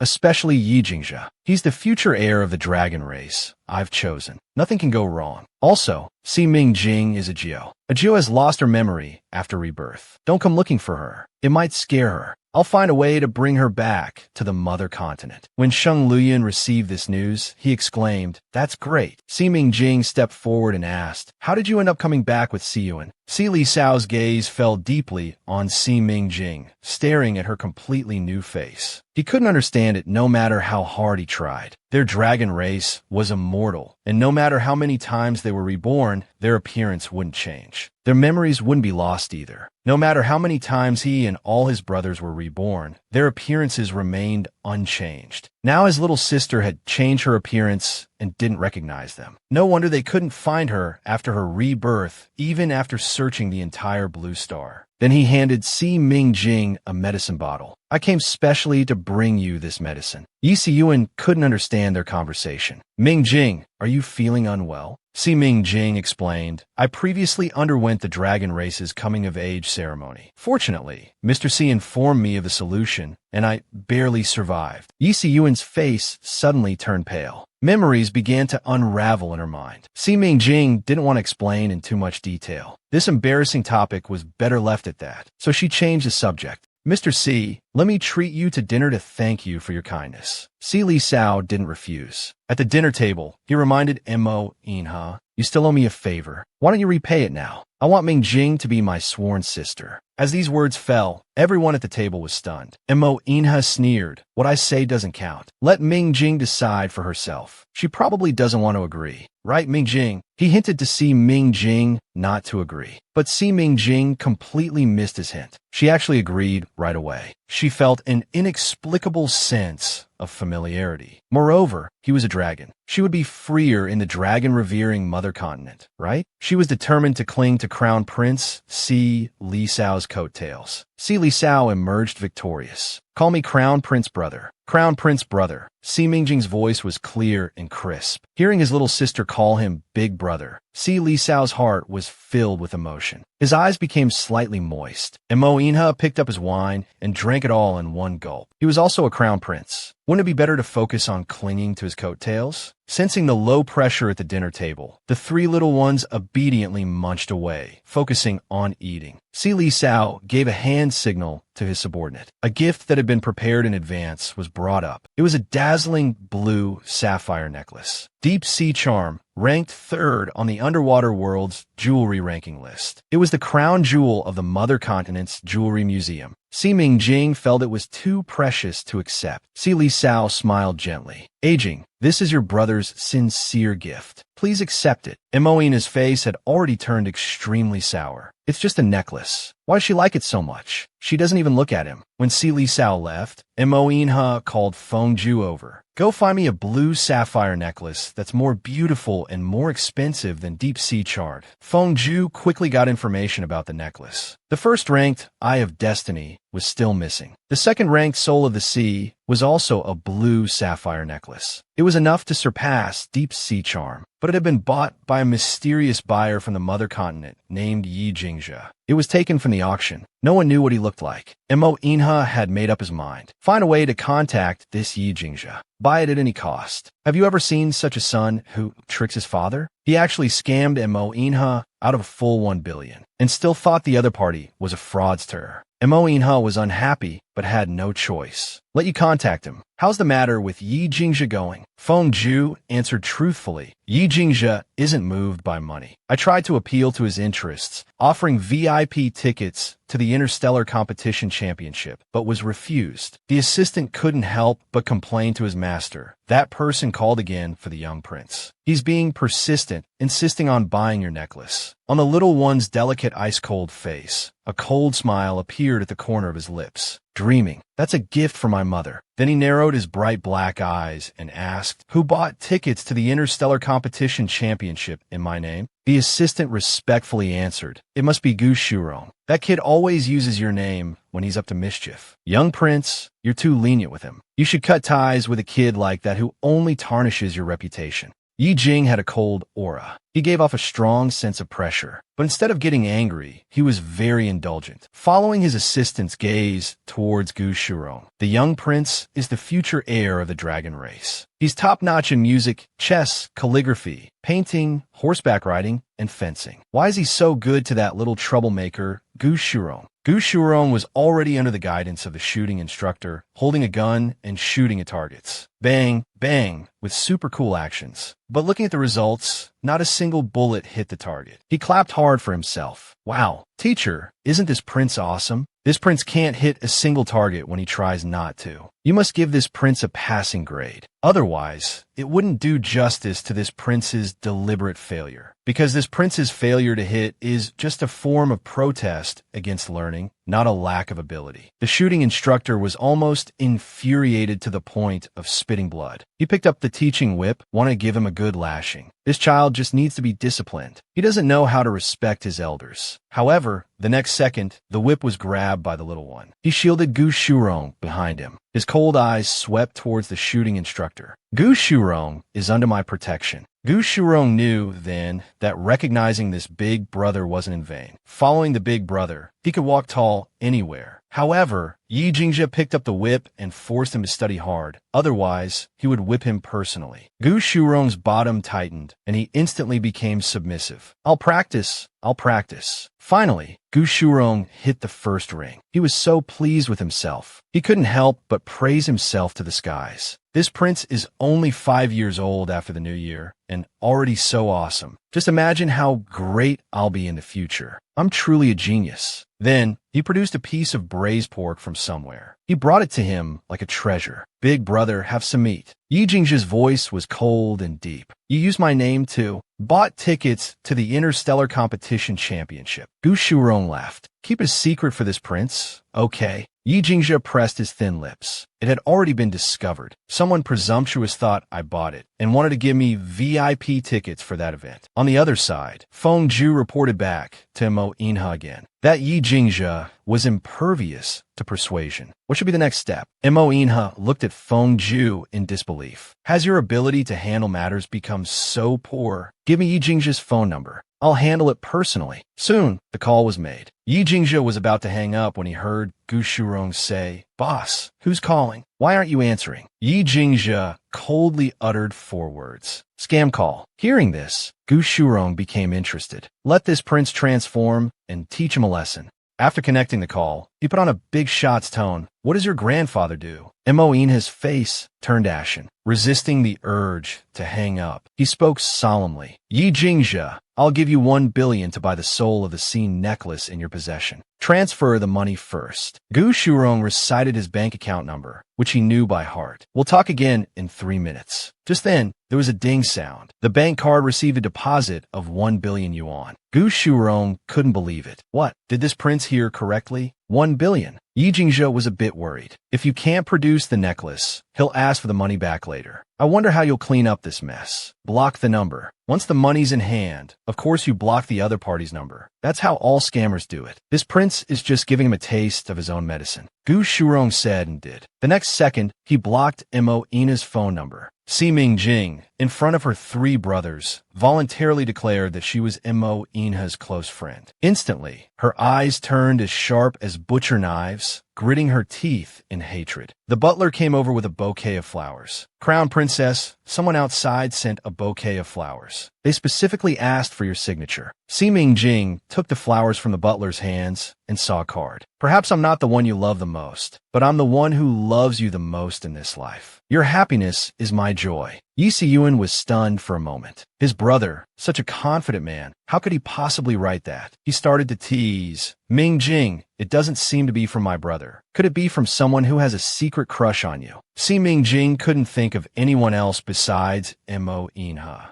At this time, the butler came over with another gift box. Crown Princess, your package. Then Si Mingjing kept receiving gifts. When Mo Inha found out, he ordered Feng Zhu to investigate who sent the gifts. Feng Zhu hesitated, then said, St. Lu Yunyun, and all your sworn enemies. Mo Inha raised an eyebrow. They're all dragon princes from the mother continent. This is to congratulate the Dragon Clan on adding another. Feng Zhu told him not to be angry. It's almost 7 o'clock. The Crown Princess and the children are already waiting for you at the hot pot restaurant. Soon they arrived at the hot pot restaurant. Yin Yinbai complained, Dad, you big dummy. Si Mingjing suddenly spoke up. Mo Inha, I heard you were scammed out of 1 billion. Mentioning this, Mo Inha became very angry. Don't talk about it. What about you? You insist on recognizing Si Li Sao as your sworn brother. In the future, I'll have to call him brother-in-law. He just wants to be a step above me. He has ill intentions. We're the same clan. Maybe we'll need his help in the future. Si Mingjing didn't finish speaking. Mo Inha was quite curious. Moreover, what? Si Mingjing spoke frankly. Siyuan likes Crown Prince Li Sao very much. If they end up together, you'll truly be the brother-in-law. They have no chance. Mo Inha's voice was firm. He didn't want to take advantage of this situation. At this moment, a familiar voice was heard. Mind if I sit down and eat with you? I made plans to eat hot pot with friends, but just found out there are dozens of people waiting in line. Would you mind if we share the table? Si Mingjing was very enthusiastic. Of course, the more the merrier. I think it's inconvenient. Mo Inha coldly uttered a few words. But Si Li Sao ignored him like air, casually gesturing for the 2 people behind him to come in, and he began to introduce them. This is Sheng Luyun. You should have met Liang Liang's uncle. This is Yuning, Su Su's uncle. Si Mingjing's gaze fell on Yuning. She unconsciously let out a soft brother. The man before her, with handsome, mischievous features was exactly the same as the brother she saw in her memories after swallowing the second dragon pearl, the one who tried to stop her from being with Mo Inha on the city wall. The three men discreetly scanned her. Wasn't little sister supposed to have lost her memory? Si Ming Jing spoke again, her voice puzzled, her attitude scrutinizing, her tone not intimate. You my brother? No, this should just be a man who looks similar to that brother in my memory, who tried to separate us, right? Yining was stunned for a moment and didn't say anything. After a long while, two words that seemed cold, but were actually burning hot rolled out of his throat. I am. Sheng Luoyun was so envious he could die. His eyes were cold, wishing he could glare a hole through Yuning. However, the next second, Si Ming Jing walked past him and voluntarily hooked her arm with Mo Inha's. Her movement was precarious, declaring to others that he was hers. At this moment, the three men's eyes were like butcher knives, wishing they could execute him by Ling Qi, cutting him into pieces. Mo Inha felt his wife's preference and was very happy. I'll toast to our guests. Enjoy your meal. My woman doesn't need you gentlemen to be overly attentive. I don't know why you're here. Si Li Sao calmly said, we're here to watch the Interstellar Competition Championship. Sheng Luoyun and Yuning naturally said, to see the children. Liang Liang posed a soul-searching question to her uncle. Uncle, why didn't you tell Yang Liang that Susu is Liang Liang's sister? Sheng Luoyun lied through his teeth. You're a child your uncle picked up. Your uncle didn't know you, and Susu were sisters. Mo Inha narrowed his eyes. I wonder where the Holy Prince picked her up from. Sheng Luoyun spoke nonsense. Just randomly picked up an egg from a trash can. Liang Liang burst into tears upon hearing this. Sheng Luoyun was full of heartache. Although picked up from a trash can, in your uncle's heart, you're a priceless treasure. Mo Inha was very perceptive. He felt that things were very strange. Within the dragon clan of a mother continent, there must be secrets unknown to others. At this moment, Fengju leaned close to Mo Inha's ear and whispered, that Yi Jingzhe, who scammed you out of 1 billion, is staying at the Galaxy Hotel. Mo Inha put down his chopsticks and sneered, very well. He's looking for death. A 4.5-year-old boy dared to mock the Prince of Atlantis. That big idiot who casually transferred 1 billion to someone. Is it you? When Mo Inha rushed to the room where Yi Jingzhe was staying, he found only a sleeping child inside. He immediately pulled off the child's blanket. Gu Shurong was quickly awakened. Who are you? Disturbing this prince's dream of eating meat. Mo Inha looked down at Gu Shurong. Kid, where are your parents? What's your relationship with Yi Jingzhe? He's your grandfather?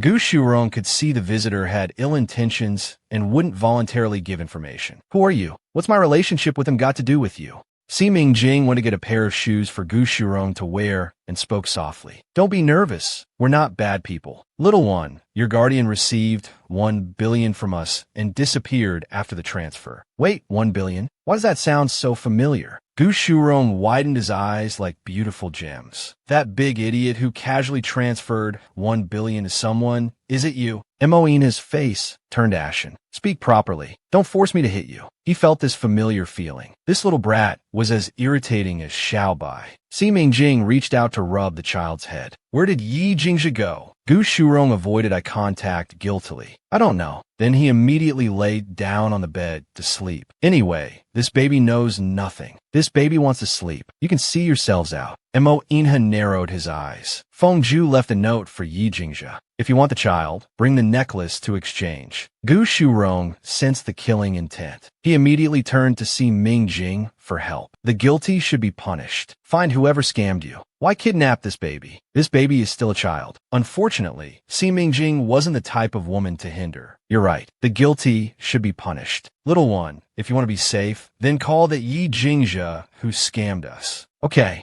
Gu Shurong, afraid of being kidnapped, immediately complied. This baby will call. Right now. Then he called Yi Jingzhe for help. You bad person. Did you scam someone out of 1 billion? Pay it back quickly. Now, the creditors have come. They want to take this baby away. Baby is so scared. Mo Inha immediately snatched his phone. Come over. I'm waiting for you in your hotel room. You don't need to return the 1 billion. Consider it a down payment for buying the necklace. Just bring the necklace. Yi Jingzhe was like an iceberg, his whole body emanating coldness. Listen, if you dare harm Gu Shurong, I'll make you wish you were dead. Mo Inha's coldness intensified. No one had ever dared to threaten him like this. Is that so? I give you 3 minutes to appear before me. Otherwise, what you'll see will be a Gu Shurong missing arms and legs. Even by plane, it would be impossible for him to arrive in 3 minutes. He couldn't possibly get from the mother continent to Atlantis in 3 minutes. I'll return the money to you.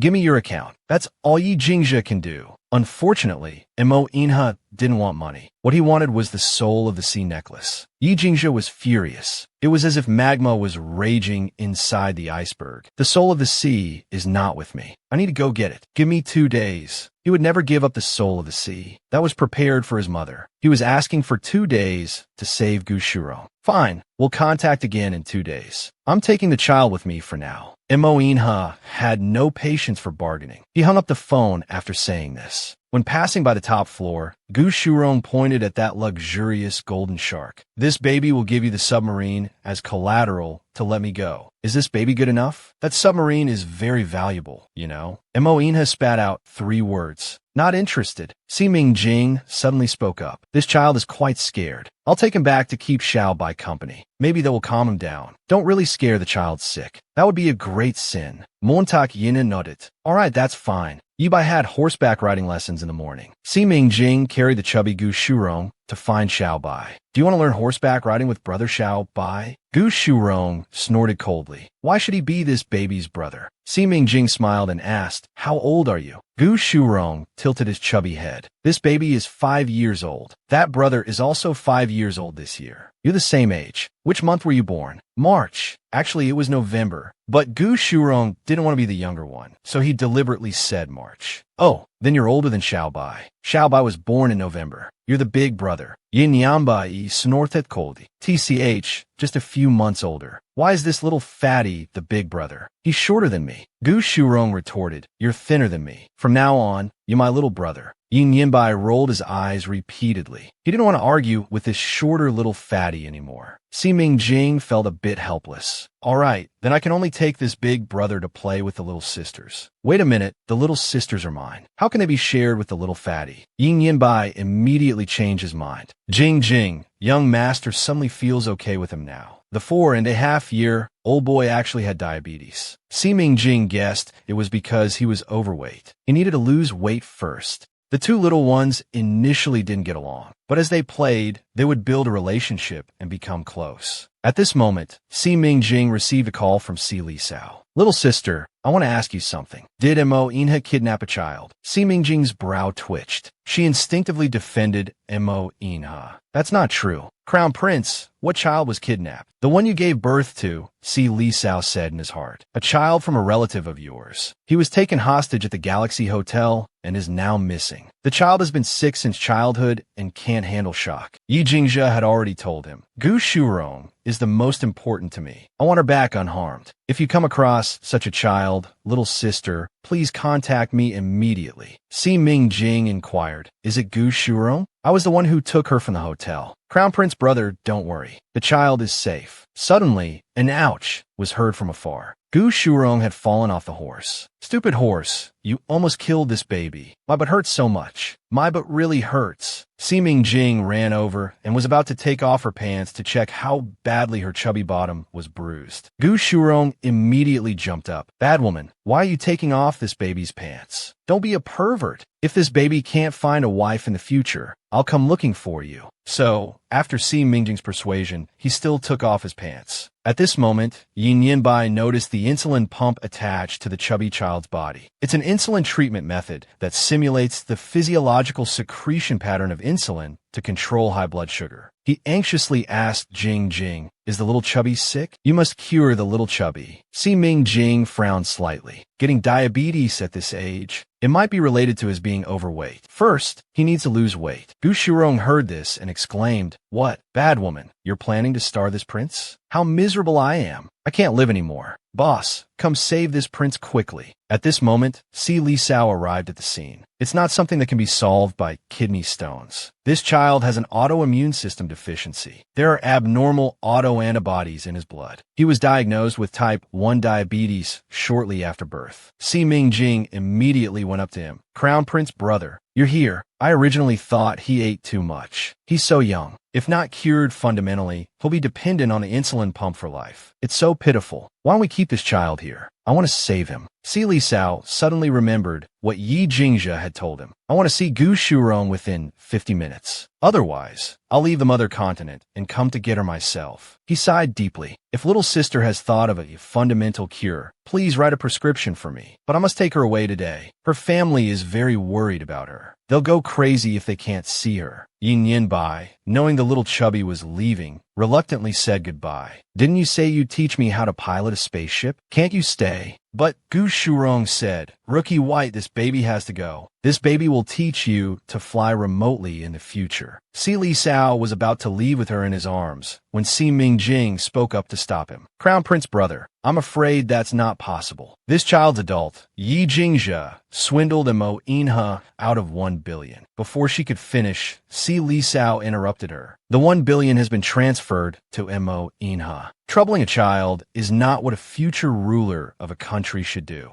Mo Inha's methods are too unsightly. When Mo Inha learned of this, he became very angry. Si Li Sao had actually interfered in this matter. He ordered Feng Ju, go investigate the relationship between Si Li Sao and that child. In the car, Gu Shurong kept insisting on not going back. This prince wants to watch the interstellar competition finals tomorrow. Si Li Sao, irritated, threw out a sentence. Call your uncle and Yi Jingjia yourself to explain. So he called the boss, only to find out that the boss had blocked him. Then he started begging Si Li Song. I don't know why, but the boss has blocked me. However, my uncle said I could go watch the competition. The next day, the interstellar competition finals were about to begin. Sheng Luyun and the others brought their children to watch. The high priest, upon seeing Liang Liang, hurriedly walked over. Why didn't you reply to uncle's message yesterday? Where is the dancer of the auspicious omen? Liang Liang replied in a childish voice. What uncle? This princess's phone was stolen 2 weeks ago. Like a bolt from the blue, the high priest suddenly felt the world couldn't get any worse. Only worse than worse. Then who has been replying to my messages these days? Suddenly, a familiar voice came from behind. High priest, can I have 5 minutes of your time? I will be the best dancer for the auspicious omen. In 5 minutes, you will make a new choice. The tall and handsome CEO was overjoyed because his little girlfriend finally took the initiative to lean down and kiss her. Liang Liang scampered over to Yi Siyuan. Auntie, can I borrow your dressing room for my mom to dance? Bai Jusi saw the mischief in Liang Liang's eyes and knew well that this clever child calling her mom at this moment surely had no good intentions. But what did it matter? Yi Siyuan fronet. What mom? She's not a mom at all. Bai Jusi treated Yi Siyuan's emotions as if they were air, completely ignoring them. She confidently said to the high priest, High priest, let me dance once and see what you think. The high priest, full of anticipation, stood by and waited eagerly. Soon, she ended this solemn and magnificent dance with the most beautiful dance posture. Bai Jusi's proud gaze was full of expectation. She expected the high priest's amazed expression and excited voice. But after a few seconds, there was no amazement on the high priest's face, and he didn't even say a word. Wow, Mom, that was great. How did you dance so well? The opening ceremony performance must be Mom's, right, Uncle? The high priest pondered for a long time. I'm sorry, Princess Bai. You danced very well, but you didn't interpret the true meaning of the auspicious omen. Juicy clenched her fists. How is this possible? I danced according to... Yi Siyuan frowned deeply. His imitation ability was strong, but unfortunately, this dance was improvised by Mingjing, and then he was asked to dance it. The fault lies in his trickery and stealing Mingjing's phone. Time was pressing. The high priest had no time to explain more. Little princess, who exactly is the person who danced that dance? Liang Liang's childish voice rose at this moment. The real sweet one is Jing Jing. Oh, she will dance the complete auspicious omen next. Si Mingjing,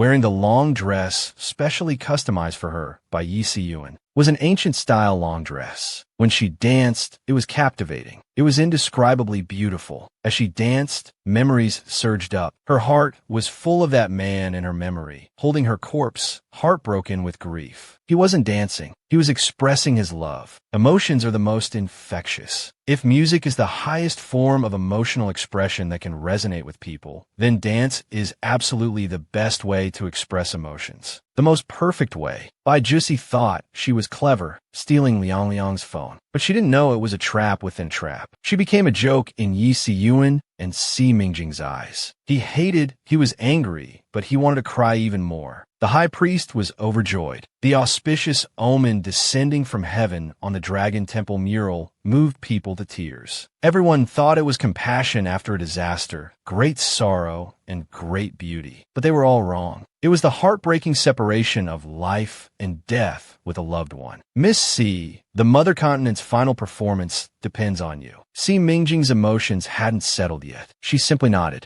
Then she sent a message to Mo Inha. I suddenly miss you very much. Bai Jusi's lips turned pale. She was utterly humiliated. You did this on purpose, didn't you? Si Mingjing calmly replied. Miss Bai, I don't know what you're talking about. Bai Jusi swallowed her anger, only able to vent verbally. You're so despicable. Si Mingjing sneered. Who's really despicable? For the sake of the two children, she didn't want to pursue it further. But Bai Jusi glared at her fiercely. Don't be too smug. The journey is still long. Yi Si-yuen rushed over to stand in front of Si Mingjing. Who's smug? Don't you have any self-awareness? Get lost. Don't think you're a phoenix from heaven just because you have someone else's face. Bai Jusi's face looked even worse. She struggled to maintain her pride. As she walked away, she kept telling herself that as long as she had this face, she would always be nobler than Si Mingjing. At this moment, Liang Liang scampered after her. You took Liang Liang's phone. Are you not going to return it to Liang Liang? Uncle bought it for Liang Liang, you know? Liang Liang doesn't want to lose it. Will you give it back to Liang Liang? Sheng Liuyun's gaze coldly fixed on Bai Jusi. You dare to steal Liang Liang's phone? Bai Jusi stumbled. I didn't. If there's nothing else. In Jendaya, the crown prince learned that Si Mingjing was his deeply loved Ajio from years ago. He began to pursue her relentlessly. Your amnesia is a chance given by heaven for me to make up for my past neglect of you. Si Mingjing wasn't nervous, but Yi Si-yuen looked a bit anxious. He was performing first, so the pressure was greater. Mo Inha frowned. You're excellent. What are you nervous about? It's just an opening ceremony performance. Can it really stump you? Or is it because someone is watching from below? Has my sister, Mo Inha's sister, become so useless? Yi Si-yuen's state of mind was exposed by Mo Inha's words. Embarrassed and anxious, she said, I know he doesn't care whether I sing well or not. But when you fall in love with someone, you can't help but feel inferior. Montag Yinhek Apit Yiziwan's Flist. Open your eyes and look clearly at that man. He may look decent, but Yi Si-yuen immediately interrupted him. Brother, I promised you I wouldn't do anything subservient. But don't stop me from cherishing someone in my heart. I just like Si Li Sao, even if it's the kind of love I keep in my heart for a lifetime. The 2050 Interstellar Competition Finals officially began. First, please welcome Princess Yi Si-yuen of Atlantis. She will perform the opening song, Thousands of Starlight. Soon, a beautiful mermaid that no one could take their eyes off appeared on stage. She appeared in the form of a mermaid in a stunning swimming pool, fully displaying her grace. Her incredibly high dolphin-like voice was so beautiful it gave people goosebumps. The entire venue erupted. The three little ones exclaimed, Auntie is so amazing. Si Li Sao's gaze was introspective, falling deeply on the stage. It seemed as if something was burning. At this moment, he heard two people sitting behind him whispering about Yi Si-yuen's figure. That's the second princess of Atlantis, right? Mermaids are indeed beautiful. But how do they have intimate relationships? With that figure, I guess just touching her fishtail, Si Li Sao inexplicably felt a surge of anger. His voice was as cold as an ice pick. Gentlemen, I have something to discuss with you. Come out with me for a moment. Yi Si-yuen saw Si Li Sao leave. She thought her singing was terrible.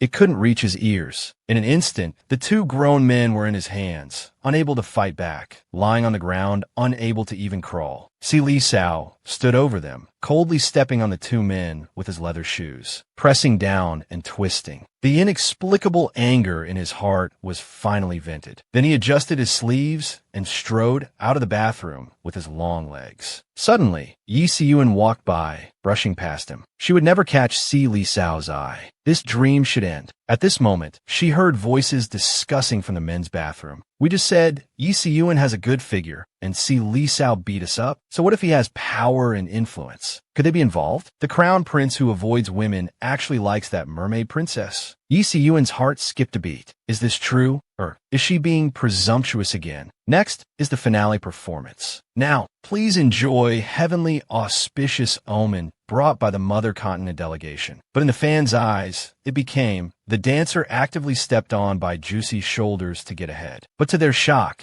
the dance on stage was too amazing. They were watching with prejudiced eyes, yet they were unconsciously drawn in. Their tears unknowingly flowed out. The dance seemed to be imbued with the power of love, evoking the most sincere love in people's hearts. Mo Inha received a message from Chu Gaoyang, and his face turned terrifyingly gloomy. His dark eyes dangerously narrowed into slits. This Chu Gaoyang was even more detestable than Chu Liushang. Si Mingjing left the dressing room, intending to find Mo Inha, but was blocked by someone. Ajio, you danced so well. Si Mingjing frowned. Mr. Chu, you've mistaken me for someone else. If the Ajio you speak of is by Juicy, you should go find her, not me. Chu Liushang laughed. You mean that imposter? Mo Inha said you lost your memory. You really did lose your memory. You don't even know you've been impersonated. Si Mingjing was stunned. Que Liushang es émotion surgit. You are the real by Juicy, my fiancé. Let's start over. My love won't lose to Mo Inha's. He can remain chaste for you for 5 years. So can I. Si Mingjing was very repulsed. Her face changed. Mr. Chu, I suggest you see a psychiatrist. I'm really not by Juicy. After saying this, she was about to leave. Chu Liushang stood behind her and suddenly said, then listen to this. Chu Liushang played a recording, and it came the sound of his conversation with Mo Inha. Mo Inha,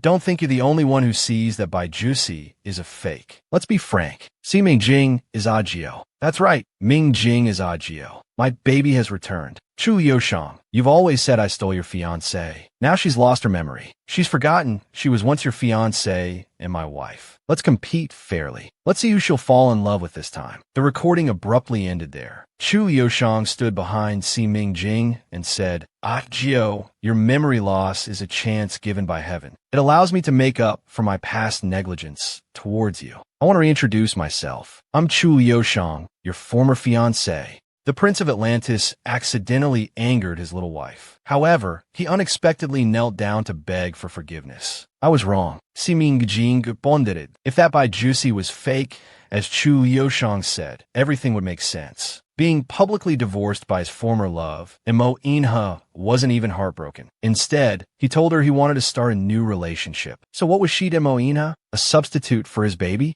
Mo Inha saw her rushing in a panic, thinking something had happened. What's wrong? Si Mingjing's voice turned cold. Chu Liushang just met with me. He said the current Bai Juicy is a fake, and you told him that I'm the real Bai Juicy. Now I've lost my memory. You allowed him to compete fairly with you. If I ultimately choose him, you'll step aside. Mo Inha's right eyelid twitched as he listened. Ningjing, don't listen to his nonsense. Si Mingjing's breath tightened slightly. So you never said these things? Mo Inha frankly admitted. I did indeed say these things to Chu Liushang. Si Mingjing looked up, her eyes reddening. So, you've always seen me as a substitute for Bai Juicy. Mo Inha's heart felt like it was being tightened by steel wire. He hugged her tightly, as if he'd lose her if he didn't hold on tight enough. Mingjing, I'm the big demon king in your heart. You must always remember this. Follow your instincts, don't deviate. Si Mingjing was upset. So, Mo Inha frowned deeply. There's something I've never told you. There's also a girl in my heart. I call her baby. She's always been with me, like a shadow, whenever other women approach. As long as she feels threatened, she'll start raging in my heart. Si Mingjing was slightly stunned. Go on, keep making things up. Mo Inha knew she wasn't listening, but he continued. When I was young, I'm met by Jussi. She was the first to actively kiss me, and the baby in my heart didn't come out to rage. At that moment, I understood that I had found the baby in my heart. Now you've appeared in my world. When I hug you, the baby in my heart still doesn't come out to rage. Mingjing, can you tell me why? Si Mingjing was stunned for a moment. She looked up at Mo Inha. The memories she obtained from the Dragon Pearl. The reason there's a big demon king living in his heart is because her past self signed a dragon contract with him. Could it be that this dragon contract wasn't one-sided, but mutually restraining? Seeing the doubtful expression on her face, Mo Inha patiently and gently continued to explain, "You live in my heart, and I live in yours. Whether you appear as by Jussi or Si Mingjing, you're always the baby in my heart. Mingjing, I've never betrayed you. Never. I would never marry or have children with another woman. Will you believe me? I've been wondering why, after 5 years, you returned with a changed appearance and lost memories. Even a paternity test couldn't prove your mother-son relationship with Xiaobai.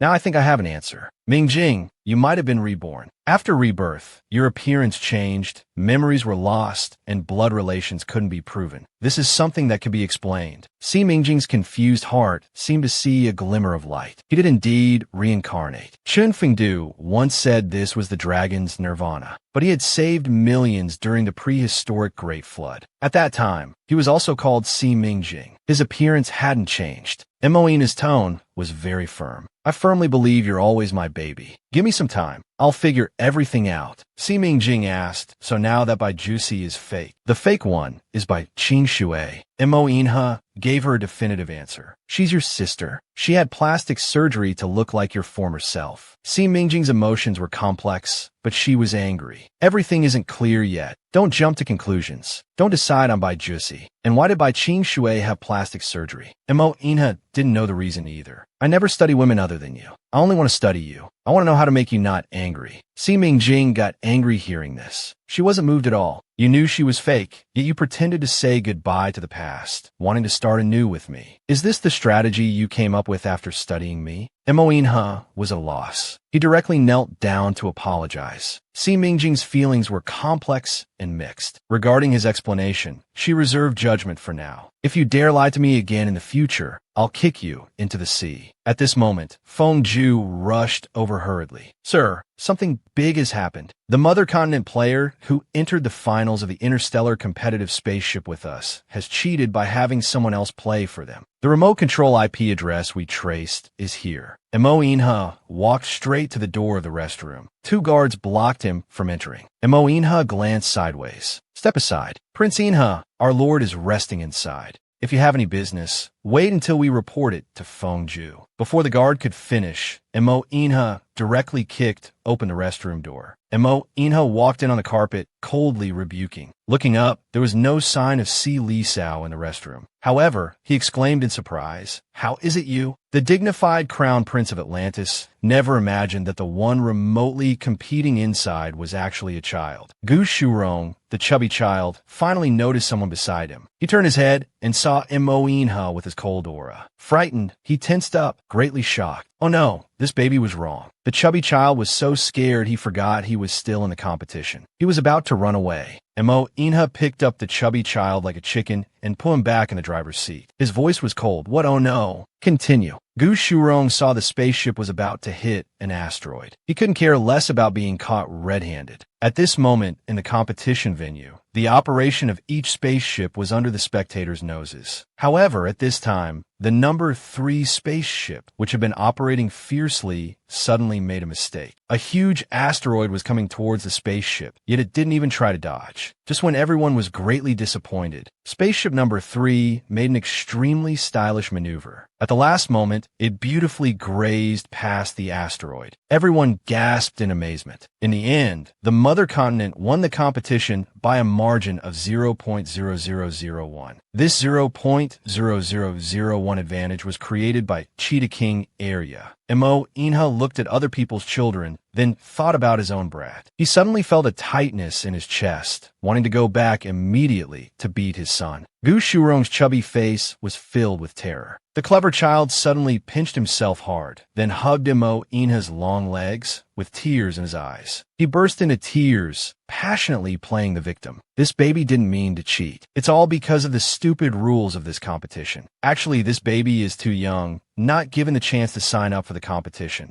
Imo Inha deliberately threatened, "If you cry again, there's nothing to discuss." Imo Inha didn't like boys who cried easily. In this aspect, the child was inferior to his own brat. Xiao Bai rarely cried. Even when in pain, he would endure it. So he calmly spoke, "Uncle won't expose you, but it's not without a price. But you need to pay a price." Gu Shurong, the chubby child, immediately crossed his arms and exclaimed in his childish voice, "This baby is not for sale." Imo Inha was exasperated. What was this child thinking? He almost laughed, but deliberately put on a stern face and leaned down to scare him. "You'll be sold whether you like it or not." This child was too young to be taken to the aviation base for intensive training. But seeing him cheat, Imo Inha thought of a new way to cultivate him. "From now on, I'll give you assignments. You'll learn to pilot spaceships remotely. If you can't complete them, I'll make your cheating public." The chubby child was very interested after hearing this. "This baby is willing." "Uncle, this baby has decided. I'll sell myself to you from now on." Imo Inha patted the child's head. "This is our secret. Don't tell anyone else. Otherwise, even if you're willing, Uncle won't be willing." At this moment, Si Lisao walked in. "Shurong, come here. Stay away from this person." After saying this, he immediately took her hand. "Shurong, don't be afraid. Were you bullied?" Gu Shurong nodded and shook her head, not feeling bad at all, but rather excited. The bad uncle promised not to expose this baby. "He's super cool. Crown Prince Li Sao didn't expect your country to compete like this. I've learned something today, but our team can't even beat a child. It's not a long-term issue either. Let this matter end here, but don't let it happen again. I won't be so easygoing next time." Imo Inha said calmly, then walked toward the exit. Fourth brother Saw's face darkened. When did Imo Inha become so magnanimous? Could he have discovered Shurong's background? So he interrogated Gu Shurong. "What did he say to you?" Gu Shurong, the chubby child, shook her head, playing dumb. "Nothing." The bad uncle praised this baby's skills. He told this baby to grow up quickly, so in the future, I can compete fairly with others on the field. Si Lisao squinted his eyes as he said this. This child's eyes were evasive, clearly hiding something. Then he called for his attendant and ordered him to send Gu Shurong back to the mother continent. "Also, tell King Gu Qing that if he can't take good care of the child, don't blame me. Without courtesy, Your Highness the Crown Prince." Just like that, Gu Shurong began to leave Atlantis. Si Mingjing asked Imo Inha, "You let that child go?" Imo Inha nodded. "I want to focus on training that child. In the future, let him fly in space." But Si Mingjing said it's not that simple. That child is ill and has to carry an insulin pump all the time. There's no way he can go to space unless his illness can be cured completely. Imo Inha held Si Mingjing's slender fingers. "I believe you can definitely cure that child." Si Mingjing had once seen in ancient texts about the legendary and extremely dangerous Meng City. There's a medicinal herb called dragon date that can cure this disease. But no one who's gone there has ever returned. He had promised that little chubby kid to cure his illness. It seems he can only give it a try. The Hellshore Legion captured the Pearl mining base. They abolished slavery, but those slaves were unwilling to leave. They voluntarily pledged allegiance to the Legion leader, supporting him to become the lord of the city. Su Chung was shocked. "Sister C, you want to go to Meng City to get dragon dates?" Dragon dates only grow in the underwater tomb in Meng City. The underwater tomb is heavily guarded. It's a one-way trip. Listen to your brother's advice. You shouldn't risk your life to save a child you have no connection with. Si Mingjing was never a saint, but from the first moment he saw the chubby kid, he wanted to protect her. So he firmly said, "Third brother Su, I must go." But Su Chung was worried. "I have to call Imo Inha. If anything happens to you, I can't explain it." After the call, he was very agitated. "What? Have you gone mad? Your Highness, you actually agreed to let him go? Is this child so important to you? It's not like you gave birth to him." Then he could only shake his head helplessly. Whose tomb is it? Why can people only enter but not exit? Why has no one ever returned? Si Mingjing asked in detail. After his impulsive decision, he wanted to be fully prepared to ensure he could return safely. Meng City was originally a colony of Jendaya. It was poor but rich in pearls. Slaves were exploited by Jendaya, mining pearls day and night, suffering unbearably. Later, the Hell's Shore Legion appeared. They captured the pearl mining base, abolished slavery, liberating those slaves and restoring their freedom. Let them go their separate ways. But those freed slaves were unwilling to leave. They voluntarily pledged allegiance to the Legion leader, supporting him to become the lord of the city. Now, Meng City has become a prosperous underwater metropolis. Si Mingjing wanted to know more. Whose tomb is that underwater tomb in Meng City? It's the tomb of the Hell's Shore Legion leader, also the tomb of Meng City's lord. After the lord of Meng City died, there was no more lord, only acting lords. One day, Si Mingjing arrived in a flying saucer-shaped aircraft. Recently, the acting lord's condition had been worsening. They had sought famous doctors, but to no avail. Perhaps this was an opportunity. The butler, upon seeing Si Mingjing, couldn't help but frown. Our acting lord's illness has progressed to severe coma. Stroke warning signs. Many Western medicines have been taken without effect. If you don't have the ability to treat it, just take a look.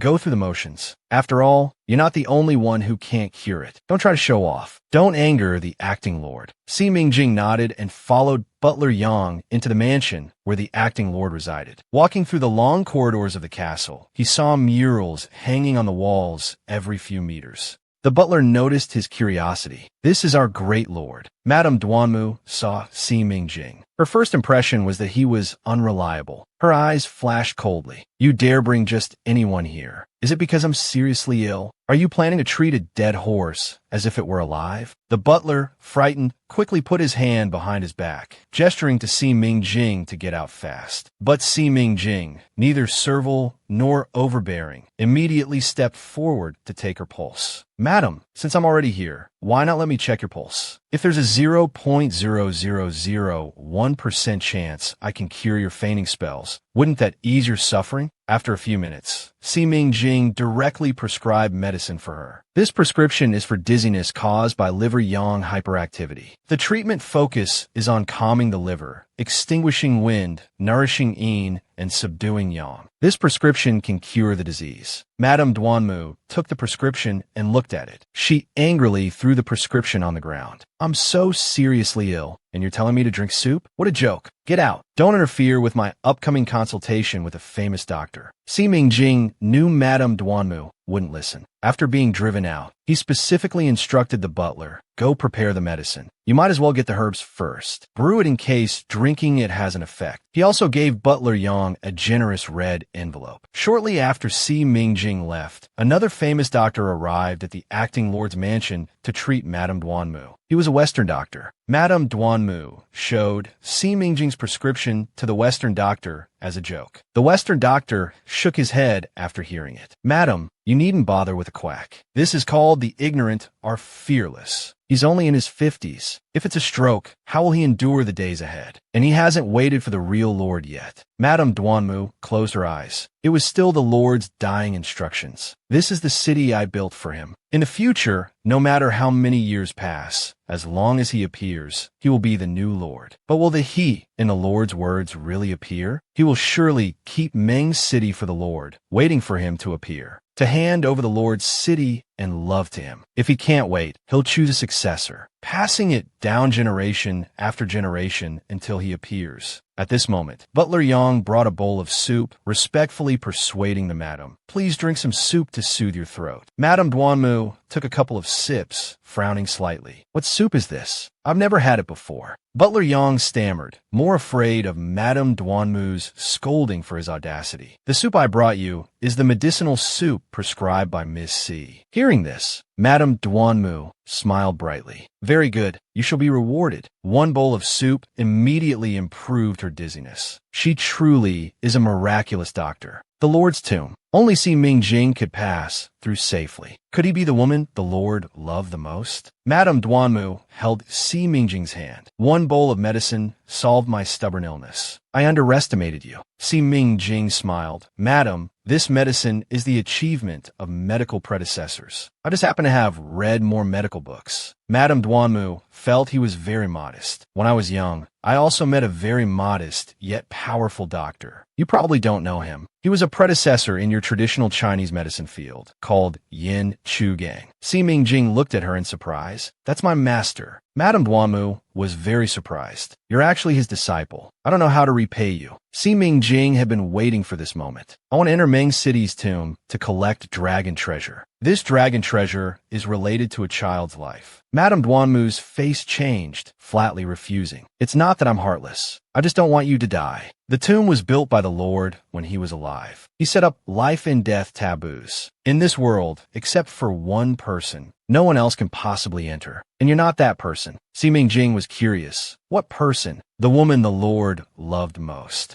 Who is that? Madame Duanmu shook her head. I don't know. I've waited for him for 30 years. I'm afraid I won't see him in this lifetime. It's said that the Lord hid a huge treasure in the tomb. That's the legacy he left for his lifelong love. Many tomb raiders wanted to enter and steal the treasure. Without exception, they all died here. I advise you to cherish your life. Forget it. Si Mingjing still insisted on going. Madame Duanmu had people prepare a submarine to take him to Meng City's most mysterious underwater tomb. They rowed the submarine above the city, overlooking the entire city. It was like a huge, burning heart. This was the Lord's work. He hoped that one day, when his beloved woman appeared, she could make him smile. Thousands of women admired him, but he never looked at them. He only waited for one person. If a woman fell in love with him, it would definitely be a tragedy. At this moment, in the Lord's tomb, a middle-aged woman was loudly cursing the Lord. The woman you love hasn't appeared yet. It's ridiculous. I,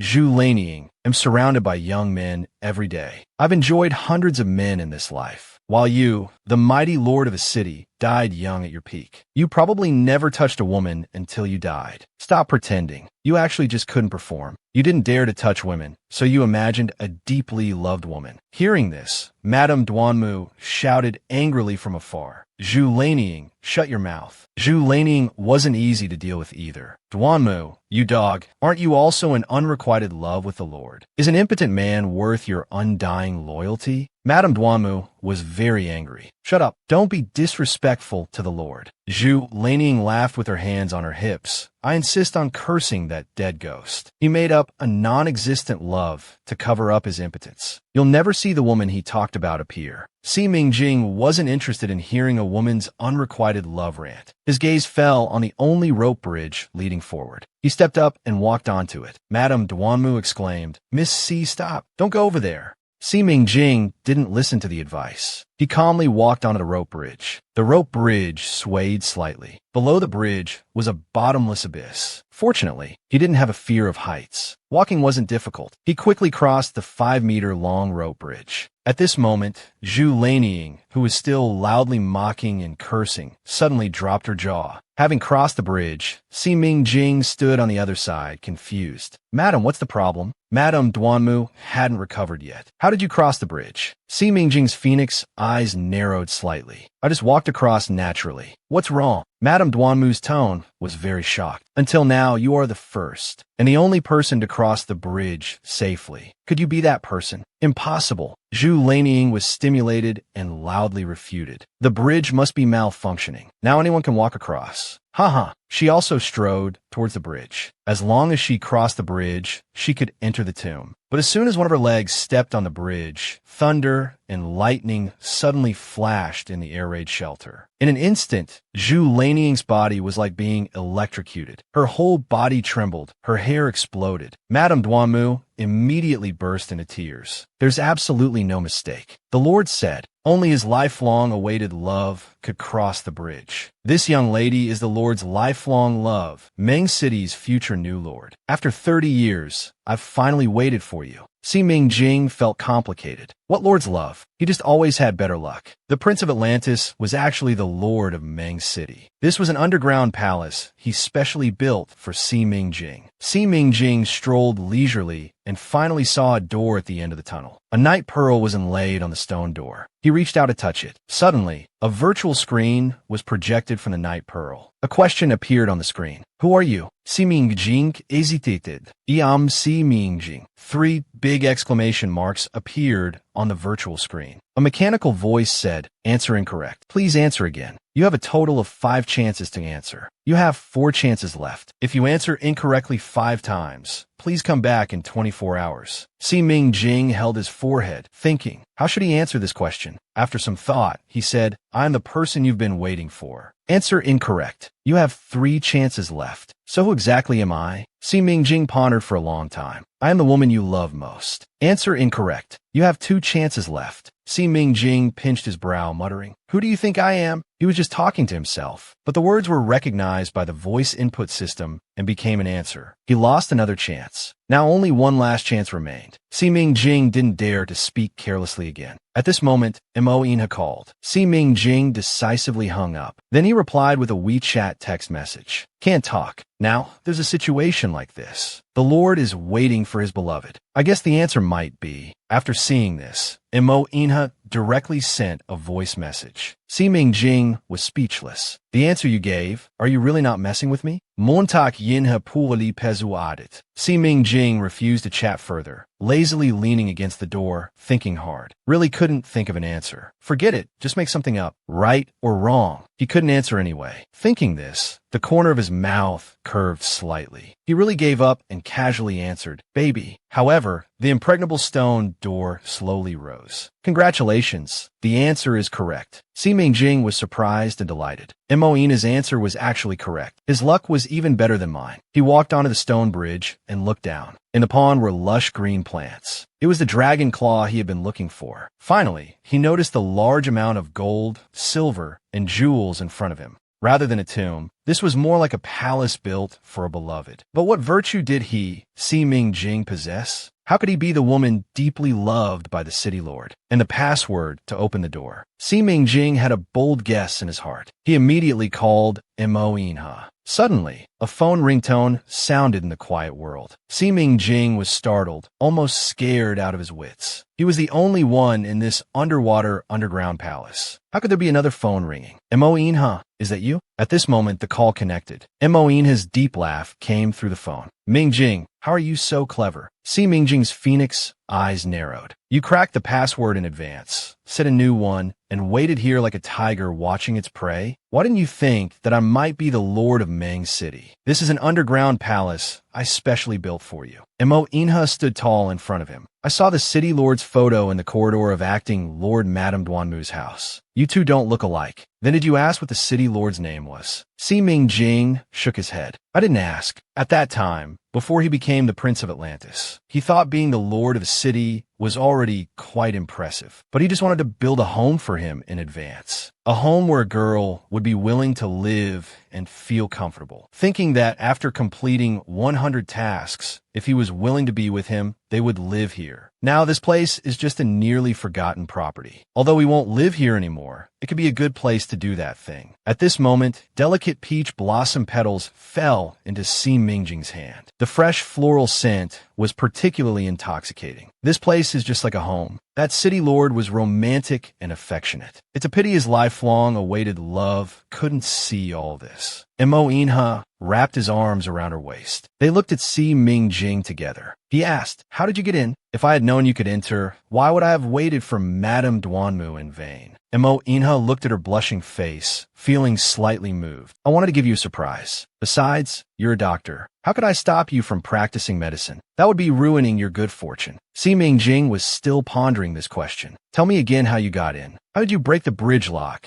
crack the door system, and change the system password?" Mo Inha held back his laughter and didn't answer. "Have you ever seen a magician explain the secret of his magic to others?" Si Mingjing huffed angrily and stopped talking. Mo Inha took out a velvet box from his suit pocket and handed it to the angry Si Mingjing. A gift for you. Do you want it or not? Si Mingjing wanted it. As she was about to open it, Mo Inha pressed her delicate hand. Say whether you want it or not first. You can only open it if you want it. Explosion. Mo Inha transformed into the Lord of Meng City. A grand proposal. The famous scene is here. Si Mingjing smiled and said, although I know you're definitely setting a trap for me, I want it. He opened the box, thinking it should be a necklace inside. The moment he opened the box, a dazzling light blinded her. Si Mingjing was stunned and froze. It was so beautiful. It was a diamond ring. Mo Inha suddenly knelt on one knee. He held her hand. Looking up at her, he gazed deeply into her eyes. You asked for yourself. I'll take that as you accepting my proposal. You can't back out now. This time you're trapped. You're not allowed to run away for the rest of your life. You have to stay by my side forever. Si Mingjing murmured, I still can't be sure if I'm your baby. If your baby suddenly appears one day, then I would become the most embarrassed woman in the world. My mother made the wrong choice once, and our family was ruined. So I'm especially cautious about marriage. I can't accept your proposal. Mo Inha pressed her hand that was about to take off the diamond ring. Jingqing, you don't know how many lifetimes of good fortune I've accumulated to have this chance to hold your hand in this life. Don't reject me so easily. I can wait. We can have the wedding after you're willing to marry me. If you're never willing, then I'll be your fiancé for life. Si Mingjing's eyes welled up with tears. Her heart couldn't help but be moved. Then how many lifetimes of good fortune did you accumulate? 3 lifetimes. Mo Inha wiped the tears from her eyes. Maybe 100 lifetimes. Mingjing, will you be my fiancé first? I can't let you stay by my side without a proper status, letting people gossip. Don't reject me. And don't reject the big demon king in your heart. He really wants to love you openly. Si Mingjing's emotions were deeply hidden, but she couldn't hide her thick eyelashes. She cleared her throat and said softly, okay. Mo Inha held her hand tightly. Let's go. You go back the way you came from this exit. I'll leave from another exit. Si Mingjing was surprised. You're not coming out with me? There's another exit? Even a rabbit has 3 burrows. What's strange about having another exit? Mo Inha gently stroked her hair. I snuck in. It's not convenient for people to see me. Be good. Once things are settled here, come back to Starlight Island immediately. I can't sleep well if I'm not holding you at night. Si Mingjing's ears turned red. Okay. She walked out of the tomb. Madame Duanmu immediately led all the high officials of Meng City to welcome her grandly. The city lord left a final order before his death. Whoever enters the tomb will be the new city lord. From now on, Si Mingjing is the new city lord of Meng City. Si Mingjing stood before everyone, lips pressed together in silence. She was able to enter the tomb because Mo Inha had cracked the tomb's defense system in advance. So she found herself in a difficult position. She walked up to Madame Duanmu. Madam, perhaps this is a coincidence. I am not the woman the city lord loved. No, please don't reject the city lord's sincere feelings for you. He said he built a city for one person, only hoping to make a home in your heart. Si Mingjing touched the diamond ring on her ring finger. I'm sorry, but I already have someone in my heart. There's no room for anyone else. Madame Duanmu noticed the diamond ring on her ring finger. She became even more certain. Miss C, if you're unwilling to let the city lord make a home in your heart, why are you wearing the diamond ring that the city lord personally designed and polished for you? This diamond ring you took from the tomb can command the entire Hell Shore army and all the officials of Meng City to swear allegiance to you. Si Mingjing was stunned. She unconsciously asked, what's your city lord's name? Madame Duanmu respectfully called out 3 words, Mo Inha. Si Mingjing's expression became wooden. Mo Inha wasn't the Prince of Atlantis, and the city lord of Meng City had passed away over 30 years ago. How could the city lord be called Mo Inha? This must be a joke. Madame Duanmu spoke firmly. They just happen to have the same name. Our great city lord has been called Mo Inha for over 50 years. It's clear who copied whose name. But Si Mingjing didn't think so. Could it be that the city lord was actually Mo Inha? The city lord was Mo Inha's previous life. Mo Inha's surname was clearly Yi, yet he named himself Mo Inha. Could it be because this was his name in his previous life? The reason Mo Inha didn't come out of the tomb with her was that he didn't want to get entangled with the past again. At this moment, all the members of the Hell's Shore Legion present shouted, begging Miss C to accept Meng City built by the city lord for her. Si Mingjing was a bit troubled. My life is not here. I can't stay to manage Meng City. It's It's all right. The city lord had already arranged everything. He doesn't want to trap you with a city. You just need to agree to be the new city lord. The acting city lord will handle daily affairs for you. The city lord also said you don't need to remain a widow for him. Meng City is just one of the dowries he's giving you. Si Mingjing raised her phoenix eyes slightly.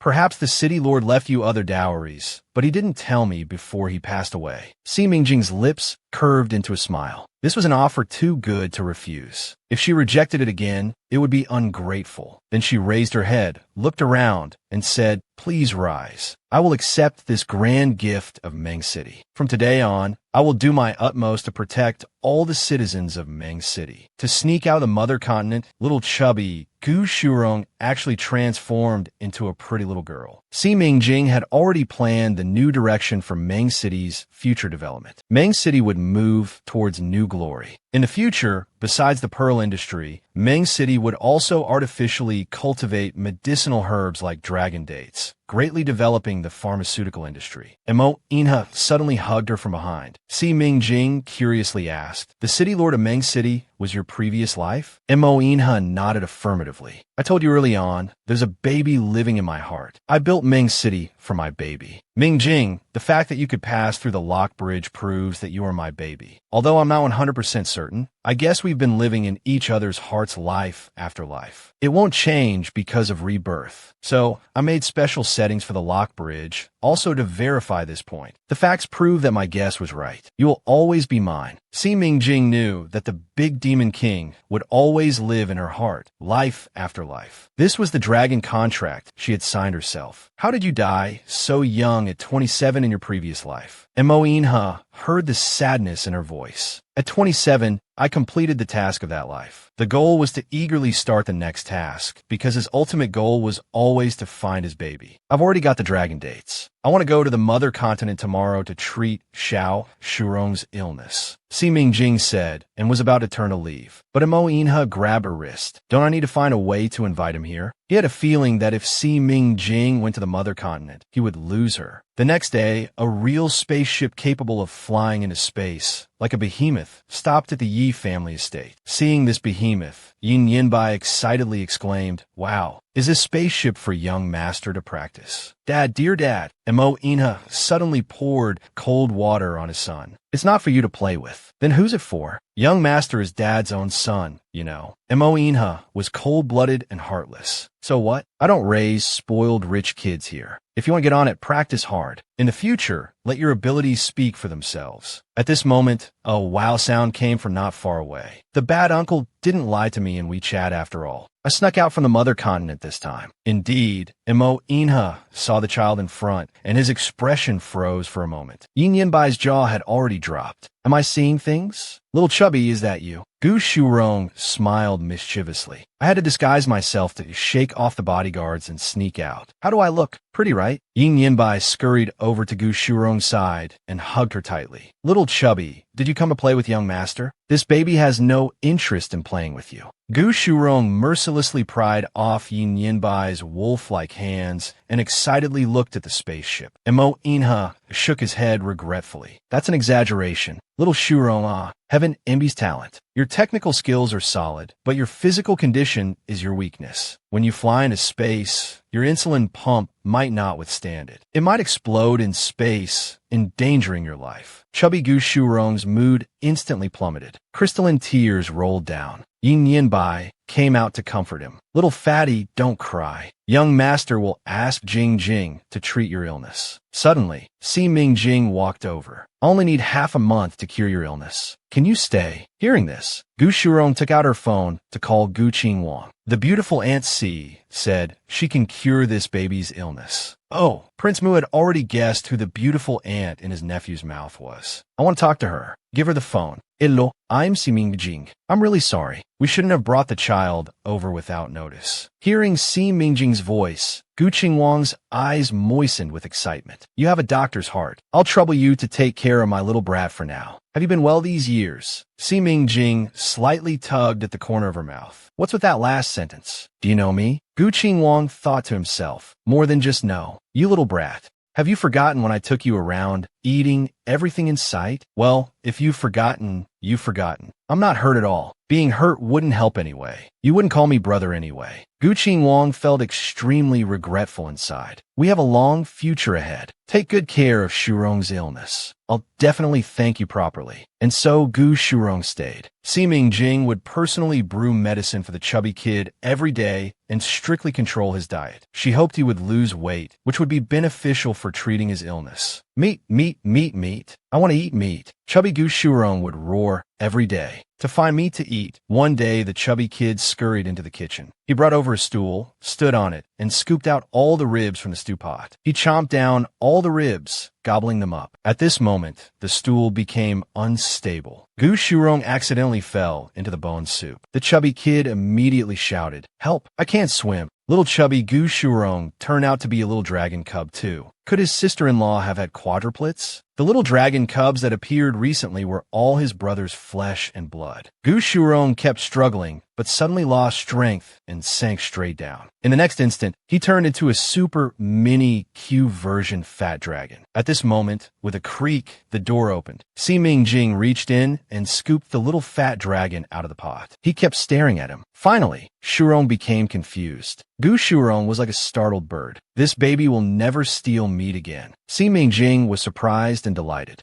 You're also from the most noble dragon clan of the mother continent. Gu Shurong was stunned for a moment. He remembered what his uncle had told him. In legends, dragon clan members were like Tang Monk's flesh. You can't let others know your little dragon. They'll catch you to make soup. After thinking about it, he became extremely scared. He immediately asked Si Mingjing to keep a secret for him. He didn't want to be caught for soup. Yishang yachit in astonishment. It took him a while to react. What? The little chubby is also a little dragon. Could his sister-in-law have had quadruplets? Were all the little dragons that appeared recently his brother's own flesh and blood? Liang Liang is, Xiao Su is too. Si Mingjing's lips twitched slightly. That doesn't prove Xiao Shurong is your brother's child. Are all the little dragons on the mother continent born to your sister-in-law? Of course that's not possible. But in the past 2 months, 2 children have appeared consecutively. They're all my big brothers. Yishin reflexively thought that whenever a dragon cub appeared, there was a 90% chance it was his nephew. We can just do a paternity test. We have the equipment at home anyway. Might as well use it since we bought it. Yishin connected to Mo Inha via Bluetooth. Mo Inha was on a diplomatic visit to S country. Even through the phone, Mo Inha could hear Yishin's excited voice. Big brother, you picked a bad time to go on a business trip. Do you think the little chubby might be my nephew? He recalled how he had recently taken the chubby kid hostage, and Si Li Sao had rushed over anxiously to take the child away. At the time, he thought Si Li Sao was overreacting. Take good care of that child before I return. If Si Li Sao dares to come and take the child, beat him to death. Si Mingjing asked Gu Shurong, is the homework Mo Inha assigned you difficult? Gu Shurong's mouth curved upward. What could be difficult for this baby? This baby gets first place in every subject, although it's last place. But it's still first place. Si Mingjing patted his little head. Shurong, shall we go pick up Xiao Bai and the others from school? Gu Shurong suddenly became sad. What's there to pick up for that bird brain Bai? Si Mingjing reached out and picked up the little chubby. All the little kids in kindergarten hope their parents will pick them up on time. Don't you want your mom and dad to pick you up at home?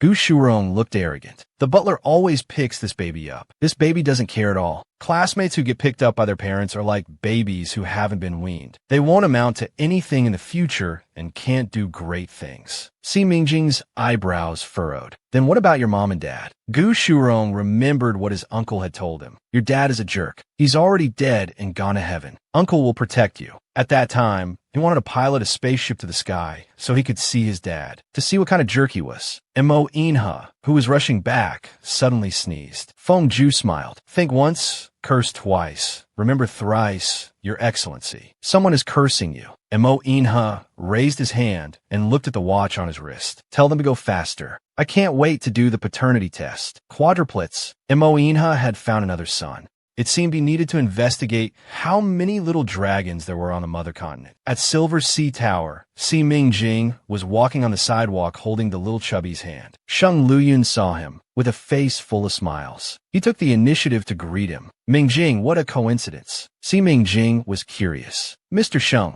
why are you here? Sheng Luyun was in his typical attire, with a ponytail. He exuded an artistic aura, handsome like an artist. He said, I'm here to supervise the renovation. I've rented the 20th floor here to open a music studio. You can come down and take a look when you're off work. Sheng Luyun had actually rented the 20th floor of Inhai building. Why did he rent here? For him? He suspected he was his long-lost sister. Si Mingjing pouted, with a hint of a playful smile. Isn't Mr. Sheng a prince of the mother continent? I heard that the 3 underwater kingdoms consider land people as inferior humans. I didn't expect Prince Sheng to condescend. These words clearly had a sarcastic tone. Sheng Luyun pretended not to hear. I can't leave Liang Liang. Jingxing, would you let Liang Liang come here every weekend to experience the influence of art? Children indeed need to learn more things. I'll talk to Mo Inha about it later. See what he thinks. Si Mingjing greatly respected Mo Inha's education of the children and never interfered carelessly. Sheng Luyun's face darkened for a moment. You could decide on this matter. There's no need to discuss it with him. Si Mingjing spoke coldly. Liang Liang is not my daughter. If I manage this, wouldn't I be overstepping? He can hold grudges for a long time. He still hadn't forgotten that Sheng Luyun once said he was meddling too much. Sheng Luyun's mouth twitched, filled with regret. He wished he could slap his past self back to the Pacific Ocean. Just then, Yining walked over quickly and greeted Si Mingjing. The two were stunned on the spot and said in unison, Yining, why are you here? Yining blinked and took out a VIP card. I rented a floor and a half for a restaurant. Mingjing, if you're hungry after work in the future, come and visit my restaurant. Suddenly, another male voice came from afar. I rented a floor here to open a ship simulation cabin experience. Mingjing, you can come and play when you're free. As soon as the words fell, a car stopped in front of them. The 3 of them, with gloomy faces, cast cold glances at the car. They said in unison, why is he here too? Little chubby Gu Shurong exclaimed, wow, it's so lively. It was Mo Inha who arrived at Inhai building by car. He got out of the car, holding flowers he bought on the way, and strode towards Si Mingjing with his long legs. The next second, Si Mingjing, suddenly excited, opened her arms and threw herself into his embrace. That scene was like a girl returning home by high-speed rail, seeing her boyfriend waiting with flowers at the exit of the station. Si Mingjing asked, why are you here? Weren't you on a foreign visit? Mo Inha, very pleased, said, I wanted to give you a surprise. The scene of the two embracing lovingly fell into the eyes of the other 3 men, and it was quite eye-piercing. Mo Inha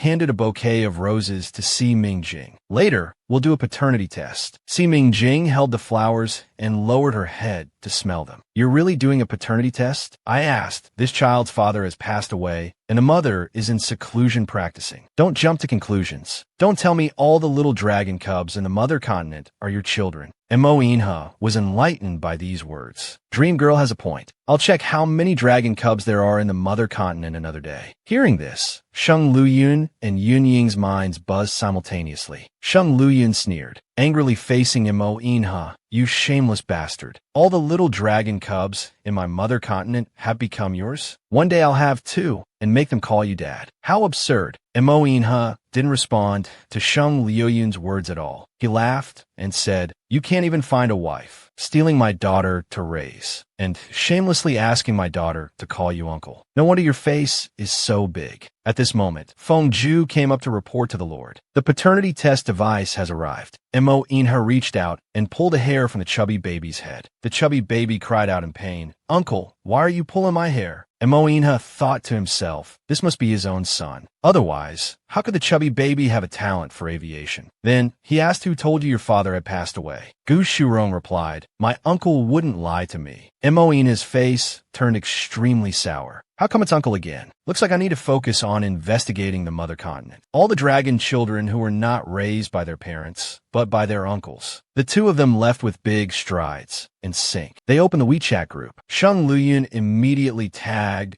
Gu Chongbin. Your little dragon child is about to be exposed. Mo Inha is doing a paternity test with Gu Shurong. Then he tagged all members. Guard your little dragon babies well. Soon the paternity test results came out. Feng Ju excitedly said, "Lord, you and little Shurong indeed have a blood relationship." Mo Ina's gaze fell intensely on the chubby baby, his eyes slightly moist. Calling Dad, Yin Yinbai's status is at risk. No, brother must be young master. The little fatty can only be the younger brother. The chubby baby Gu Shurong blinked his confused big eyes, very arrogantly saying, "Uncle, don't trick me. My dad has already gone to heaven." Mo Ina's expression was solemn and serious. "I am your father." The little chubby baby blinked his big eyes, looking at Mo Inha with confusion and caution. "It's all because I'm too cute. You actually want to kidnap me. I won't fall for it. Call me Dad, and you can fly any spaceship you want in the future." Gu Shurong, the chubby baby, suddenly brightened up and immediately shouted, "Dad." Mo Inha held the chubby baby lovingly, then pointed at Si Ming Jing and said, "Call her mom. In the future, if you want to eat meat, I'll give you meat to eat." Si Ming Jing was embarrassed but a little happy. "What nonsense are you teaching the child?" But Mo Inha said, "Ming Jing, it's fine if you don't believe you're my baby. But don't you plan to marry me in the future? In any case, my child will be our child." For the sake of eating meat, the little chubby baby abandoned all principles. "Mom, I want to eat meat. This child is too cute." Si Ming Jing rubbed his head. "You need to eat in moderation. If you want to pilot a spaceship to the sky, you must lose weight and get well first." The little chubby baby immediately had tears in his eyes, but was full of fighting spirit. "I understand. I will definitely treat my illness well. In the future, I'll fly to the sky to find my real dad." Back at the Yi family villa, Mo Inha called the 3 children to the living room. He announced a major event. "Xiao Bai, you have a little brother now. Xiao Shurong is your brother. Oh, young master has a little brother now." But the little fatty never wanted to be young master's little brother. The little fatty only wants to be young master's big brother. "Oh no, status at risk. No, brother must be young master." Yin Yinbai immediately went to hold Sheng Liang and Yun Su's hands, one on each side. "Liang, Su, you only need one brother. The little fatty can only be the little brother. You know." Liang blinked her beautiful big eyes. "But this princess doesn't want a little brother. This princess only wants a big brother." Yin Su also said, "This princess doesn't want a little brother either. This princess wants 2 big brothers. Then young master is the big brother. You must call the little fatty second brother. In the future, young master will give you all his pocket money to buy candy." The 2 little princesses were immediately tempted. Si Ming Jing knew that these 3 were 80% coming for her. They, like Mo Inha, were convinced that she was by Jusi. 2 of them were 80% likely coming to find their sister. One was coming to find his fiancée. Si Ming Jing was curious. Bai Jusi was Sheng Luyun and Yun Ying's sister. Mo Inha answered that she wasn't. Bai Jusi was born in the Bai family on the mother continent. He only had one sister, Bai Qing Shui. That's the current fake Bai Jusi. Sheng Luyun was born in the noble Sheng family on the mother continent. Yuning was born in the noble Yun family on the mother continent. The 3 families had no blood relations. Then why was Sheng Luyun Liang's uncle? Yuning also claimed to be little Su's uncle. Even Shurong you just found was raised by an uncle. Si Ming Jing was very curious. Were these blood uncles or adopted uncles? Isn't that obvious? Of course they're adopted. If they were blood relatives, when the baby was arranged to marry Chu Liushang on the mother continent and was rejected by him, suffering such a great insult, why didn't they come out to stand up for the baby? Mo Inha himself had a sister. If anyone dared to look down on his sister, no matter how high that person's status was, Mo Inha would never allow that person to get close to his sister again. So he extremely disliked Si Li Sao. However, Sheng Luyun and Yuning were always calling Chu Liushang brother, racking their brains to try to lure his Mingjing away. How could a brother do such an unconscionable thing? What, was Chu Liushang more suitable to be a brother-in-law than Mo Inha? Just because he encouraged communication between underwater and land people? Different political views, he wasn't worthy of getting the baby. Meanwhile, in a private room of a restaurant, Sheng Luyun, Yuning, and Chu Liushang sat around a table, drinking and singing. Chu Liushang's fingers tensed, gripping the wine glass. How many children does a Geo actually have? Sheng Luyun wasn't in a good mood either.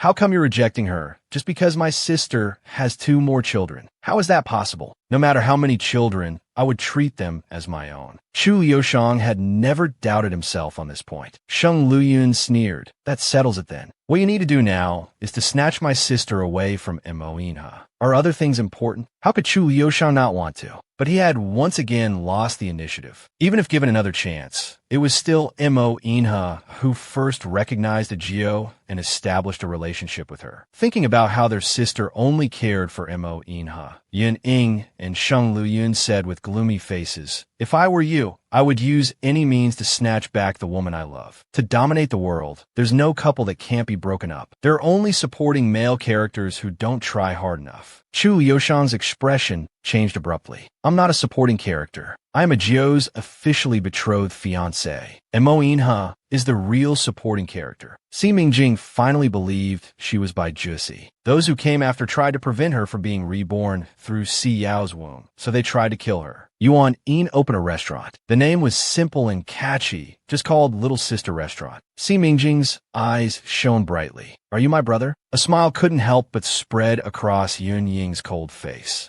"Jing, do you remember something?" Si Mingjing spoke softly. "Tens of thousands of years ago, on the eve of the Great Flood, you prevented me from being with Mo Ing, causing me trouble. The entire city-state faced destruction. I sacrificed myself to create a barrier, allowing the city-state to sink into the sea and continue to exist." Yun Ying's eyes immediately reddened. "Brother wanted to save you. When brother arrived, tens of thousands of years had passed. The mother continent had become the strongest of the 4 underwater nations. I thought I had lost my sister forever. Until many years later, in Mo Inha's Great Hall, that dragon dance belonging to little sister couldn't be mistaken. Even though her appearance had changed, I recognized that Bai Jusi was my little sister from tens of thousands of years ago. Si Mingjing, Jing. I've been searching for tens of thousands of years. I finally found you, but you suddenly disappeared again 5 years ago. Agu has been waiting for your return." Si Mingjing was touched by this scene. "Brother, I'm back. Is Sheng Luyun also my brother?" "No," Yuning answered without hesitation, firmly. "Jing, in this world, your only blood brother is me, Yuning, alone. Then why does Sheng Luyun look at me every time as if he's looking at his little sister?" Yuning asserted without thinking. Perhaps he's just shameless. But Si Mingjing didn't think so. Perhaps Yun Ying's words couldn't be fully trusted either. Yuning reached out to hold her hand.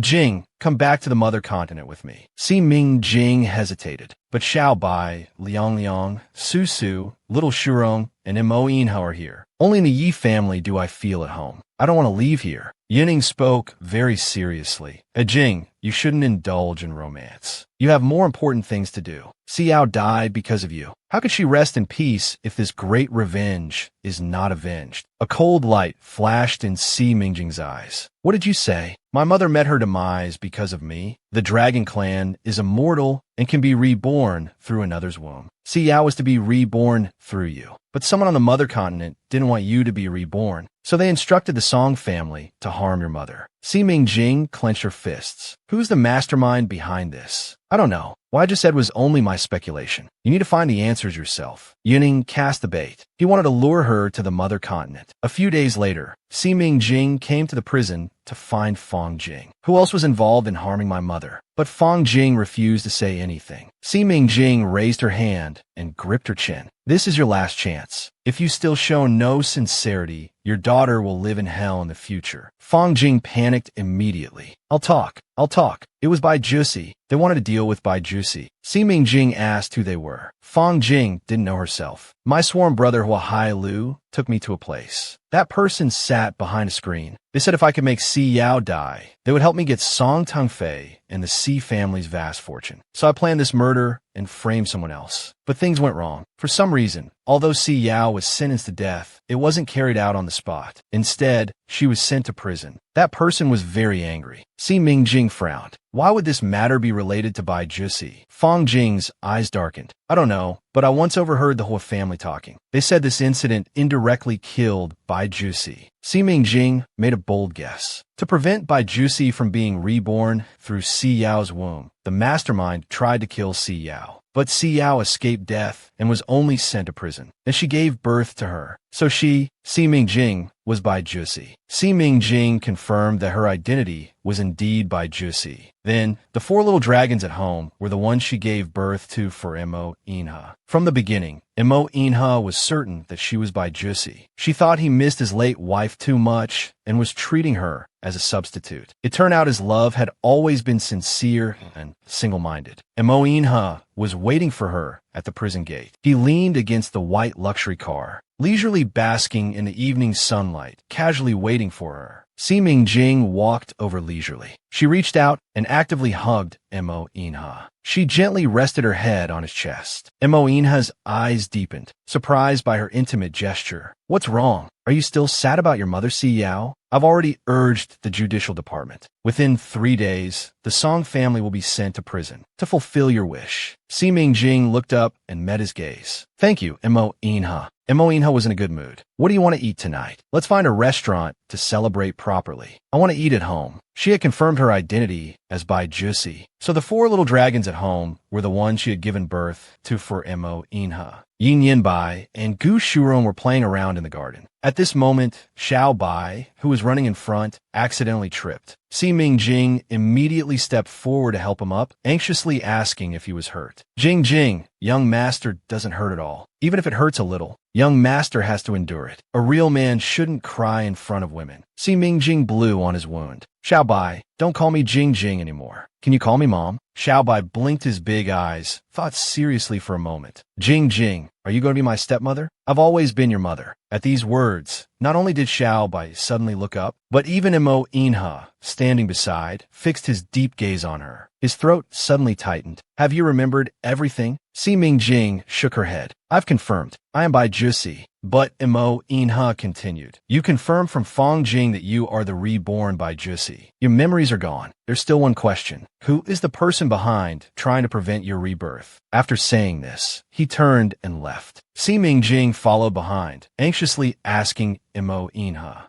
"Where are you going?" Mo Inha spoke coldly to the detention center to pry open Fong Jing's brother's mouth, to find out who's behind this. He walked very fast. Si Mingjing couldn't stop him. Seeing his angry, retreating figure, Si Mingjing thought perhaps Mo Inha would give her the answer when he returned. She was also eager to know who was behind it all. At this moment, Liang and Susu rushed over, shouting, Mom, Dad said Mom doesn't remember, so we shouldn't call you Mom. He's afraid Mom will misunderstand Dad, thinking Dad is treating Mom as a substitute and make Mom feel uncomfortable. Si Mingjing crouched down and apologized. "I'm sorry, it's Mom's fault for forgetting you all." Yin Yinbai also rushed over, tightly hugging Si Mingjing's arm. Jing, it's okay, as long as young master knows. Others call you Mom, but Xiaobai likes to call you Jing. Si Mingjing saw the little chubby one, hiding in a small corner, sulking quietly. So she beckoned Xiao Shurong to come over. Gu Shurong instantly turned his head shyly. He slowly walked over. "I'll just treat her as Mom for now. After all, she cured my illness. Later when I go to heaven, I'll ask my dad when my real mom will finish her closed-door cultivation. For now, it's just practice. I'll call my real mom later." In the evening, Mo Inha returned. His face was very gloomy. A terrifying expression spread across his handsome features. Si Mingjing walked over. "Did you find out?" Mo Inha remained silent for a while. Without directly answering, he said, "Mingjing, I'll avenge you. Can you not ask about it anymore?" Si Mingjing was surprised. She turned her head and looked at him in confusion. "No, the mastermind is related to me. Could it be by Juicy's family? From the mother continent, and related to him. It can only be the Bai family." Mo Inha's face tensed. He frankly said, "It's your mother-in-law. Bai Juicy's mother, Bai Chuan Feng." Si Mingjing was very shocked. But why would she do this? Preventing Bai Juicy's rebirth is tantamount to letting Bai Juicy die. Little chubby Gu Shurong was extremely happy. He hugged Mo Inha's neck tightly, not wanting to let go. "You're my real daddy. Now, this baby can play with spaceships every day, yay." Si Mingjing was stunned. Indeed, her mood was low. Why would she do this? Mo Inha wasn't sure either. Your mother-daughter relationship wasn't good. She always wanted you to sacrifice for your sister by Qing Shui. Sometimes I find it hard to understand. How can a mother be so biased? But even if she's biased, you can't commit matricide. If you kill your mother, your reputation will be ruined. Si Mingjing felt a lump in her throat. "I understand, but it's hard to accept." At this moment, Gu Shurong ran over. "Mom, this baby's uncle has prepared a banquet. He wants to invite you to dinner tomorrow to thank Mom for curing this baby's illness. Uncle said there will be lots of meat at the banquet. The little chubby kept swallowing as he spoke. Dad, Mom, are you going?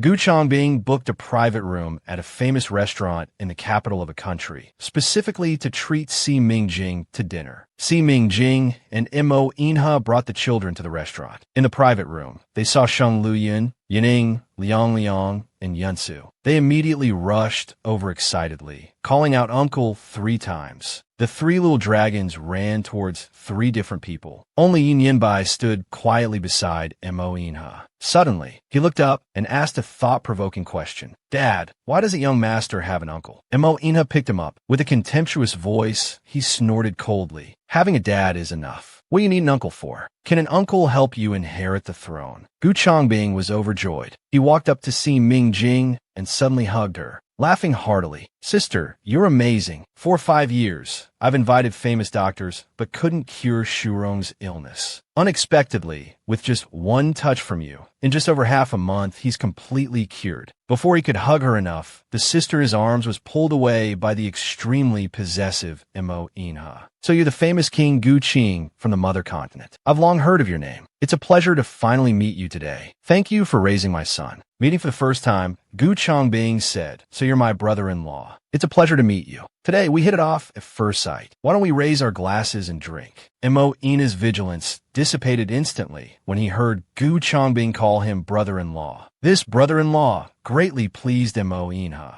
It was the first time someone acknowledged him as a brother-in-law. The brother-in-law sat at the dinner table. The 2 of them exchanged drinks. It was as if old friends had reunited after many years. The atmosphere was so harmonious that Sheng Luyun and Yuning, sitting nearby, looked at each other in bewilderment, as if they had walked onto the wrong set. The 2 of them thought in unison, Gu Changbing, you traitor. Gu Changbing turned to look at Si Mingjing. Sister, I heard you've forgotten your past. It's okay. Just remember that I'm your 4th brother. Si Mingjing found Gu Changbing quite interesting. She smiled faintly. Okay, 4th brother. Gu Changbing was so excited that he secretly wiped the corner of his eye. My little sister is so sweet. Sheng Luyun, sitting nearby, immediately stood up. I'm your 2nd brother. Unfortunately, Si Mingjing remained unmoved. She turned her head to serve Yining some food. Brother, have some fish. Yin Ying's face lit up. Thank you, little sister. The difference in treatment was too obvious. Sheng Luyun almost coughed up blood. Little chubby Gu Shurong suddenly looked up and asked his uncle, is she this baby's real mommy? Gu Changbing didn't hesitate. He answered directly, of course. Why else would you have already called her that? The little chubby sat up straight, his big eyes staring directly at Mo Inha. Then this baby's real daddy. It couldn't be this bad uncle, could it? Mo Inha's face immediately turned cold. His eyes looked hurt, almost coughing up blood as he looked at his own son. You little brat, all those times you called me daddy, were you just playing with me? Gu Changbing nodded solemnly. But as soon as he finished speaking, the little chubby jumped up. Uncle, didn't you say daddy went to heaven? Gu Changbing coughed awkwardly. You little rascal, what nonsense are you talking about? When did Uncle ever say that? Even if I did say it, I can't admit it in front of your brother-in-law. This child doesn't understand the art of speaking at all. Gu Shurong suddenly started howling loudly. He threw himself into Mo Inha's arms, hugging his neck. Real daddy. I have a real daddy now. From now on, this baby can play with spaceships every day, yay. Mo Inha's expression cracked. Good son, so the spaceship is still more appealing. Si Mingjing never imagined that back then she had stolen the phoenix to become a dragon and borrowed a womb for rebirth. Yining received a phone call. The gloom in his heart seemed to dissipate a bit. He took the initiative to please his sister again. Sister, I apologize to you. The culprit is by Juicy's mother, by Chuanfeng. Come with me to the mother continent. Let's go seek revenge together. Si Mingjing was in a bad mood. She gripped her wine glass tightly, feeling low. If I were by Juicy, how could I commit matricide? Even if I've forgotten everything from my past life, but she's still like Si Yao, the mother who carried me for 10 months and gave birth to me. How could she be a mother? Sister, I just received news. Bai Chuanfeng is not of pure Yin constitution. Si Mingjing didn't look up. Her eyelids didn't even move. So what? Sheng Liyun, who had been sitting and drinking silently, put down his wine glass. How could Bai Chuanfeng not be of pure Een constitution. Sister, you're being silly. If she's not of pure Een constitution, how could you have chosen her as the mother for your rebirth? Si Mingjing didn't understand this basic question. She knew very little about dragon clans. So brother means that he can only borrow the womb of someone with a pure Een constitution for rebirth. Sheng Luyun was confused, but she clearly gave birth to little sister. Yunying's expression was very solemn. My people just confirmed. Although the Bai family's twin sisters on the mother continent are twins, Bai Chuanfeng was born 2 hours later than Bai Danfeng. According to their birth charts, only Bai Danfeng has a pure Een constitution. Bai Chuanfeng doesn't. If Bai Chuanfeng doesn't have a pure Een constitution, she absolutely cannot be your mother. That's not the Holy Mother. Sister, come back to the mother continent with me. Let's thoroughly investigate Bai Chuanfeng. Sheng Luyun rested his chin on his hand, his eyes filled with complex emotions. Could it be that Bai Danfeng gave birth to little sister? But Bai Danfeng was pregnant with a boy back then. Could it be? He secretly glanced at Gu Chongbing. Their eyes met. Gu Chongbing nodded speculatively. It's very likely. Sheng Luyun suddenly slammed the table. Back then, the Bai twins went into labor on the same night. Bai Danfeng gave birth to a boy. Bai Chuanfeng gave birth to you. If Bai Chuanfeng doesn't have a pure Een constitution, but Bai Danfeng does, then it's highly possible that this was a case of swapping the phoenix for a dragon. On the mother continent, mothers are revered. Children take their mother's surname. Women have inheritance rights in the family. The Bai family is also a prominent family on the mother continent. At that time, both of the Bai family's daughters, Bai Danfeng and Bai Chuanfeng, were pregnant. Old Mrs. Bai once said,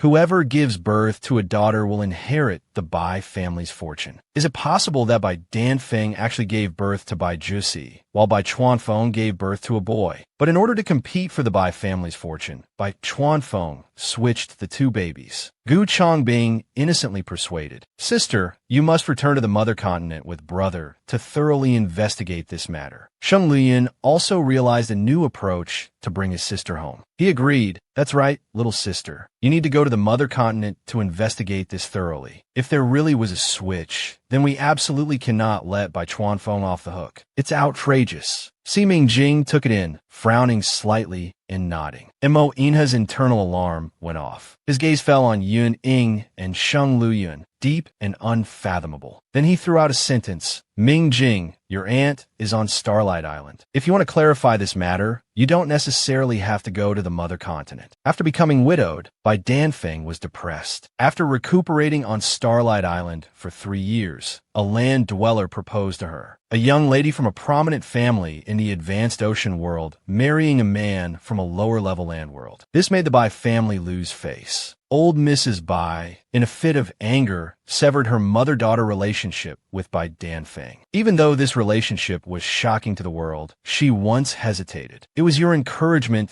that made her determined. Now they're living on Starlight Island, raising fish and growing flowers, enjoying their days. Her choice and your choice were not wrong. Si Mingjing thought for a moment. "I want to meet her." Si Mingjing, in order to save her mother who was 10 months pregnant, actually went to the dangerous cold mountain to find herbs. The two returned to Starlight Island. Mo Inha then took her to visit Bai Danfeng. Unexpectedly, they found an empty house. The house servant said, "Bai Danfeng has been sent to the hospital and is sick." Mo Inha frowned slightly. The servant wiped her tears. "Mr. Mo, Madam was in a car accident. She's been sent to the hospital now. I heard she lost a lot of blood." They quickly rushed to the hospital. Bai Danfeng had been sent to the operating room. She was currently undergoing surgery. Bai Danfeng's husband, named Tao Qingzhou, was sitting on a chair outside the operating room. Mo Inha saw his pained expression and offered words of comfort. "It will be all right." At this moment, the tightly closed doors of the operating room were suddenly pushed open from the inside. The doctor sighed, shaking his head apologetically. "We've done our best." But she was brought in too late. Tao Qingzhou broke down emotionally. "It's not possible. It can't be. Doctor, please save my wife. Even if it cost me 20 years of my life, I'd be willing to do it." A series of hurried footsteps. Si Mingjing strode into the operating room. On the operating table lay an unconscious woman. Her eyes were tightly closed, her face pale, barely clinging to life. For some reason, when Si Mingjing first saw that woman, Her heart felt like it was pierced by a needle. It hurt terribly. Tao Qingzhou's steps faltered as he struggled to reach the operating table. He grasped his wife's hands with both of his. "Danfeng, we promised to grow old together, even as a midlife couple. How can you leave me?" Tears slowly rolled down from the corner of Danfeng's eyes as she lay in a deep coma. Si Mingjing quickly took out silver needles, inserting them one by one into the acupoints on by Danfeng's head. First, to keep her alive. The doctor standing nearby saw Si Mingjing's actions and sternly stopped her. "What are you doing?" Mo Inha immediately spoke up. "She is Si Mingjing." The extinguished hope in the doctor's eyes reignited. "What? You're that miracle doctor? Do you have a way to save her life?" Si Mingjing had only a 10% chance. "Please move her to the intensive care unit. Wait for me to return. Don't touch these silver needles on her head." 3 hours later, Si Mingjing had a hard-to-find medicine. Fearing her subordinates would be like headless flies searching everywhere for herbs and wasting precious time, she posted global high-reward notices for the medicine on both her land and sea social media accounts. But this was like searching for a needle in a haystack. Time was of the essence. Si Mingjing and Mo Inha had no choice but to make a trip to Cold Mountain to find this herb. According to Brother's reasoning, this aunt from her previous life might be the mother who gave birth to her after 10 months of pregnancy. She had already lost one mother. At that time, she was still young and didn't know medicine. Faced with a terminally ill mother, she was helpless. Now that she had medical skills, she couldn't stand by and do nothing. Heaven rewards those who persevere. They finally found that herb. It needed to be fed into by Danfeng's mouth. Tao Qingzhou was very emotional. Niece's husband, will this really work? And Mo Inha couldn't guarantee, but his tone was very certain. "Uncle, you should have heard of Mingjing's medical skills. Her medical skills can bring the dead back to life." At this moment, the doctor walked in. The patient actually has color and a stable heartbeat. Miss C's medicine is truly miraculous. Tao Qingzhou sat by the bed, constantly talking to the comatose by Danfeng. "Danfeng, can you hear me? You'll be all right for sure. Don't be afraid. If you leave, I'll follow." As soon as he finished speaking, the life monitor suddenly started beeping rapidly. "Si Mingjing panik. That's impossible." But the doctor said, "The medicine barely kept her alive, but the patient's bones are shattered all over her body. She might not make it through the night." Si Mingjing immediately picked up a fruit knife, her attitude very determined. She must live. The crown prince of the mother continent, upon learning that his little sister knew she was by Jusi, came specially to Yi City to apologize to her. Si Mingjing took a military knife and cut her own palm. Fresh blood flowed from her palm. "I need a syringe." A moment later, a syringe was brought over. Si Mingjing directly used the syringe to inject her dragon blood into Bai Danfeng's body. Seeing such an unprofessional and brutal way of blood transfusion, the doctor was greatly alarmed. "How can you do this? Don't you have any medical knowledge? You can't transfuse blood like this. Stop quickly. You'll kill the patient. I'm saving her life," Si Mingjing explained. Tao Qingzhou didn't believe Si Mingjing, but he trusted that Mo Inha wouldn't harm his wife. After 3 minutes, the monitor showed that the heartbeat had fluctuations again. The doctor was so overjoyed that he cried out. "The patient's broken bones have healed, including the shattered cervical vertebrae. This is a miracle." The situation was critical. Si Mingjing was just taking a gamble. Dragon blood had life-altering properties. Xiao Bai's leg had healed instantly before. But for ordinary people, it absolutely didn't have the ability to heal bones in such a short time.